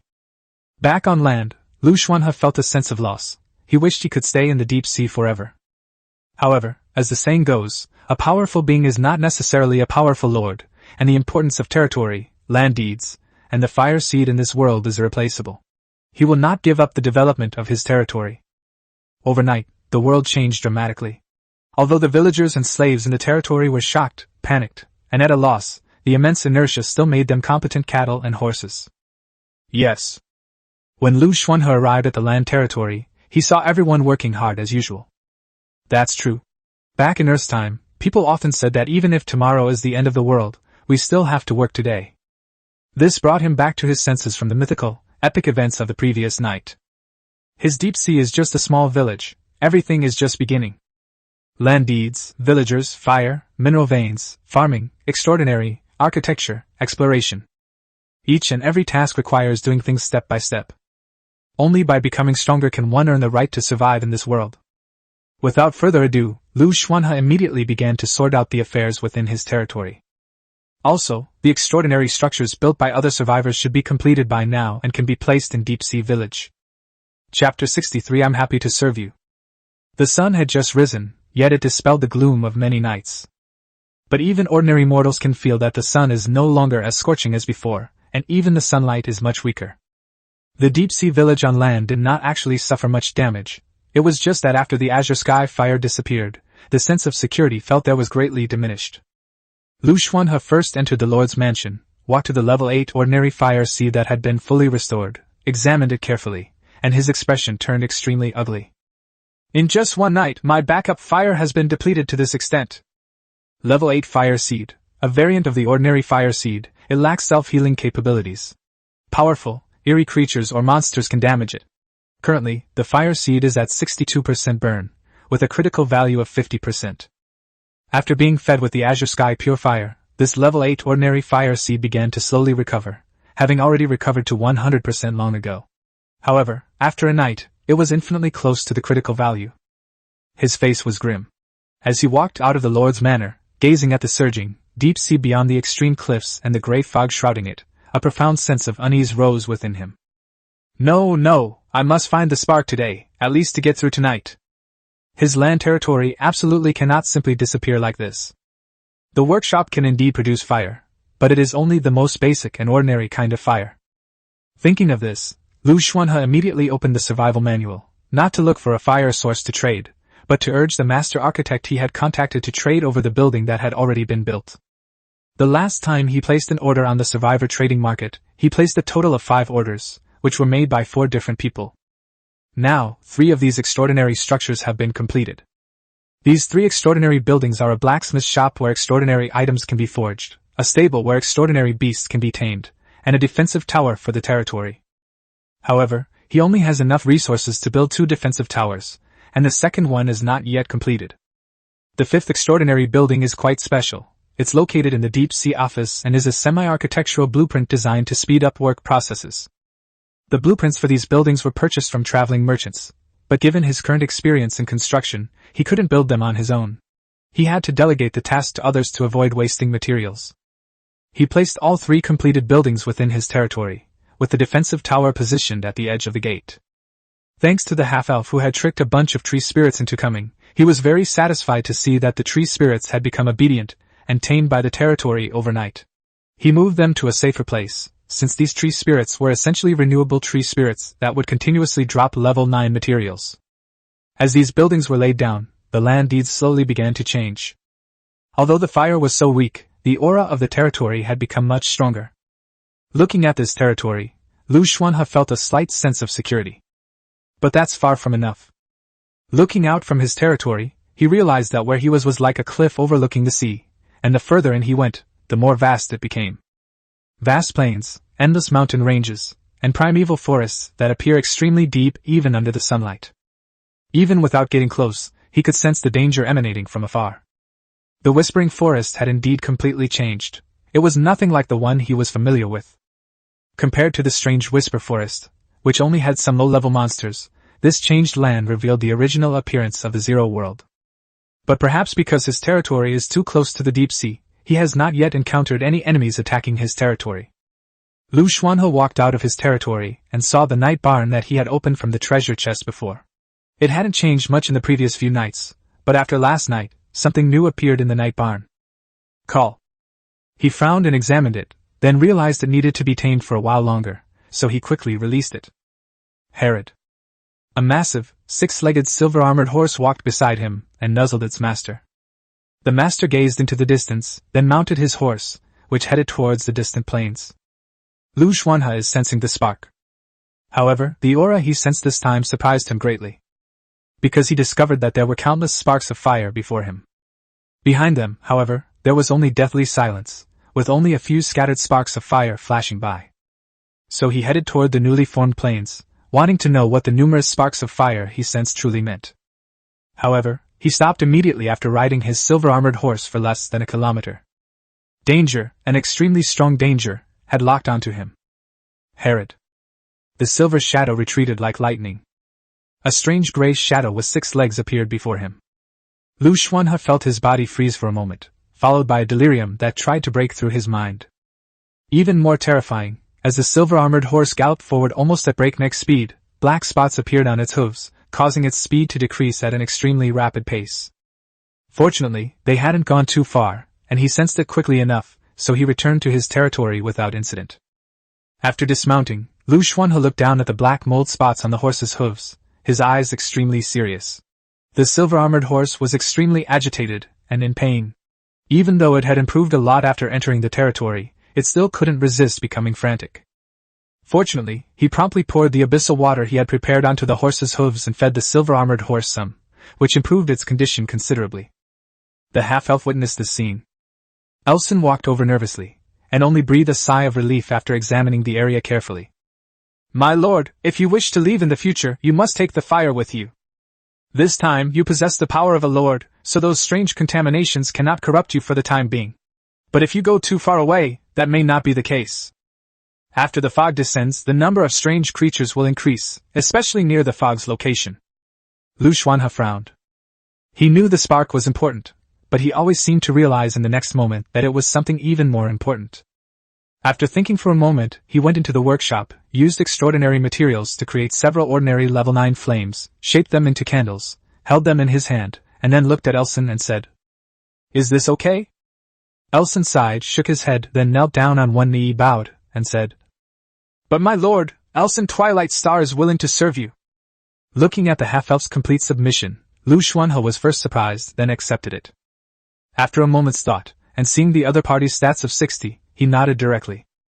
Then he found a piece of paper and drew all the embers he could see, based on his current perspective. "Then I'll have to trouble you. It is my pleasure to serve you, my lord.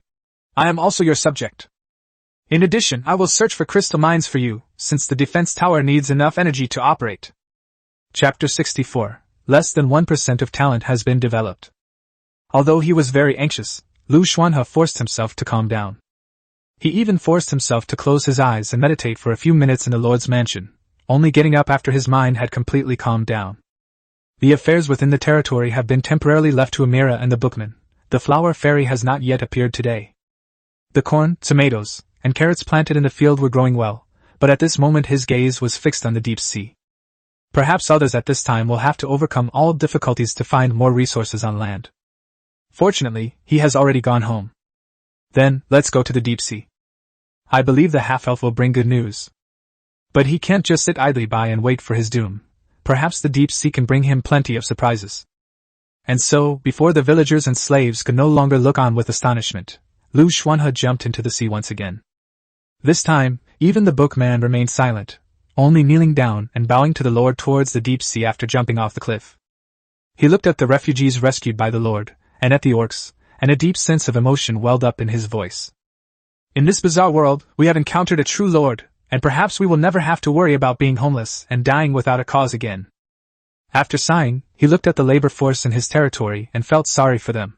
After all, the territory was only so big, and they still had work to do now, but in a couple of days they would all be out of work. So when he looked out at the plains, a look of solemnity flashed in his eyes. That was, in fact, the true way of life in this world. Instead of being kept in a truly safe zone like they are now, where the flame still shines. God above, how merciful this is! He had never seen such a generous, wealthy, and benevolent Lord. As Liu Xuanhe jumped into the sea, it seemed as if every part of his body was singing a joyful song. Not to mention the rapidly growing power within his body, and the eerie sight of those who tried to approach him but were blocked by the giant waves he casually created. The deep sea is his true home. The octopus in the sea sensed the arrival of its lord and hurriedly went to greet him. The blue octopus found it strange, because this young and great creature loved life on land so much, so why had it returned after such a short time away? But it said nothing, it simply welcomed the arrival of this great being. The closer you get to the deep sea, the more you understand its blessings. Liu Xuanhe then sought a solution to the problem of the land territory, which was to find a more powerful source of fire. He did indeed sense many intermittent flames in the deep sea, but because he was wary of the grey fog and its strangeness, he did not intend to go there.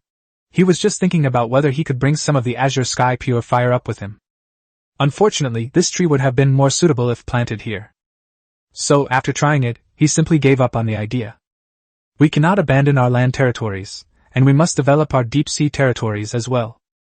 The blue octopus seemed to sense the Lord's troubles, so it stepped forward and said, "My lord, the deep sea has everything. Beings from the deep sea never lack any kind of wealth, whether it's broken land deeds, fire, or even more. The deep sea has them all. You might want to go out and take a look. The closer you get to the deep sea, the less those strange and eerie things dare to approach. If you sense that something in the mist is trying to disrespect you, then you may try to go to the deeper sea, where there exists a powerful being that no one can fight against." A clear and elegant blue octopus voice rang out. "The mist can erode the sea, but it cannot erode the deep sea. This is the mark of the noble lord." After arriving in the deep sea, it awakened more of its inherited memories. Therefore, we can also know what this being is doing, a special path of ascension.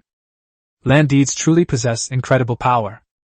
Liu Xuanhe was also curious after hearing what the blue octopus said, so he asked, "In the Zero world, the spark means almost everything.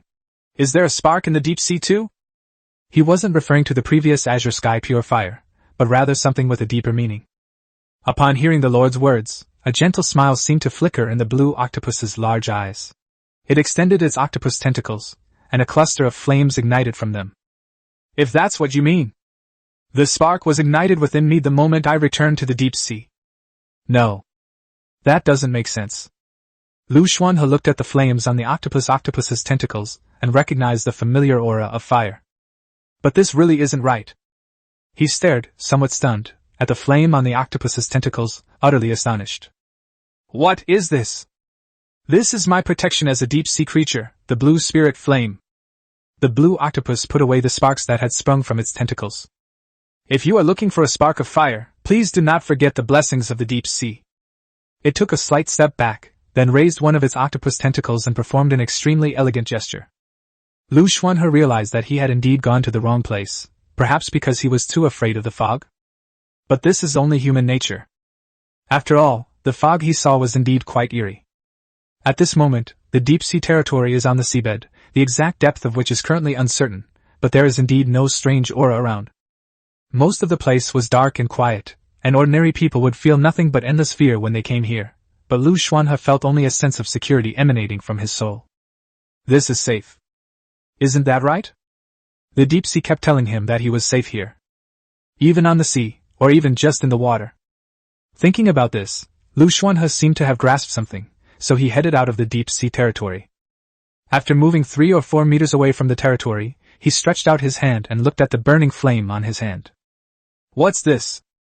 This is not the azure sky pure fire, nor is it as special as an orca, which can ignite its body with the aura of fire by simply rolling around next to the azure sky pure fire.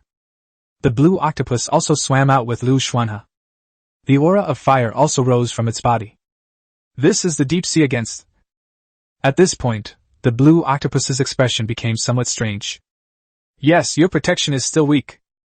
If I'm not mistaken. Oh well. Liu Xuanhe discovered that he had developed less than 1% of his talent. For example, this nameless spark within him, if the blue octopus hadn't directly reminded him, he might have had to wait a while to notice the anomaly. But my lord, your human body is far too weak. You certainly have ample protection in the deep sea, but please be careful. If you get too close to the surface, something might cause a devastating blow to your fragile human body. Very good. Liu Xuanhe understood completely. So he closed his eyes and sensed for a while. With the Lord's innate talent for finding fire, he searches for the fire beneath the deep sea. As for those fires near the water or at sea, they were all ignored. While searching with his eyes closed, he actually found it. However, it is obvious that there are too many powerful beings and too many powerful sparks in the deep sea.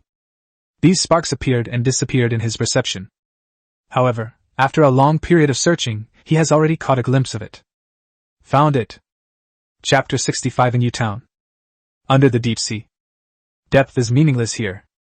The vast, boundless sea that descends from the mist has no known origin. The only certainty is that it is dangerous, both within the unfathomable gray fog above the surface and beneath the deep sea. This is a realm inaccessible to mortals, even those who have already reached the extraordinary level. Liu Xuanhe could feel a mysterious spark surrounding him, as if the blessing from the deep sea had truly materialized and landed on him. The coordinates of the fire that the Lord could sense were like stars in the night sky, constantly flickering. Even though the deep sea would always bless him, the vast difference in their ranks still made it difficult for him to grasp the direction of the spark. Time passed little by little. Amidst the flickering light, he exerted all his strength and finally managed to capture the spark he could. Found it. That's the nearest place. However, besides the spark, there seemed to be an unsettling feeling emanating from the inspiration. But he looked up at the sea that had submerged everything, and the deep ocean, and still, accompanied by the blue octopus, headed towards the place where that spark of fire was. The distance to the source of the fire was indeed not far. With the full assistance of the deep-sea creatures, he arrived at his destination in a short time.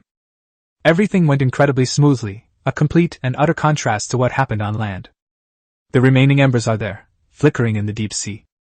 This spark clearly lacks the power to burn in the deep sea, far inferior to the extremely special azure sky pure flame. Liu Xuanhe took out the land deed and put the broken ember into it. In the Zero world, 90% of the sparks can only be contained by land deeds, and this is especially true for the more special and powerful the spark. After obtaining the fire he desired from the tranquil depths of the sea, he did not leave, but instead gazed upon the town that had been covered by the deep sea. This is the town that Moore was talking about. Moore was the gray-haired scholar among the refugees he had once saved. However, the town, now submerged by the sea, gave him a chilling feeling. What happened in this town? What lies before us is an extremely well-preserved town. Most of the buildings are in excellent condition, and you can even see a stone tablet engraved with the town's name, Anyu Town. There was a faint trace of fire on the stone tablet, but it had been worn away to the point of being almost imperceptible. Perhaps only the Lord could have noticed it. Of course, that's not important. Because this town of Anyu was packed with people. Some people had just stepped out of their rooms, some were bending down to pick up their things, and others hurriedly pushed through the crowd with their mouths slightly open as if they wanted to say something. These people seemed to be doing what they were doing just a second ago, and the next second their lives came to an abrupt end, frozen in that instant. You can vaguely see the expressions on the faces of the people in the town. Most of them are bewildered and worried, a small number are anxious, and a few are terrified, extremely terrified. Beneath the deep sea, the silent town of Anyu seems to harbor an unspeakable terror. Liu Xuanhe was just observing the town, but he suddenly looked down because he felt the reaction of life itself. The hairs on his arms stood up and goosebumps rose all over his body. This is a kind of instinctive fear that life feels when facing a natural enemy. The faint flames gently caressed his body, dispelling the shadows that shrouded his heart. Octopus's voice came from nearby, and it carried a deep sense of regret. My lord, this is a town that has encountered strange occurrences. It's a pity. It seems that the owner of this land deed was not an ordinary person among humans. It's a shame that he died here. Otherwise, perhaps we could have seen a city rise in this region. Liu Xuanhe swallowed hard, slowly calming himself down. Do you know what strange things happened to this town? The blue octopus shook its head. You might ask the people on land. They know more about the supernatural than we do. As a deep-sea species, we have always been protected by the fire. These strange things from the mist cannot dare to invade the deep sea. There are just too many powerful beings in the deep sea. In the deep sea, even death vanishes, my lord. Blue Octopus's ethereal yet sincere words somewhat eased Liu Xuanhe's bad mood. The sudden and inexplicable death of this small town filled him with extreme dread of the supernatural. I find it strange that this spark is still burning, so why was this town destroyed without any ability to resist? When he asked the question, he already had some guesses in his mind, but he still wanted to hear other people's answers. Octopus waved his long octopus tentacles from the depths of the sea, looking at the town not far away, and said, Because in that instant, the small town on land was subjected to a force that it could not withstand. The sparks they possessed were powerless to resist this force. And although this strange phenomenon could destroy all life in an instant, it still could not touch the sparks. It was as if it stood in that time, recounting the events that happened in Anyu Town in a simple, descriptive way. This is also Liu Xuanhe's guess. He let out a sigh of frustration upon hearing the blue octopus's words. This world is always so dangerous, my lord. Death is always a constant companion to everyone. But there is no doubt that you have the ability to face any danger. Liu Xuanhe didn't know if this referred to his deep-sea blessing or something else. But in any case, he didn't seem to have as much inexplicable self-confidence as this blue octopus. To be honest, after seeing the tragic state of Anyu Town, he became increasingly anxious about the development of his territory. Fortunately, we have now obtained this broken spark. Even though it's damaged, it's still far better than his ordinary level 8 fire seed. Once we return to our territory, we might be able to find a way to repair it. He turned and left, heading towards the deep sea territory with the blue octopus. Unbeknownst to them, flames burned on the body of every human being and every living creature in Anyu Town. The crackling sound of the burning embers seemed to carry whispers that didn't belong to the deep sea. But once this strange creature fell into the deep sea, it lost all its power to corrode and pollute. Liu Xuanhe climbed up from the seabed once again. It also brought with it a powerful, broken spark. Chapter 66 Furnace. Even after returning to land from the seabed, the tragic scene in Anyu Town continued to haunt Liu Xuanhe's mind. Then he looked at the broken embers he had obtained in his hand. Broken flame, originally a flame within a town-sized territory, it possessed the ability to protect, purify, and regenerate. Even after suffering some erosion, it could recover. However, due to an overwhelming attack at that moment, it essentially lost its self-healing power. If fed enough firewood, it can return to normal. It can merge with any territory and quickly form a unique flame structure, named by the land deed owner. Rating, Level 7 Flame Weak. This spark is missing the prefix, ordinary, compared to the spark he currently possesses. Although he already knew that the spark given to them by the power that had taken them from Earth was basically ordinary, you could simply think of it as a piece of junk spark. The stark contrast still left him speechless. He even had a premonition that the fire that the half-elves saw on land was probably more powerful than the fire he currently had on land. Liu Xuanhe sighed. Since he had too few fire seeds, he figured he might as well leave the level 8 ordinary fire seeds in the Lord's mansion burning. Then, he incorporated the broken ember into the land deed. A new building gradually grew out of the territory. Using this fire source is 100 times simpler than using the azure sky purifying fire.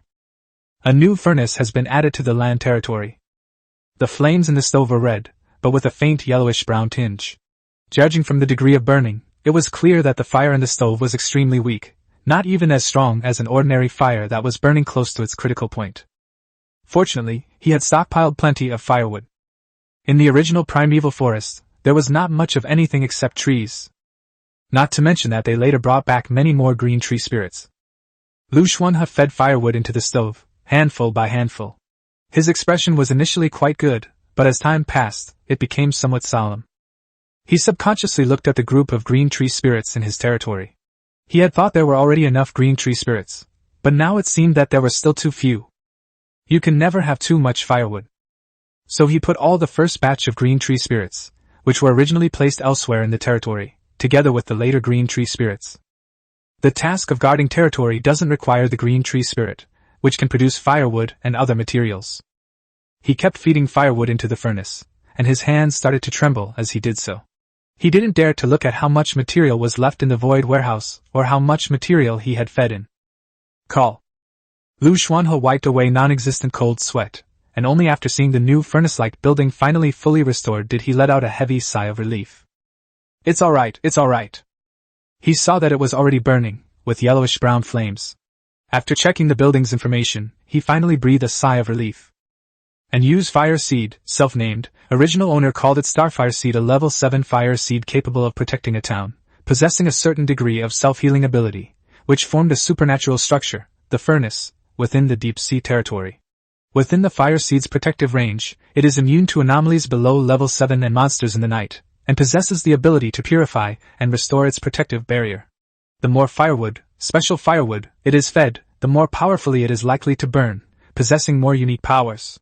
However, the materials consumed are not necessarily proportional to the fire seed obtained. Please consider this carefully. With 2 fires protecting the land territory, it should be able to hold out through the night, even if it's near the mist. Liu Xuanhe entered the Lord's mansion to check the status of the fireplace fire. It no longer appeared to be slowly burning even during the day, but had stopped burning. As time passed and more firewood was added, it should be able to slowly recover. Nothing much to say, thank you, Deep Sea. He emerged from the Lord's quarters. It was now midday. The half-elf has been gone for a whole morning, and no one knows where he went.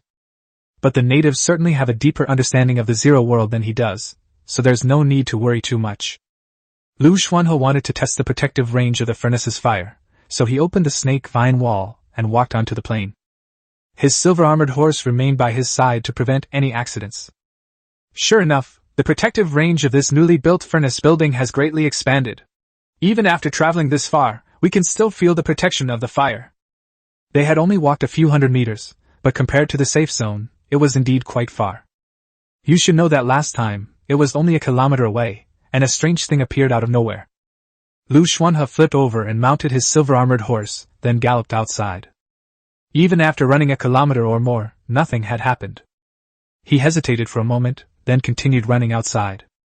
But he stopped quickly, squinting at the shadows in the sunlight. That is, he was somewhat worried that it was some other life form, but upon closer inspection, he discovered it was the disheveled half-elf Elson. His pupils contracted in that instant, and after only a few seconds of thought, he immediately ran outside. If he's not mistaken, the truly safe zone for village-level land deeds is actually a kilometer outside the village. Now, even if the town-level fire source doesn't offer the exaggerated protection that the land deed can provide, it's still far from reaching its limit of protection. They ran another 2 kilometers outside. As expected. But in that vague perception, he could sense that although there were still some stoves and embers outside providing protection, it was no longer safe for him. Therefore, he did not intend to go any further.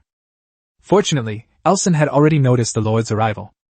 He is fast, but there is still a certain difference between him and a special life form like the silver-armored horse, which specializes in speed. Almost the instant Elson appeared in the Lord's sight, the Lord also saw the strange black-haired figure following behind him. Walk! The immense force and inertia caused the half-elf Elson to land on the silver-armored horse. A silver shadow darted swiftly into the territory. The black-haired creature stared eerily at the territory. It felt nothing, but it sensed the mist, and so it retreated. My lord, you saved my life. However, I have not failed in my mission. Although I did not bring the fire, I brought you something more important. Because of this thing, I used all my power to restrain it. Otherwise, even this kind of strange thing that is almost at the 7th level would not be able to easily chase me. Both of them breathed a sigh of relief when they were within a kilometer of the territory. The silver-armored horse slowed down. They dismounted. Deep Sea Village is now within reach. They entered Deep Sea Village. The half-elf Elson handed the item in his arms to the Lord. Chapter 67 Active Phosphorus Ore. The half-elf Elson presented what he had found in this newly formed plain. Before venturing into the deep sea, he had only considered this territory as a temporary residence. As the Lord ventured into the deep sea, all previous understandings of this territory were overturned. He realized that his understanding of this human lord was far too shallow. This was not the kind of human he had seen before, who was like a fleeting ephemera. After staying, he began to reflect on his previous attitude and think about the future. Finding fire was not his forte, but even so, he recorded the surrounding environment of the fires he saw. However, the active crystal ore was the only one he could find, and it was through this special ability that he gradually gained his current power. Now, what he brought to the Lord was such a special active ore, and it took him a lot of power to suppress the ore's activity, which is why the eerie creature chased after him. Active pyroxene ore. Liu Xuanhe looked at the purple ore that was constantly wriggling with surprise. The half-elf Elson was not at all surprised by the Lord's astonished expression. He simply presented it further to the Lord. My lord, once you get your hands on it, you will understand what it is. Liu Xuanhe did not sense any danger from above, so he reached out and took the purple ore. The moment he took possession of the land deed, he felt an unusual urge to devour it. This is a type of ore called active high ore, which contains a power far greater than that of crystal ore. It is a true strategic resource with extremely high mining requirements. Therefore, I only found this one piece. In order to suppress the active growth of the ore, I was chased by the strange creatures nearby. As you can see, my lord, the active ore is highly active, almost like a life form in the mineral. Of course, it does not possess any intelligence, but it is extremely active. Usually, a small piece of active ore can supply the town with energy resources for a long time, such as the defensive towers you placed in your territory, Lord. But the most powerful aspect of this ore is not its powerful energy, or energy source, but its ability to grow, which means it is renewable, and it can also repel the strange to a certain extent. Generally, if you want to enter the mist, you must carry a special active ore. Only this ore can serve as the energy core so that you don't lose your way in the mist. Otherwise, if other crystals are used as the power source to enter the mist, they will be polluted and eroded in a very short time, and will never be able to return. After listening to everything the half-elf Elson said, Liu Xuanhe had gained some understanding of this thing, but what he was more curious about was why the land deed had such an obvious desire to devour. Besides that, do you know how this active ore is generally used in the territory? I did not know, my lord, that I am actually a wanderer. Ellison took a step back and bowed. I see.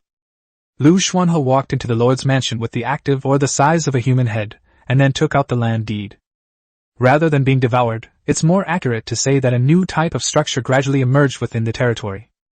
Moreover, this type of architecture extends beyond the territory, seemingly because the space available for expansion within the territory is too limited.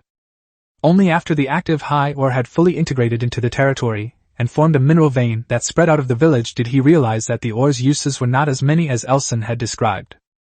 On the contrary, Elson seemed completely unaware of the most important role. That is, the active ore can resonate with a fire and recharge it. Without a doubt, this is another type of firewood, and one that is far more precious than the green wood. It's just that the quantity is a bit too small. So he asked Elson for more information about the active pyroxene ore.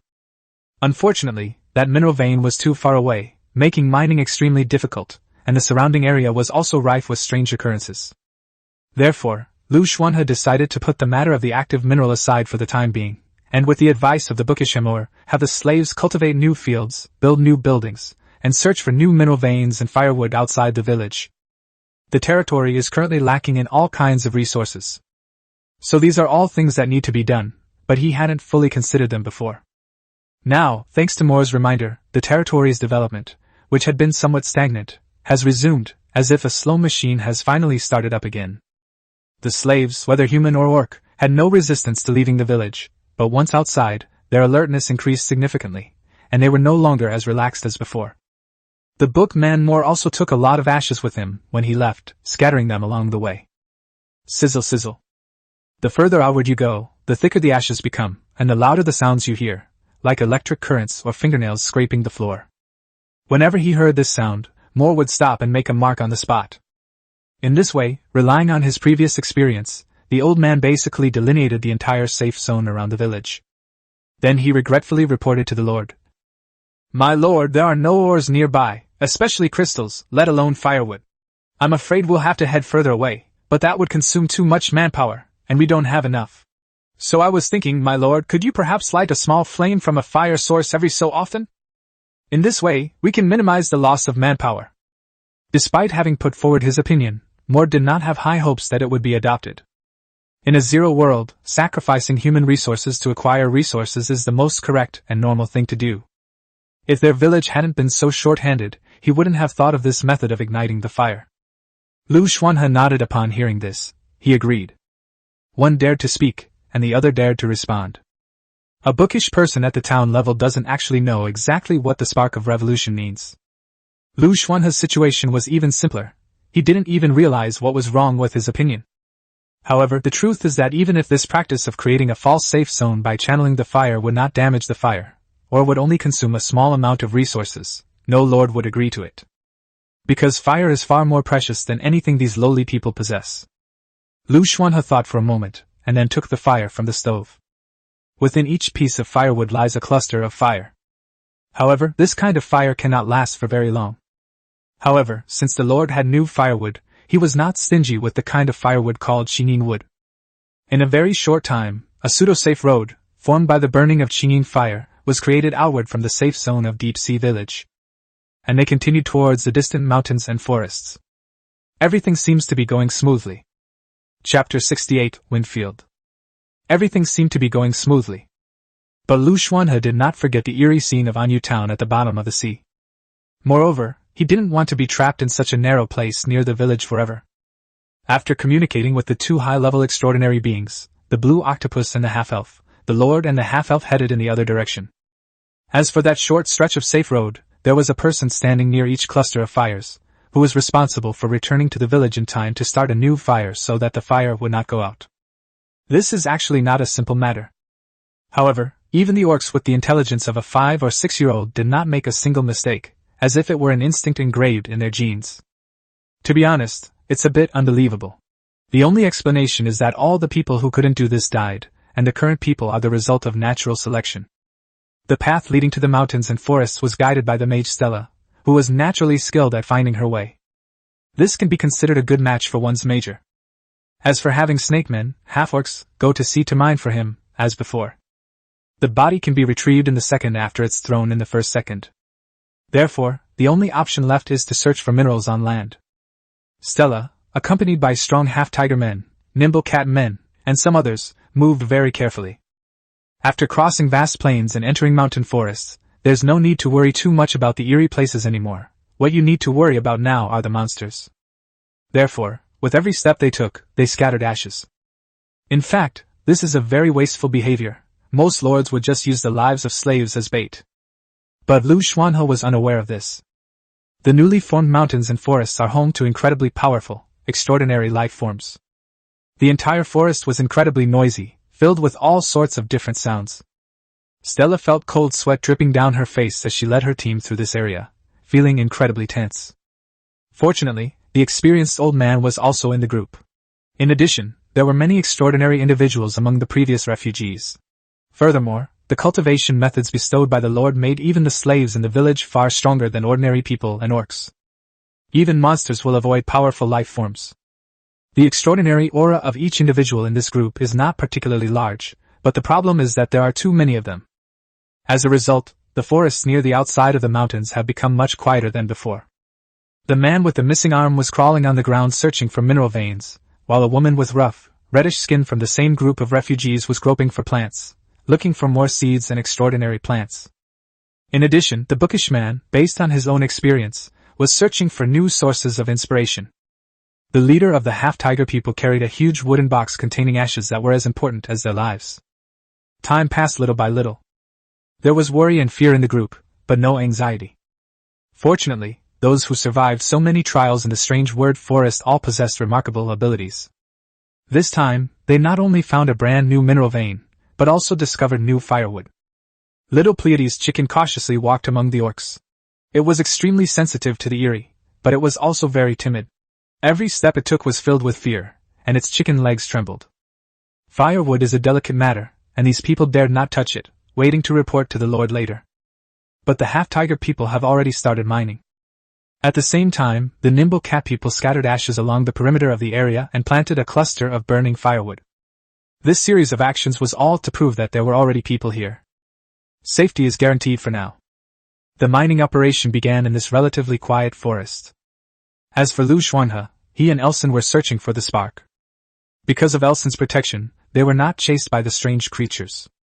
However, the feeling of entrusting his safety to others still made him extremely uncomfortable. Meditation cultivation and the extraordinary level cannot be improved in a short time, but the fire seed can be obtained directly. He now wants to create a portable source of fire to facilitate his exploration of this new land.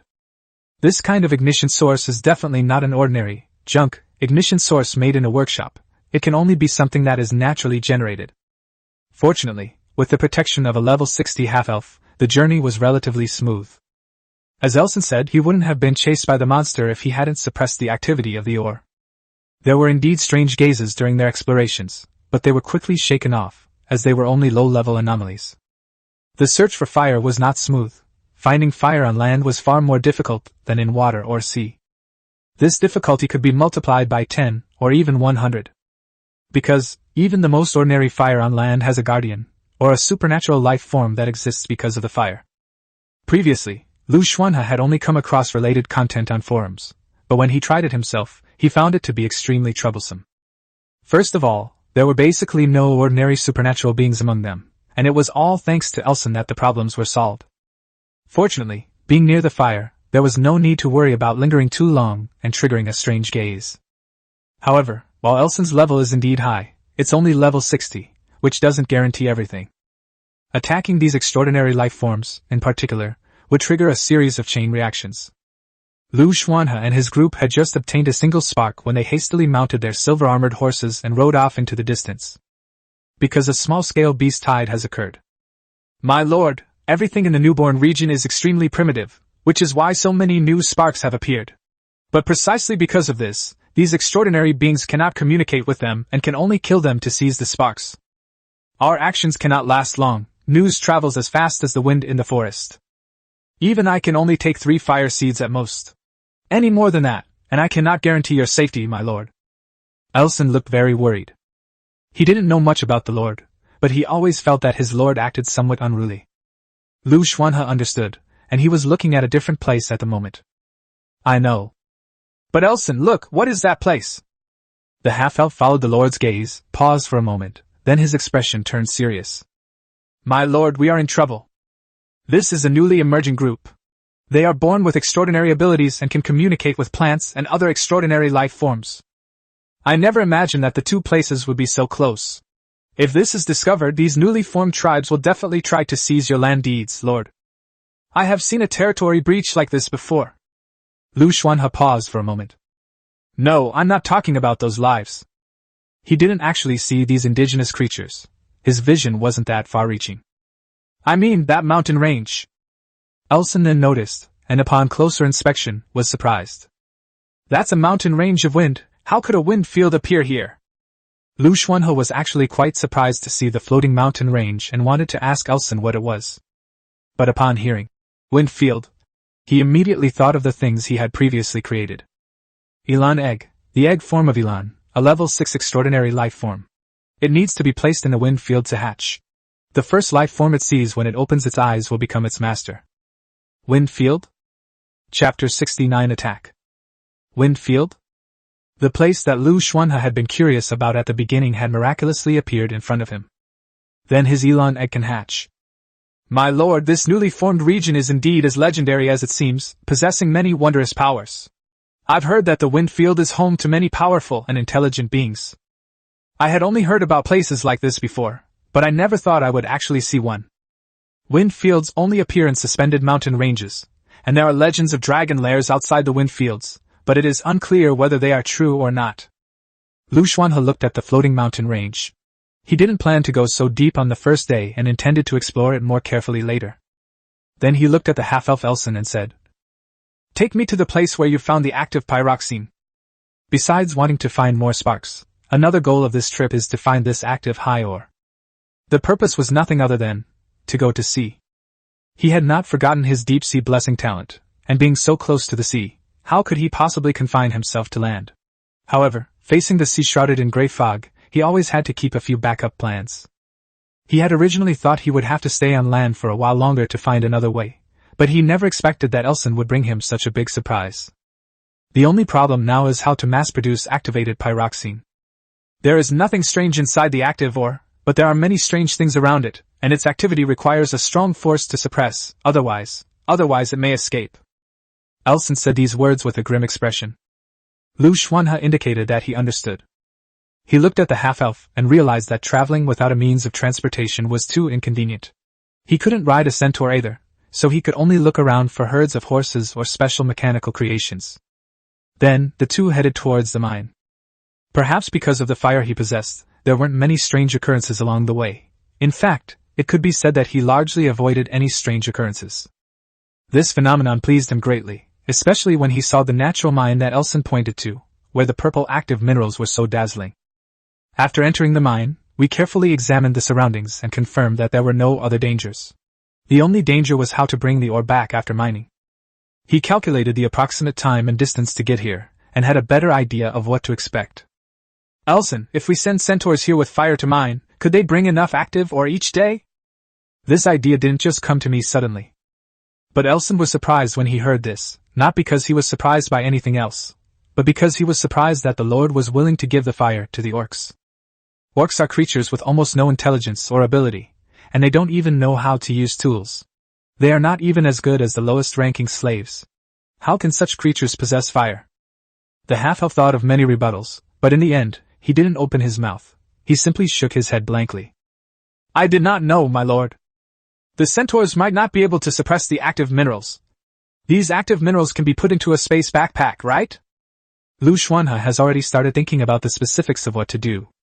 Space equipment? Maybe, but before putting it in, we still need enough power to suppress its activity, otherwise we won't be able to take the ore away. He didn't change his expression upon hearing the half-elf's words. Instead, he handed the fire in his hand to Elson. Then I'll leave this matter to you. Elson couldn't understand and became somewhat incoherent for a moment. But I cannot contain these sparks. Yes, leave this to me, I will handle it as soon as possible. He said that he planned to go back and use the workshop or ask other survivors to create a fire that others could take out. It should be possible. When Liu Xuanhe went out this time, he brought a folding backpack, which could be used as a temporary warehouse in the survivor trading market to store active high ore. In addition, he had a level 60 half-elf to back him up, and with the fire seed on his person, the subsequent series of actions went exceptionally smoothly. Done! He looked with satisfaction at his almost full backpack and makeshift storage space. It's almost dusk, let's go back. Elson obeyed the Lord's orders. The return trip went smoothly. By the time they returned to their territory, the sun had mostly set and the temperature had dropped considerably. The half-tiger, half-cat, and some humans who went to search for firewood and or suffered many injuries. There are too many monsters in the primeval forest, and mining is not always smooth sailing. Upon returning to his territory, Liu Xuanhe's first task was to integrate most of the active high ore into the newly formed high vein of the building. The vein of the zodiac animal coils around the ground, almost circling the Lord's mansion and the hearth before extending beyond the territory, radiating a purple glow. Moreover, the purple color of the high vein extending from the territory, which wriggles like a living creature, is even more pronounced on the outside. The villagers noticed that as the day went by, the amount of firewood consumed by the fire was decreasing. This time, the slaves from the village went out and found newly formed 9th-order crystals and 9th-order extraordinary stones. Most of the crystals that were mined were used as energy in the defense towers. Active ore is too precious for Liu Xuanhe to waste on defensive towers. The broken land deeds incorporated into the land deeds are gradually growing into new buildings, but it will take some time before they are fully grown. As for the small mine structures created by wizards that can grow and regenerate on their own, they also require manpower to dig out the 50 pieces of black iron produced each day, instead of leaving them in place. There's still one treasure chest that hasn't been opened. Liu Xuanhe took out this special treasure chest from the Lord's mansion. After much hesitation, he decided to open one treasure chest in the deep sea and another on land. Just as he was silently using his mystical arts and preparing to wash his hands before opening the treasure chest, he suddenly heard the sound of the defensive tower activating. This defensive tower is actually a level 9 building that combines offense and defense. In addition to integrating with the village wall to make the village wall stronger, it can also shoot arrows, so some people call it an arrow tower. At that moment, the arrow tower was firing with a whooshing sound. Liu Xuanhe immediately put down the special treasure chest in his hand, put it into the temporary warehouse, then put on the warm armor, picked up the Jin Su's spear, and walked outside. Many fields outside the territory's safe zone were cultivated during the day, but as night fell, everyone shrank their activity space and moved into the territory. However, an unexpected event occurred at this moment. Under the dim moonlight, in the darkness of night, a monster launched an attack on the territory. And it wasn't the monster we'd seen before, but... Liu Xuanhe immediately opened the survival manual and browsed the forum, and sure enough, he found information about these monsters. Is this a shadow eater from underground? Have underground caves also appeared near my territory? His expression was extremely solemn. Chapter 70 Response. Shadow eaters are semi-physical creatures that feed on shadows and devour light. Their most powerful form can devour flames, and many survivor territories have been breached by these monsters. At that moment, Liu Xuanhe realized very clearly that his previous experience in the strange language forest was indeed a novice protection zone. Compared to the previous nights which were considered safe, the nights to come will likely be filled with relentless attacks. When Amira and Moore discovered that the monsters were attacking their territory, they immediately shouted for all the villagers to run back to their territory. Unfortunately, these orcs and humans had not practiced martial arts for very long. Even though they had been training their bodies, they had no advantage whatsoever in the face of these dark monsters. One of the catmen was torn in two. The defensive towers were also activated at this time.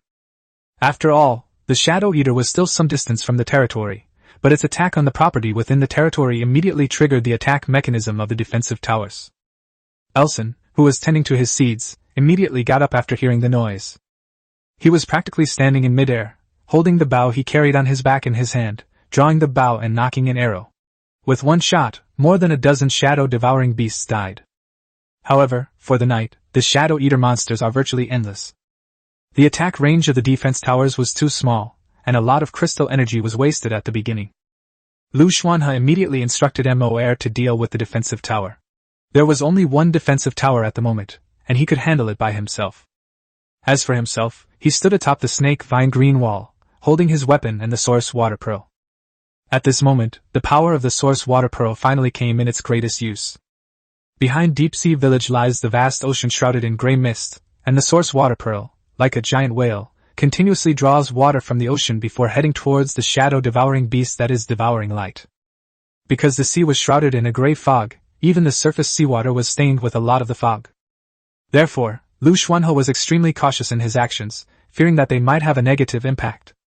He used the source water pearl to generate water, and the water flowed with extreme precision onto the shadow-devouring beast, leaving not a single drop outside. This terrifying level of precise control is something that probably no one but him could achieve.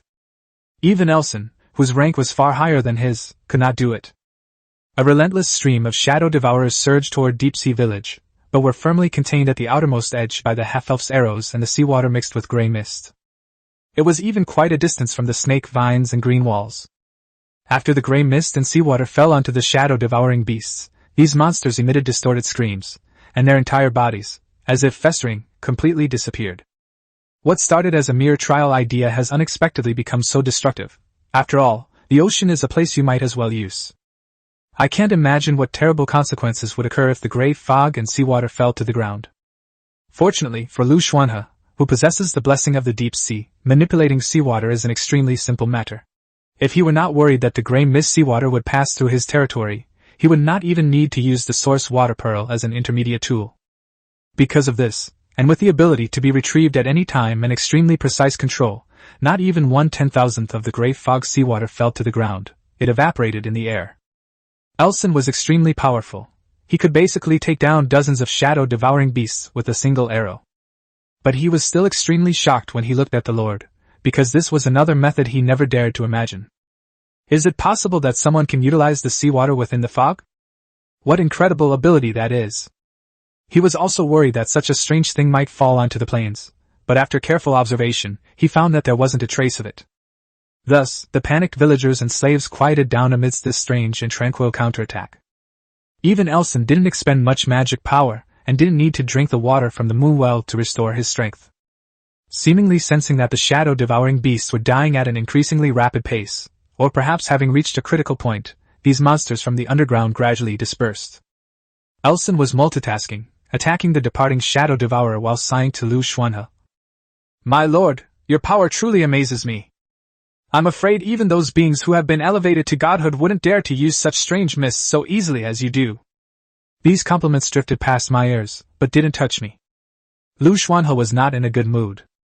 Because he discovered that, apart from a few individuals, there were no means of retaliation in his territory.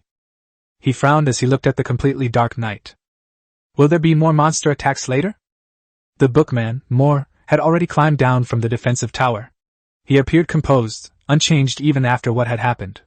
Hearing the Lord's question, he bowed his head, almost prostrating himself, and replied, "Yes, my lord.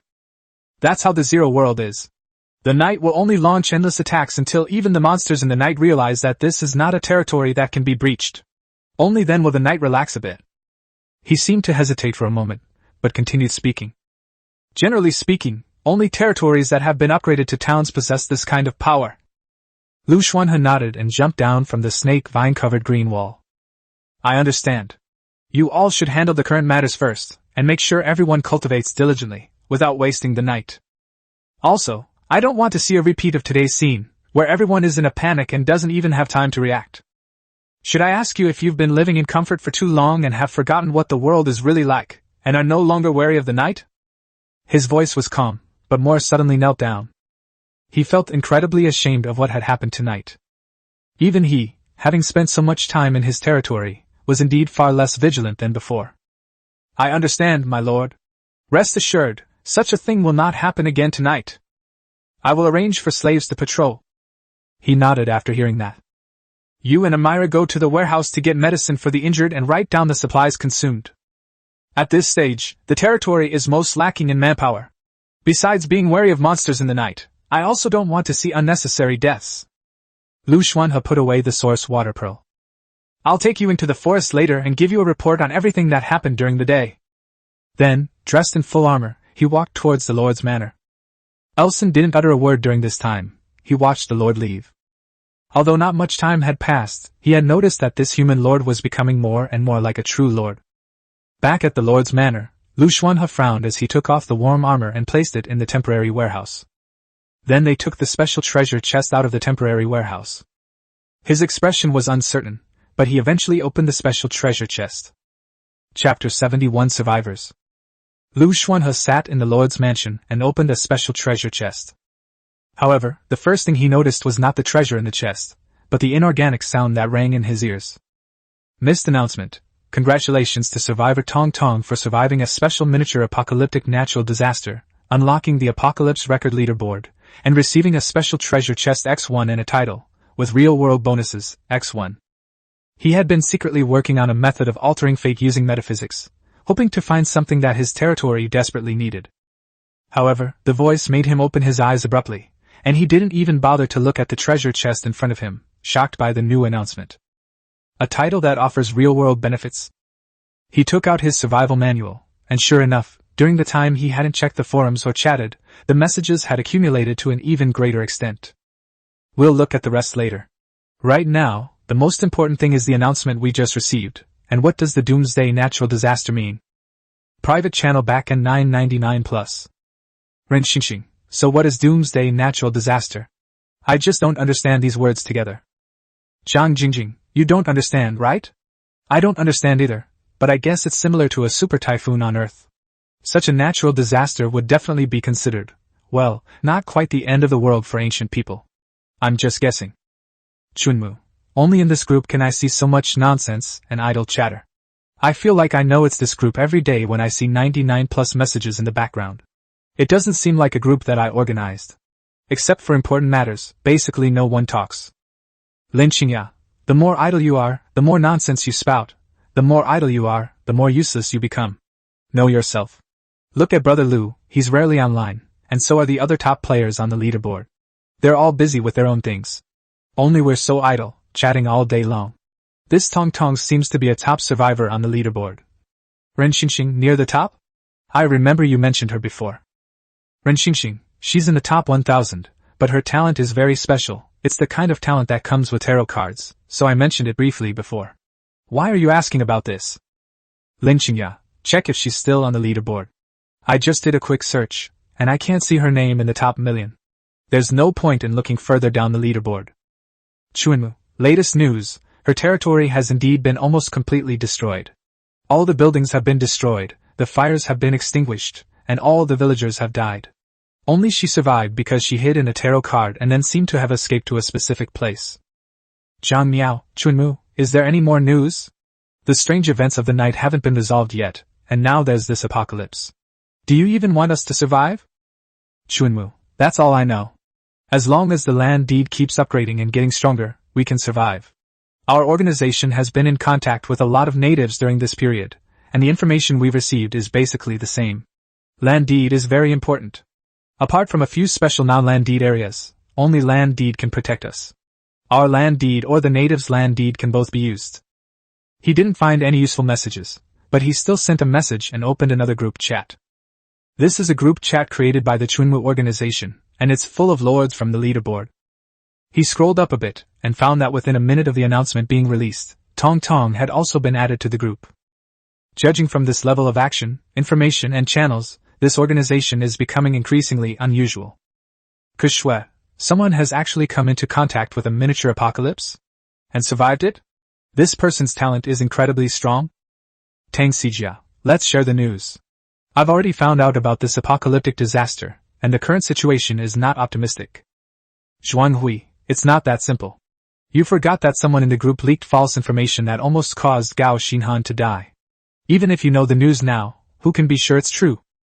Yu Zizhen, don't worry about that, everyone. The person has already been kicked out. If there is any false information, we are willing to bear the losses for them.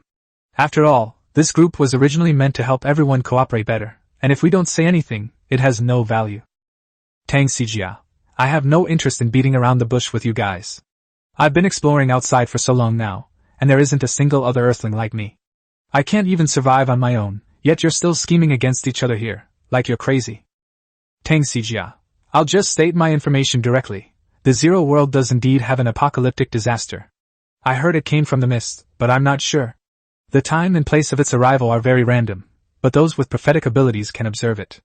Even the most basic micro-apocalypse is enough to destroy a city.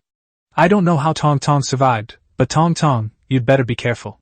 The apocalypse will keep chasing you until you are completely dead. Tong Tong, I've also received this news, and I've also found a solution. As long as I go to the edge of the mist or enter the mist, the apocalypse will no longer pursue me. I'm not sure about the world map right now, but to my northwest is a special manor with at least level 80 transcendent beings. These are powerful creatures that have reached the 6th level of transcendence. It was this manor that took me in. To my southeast is a village. According to the villagers, if you keep going southeast, you can see a huge bronze city called the Holy City. Tong Tong, does anyone in the group know where I am? Is there fog nearby? Help. Yu Zizhen, I have heard of that before. Don't worry, let's chat privately. Liu Xuanhe, besides getting close to the fog, there are other ways to avoid the apocalypse. Kushue, you say. In a corner of Zero World, the men in this village looked much paler than before, and their eyes were increasingly lacking in confidence. As time went by, he realized that the so-called future was completely wrong, as if he had received a false future, even though everything was right at the beginning. He knew nothing about the current doomsday announcement. All he remembered were the eerie fog and the monsters of the night that required his utmost caution. How so? Kushue was bewildered and panicked. Liu Xuanhe directly relayed the answer he had received from the half-elf Elson. Liu Xuanhe, besides the fog, there is also. He directly pointed out 3 special places. But the previously peaceful chat group suddenly exploded. Sujukai, dude, what's this? Ji Jinglan. If I hadn't glanced at the name and then checked the survivor rankings to confirm that it was a top player who had once simultaneously topped both the achievement and survival rankings, I would have thought it was a prank. Was this for real, or what? Liu Xuanhe looked at the text he had typed and thought. No problem. What's the purpose of this group chat? He looked at the screenshots everyone had posted, and there was still no problem. But probably realizing that what they were seeing was completely different, they gave up after trying twice more. Liu Xuanhe, Tong Tong, if you want to get closer to the mist, I can help you find a way to postpone the end of the world, but I want to know what your title's reality bonus is. Tong Tong, okay, I still believe in your past dual ranking dominance. Let's chat privately. Liu Xuanhe looked at the message history sent by Tong Tong in the private chat box. Survivors, 10% bonus to health. Whether in the apocalypse or amidst the fog, wearing this will give you a greater chance of survival. Goodness, he really exclaimed. Goodness! Chapter 72 Glug Glug Glug. After the special treasure chest was opened on land, a total of 5 items suitable for land appeared. One of them was actually a living creature, and not a cub. Strictly speaking, calling it a living thing isn't quite right. It's an alchemical creation that looks like a living thing, and I don't know which laboratory it came from. Judas Alchemical Doll, perhaps you could call it a living thing. After all, it's a masterpiece that a great wizard is about to complete, possessing almost everything a natural life could have, except for a soul that's only half intact. In terms of value, this item is priceless. In terms of practicality, perhaps you could simply consider it an ornament? After all, its incomplete soul is also a new beginning. A unique, damaged land deed. It's hard to imagine a lord simultaneously possessing 2. If you are powerful, you are lucky. If you are weak, give it to someone else in exchange for a chance to survive. This is a relic left behind by a powerful being who had already launched a lord's expedition.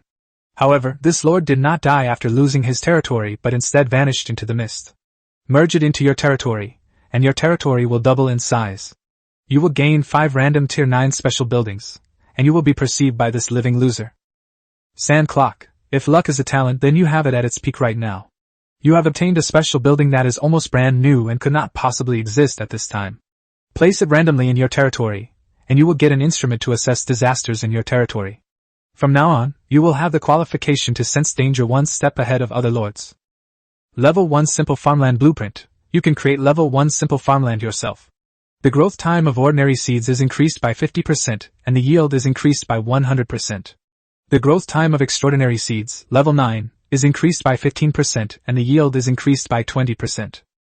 Damaged land deeds. Land deeds damaged by 80% or more can be combined with other intact land deeds to create special buildings such as the Sanctuary, the Light Pool, unusable, and the damaged special building Breeding Pool, and to some extent expand the land deeds area. The special treasure chest truly lives up to its name. It contains only very useful items. Except for the first alchemical doll. But seeing this priceless evaluation, Liu Xuanhe held back, thinking he could trade it away next time he encountered a traveling merchant. He then sought out the half-elf Elson to inquire about the apocalypse. Sure enough, this is common sense in the Zero world. But the half-elves assured the Lord that there was no need to worry, because behind their territory lay the greatest apocalyptic natural disaster, the fog of doomsday, so no matter what kind of apocalypse it was, it would never visit Deep Sea Village again. This is bad news that's hard to judge, but it's also bad news that can be considered good news. After that, he saw the message in the survival manual and asked Elson about ways to avoid the apocalypse. The half-elf actually gave him a solution that wasn't really a solution. He didn't understand two of the parts, but the other one was always with him. So he wanted to find Tong Tong to make a deal, but to his surprise those words seemed to be completely blocked. Left with no other option, he had to think of other solutions. Then they finally received news related to the title. But why is it that wearing a title provides a real-world bonus, and a percentage bonus to health at that? He changed his approach and asked the half-elf Elson. Ellison thought for a moment before answering. Actually, this matter isn't necessarily as miraculous as you described, my lord. He really wanted to say that the most amazing thing was the Lord in front of him, but he held back. This is just one kind. Elson spoke with great difficulty, and finally sighed in frustration. I don't know how to describe it, but if you see some of their familiars, you'll know that their buffs and attention are far more exaggerated than you've described. Very well, Zero World has shown him a side he didn't know, but that was extremely terrifying. Fortunately, so far, the development of the territory is going smoothly. He let the half-elf, who had been busy all day, leave. Before leaving, Elson glanced at the moon well outside, which was getting closer and closer to moonlight, and after considering for a moment, he said, My lord, you should be prepared. The elves may find you at any time. After all, your moon well is far too conspicuous. Didn't you say you wanted to go into the mist to find your kind? Are there elves around here? My lord, I am a half-elf. Liu Xuanhe was momentarily speechless. That's true. Fine, let the elves come if they want. I'm too busy to worry about this right now. After replying to the message, he took the time to use everything he obtained from the special treasure chest, especially the land deed, which was directly integrated into the village. The change was almost perceptible to the naked eye. The entire territory instantly became much larger. New buildings have appeared on the land deed, and there are upgrade notifications. Apart from the insufficient population, the entire land deed is already of sufficient standard to be upgraded to a small town. But people can't just appear out of thin air. He took some time to meet with the book reader, Moore, and after a brief briefing, assigned him several tasks. Then he picked up the notes Moore had recently written about the strange things in his mind and looked at them. After a few glances, he frowned frequently. This is completely due to the mechanics of the system. He thought of Elson. But sufficient numbers can suppress it to some extent. After rubbing his face, Liu Xuanhe left the Lord's mansion and stood beside the snake vine-covered green wall, below which lay the deep sea shrouded in grey mist. However, this time he was not as reckless as before and jumped directly into the sea. The combination of darkness and fog, along with the fact that tonight is clearly more dangerous than last night, made him unwilling to take any risks. He had already summoned the blue octopus to come and pick him up. As for the incidents on the land territory, most of them have been dealt with, but some still need to be dealt with during the day, since they are currently exchanging information with other survivors through the survival manual. He realized that he had been neglecting the role of the other survivors these past few days. Octopus floated up from the deep sea, somewhat helpless. It had thought about it for a long time, but the ethereal voice still couldn't help but ring out. My lord, have you forgotten that you are the one who truly belongs to the deep sea? Is that really so hard to understand? Liu Xuanhe was momentarily stunned. He was ready to grab the blue octopus's outstretched tentacle. What I mean is, my lord, although your land territory is still some distance from the deep sea, you already have the power to manipulate the ocean from here. The height of these cliffs may be a strange obstacle for others, but you can directly make the sea level rise and let the deep sea welcome your arrival. Now he understood why the blue octopus had such a strange expression, as if it had seen a expression. Liu Xuanhe stood atop the vine-covered green wall, with cliffs and the sea below. There were no walls here originally, but I fed them a lot of materials during the day to make them grow. He seemed to raise his hand subconsciously, and the ocean water rose at the same time, while the eerie things in the grey fog suddenly began to flicker, each flicker reaching further away. Only when the sea level and the cliffs were almost level, and the Liu Xuanhe and the blue octopus entered the deep sea, did the rising seawater return to its original position. Glug glug. Back to the deep sea. A black and white orca came to greet us. Chapter 73 Anyway, this is your deep sea. Snoring. A black and white orca came to greet us. It swam up with a splash, then landed directly on Liu Xuanhe, shook its head, and pushed him into the deep sea. With a flick of its tail, a weight of several hundred pounds slammed down on the blue octopus. The blue octopus gracefully raised its octopus tentacles and shoved the orca baby, which was larger than an adult, aside with a thud. Then, it extended its tentacles, wrapped them around the lord's wrist, and pulled him down. The deep sea. Propelled by the black and white killer whales and the blue octopus, Liu Xuanhe sped towards the deep sea. The territory on the seabed and the territory on land are two completely different things. On land, danger lurks and every second counts. On the seabed, however, life is gentle, peaceful, and utterly tranquil. Moreover, he discovered that there was something extra outside his territory. Snoring. The black and white orca swung its tail again, slapping Liu Xuanhe hard, causing him to stumble forward a few steps. Snoring. The orca urged him onward. Liu Xuanhe gave the blue octopus a strange look. The blue octopus sighed, even extending its tentacles to cover its head in a human-like gesture. My lord, your pet orca has gone to the sea to collect trash. That thing outside the territory should be an artifact left behind by some intelligent life. Perhaps you will be interested in it. After all, you have always liked to study the land. Liu Xuanhe frowned, recalling how the orca had rolled around next to the azure sky purifier, in its juvenile form, earlier. Orcas aren't. Can they go out to sea? Of course. Although it is not a deep-sea species, it has special abilities and has already connected with your fire seed in your territory. The things in the deep sea are beyond its current reach. If it weren't for the contract you signed with the orca, it might not be able to live in the deep sea. The blue octopus's expression in its large eyes was quite natural. What it really wanted to say was that it absolutely could not live in the deep sea, but it did so in a roundabout way. Actually, this is the first time I've ever seen a non-deep sea creature survive in the deep sea. My lord, you truly possess extraordinary abilities. Actually, he already understood the blue octopus's constant emphasis on his deep sea blessing, but he didn't expect the orca to be able to go to the sea. Doesn't that mean, if he enters the fog, he can act as a scout? Liu Xuanhe thought again. I can build ships for the deep sea. Never mind.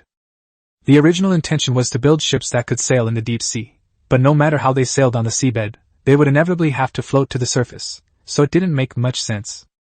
The blue octopus remained noncommittal, completely agreeing with the Lord's fervent curiosity and thirst for exploration. After all, such a being would be far more terrifying if it cared about nothing. You can give it a try anyway, this is your deep sea. After speaking, the blue octopus gave an elegant bow and then used its octopus tentacles to pull the orca back, which was about to run away. This octopus is so good at talking. Liu Xuanhe couldn't help but sigh inwardly. Now that the deep sea has appeared after this fog descended, it is something he must explore. It's just that everything is still in the preparation stage. Moreover, he hadn't forgotten the broken landmarks in the fog that he'd found in his special treasure chest, or the doomsday fog the survivors had mentioned. He wanted to find out all of these things. How come this is a diary? Liu Xuanhe walked outside the territory and picked up the notebook from the ground. Almost the instant he picked it up, a terrifying, delirious voice rang in his ears. The end of the world is coming. It was a heavy male voice. The voice wasn't old, but it carried a sense of twilight, as if the person was already at the end of their life. Liu Xuanhe turned around and looked again at the deep-sea flames burning on his body, as well as the approaching orca and blue octopus. The blue octopus raised its tentacle and smacked the orca on the head. You just look and look, how can you bring back something that carries the apocalyptic vibe so casually? Upon seeing this, the orca grunted and turned its head to the other side, making it almost impossible to tell where its eyes were, but its actions clearly showed that it was angry. But no one paid attention to the black and white orca's anger, so it silently approached again. Even though it couldn't read the words, its round, black and white face almost touched Liu Xuanhe's hand, the diary. Liu Xuanhe reached out and moved the baby killer whale aside, then looked at the blue octopus and said, Was the sound I just heard not an illusion? Octopus shook his octopus head. I heard that sound too.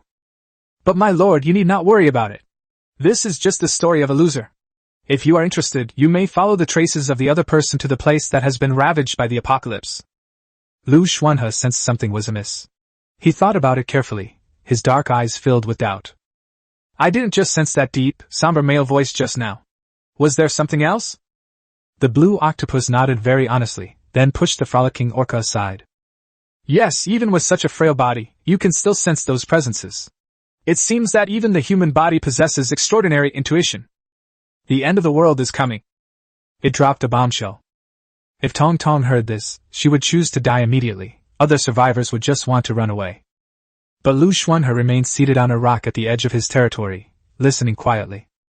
But the deep sea has already shattered it, along with the eeriness that was attached to this book, which may have been written by humans. My lord, whether it's fog, apocalypse, or something eerie, none of these can lead to the deep sea. The deep sea is a concept, not a specific place. In fact, Liu Xuanhe had already learned the relevant information from Elson, but Elson was a riddle maker and didn't explain it clearly at all.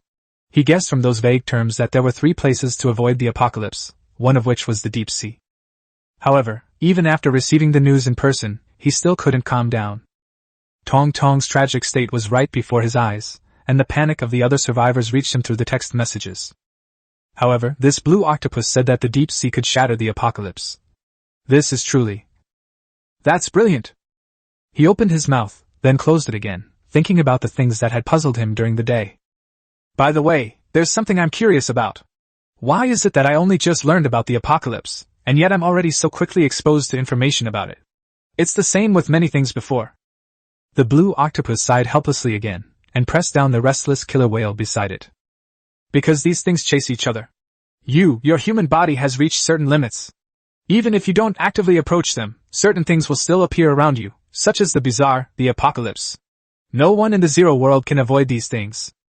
Liu Xuanhe barely understood it. It was roughly similar to how extraordinary people are naturally attracted to other extraordinary people.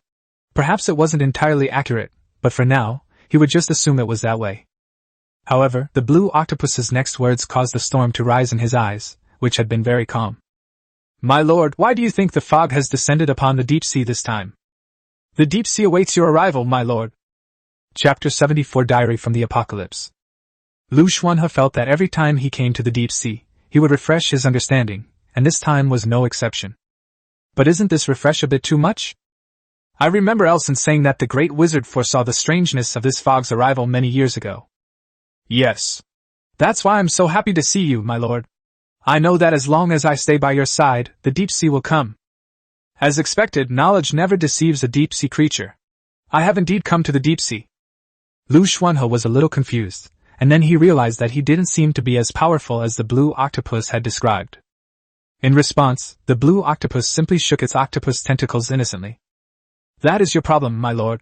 I only know knowledge because I possess the heritage of my race, but I do not know anything about beings like you. Call. Liu Xuanhe exhaled, but what came out were bubbles.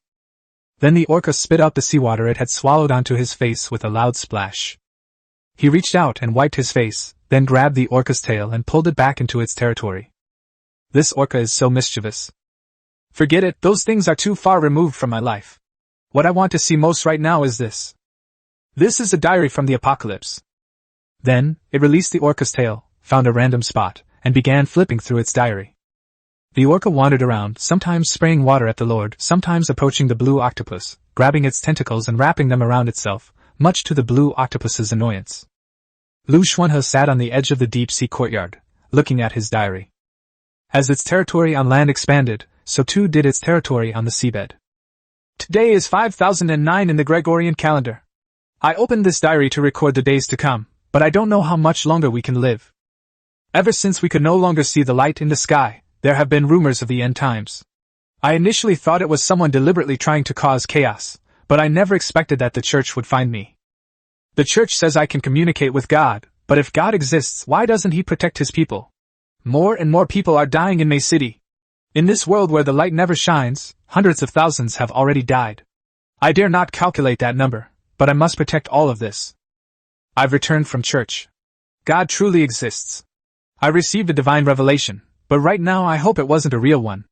I'm in despair. Why is my world facing such a catastrophe? Why? God told me that he was dying, but that if he could find something, he could prolong his life and protect more people, but crosses out forcefully. I don't know what the point of all this is. I went to sea to fish for fragments, dug up graves to find what the oracle asked for. I went to the end of the world and saw the end of the world. What should I do? The gods are right. They have been protecting us all along, tears soaking his eyes. If it weren't for their arduous fight against the end of the world, we would have died long ago. But now even the gods are dying. What should I do? What should I do? What should I do? Liu Xuanhe could sense the despair of the writer from the increasingly heavy words. The fact that the god was about to die, in particular, shocked him greatly. Gods too can die? What kind of world is this? A god has died, and the god of our church has also entered the end. Perhaps this is the end, but I am still very sad. Is our civilization, our world, going to be destroyed like this? It's a new day, a new page. I saw the grey fog. It exuded an ominous aura, bringing with it an endless stream of enemies. But I can still fight. I will protect my world, my civilization, and the tomb of my god.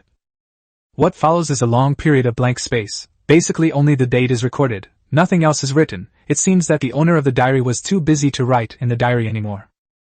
I failed, and everything is doomed, but I really don't understand why. The end of the world has come. The blessings of the gods have left me with a sliver of spirituality. I have witnessed the destruction of my world. Everything I know is being destroyed in obscurity. I can't even remember the written language of my civilization. What followed were some incomprehensible but extremely painful scribbles, going on, page after page, until finally, even this kind of writing, which was not exactly a record, no longer existed. Upon seeing this, Liu Xuanhe felt nothing but deep sorrow. This is the last record in the world. He sighed. How so? He flipped through the diary again, his brows furrowing unconsciously. Unfortunately, even after watching to the end, I still don't know the name of this world, let alone the name of this civilization. Missed Apocalypse. He wanted to ask the blue octopus, but instead he saw the giant blue octopus, which was over 10 meters long, extend its tentacles and tie up the killer whale from a distance. Instead of getting angry, the orca happily kept wriggling, as if it were playing with the orca. Sensing the Lord's gaze, the blue octopus finally seemed to have found a savior. My lord, can you send more people to your land? They don't have to be human, or you could try raising some other things. This orca is so lively. It's clear that the word was thought of for a long time, and it's quite euphemistic. Liu Xuanhe hadn't yet recovered from the emotions of that apocalyptic diary when he saw the two clowns showing off, and he couldn't hold back for a moment. I'll see if there are any other fish later. As for the labor shortage on land, there aren't any extra people available. After saying all that, he felt like something was wrong with him. Let's quickly get back to the main topic. Octopus, I've seen another world in this diary. Have you ever heard stories of different worlds and civilizations? Why would the end of the world destroy these things? The blue octopus was clearly struggling to cope with the black and white killer whale. It swam frantically, trying to keep the whale away, and answered the question without hesitation. There are many, my lord, but could you please raise a few other fish first? Different worlds, different civilizations. If you're curious, just enter the mist. It extended its octopus tentacles, bracing itself to keep the black and white killer whales away. Unfortunately, it didn't work. As for why the apocalypse destroyed these things, the sun rises in the east and sets in the west, spring comes and summer goes, stars rise and fall, this is nature. Chapter 75 Information Release. As for why the apocalypse destroyed these things, the sun rises in the east and sets in the west, spring comes and summer goes, stars rise and fall, this is nature. After saying these words, the blue octopus couldn't stand it any longer and swatted the little killer whale away with one of its tentacles. The deep sea remains as silent as ever. The baby killer whale shook its head, thoroughly enjoying itself. Despite being hit by an octopus tentacle, it didn't care at all and instead swam over to approach the Lord. As Liu Xuanhe pondered the meaning of the blue octopus's words, he saw the black and white killer whale, which was right next to him, suddenly press against his face, giving him a smooth and comfortable feeling. The little orca interrupted his thoughts. He exhaled and put away the diary from the apocalypse. Who cares? He didn't know if it was going to be the end of the world, but the difficulties facing the Lord's development were imminent, so he should solve the immediate problems first. Looking up at the sky from here, you can't see anything. There are no stars or moonlight, only deep darkness. Time seems to have lost its meaning here. Liu Xuanhe took out his survival manual, checked the time, and realized it was almost midnight. He hadn't participated in the heated discussions about the announcements in the forums and chat groups, so when he went back to check now, he found that they had discussed many interesting things. First, in the forum, a huge number of posts have been created, and the number of replies has broken historical records. As for who determined this historical record, it's unclear. It might have been recorded by a survivor for fun, so whatever they say is taken as fact.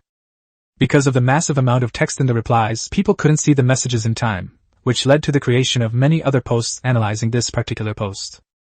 Too much text doesn't necessarily mean a lot of information. Reading it made Liu Xuanhe feel like he was back on Earth being attacked by junk information. So he promptly returned to the chat channel. Especially the private channels. Liu Xuanhe, Ren Xingxing, has the forum compiled information about that doomsday announcement? Ren Xingxing, Brother Liu, your appearance really caught me off guard. Yes, I do have some information, but I haven't finished organizing it yet. Everyone is sharing their information for free, so I can't continue selling it. Zhang Miao, because everyone was shocked by what happened this time. If this continues wave after wave, when will it stop? Chunmu, yes, even though I have given up my land deed and asked for the protection of a powerful being, I still don't feel safe at all. This world is too strange.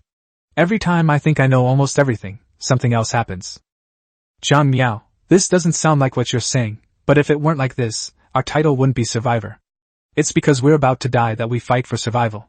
It's just that the situation gradually improved before, so many people mistakenly thought that they were no longer fighting for survival.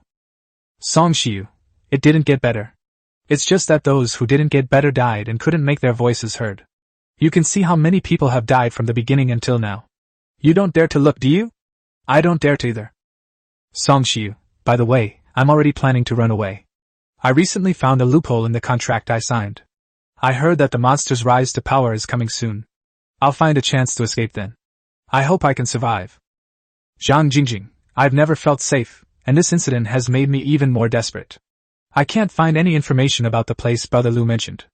It seems like we're very far apart. Even if I wanted to go find Brother Liu, I couldn't. So I'm planning to change myself so that I can survive in this world. But I'm not sure if I can succeed. I hope I can survive. Zhang Miao? Why are you guys suddenly so pessimistic? Sai, a lot of the information in that post is exaggerated. We don't need to believe it completely. Just continue developing our territory and upgrading the land deeds. Ren Xingxing, viewing the file, this is the message I compiled, but I'm just recording it and I'm not sure if it's true.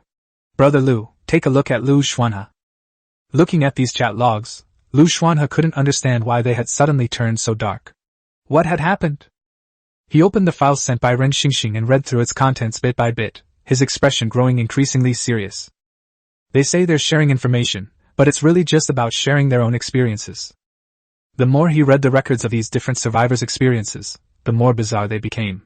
If it weren't for this accident, he probably wouldn't have believed what kind of terrible lives the other survivors were living. Leaving aside those who died, those who barely survived have become savage refugees, while others live among orcs, living in constant fear, watching those around them die one by one, wondering when it will be their turn. Among the survivors who sought refuge with the natives, one of them found his territory completely destroyed by the monsters of the night. Hundreds of thousands, even millions of people, were left without the protection of a spark. It was uncertain whether even 1 in 100 would survive. The top 100,000 survivors are doing alright. Although they live a miserable life, at least they can steadily upgrade their land deeds without any problems. After reading it, Liu Xuanhe roughly understood that, because in this group, one could actually upgrade land deeds and build territories, and the only ones who managed to survive were him and Zhang Miao. Chunmu might be better off having his own organization, but the others are barely managing to stay afloat. The reason why these people who are struggling between life and death can still struggle is because of the existence of the survivor trading market. In this zero world, countless people will inevitably fall behind as they try to climb towards a safer world. Zhang Jingjing and Song Shiyu simply don't want to fall behind anymore. In fact, the top 100 and top 1000 survivors on the leaderboard are constantly changing. Liu Xuanhe sincerely hoped that as many people as possible would survive, but this was not something he could achieve on his own. After reading these messages, his only firm thought was to continue building his territory, upgrade the land deeds as soon as possible, obtain a more powerful fire seed, and become stronger. No matter where or who it is, even the blue octopus that always emphasizes the deep sea, always emphasizes the importance of land deeds and territory. It only ever mentions a special fondness for land, and never mentions giving up the upgrade of territory and land deeds. The morning star gradually sank. Liu Xuanhe gradually fell asleep while pondering these thoughts. The time spent sleeping is getting shorter and shorter, while the time spent working is getting longer and longer. Before the sun had risen, he sat down next to the fire tree and began to meditate. Even though he was getting stronger every moment in the deep sea, he would not give up his active meditation and cultivation. In this world filled with the unknown and danger, strength is the only solution. However, he also posted on the forum, revealing 3 places where survivors could avoid the apocalypse through some special pronouns. Deep Sea. Sanctuary. Promised Land. A place far deeper than anything else.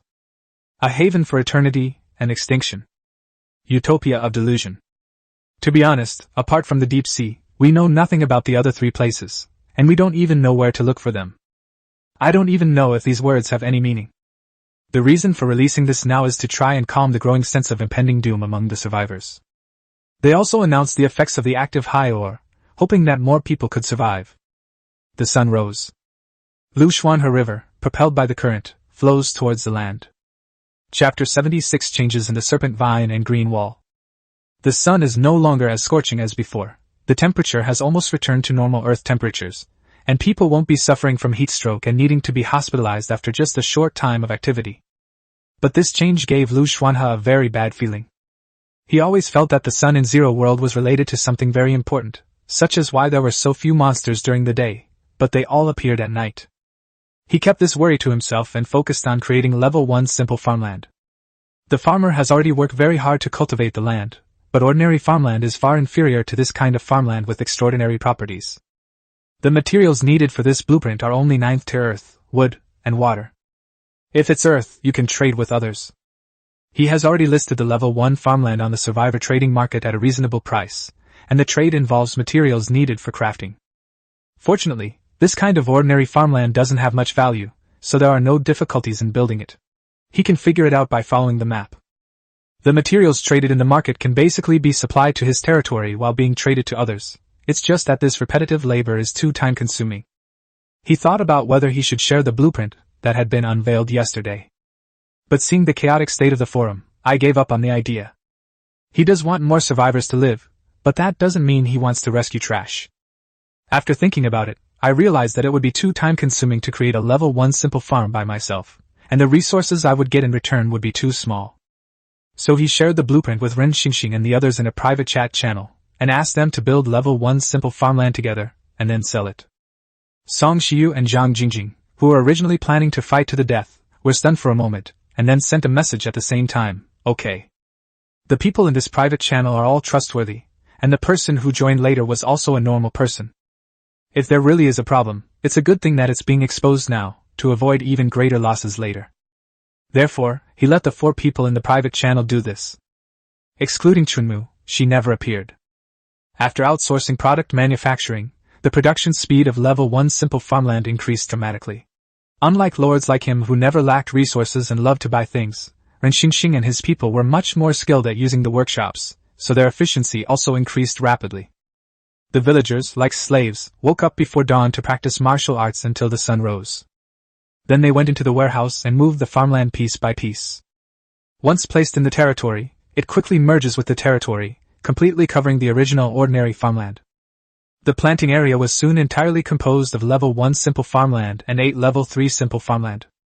The half-elf Elson was dumbfounded, and his gaze towards the Lord changed.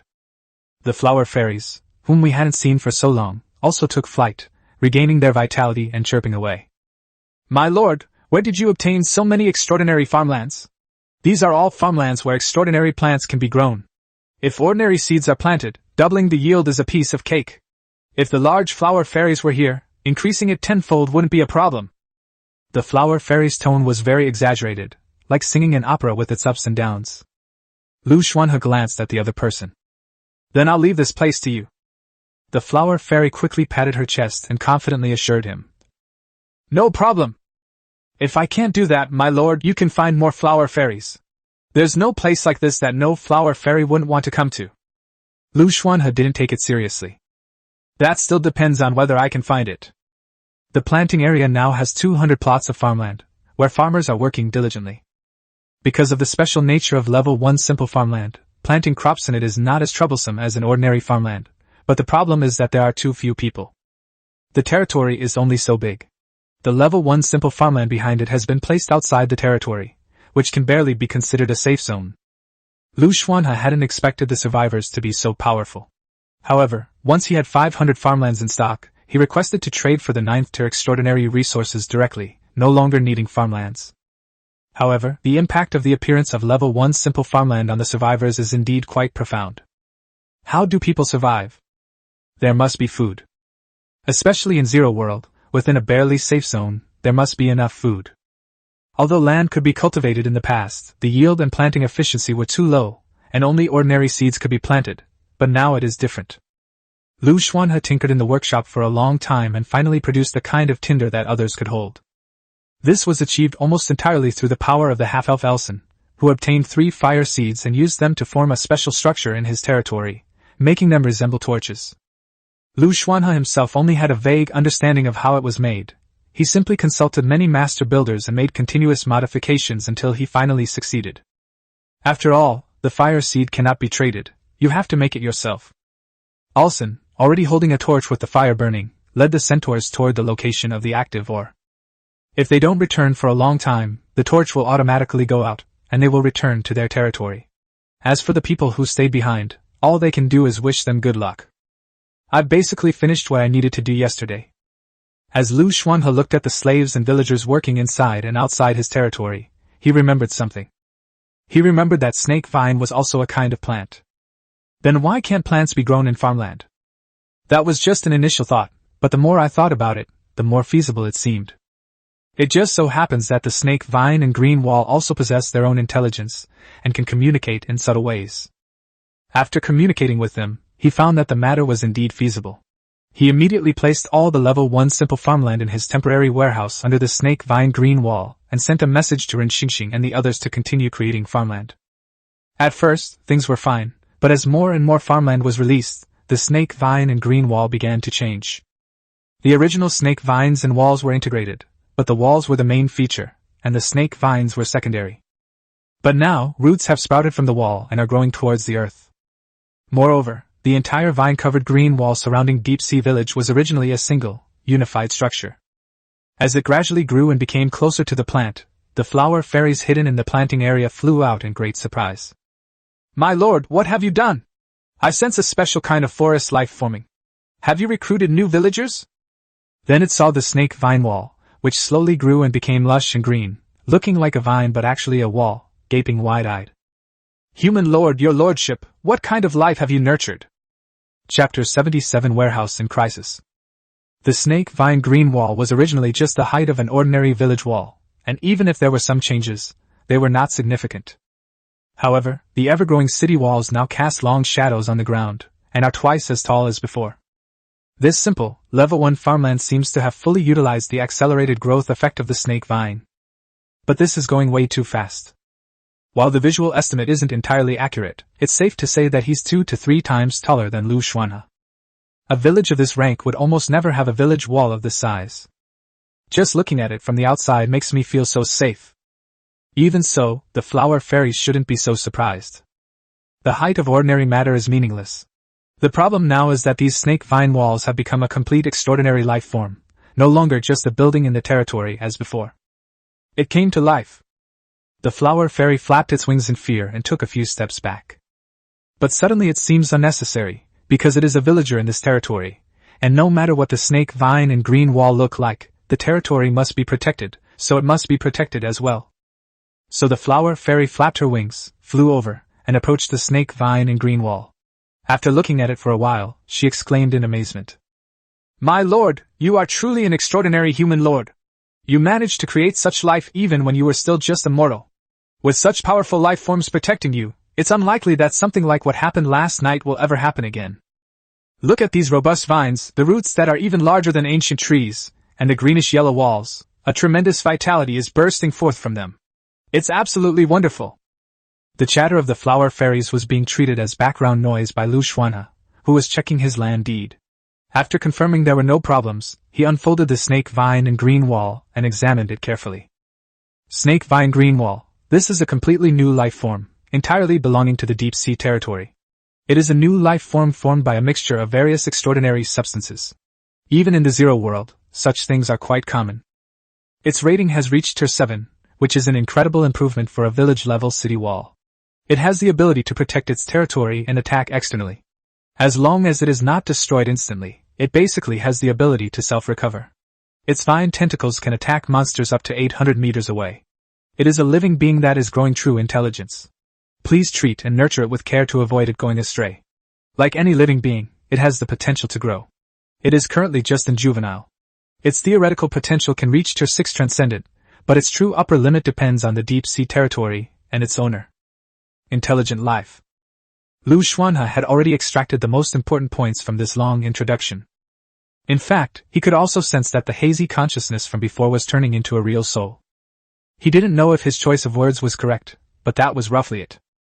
The village walls surrounding the territory have truly come to life. The snake vine and green wall are still growing, and a large area at the edge of the territory is covered in shadow. He was very satisfied with the effect of using the level 1 simple farmland. The only pity was that they could not be overlapped, and only one could be placed in one area. Judging from this situation, the growth of the snake vine and green wall had not yet reached its limit, so he couldn't help but look towards the northwest direction of the territory. There was a small forest there, inhabited by the group of green tree spirits. Without hesitation, he went straight to that area and placed a level 1 simple farmland into it. Sure enough, once these farmlands were laid down, they merged with the earth to form a new building, and some huge ancient trees, the green tree spirits, were planted in the continuous farmlands.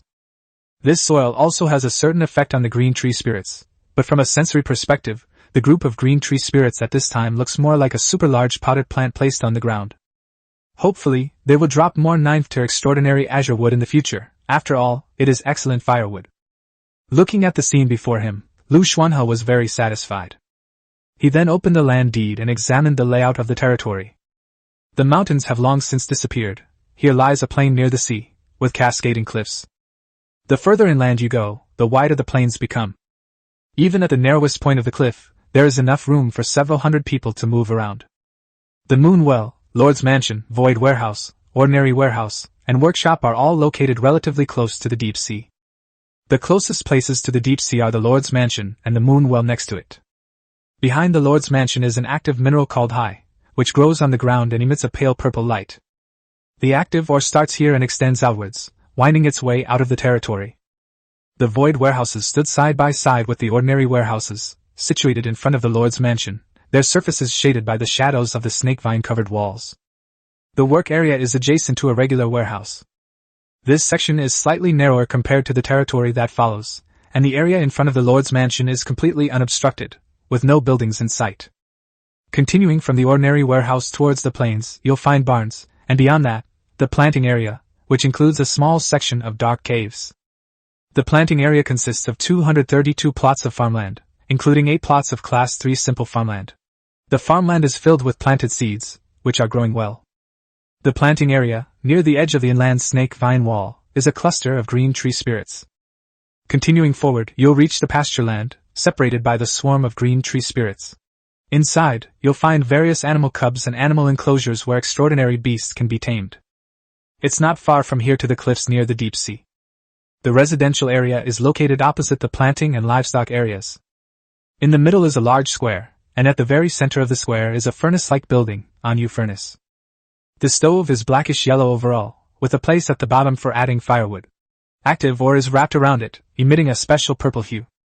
In addition, there is also a 3-fire pillar building that was just completed on the left side of the square, one of which has already been taken away by Elson. The blacksmith shop that makes extraordinary items is also on the left side of the square. Meanwhile, on the left side of the territory, near the Lord's Mansion, stands the entire deep-sea office building. The entire territory was paved with a pale yellow stone, with cobblestone paths running through it. The Lord's Manor serves as the boundary. On the right, in order, are the Void Warehouse, Workshop, Regular Warehouse, Small or Vein Barn, Large Planting Area, within which are dark caves, farmland, and regular pools, green tree spirits, livestock area, regular pools, and residential area. The residential area contains 3 wells, as well as associated toilets and bathhouses. On the left, in order, are the Moon Well, the gradually growing flower bed, the dilapidated special building ancient tree, unusable, the special building sanctuary, the light pool, unusable, and the dilapidated special building seed pool. There are also 5 random 9th tier special buildings that are only in their infancy, the deep sea office which has already transformed into a semi-transcendent building, and the blacksmith shop that can manufacture transcendent items. In the center, purple active ore meanders around all the fire sources, the sand clock, the square, the Inu furnace, and the 3 fire pillars. And 2 defensive towers that almost blend into the serpentine green walls. In the middle of the defensive tower is a gate in the green wall that can be opened freely. The vines on it are more conspicuous, and there are even some vines on the village wall that look like snake heads, guarding against the outside world. Now, a large gate has been opened in the green wall of the snake vine, and outside the gate are fields that have been cultivated. Level 1 simple farmland has been laid out one after another, and many farmers are bending over to work. The world before them was a complete transformation compared to the cramped, dangerous, and empty little cabin they had been living in at the beginning. The supplies piled up in the warehouse, in particular, give people a strong sense of security. Liu Xuanhe was very satisfied with the current state of his territory. However, after inspecting the warehouse, they discovered something very serious. As people gradually leave the territory to mine and crops continue to ripen, the territory's warehouse capacity is about to run out. Chapter 78: The Wisdom of the Indigenous Peoples. Warehouse capacity is critically low. This is truly a sweet trouble. Ordinary warehouse construction technology is not very valuable, so Liu Xuanhe outsourced it again. The survivor trading market always has many uses. For example, low-grade drugs, and various manufacturing outsourcing. These villagers have been working under such intense conditions and have encountered numerous dangers, yet none of them have died. They are all surviving by outsourcing medication and daily necessities that they cannot produce themselves. For this reason, Liu Xuanhe's friends have even been categorized. The survivor trading market did indeed provide him with significant early game assistance. He planned to separate the extraordinary warehouses from the ordinary warehouses within his territory, as it wouldn't be right to pile everything up next to his lord's mansion. How long will it take for these buildings, which are integrated into the land deeds, to grow? Liu Xuanhe felt worried about this. Many days have passed, but it feels like this is going on forever. Fortunately, although these extraordinary buildings have not yet grown, the territory is gradually expanding outward. Both Little Silver Armored Horse and Little Pleiades Chicken live in residential areas, but Little Silver Armored Horse usually prefers to lie down next to the Lord's mansion and sunbathe, except when it goes there to eat. This time is no different. He looked at the Little Silver Armored Horse, which was lying lazily on the ground but had become even stronger and taller, and shook his head. As for the Pleiades chicks, they have already laid several eggs, but unfortunately it seems that it is still far from enough to successfully hatch another Pleiades chick. Besides, Liu Xuanhe looked at the farmland in front of the Lord's mansion that had not been moved, and found that both the carrots and the extraordinary plants there had an intoxicating glow. It's probably not just the effect of the level 1 simple farmland itself. The flower fairy's ability to accelerate plant growth is not limited to that.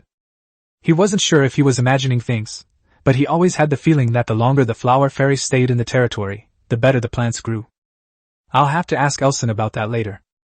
Thinking of Elson, Liu Xuanhe suddenly remembered that the half-elf had been busy in the level 3 simple farmland for a long time, and he didn't know what it had planted. He had just tidied up his territory, and it seemed that he had also tidied up those farmlands. Thinking of this, he immediately moved all the level 3 simple farmland back and placed it next to the Lord's mansion in the same place as before. As for the planting area, it's not bad that it's all batches of simple level 1 farmland. After completing these tasks, he received a message from the survivors that the 3 ordinary warehouses he had requested had been built. This is speed. After taking out these 3 buildings, he weighed them and decided to place 2 of them, number 1 and number 2, opposite the residential area, next to the deep sea office. These buildings would be used to store the supplies needed by the villagers. The remaining one can be placed next to the Lord's mansion to store extraordinary items. The 1,000 square meter void warehouse of normal warehouse height seems to have a large capacity, but the extraordinary ores and wood in this world are also very abundant, not to mention the 9th order extraordinary soil that comes from the continuous trading generated by the level 1 simple farmland. The warehouse is basically piled up to the brim. Unfortunately, this 9th tier extraordinary soil cannot be integrated into the level 1 simple farmland, otherwise fertilizer could be added on top. He then went to Linqingya to trade for a large batch of medicinal leaves, which he stored in ordinary warehouse number 1. After warehouse number 2, the place was used to store the living supplies of villagers and slaves. After almost everything in the territory was settled, the sun gradually moved to the center. The sun is still quite hot, but it's completely different from the kind of scorching heat that used to kill you. A few snake people and farmers busily walked in and out of the territory. And there's that fragile, pseudo-safe road, where carts are bringing ore into the territory. Liu Xuanhe ate a little something and then prepared to leave. He planned to explore the area around his territory, especially the primeval forest where his slaves had gone. Even those who only engaged in mining activities suffered numerous injuries yesterday. In order to protect his property and, incidentally, to fleece more villagers, he planned to go there as well. The territory is now only one step away from being upgraded, the addition of a human. Liu Xuanhe called to his silver-armored horse and headed out of the territory. As he rode off on his six-hoofed silver-armored horse, carrying a spark of fire, the villagers and slaves still in the territory knelt down, prostrating themselves in worship as their lord departed. These incidents went unnoticed. Different seeds have been planted in the farmland of the safe zone outside the territory, but unfortunately he still hasn't found the wheat, pepper, potato and rice seeds he wanted the most. Riding his silver-armored horse, he glanced back. Under the sunlight, the snake vines, the green walls, and a section of purple active mineral on the ground shimmered with an unusual color. Because he carried the flame, Liu Xuanhe felt more confident. But looking at this long production line always seemed like a problem. It's such a waste of resources, and so inefficient. He stopped and made the villager who was about to kneel stand up. He frowned as he looked at the road used for mining and transporting ore, pondering how to improve efficiency. Could you make a conveyor belt? This wasn't a sudden whim. There are actually survivors who can make something like this. Liu Xuanhe rode his silver-armored horse around the long production line, then shook his head. That won't work either. This is too long. Especially at night, those monsters that belong to the night will definitely destroy my conveyor belt, which would be counterproductive. Grass. Thinking about this, Liu Xuanhe suddenly realized that in the Zero world, human labor was indeed the cheapest and most reliable resource. Without fire, no other creation can withstand the darkness. Since we all need the spark, we might as well stick to the current model. After all, whether they are orcs or humans, their physical abilities are extremely high, and they are also practicing martial arts. They are like humanoid robots, and can keep going as long as they are fed. Therefore, the method that the bookman Moore came up with was already the best solution. It shouldn't be taken for granted after all. Those from the Zero world understand the Zero world best. He simply abandoned the method he wanted to use to improve efficiency. Then he rode his silver-armored horse further into the forest. But what I lack most right now is manpower. Let's see if we can find new manpower in this area. Chapter 79. The platform is a resource. Human resources are extremely cheap in Zero world, almost equivalent to a consumable. The only unexpected thing happened with Liu Xuanhe. What he lacks most right now is manpower. This pseudo-safe zone, created by kindling firewood, saw a steady stream of cat people pushing carts back and forth, transporting resources into the territory. Because of their racial characteristics and martial arts training, cat people are extremely agile and fast, making them perfect for transporting resources. He rode his silver-armored horse deep into the primeval forest. The tall trees and thorny bushes posed no problem for the horse, which moved as if on flat ground. Because of his speed and the obviousness of the path the group followed, he quickly found the place where the orcs were mining. A thick layer of firewood ash had been spread around the ore vein.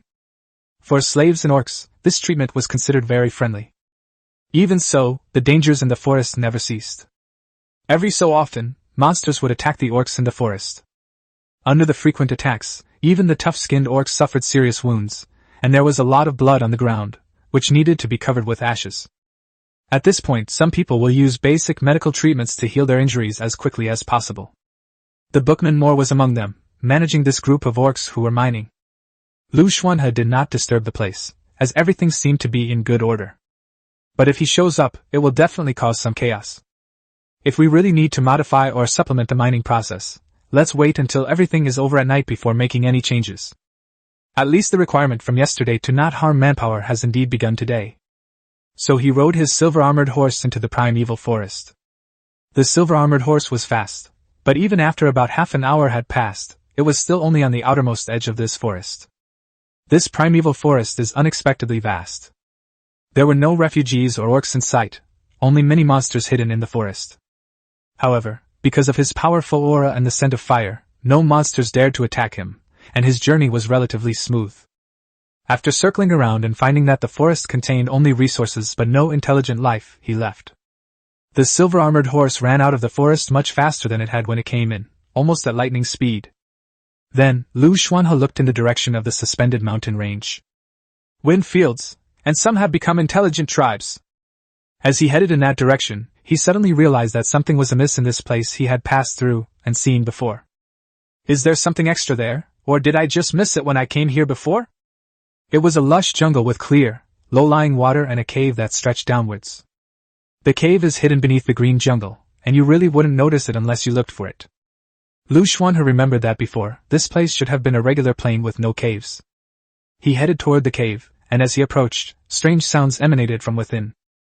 Splash, splash, splash. Ga. A strange sound rang out. Without his prompting, the silver-armored horse naturally avoided these things like a white shadow. A large number of black bats flew out of the cave. It was probably because a living creature approached, and other auras appeared that the creatures in the cave were stirred out. Liu Xuanhe had no intention of going down to explore. Zero World is not an ordinary world. If you don't care about your own life, the world will show you just how cruel it can be.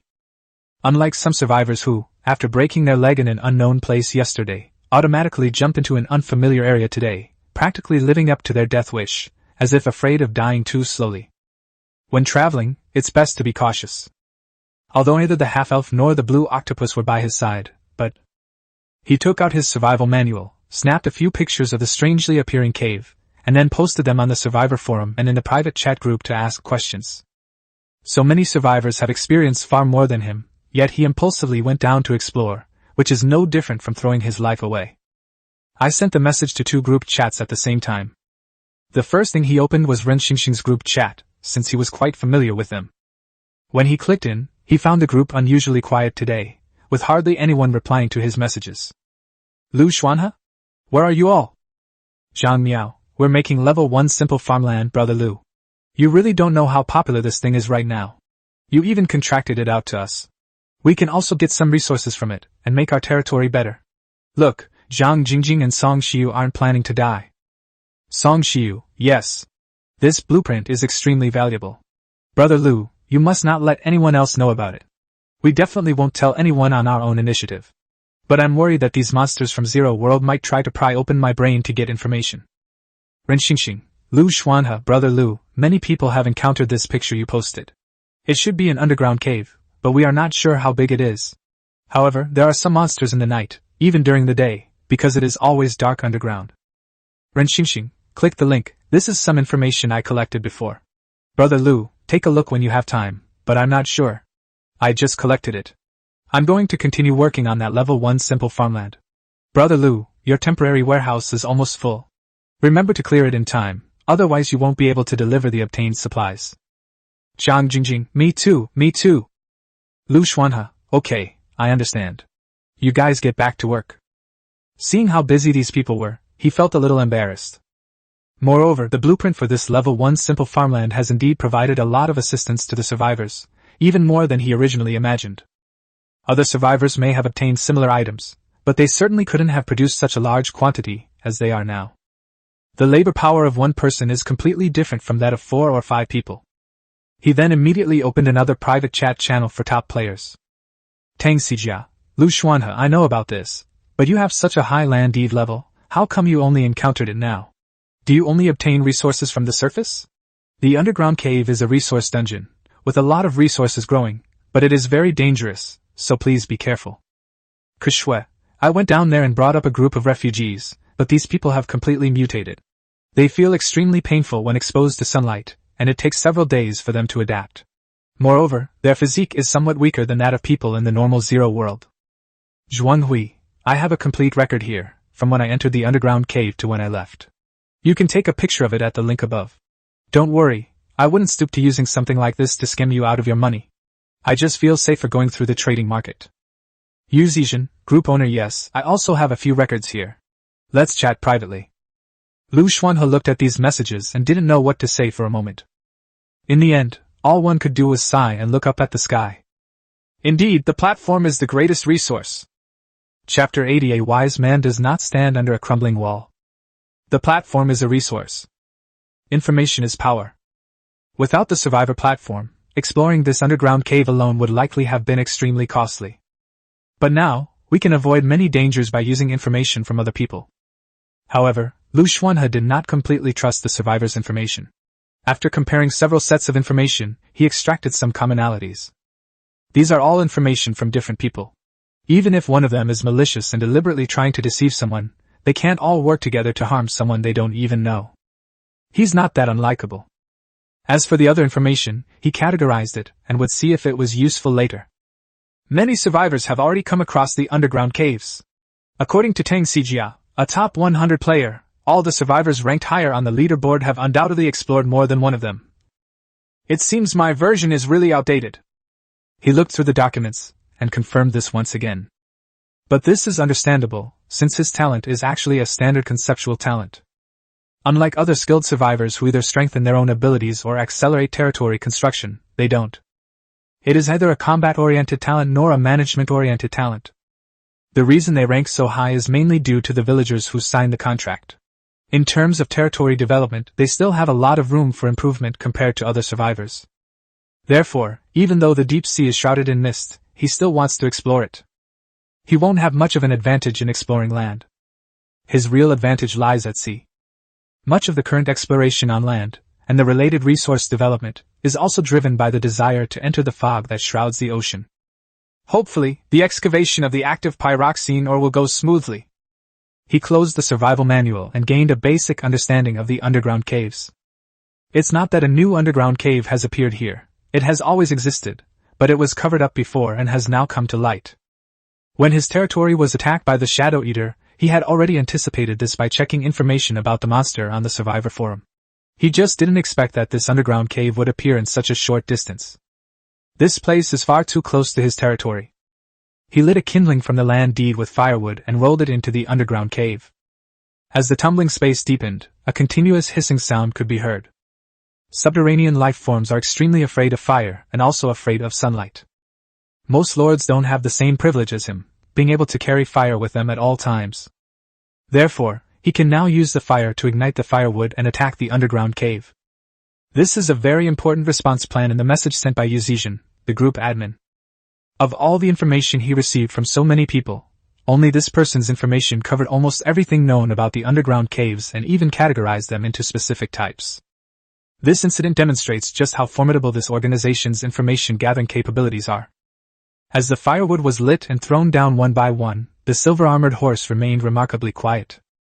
After about 20 minutes, there was not even the slightest sound in the underground cave, as quiet as the plains on the surface of the earth. Liu Xuanhe did not relax, but continued to light firewood and throw it down one by one. Another 5 minutes passed. It seems that we have reached some kind of critical point. Suddenly, a gust of wind came from the underground cave. As soon as the wind began to blow, the monster appeared from the shadows. He wasn't surprised at all by the sight. Instead, he had already dismounted from his silver-armored horse and stood before the underground cave, looking at the bonfire that had already been lit. The fire was inside, and its flames illuminated the dark underground cave with a glimmer of light. The monsters are already much weaker during the day, let alone with his current maneuver, which is practically blocking the fountain. If the monsters in the cave possessed intelligence, they would probably want to start cursing. Liu Xuanhe didn't need to lift a finger. He simply set the fire and firewood ablaze in front of the underground cave.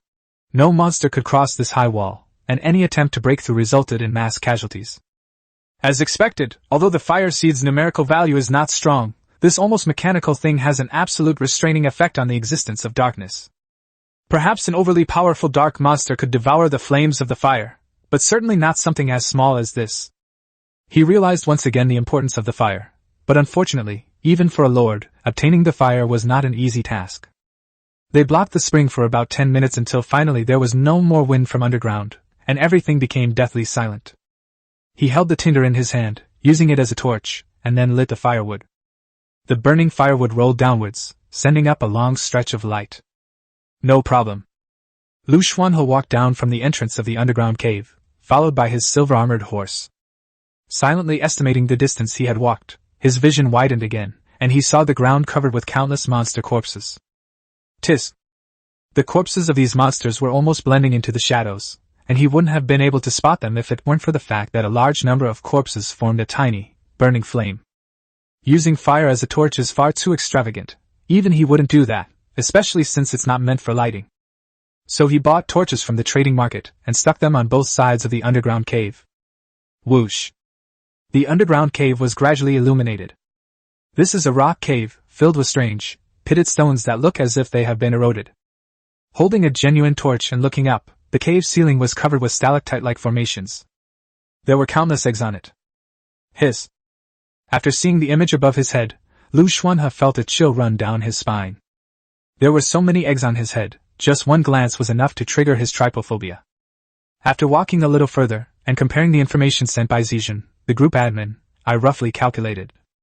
It should be a medium-sized cave, and there are other monsters inside. The space he was walking through was covered with wet moss and corpses in the shadows. Aside from a few bats, the only other creature was the Shadow Eater, which they had seen before. If you go any further, you'll definitely encounter living monsters. A wise person does not stand under a crumbling wall.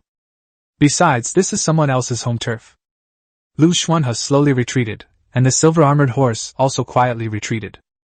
Just then, they heard the sound of humans howling. Chapter 81 Underground Cave. There is a very clear difference between human voices and the sounds of wild animals, which is why Liu Xuanhe was able to tell the difference immediately. But what made him stop was not just the so-called humans, but the extreme fear in that voice. This feeling of fear transcended the space and was transmitted directly to him. You could sense the immense fear emanating from these people just from their voices, pure human fear.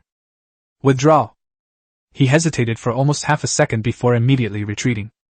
However, just as he was walking towards the ground, the torches stuck on both sides of the underground cave went out silently. A peculiar aura followed him, but he was completely unaware of it. The silver-armored horse standing to the side shuddered. Just as his upper body was bathed in sunlight, a human voice rang out from very close behind him. "Brother Liu, why did you leave?" Click. Liu Xuanhe felt his head buzzing and his body completely stiff. An intense pain and a chilling sensation came from behind me.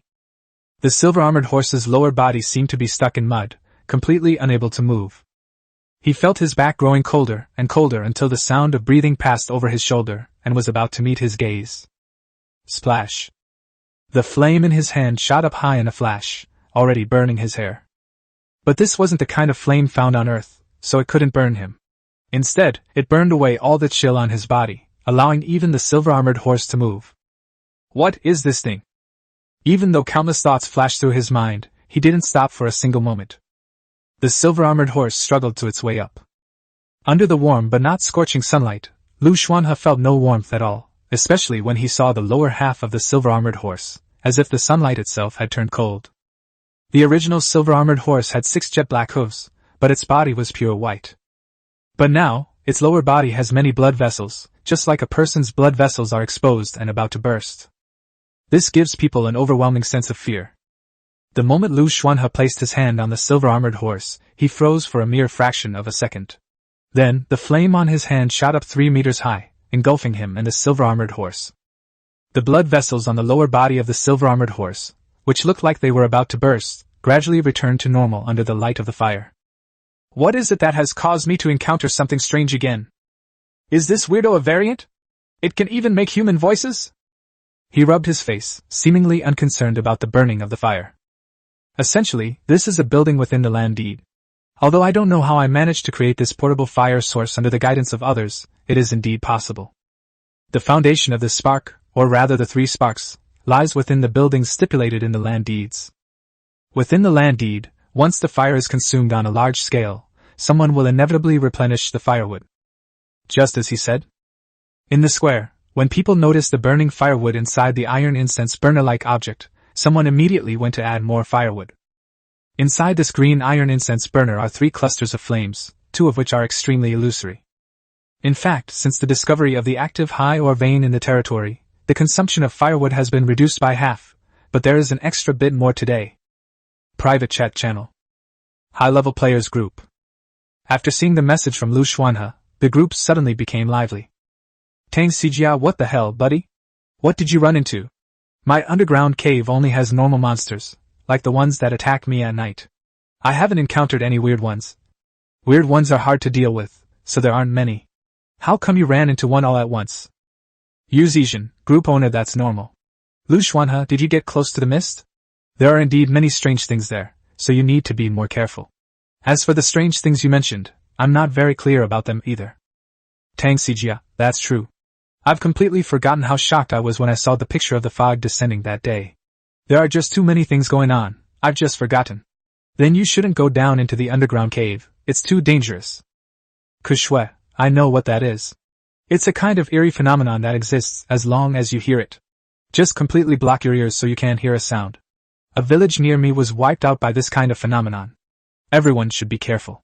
As more and more of them appear in the territory, there will be more and more eerie phenomena. Kushue, unless everyone possesses a powerful enough flame to counteract the strange flame, like the one Liu Xuanhe once obtained. Tong Tong, let me tell you about my situation first.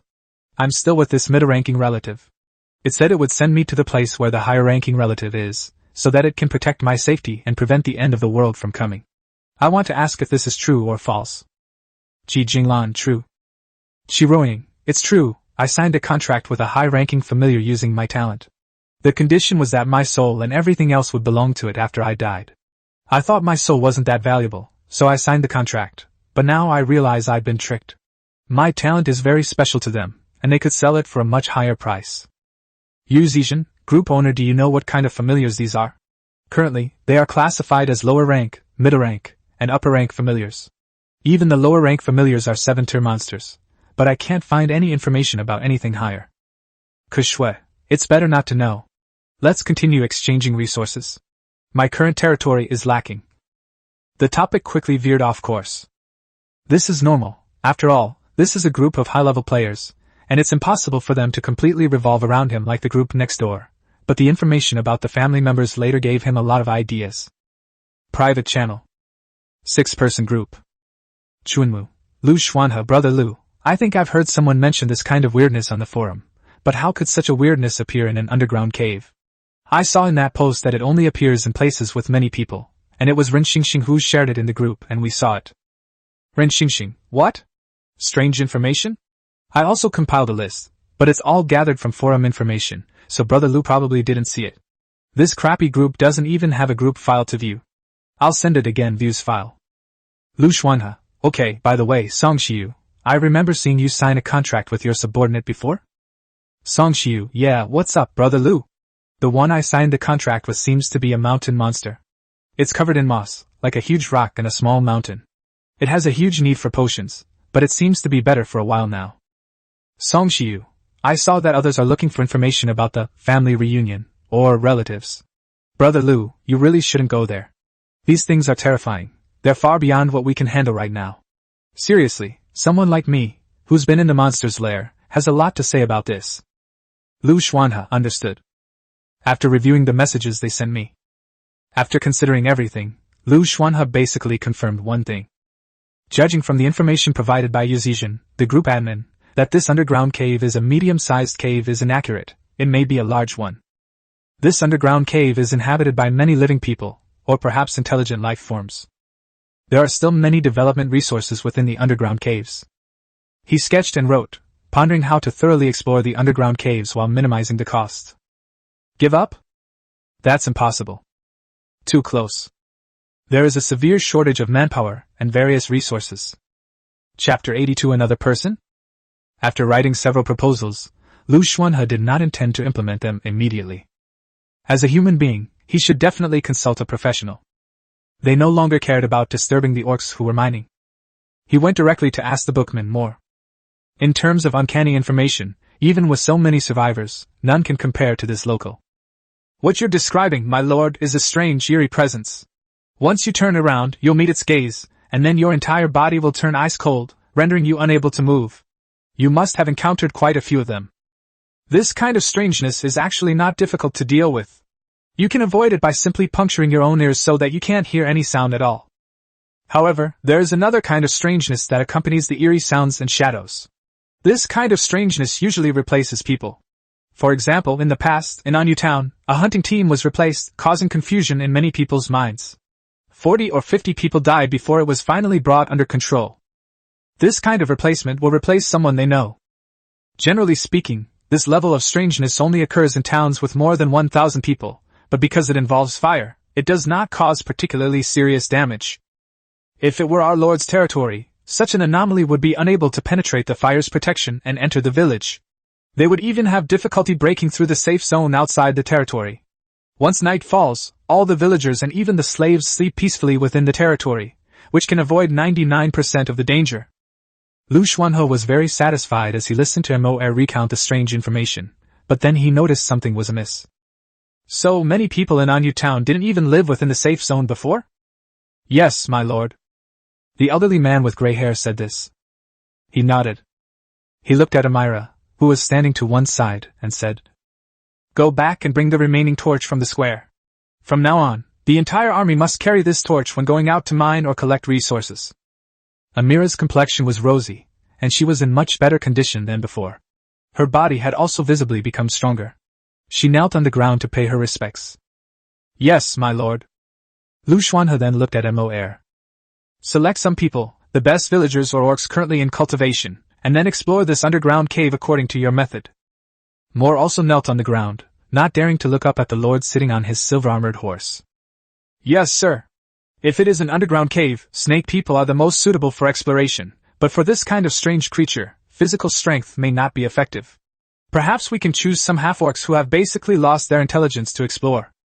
The closer a half-orc is to beastly instincts and lacks any intelligence, the more suitable they are for exploring underground caves and testing bizarre rules. After he finished speaking, he knelt deeply on the ground, not daring to move at all. Liu Xuanhe agreed and wrote down all the information he had obtained, handing it to Mo Air. He has experience with this. I don't plan to ask survivors for information anymore and just rush in. It turns out that Earthlings are not necessarily smarter than people in Zero World. After reading the records of information about the underground caves, Moore called over a man with one arm and read them to him one by one. After the man with one arm corrected some information, Moore immediately wrote it down on paper. Looking at all this, Liu Xuanhe felt even more eager to recruit more villagers. As a lord, how can you have so few villagers? Moreover, the people in Zero World are really well-mannered. Look at them, that's what professionalism is all about. Moore organized quickly, drawing manpower from both the territory and the miners. The underground caves on the plains are not far from the territory. Ashes were scattered along the way, and firewood was lit along the way. Moore carried out the Lord's orders meticulously. As for the others, whether they were orcs or villagers, they were all incredibly obedient. Even if there were truly mentally challenged individuals or pure wild beasts among them, they were all completely tamed by the territory. Standing in front of the underground cave, Moore was not in a hurry to go down and explore. Instead, he called a few villagers over and exchanged a few words with them before finally reporting to Liu Xuanhe. My lord, I have questioned the snake people and received definite information that there is a large underground water vein below, because even from this distance, the snake people can still smell the dampness. At the same time, I questioned the warriors who were once part of the hunting party. Based on the shape of the cave floor and the information you provided, my lord, there should be a monster called the demon kite bird underground. They like to eat brains. My lord, the eggs you saw hanging upside down on the rocks earlier should be the eggs of the demon kite bird, and the black bats that flew out after sensing the presence of living people are creatures near this monster. Moreover, there should be 2 kinds of strange creatures and no fewer than 3 kinds of monsters inside the cave, as well as a large tribal settlement. It is not yet certain whether this tribe is human or something else. I recommend you to Cece, who was once an extremely outstanding hunting warrior in Anyu town. She has a very high level of intuition and can detect and avoid some dangers in advance. If she were to lead the exploration of the underground caves this time, it might speed up our exploration process. Listen to this. This is professionalism. Liu Xuanhe was very pleased to hear these reports. He hoped that more villagers who were so organized and able to gather information could come to the underground cave. Yes, explore the underground caves as quickly as possible with minimal losses. He nodded to Moore. Moore knelt down, and then rose. Hesse, who was at least 2 meters tall, walked in the middle holding the fire and torch. Stella carried a cane, with a Pleiades rooster beside her. There were also a dozen or so orcs, making a total of 20 people and orcs who went down into the underground cave together. Before entering the underground cave, they all punctured their eardrums, and blood flowed down their ears, but no one cared about the pain. Apart from Liu Xuanhe, no one else seemed nervous. Moore and Hesse, especially Hesse, had never felt so safe. Having so many resources and tools at his disposal was something Hesse never dared to imagine before. Alone and nervous, Liu Xuanhe opened the survival manual to see if there was any other information. Although there was no message, there was a special transaction request. His trading market has a lot of goods listed, among which the most popular item is level 1 simple farmland. 10 minutes earlier, Kushue had started a chat in the trading market. Kushue, are you there? I want your location. I'm willing to pay any price for it. Liu Xuanhe? Kushue, do you have anything related to the fog or the apocalypse? If so, I can tell you. If not, the price I pay is enough for you to provide me with the location of the fog. Liu Xuanhe, the water of the mist. But can you make this kind of deal? Tong Tong had previously rejected the deal, worried that something might go wrong. Transaction successful. After receiving the small cup of misty water, Xuanhe, who was outside the territory, swallowed it whole. Hearing the delirious murmurs in his mind and the distorted illusions before his eyes, a sinister and satisfied smile appeared on his face. With trembling hands, he opened the survival manual, looked at the name on the other side, and a look of horror crossed his face. Xuanhe, there is another thing inside my body. This thing appeared when I first came to Zero World. Liu Xuanhe, please explain in more detail. Chapter 83 Rebirth? The sun's temperature has been getting warmer and warmer, and now it no longer feels scorching. Many people stood quietly in place, waiting for news from underground. Liu Xuanhe is chatting with this survivor in the survival manual. However, the messages from the other party were becoming increasingly strange. Xuanhe, actually, I am a reincarnated person. When Liu Xuanhe saw this line of text, he was even a little confused, wondering if he had misread the question or if the person had said something wrong. Those reborn from Zero World, won't they be instantly corrupted by the strange entity? And what's with this kind of world where people can be reborn? Are they just bored? The half-elf had told him quite a bit about these things in their previous casual conversations, even mentioning that some kind of apocalypse was a manifestation of this so-called premonition. Therefore, almost instinctively, he felt that the matter was fake. Liu Xuanhe, please continue, I'm listening. Although he suspected the story was false, he didn't deny it outright but continued to inquire. A kilometer behind Xuanhe was his territory, the land deed of which he had already transferred to another person. Walking on the ground, I could feel a continuous stream of hallucinations before my eyes, and whispers that seemed to come from afar, yet also from my own mind. Instead of using other means to remove the pollution and erosion, he smiled exaggeratedly, enjoying the taste of life slowly fading away. Survival Manual, Private Chat Channel. Xuanhe, but I am not the kind of reborn person you think I am, it's just that I thought I was. Xuanhe, after I came to Zero World, I found out that this was not my first time here. I gained memories from the future and made great progress by relying on my foresight. So for a period of time, I was number 1 on the survivor leaderboard. Xuanhe, but as I spent more and more time in the Zero World, I found that the so-called future was becoming increasingly different from what I remembered. It wasn't until yesterday that I suddenly realized that I had forgotten something. Xuanhe, what about my talent? Xuanhe, everyone has talent, but how come I didn't discover mine? Before this, I was completely unaware that I had no talent at all. Xuanhe, I realized there was something wrong with my body, so I tried many methods to check my body. When I finally found you again, I got this water from the mist from your hand. This power of the apocalypse broke through my blinded perception and completely confirmed my previous guesses. Xuanhe, I heard another voice inside my body, a voice that is constantly gnawing at my talent. Xuanhe, there was never any rebirth. It was a worm that crawled into my body at the beginning and created illusions of the future for me. It parasitized me, gnawed at my talents, and manipulated my body. Now, I can hear the sound of the worm gnawing in my mind all the time. I have already seen this worm. Xuanhe, tell me, how many people like me are there on Earth? Liu Xuanhe rode on his silver-armored horse, and the exploration of the underground cave was underway. However, his expression was particularly solemn. He didn't care about anything else, but his last sentence. Also, what kind of insect is this? It's so powerful. Liu Xuanhe, you came to me to verify whether there is another voice inside your body? Now that it's been confirmed, what do you want to do? Xuanhe, location, tell me your location. The thing inside my body is extremely afraid of the fog and the apocalypse, but it has become one with me. I cannot dispel it with fire. I have already handed over my land deeds to my subordinates. Now, apart from some things, I have not brought anything out. Xuanhe, I also need your water, which contains the mists of the apocalypse, to stop the insects from continuing to erode me.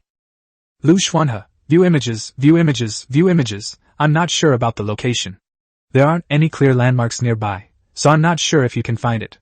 Water isn't worth much to me. If what you're saying is true, what are you planning to do? Enter the fog? Xuanhe, this is the reward. It's a special blueprint I got from a treasure chest and a landmark for a trade. I have my own methods. The worm inside me is very powerful. It will help me find your place. Do you approve the transaction request?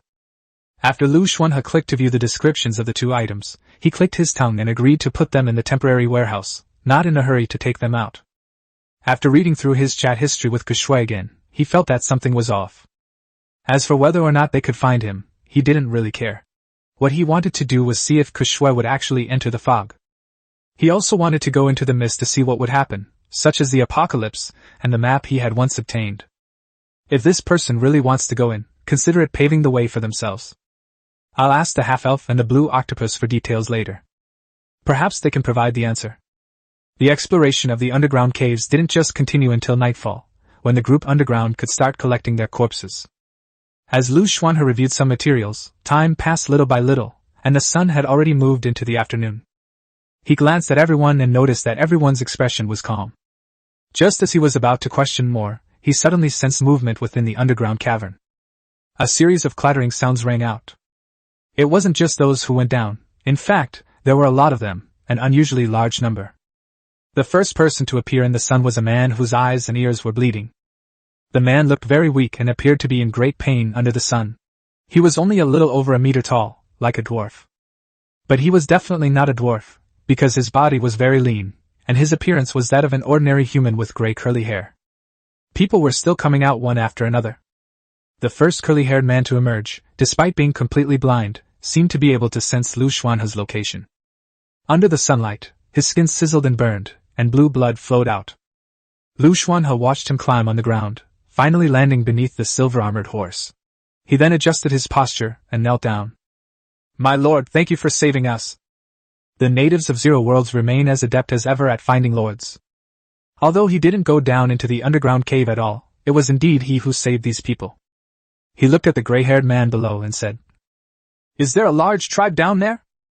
"Yes, my lord, if it weren't for your men coming here, our entire tribe would have perished. Since those strange occurrences began, our tribe has dwindled from tens of thousands to less than 1,000.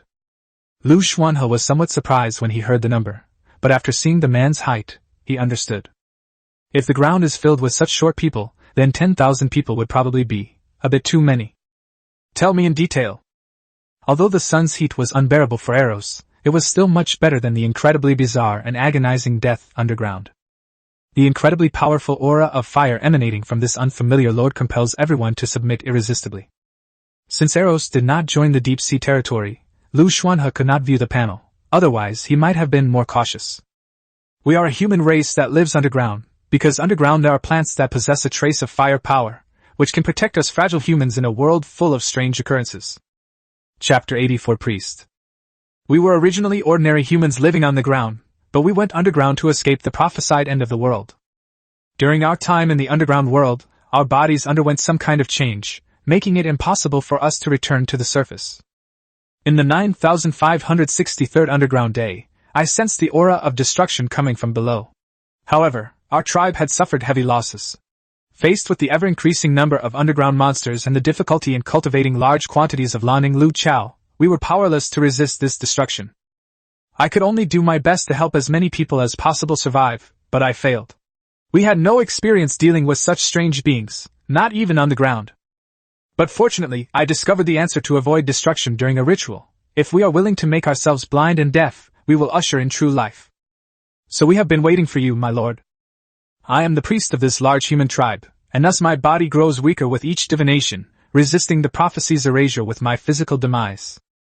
My lord, this is the world we are experiencing."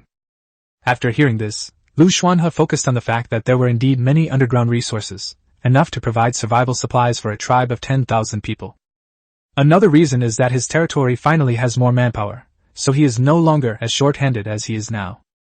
According to this person, the others are of normal human height and are not dwarfs. He is just a special case. As for the rest, we'll organize them one by one after Hesse's report. The people more recommended were indeed excellent. Their exploration of the underground caves not only resulted in no losses, but also exceeded many expectations. It was getting dark. After signing the contract, take these people back first, and then tell me what happened next. Liu Xuanhe said this as he looked at the setting sun. Hesse was truly capable. After going down, he brought all the survivors back up without even needing to conduct a second human relocation. After sunrise tomorrow, we can start cleaning and resource development here. Without a doubt, Elson is the most suitable person to take charge of this matter. After all, he is currently the most powerful villager in the territory. Not long after he returned to his territory, Elson, the half-elf, returned with the centaurs. At the same time, it also brought other beings, a new flower fairy and a fairy. After receiving this news, Liu Xuanhe felt that his luck had turned around today, and the construction of his territory was finally not as difficult as before. As night fell, all the slaves and villagers outside the territory returned to the territory. Eros originally intended to stay outside, not even daring to approach the farmland outside the territory, but he was taken in by Elson. Elson was speechless at all the things the Lord had done today. He felt that perhaps there really was such a place of protection, otherwise how could he have brought back a real priest after going out for a short time? The square of the territory. The flames of the furnace and the purple color of the ore intertwined, revealing a unique flavor. Liu Xuanhe casually sat down in a spot, watching the blind underground people sip their food. And there was the mother who first held the baby. The first baby to arrive in the territory had already learned to walk. Besides human babies, many orc children were also born. Life will always reproduce at the right time, just like now. Liu Xuanhe, meanwhile, was leisurely sitting in front of him, looking at the corn and pork rib soup, scrambled eggs with tomatoes, and barbecue. His wheat, chili peppers, and rice are still a long way off. The Pleiades chickens were pecking at the food in their bowls, while the silver-armored horse, despite having already eaten, was being fed human food by the villagers as a snack, which it was showing off by taking big bites. With the level 1 simple farmland and the increasingly hardworking flower fairies, the food matures faster and in greater quantities, and the food piles up in the warehouse. Within the territory, even slaves no longer had to eat grass roots. In fact, just as the survivors who came here from Earth believe, Zero World does not lack resources, but rather lacks ways to safely obtain these resources. Endless resources lie on the ground and in the mist, waiting for all life to draw upon them. Unfortunately, while the world possesses countless resources, it also faces countless crises. Elson doesn't particularly like elf things, but ever since he drank the water from the moonwell last time, he's become obsessed with the taste.